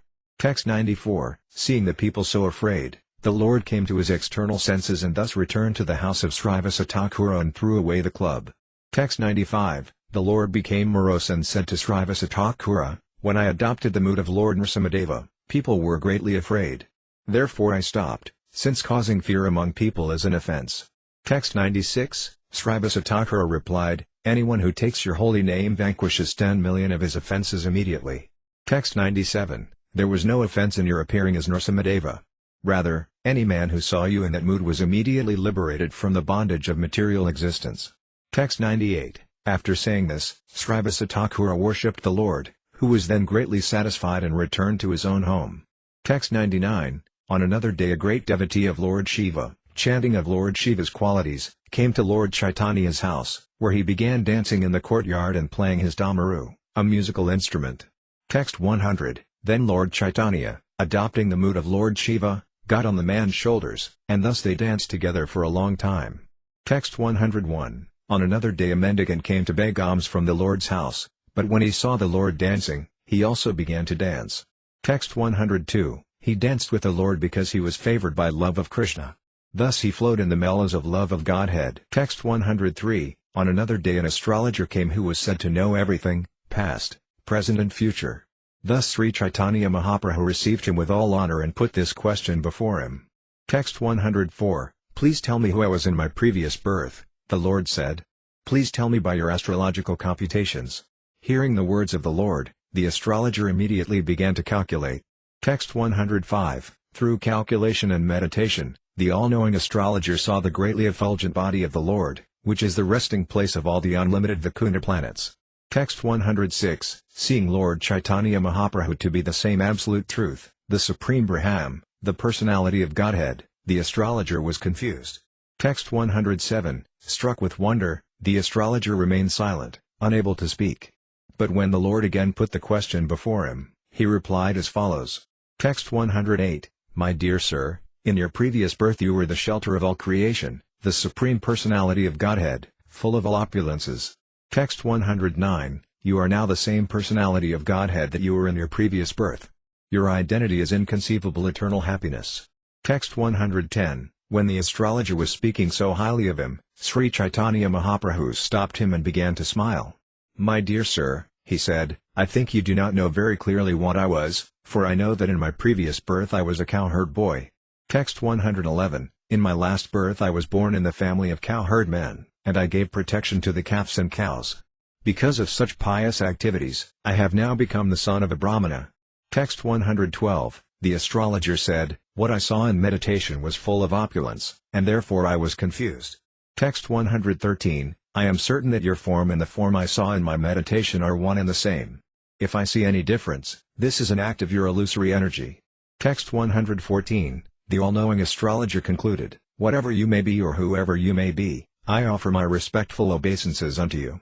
By his causeless mercy, the Lord then gave him love of Godhead, thus rewarding him for his service. Text 115. One day the Lord sat down in the quarter of a Vishnu temple and began calling very loudly, bring some honey. Bring some honey. Text 116. Nityananda Prabhu Goswami, understanding the ecstatic mood of Sri Caitanya Mahaprabhu, brought a pot of Ganges water as a token and put it before him. Text 117. After drinking the water, Lord Chaitanya became so ecstatic that he began to dance. Thus everyone saw the pastime of attracting the river Yamuna. Text 118. When the Lord, in his ecstasy of Baladeva, was moving as if intoxicated by the beverage, Advaita Acharya, the chief of the Acharyas, Acharya Sekhara, saw him in the form of Balarama. Text 119. Vanamali Acharya saw a golden plough in the hand of Balarama, and the devotees all assembled together and danced, overwhelmed by ecstasy. Text 120. In this way they danced continuously for 12 hours, and in the evening they all took a bath in the Ganges and then returned to their homes. Text 121. The Lord ordered all the citizens of Navadvipa to chant the Hare Krishna mantra, and in each and every home they began performing Sankirtana regularly. Text 122. All the devotees sang this popular song along with the Hare Krishna Maha Mantra, Hariye Nama, Krishna Yadavaya Nama /Gopala Govinda Rama Srimati Sudana.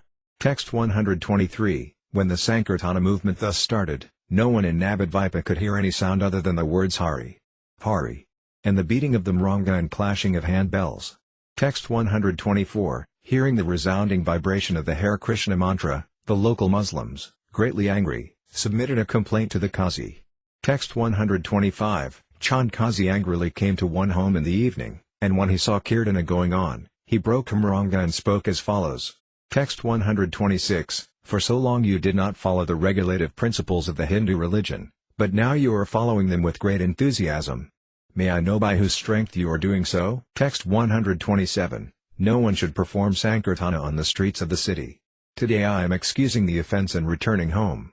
Text 128. The next time I see someone performing such Sankirtana, I shall certainly chastise him by not only confiscating all his property but also converting him into a Muslim.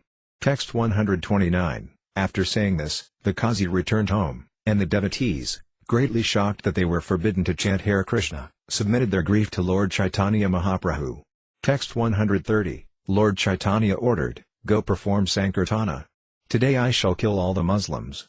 Text 131. Returning home, all the citizens began performing Sankirtana, but because of the order of the Qazi, they were not carefree but always full of anxiety. Text 132. Understanding the anxiety within the people's minds, the Lord called them together and spoke to them as follows. Text 133. In the evening I shall perform Sankirtana in each and every town. Therefore you should all decorate the city in the evening. Text 134. In the evening, burn torchlights in every home. I shall give protection to everyone. Let us see what kind of Qazi comes to stop our Kirtana. Text 135. In the evening Lord Gaurasundara went out and formed 3 parties to perform Kirtana. Text 136. In the front party danced Thakura Haridasa, and in the middle party danced Advaita Acharya with great jubilation.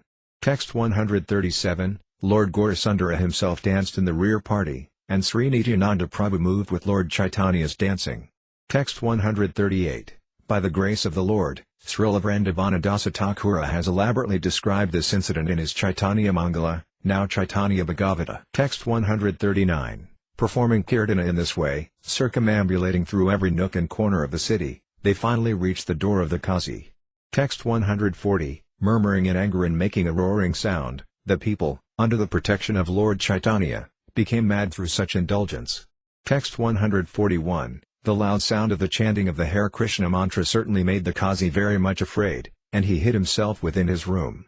Hearing the people thus protesting, murmuring in great anger, the Qazi would not come out of his home. Text 142. Naturally some of the people who were very much agitated began to retaliate the Qazi's actions by wrecking his house and flower garden. Srila Vrindavanadasa Thakura has elaborately described this incident. Text 143. Thereafter, when Sri Caitanya Mahaprabhu reached the Qazi's house, he sat down by the doorway and sent some respectable persons to call for the Qazi. Text 144. When the Qazi came, his head bowed down, the Lord gave him proper respect and a seat. Text 145. In a friendly way, the Lord said, Sir, I have come to your house as your guest, but upon seeing me you hid yourself in your room. What kind of etiquette is this?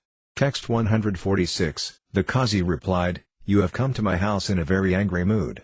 To pacify you, I did not come before you immediately but kept myself hidden. Text 147. Now that you have become pacified, I have come to you. It is my good fortune to receive a guest like your honor.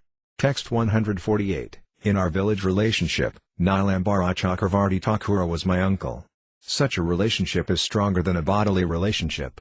Text 149. Nilambara Chakravarti is your maternal grandfather, and by this relationship you are thus my nephew.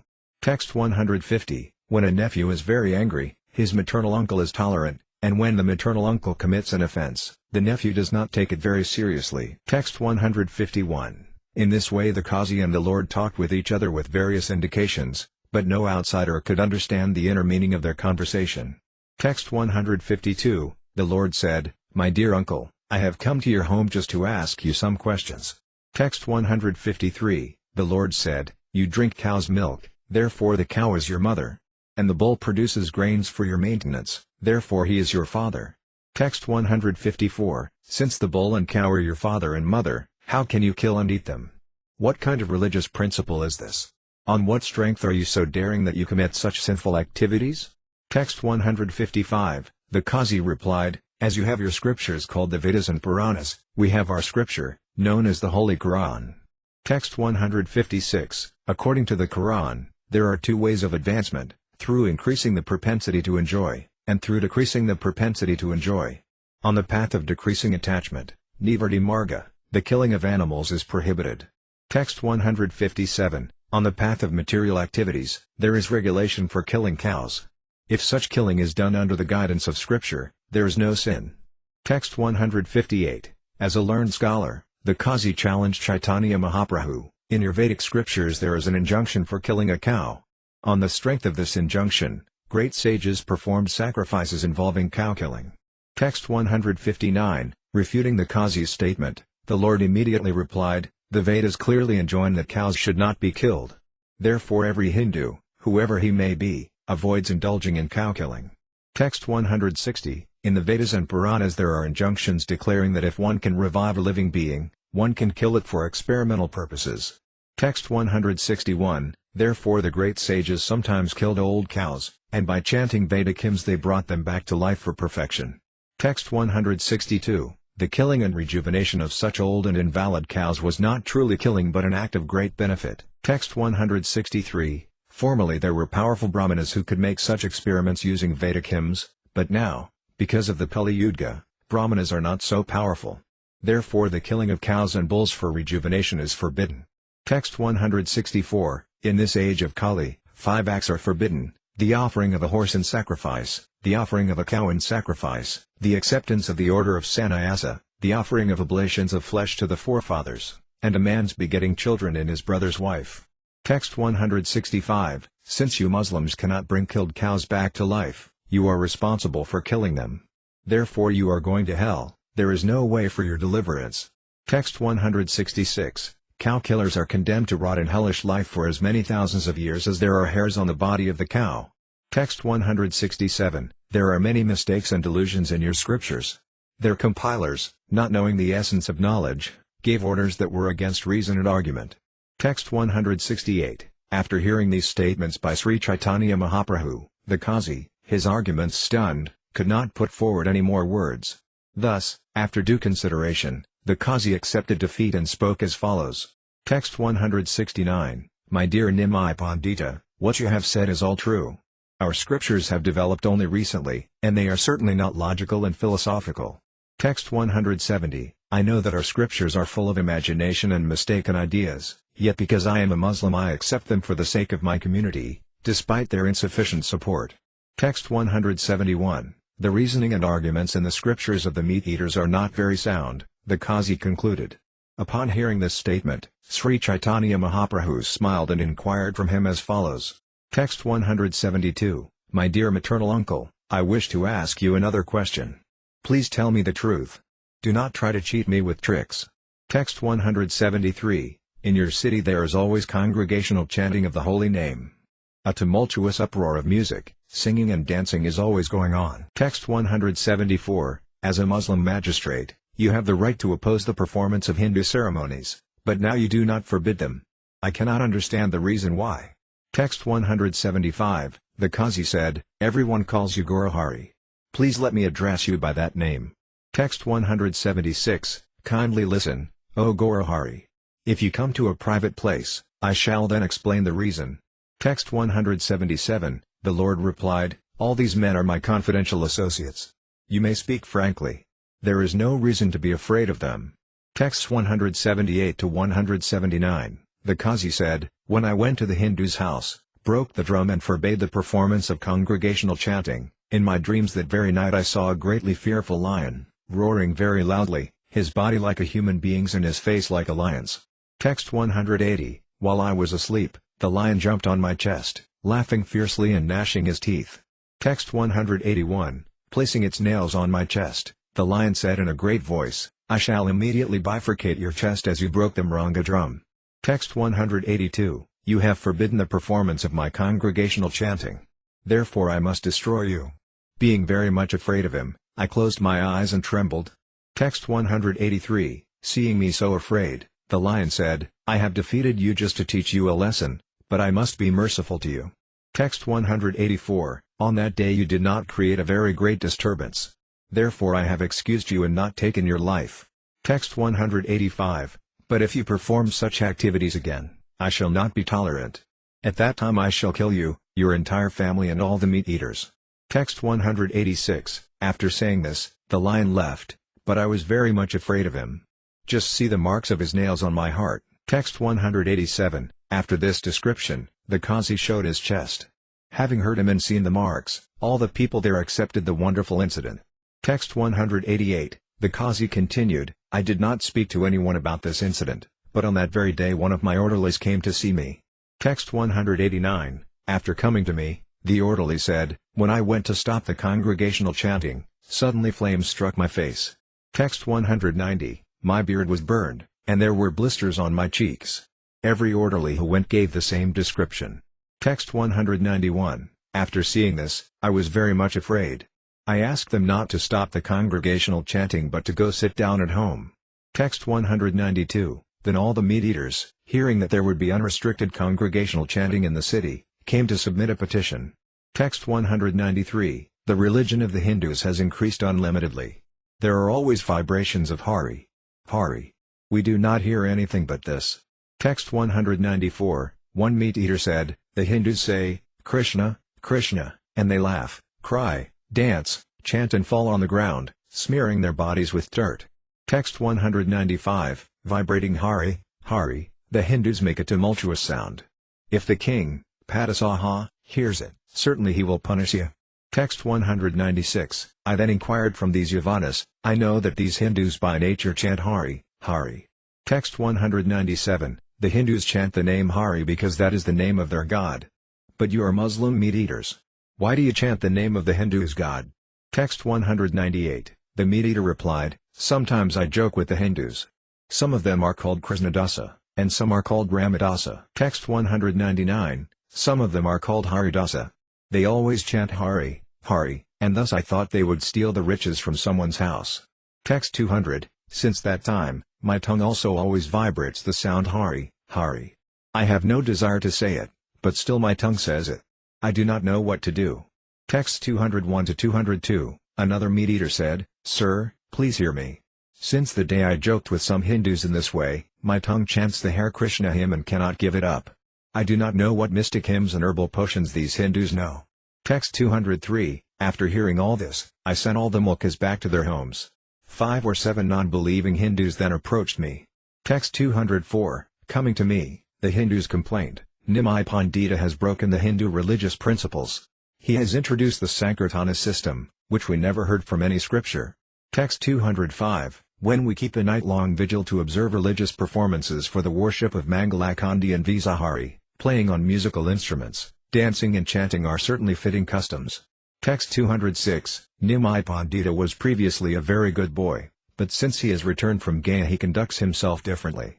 Text 207, Now he loudly sings all kinds of songs, claps, and plays drums and hand cymbals, making a tumultuous sound that deafens our ears. Text 208, We do not know what he eats that makes him become mad, dancing, singing, sometimes laughing, crying, falling down, jumping up and rolling on the ground.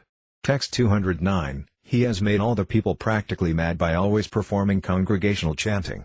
At night we cannot get any sleep, we are always kept awake. Text 210, now he has given up his own name Nimai and introduced himself by the name Gaurahari. He has spoiled the Hindu religious principles and introduced the irreligion of non-believers. Text 211, now the lower classes are chanting the Hare Krishna Mahamantra again and again. For this sinful activity, the entire city of Navadvipa will become deserted. Text 212, according to Hindu scripture, God's name is the most powerful hymn. If everyone hears the chanting of the name, the potency of the hymn will be lost. Text 213, Sir, you are the ruler of this town. Whether Hindu or Muslim, everyone is under your protection. Therefore please call Nimai Pandita and make him leave the town. Text 214, after hearing their complaints, in sweet words I told them, please go back home. I shall certainly prohibit Nimai Pandita from continuing his Hare Krishna movement. Text 215, I know that Narayana is the supreme god of the Hindus, and I think that you are the same Narayana. This I feel within my mind.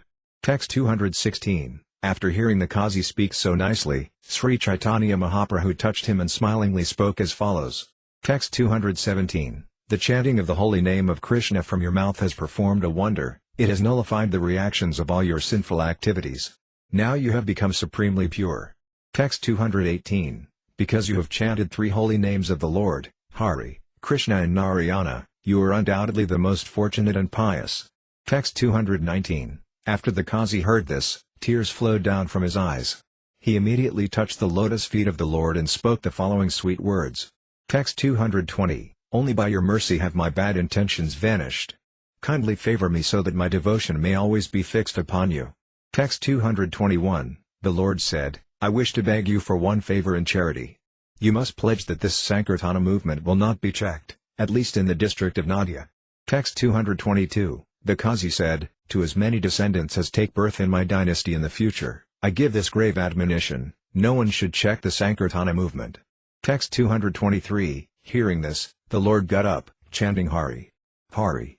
Following him, all the other Vaisnavas also got up, chanting the vibration of the holy name. Text 224, Sri Caitanya Mahaprabhu went back to perform Kirtana, and the Qazi, his mind jubilant, went with him. Text 225, the Lord asked the Qazi to go back home. Then the son of Mother Sasi came back to his own home, dancing and dancing. Text 226, this is the incident concerning the Qazi and the Lord's mercy upon him. Anyone who hears this is also freed from all offenses. Text 227, one day the 2 brothers Lord Nityananda Prabhu and Sri Caitanya Mahaprabhu were dancing in the holy house of Srivasa Thakura. Text 228, at that time a calamity took place, Srivasa Thakura's son died. Yet Srivasa Thakura was not at all sorry. Text 229, Sri Caitanya Mahaprabhu caused the dead son to speak about knowledge, and then the 2 brothers personally became the sons of Srivasa Thakura. Text 230, thereafter the Lord charitably bestowed his benediction upon all his devotees. He gave the remnants of his food to Narayani, showing her special respect. Text 231, there was a tailor who was a meat-eater but was sewing garments for Srivasa Thakura. The Lord, being merciful to him, showed him his own form. Text 232, saying I have seen. And dancing in ecstatic love as though mad, he became a first-class Vaisnava. Text 233, in ecstasy the Lord asked Srivasa Thakura to deliver his flute, but Srivasa Thakura replied, your flute has been stolen away by the Gopas. Text 234, hearing this reply, the Lord said in ecstasy, go on talking. Go on talking. Thus Srivasa described the transcendental mellows of the pastimes of Sri Vrindavana. Text 235, in the beginning Srivasa Thakura described the transcendental sweetness of Vrindavana's pastimes. Hearing this, the Lord felt great and increasing jubilation in his heart. Text 236, thereafter the Lord again and again asked him, speak on. Speak on. Thus Srivasa again and again described the pastimes of Vrindavana, vividly expanding them. Text 237, Srivasa Thakura extensively explained how the Gopas were attracted to the forests of Vrindavana by the vibration of Krishna's flute and how they wandered together in the forest. Text 238, Srivasa Pandita narrated all the pastimes enacted during the 6 changing seasons. He described the drinking of honey, the celebration of the Rasa dance, the swimming in the Yamuna and other such incidents. Text 239, when the Lord, hearing with great pleasure, said, go on speaking. Go on speaking. Srivasa Thakura described the Rasa Līlā dance, which is filled with transcendental mellows. Text 240, as the Lord thus requested and Srivasa Thakura spoke, the morning appeared, and the Lord embraced Srivasa Thakura and satisfied him. Text 241, thereafter a dramatization of Krishna's pastimes was performed in the house of Sri Caitanya-caritamrta. The Lord personally took the part of Rukmini, the foremost of Krishna's queens. Text 242, the Lord sometimes took the part of goddess Durga, Lakshmi, the goddess of fortune, or the chief potency, Yogamaya. Sitting on a cot, he delivered love of Godhead to all the devotees present. Text 243, one day when Sri Caitanya Mahaprabhu had finished his dancing, a woman, the wife of a Brahmana, came there and caught hold of his lotus feet. Text 244, as she took the dust of his lotus feet again and again, the Lord became unlimitedly unhappy. Text 245, immediately he ran to the river Ganges and jumped in to counteract the sinful activities of that woman. Lord Nityananda and Haridasa Thakura caught him and raised him from the river. Text 246, that night the Lord stayed at the house of Vijayacharya. In the morning the Lord took all his devotees and returned home. Text 247, one day the Lord, in the ecstasy of the Gopis, was sitting in his house. Very morose in separation, he was calling, Gopi. Gopi. Text 248, a student who came to see the Lord was astonished that the Lord was chanting Gopi. Gopi. Thus he spoke as follows. Text 249, why are you chanting the names Gopi Gopi instead of the holy name of Lord Krishna, which is so glorious? What pious result will you achieve by such chanting? Text 250, hearing the foolish student, the Lord became greatly angry and rebuked Lord Krishna in various ways. Taking up a stick, he rose to strike the student. Text 251, the student ran away in fear, and the Lord followed him. But somehow or other the devotees checked the Lord. Text 252, the devotees pacified the Lord and brought him home, and the student ran away to an assembly of other students. Text 253, the Brahmana student ran to a place where 1,000 students were studying together. There he described the incident to them. Text 254, hearing of the incident, all the students became greatly angry and joined together in criticizing the Lord. Text 255, Nimai Pandita alone has spoiled the entire country, they accused. He wants to strike a caste Brahmana. He has no fear of religious principles. Text 256, if he again performs such an atrocious act, certainly we shall retaliate and strike him in turn. What kind of important person is he, that he can check us in this way? Text 257, when all the students thus resolved, criticizing Sri Caitanya Mahaprabhu, their intelligence was spoiled. Thus although they were learned scholars, because of this offense the essence of knowledge was not manifested in them. Text 258, but the proud student community did not become submissive. On the contrary, the students spoke of the incident anywhere and everywhere. In a laughing manner they criticized the Lord.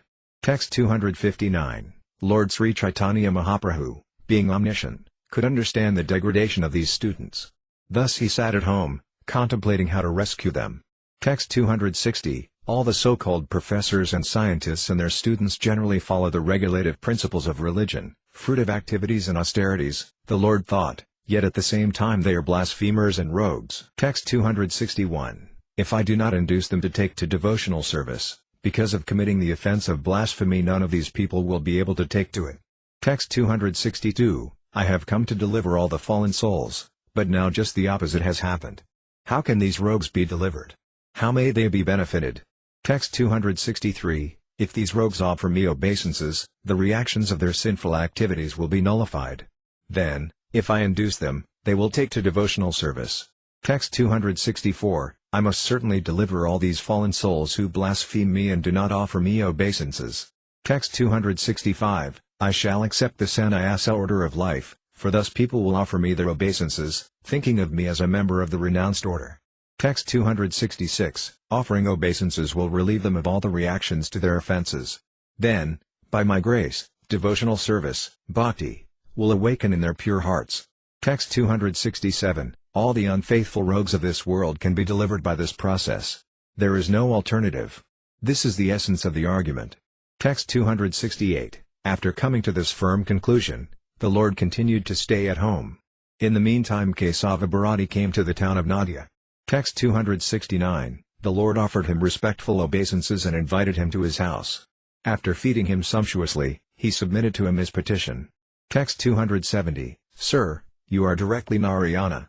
Therefore please be merciful unto me. Deliver me from this material bondage. Text 271. Caitanya replied to the Lord, You are the Supreme Personality of Godhead, the Supersoul. I must do whatever you cause me to do. I am not independent of you. Text 272. After saying this, Caitanya, the spiritual master, went back to his village, Katwa. Lord Chaitanya Mahaprabhu went there and accepted the renounced order of life, sannyasa. Text 273. When Sri Caitanya Mahaprabhu accepted sannyasa, 3 personalities were with him to perform all the necessary activities. They were Nityananda Prabhu, Chandrasekhara and Mukunda Datta. Text 274. Thus I have summarized the incidents of the Adi Lila. Srila Vrindavanadasa Thakura has described them elaborately, in his Chaitanya Bhagavata. Text 275. The same Supreme Personality of Godhead who appeared as the son of Mother Yasoda has now appeared as the son of Mother Sasi, relishing 4 kinds of devotional activities. Text 276. To taste the melas of Srimati Radharani's loving affairs in her relationship with Krishna, and to understand the reservoir of pleasure in Krishna, Krishna himself, as Sri Caitanya Mahaprabhu, accepted the mood of Radharani. Text 277. Lord Chaitanya Mahaprabhu accepted the mood of the Gopis, who accept Vrajendranandana, Sri Krishna, as their lover. Text 278. It is firmly concluded that the ecstatic mood of the Gopis is possible only before Krishna, and no one else. Text 279. He has a bluish complexion, a peacock feather on his head, a gunja garland and the decorations of a cowherd boy. His body is curved in 3 places, and he holds a flute to his mouth. Text 280. If Lord Krishna gives up this original form and assumes another Vishnu form, nearness to him cannot invoke the ecstatic mood of the Gopis. Text 281. Once Lord Sri Krishna playfully manifested himself as Narayana, with 4 victorious hands and a very beautiful form. When the Gopis saw this exalted form, however, their ecstatic feelings were crippled. Even a learned scholar, therefore, cannot understand the Gopis' ecstatic feelings, which are firmly fixed upon the original form of Lord Krishna as the son of Nanda Maharaja. The wonderful feelings of the Gopis in ecstatic Parama Rasa with Krishna constitute the greatest mystery in spiritual life. Text 282. During the season of springtime, when the Rasa dance was going on, suddenly Krishna disappeared from the scene, indicating that he wanted to be alone with Srimati Radharani. Text 283. Krishna was sitting in a solitary bush, waiting for Srimati Radharani to pass by. But while he was searching, the Gopis arrived there, like a phalanx of soldiers. Text 284. Just see. The Gopis said, seeing Krishna from a distant place. Here within a bush is Krishna, the son of Nanda Maharaja. Text 285. As soon as Krishna saw the Gopis, he was struck with emotion. Thus he could not hide himself, and out of fear he became motionless. Text 286. Krishna assumed his 4-armed Narayana form and sat there. When all the Gopis came, they looked at him and spoke as follows. Text 287. He is not Krishna. He is the Supreme Personality of Godhead, Narayana. After saying this, they offered obeisances and the following respectful prayers. Text 288. O Lord Narayana, we offer our respectful obeisances unto you. Kindly be merciful to us. Give us the association of Krishna and thus vanquish our lamentation. Text 289. After saying this and offering obeisances, all the Gopis dispersed. Then Srimati Radharani came and appeared before Lord Krishna. Text 290. When Lord Krishna saw Radharani, he wanted to maintain the 4-armed form to joke with her. Text 291. In front of Srimati Radharani, Sri Krishna had to hide the 2 extra arms. He tried his best to keep 4 arms before her, but he was completely unable to do so. Text 292. The influence of Radharani's pure ecstasy is so inconceivably great that it forced Krishna to come to his original 2-armed form. Text 293. Prior to the Rasa dance, Lord Krishna hid himself in a grove just to have fun. When the Gopis came, their eyes resembling those of deer, by his sharp intelligence he exhibited his beautiful 4-armed form to hide himself. But when Srimati Radharani came there, Krishna could not maintain his 4 arms in her presence. This is the wonderful glory of her love. Text 294. Father Nanda, the king of Rajabhumi, is now Jagannath Misra, the father of Chaitanya Mahaprabhu. And Mother Yasoda, the queen of Rajabhumi, is now Sasidevi, Lord Chaitanya's mother. Text 295. The former son of Nanda Maharaja is now Sri Caitanya Mahaprabhu, and the former Baladeva, Krishna's brother, is now Nityananda Prabhu, the brother of Lord Chaitanya. Text 296, Sri Nityananda Prabhu always feels the ecstatic emotions of paternity, servitude and friendship. He always assists Sri Caitanya Mahaprabhu in that way. Text 297, Sri Nityananda Prabhu overflooded the entire world by distributing transcendental loving service. No one can understand his character and activities. Text 298, Srila Advaita Acharya Prabhu appeared as an incarnation of a devotee. He is in the category of Krishna, but he descended to this earth to propagate devotional service. Text 299, his natural emotions were always on the platform of fraternity and servitude, but the Lord sometimes treated him as his spiritual master. Text 300, all the devotees of Sri Caitanya Mahaprabhu, headed by Srivasa Thakura, have their own emotional humors in which they render service unto him. Text 301, personal associates like Gadadhara, Svarupa Damodara, Ramananda Raya, and the 6 Gosvamis, headed by Rupa Gosvami, are all situated in their respective transcendental humors. Thus the Lord submits to various positions in various transcendental mellows. Text 302, in Krishna Līlā the Lord's complexion is blackish. Holding a flute to his mouth, he enjoys as a cowherd boy. Now the selfsame person has appeared with a fair complexion, sometimes acting as a Brahmana and sometimes accepting the renounced order of life. Text 303, therefore the Lord himself, accepting the emotional ecstasy of the Gopis, now addresses the son of Nanda Maharaja, O master of my life. O my dear husband. Text 304, he is Krishna, yet he has accepted the mood of the Gopis. How is it so? It is the inconceivable character of the Lord, which is very difficult to understand. Text 305, one cannot understand the contradictions in Lord Chaitanya's character by putting forward mundane logic and arguments. Consequently one should not maintain doubts in this connection. One should simply try to understand the inconceivable energy of Krishna, otherwise one cannot understand how such contradictions are possible. Text 306, the pastimes of Sri Krishna Caitanya Mahaprabhu are inconceivable and wonderful. His ecstasy is wonderful, his qualities are wonderful, and his behavior is wonderful. Text 307, if one simply adheres to mundane arguments and therefore does not accept this, he will boil in the hell of Kumbhipaka. For him there is no deliverance. Text 308, anything transcendental to material nature is called inconceivable, whereas arguments are all mundane. Since mundane arguments cannot touch transcendental subject matters, one should not try to understand transcendental subjects through mundane arguments. Text 309, only a person who has firm faith in the wonderful pastimes of Lord Caitanya Mahaprabhu can approach his lotus feet. Text 310, in this discourse I have explained the essence of the devotional conclusion. Anyone who hears this develops unalloyed devotional service to the Lord. Text 311, if I repeat what is already written, I may thus relish the purport of this scripture. Text 312, we can see in the scripture Srimad Bhagavatam the conduct of its author, Sri Vyasadeva.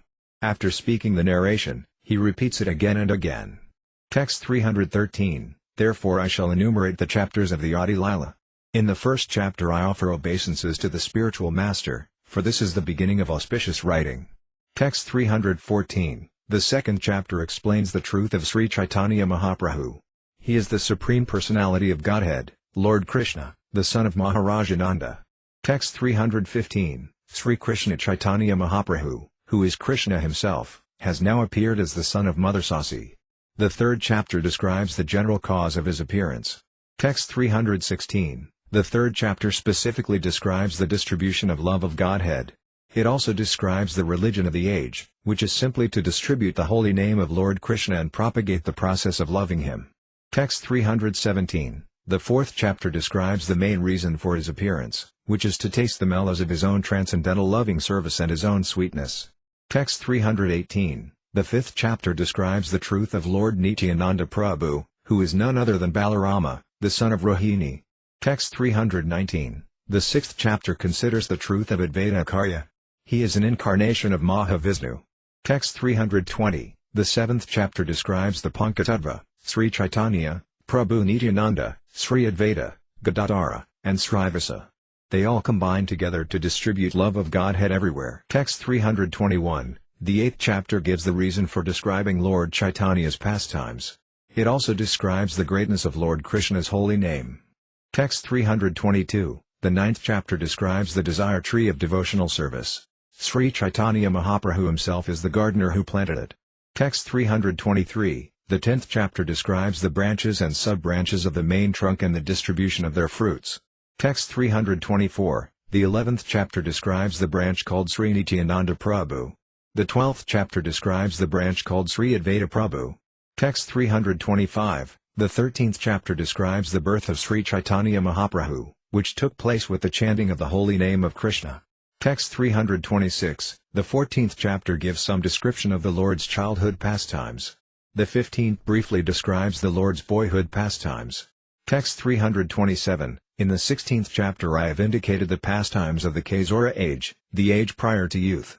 In the 17th chapter I have specifically described his youthful pastimes.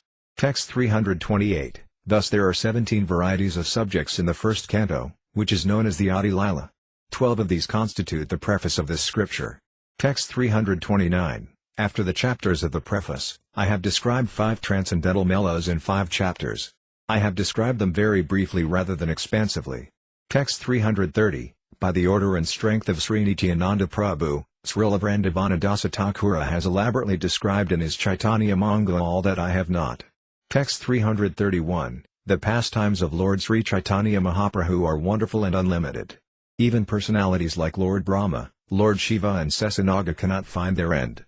Text 332, anyone who describes or hears any part of this elaborate subject will very soon receive the causeless mercy of Sri Krishna Caitanya Mahaprabhu. Text 333, herein the author again describes the Pankatattva, Sri Krishna Caitanya, Prabhu Nityananda, Sri Advaita, Gadadhara, Srivasa and all the devotees of Lord Chaitanya.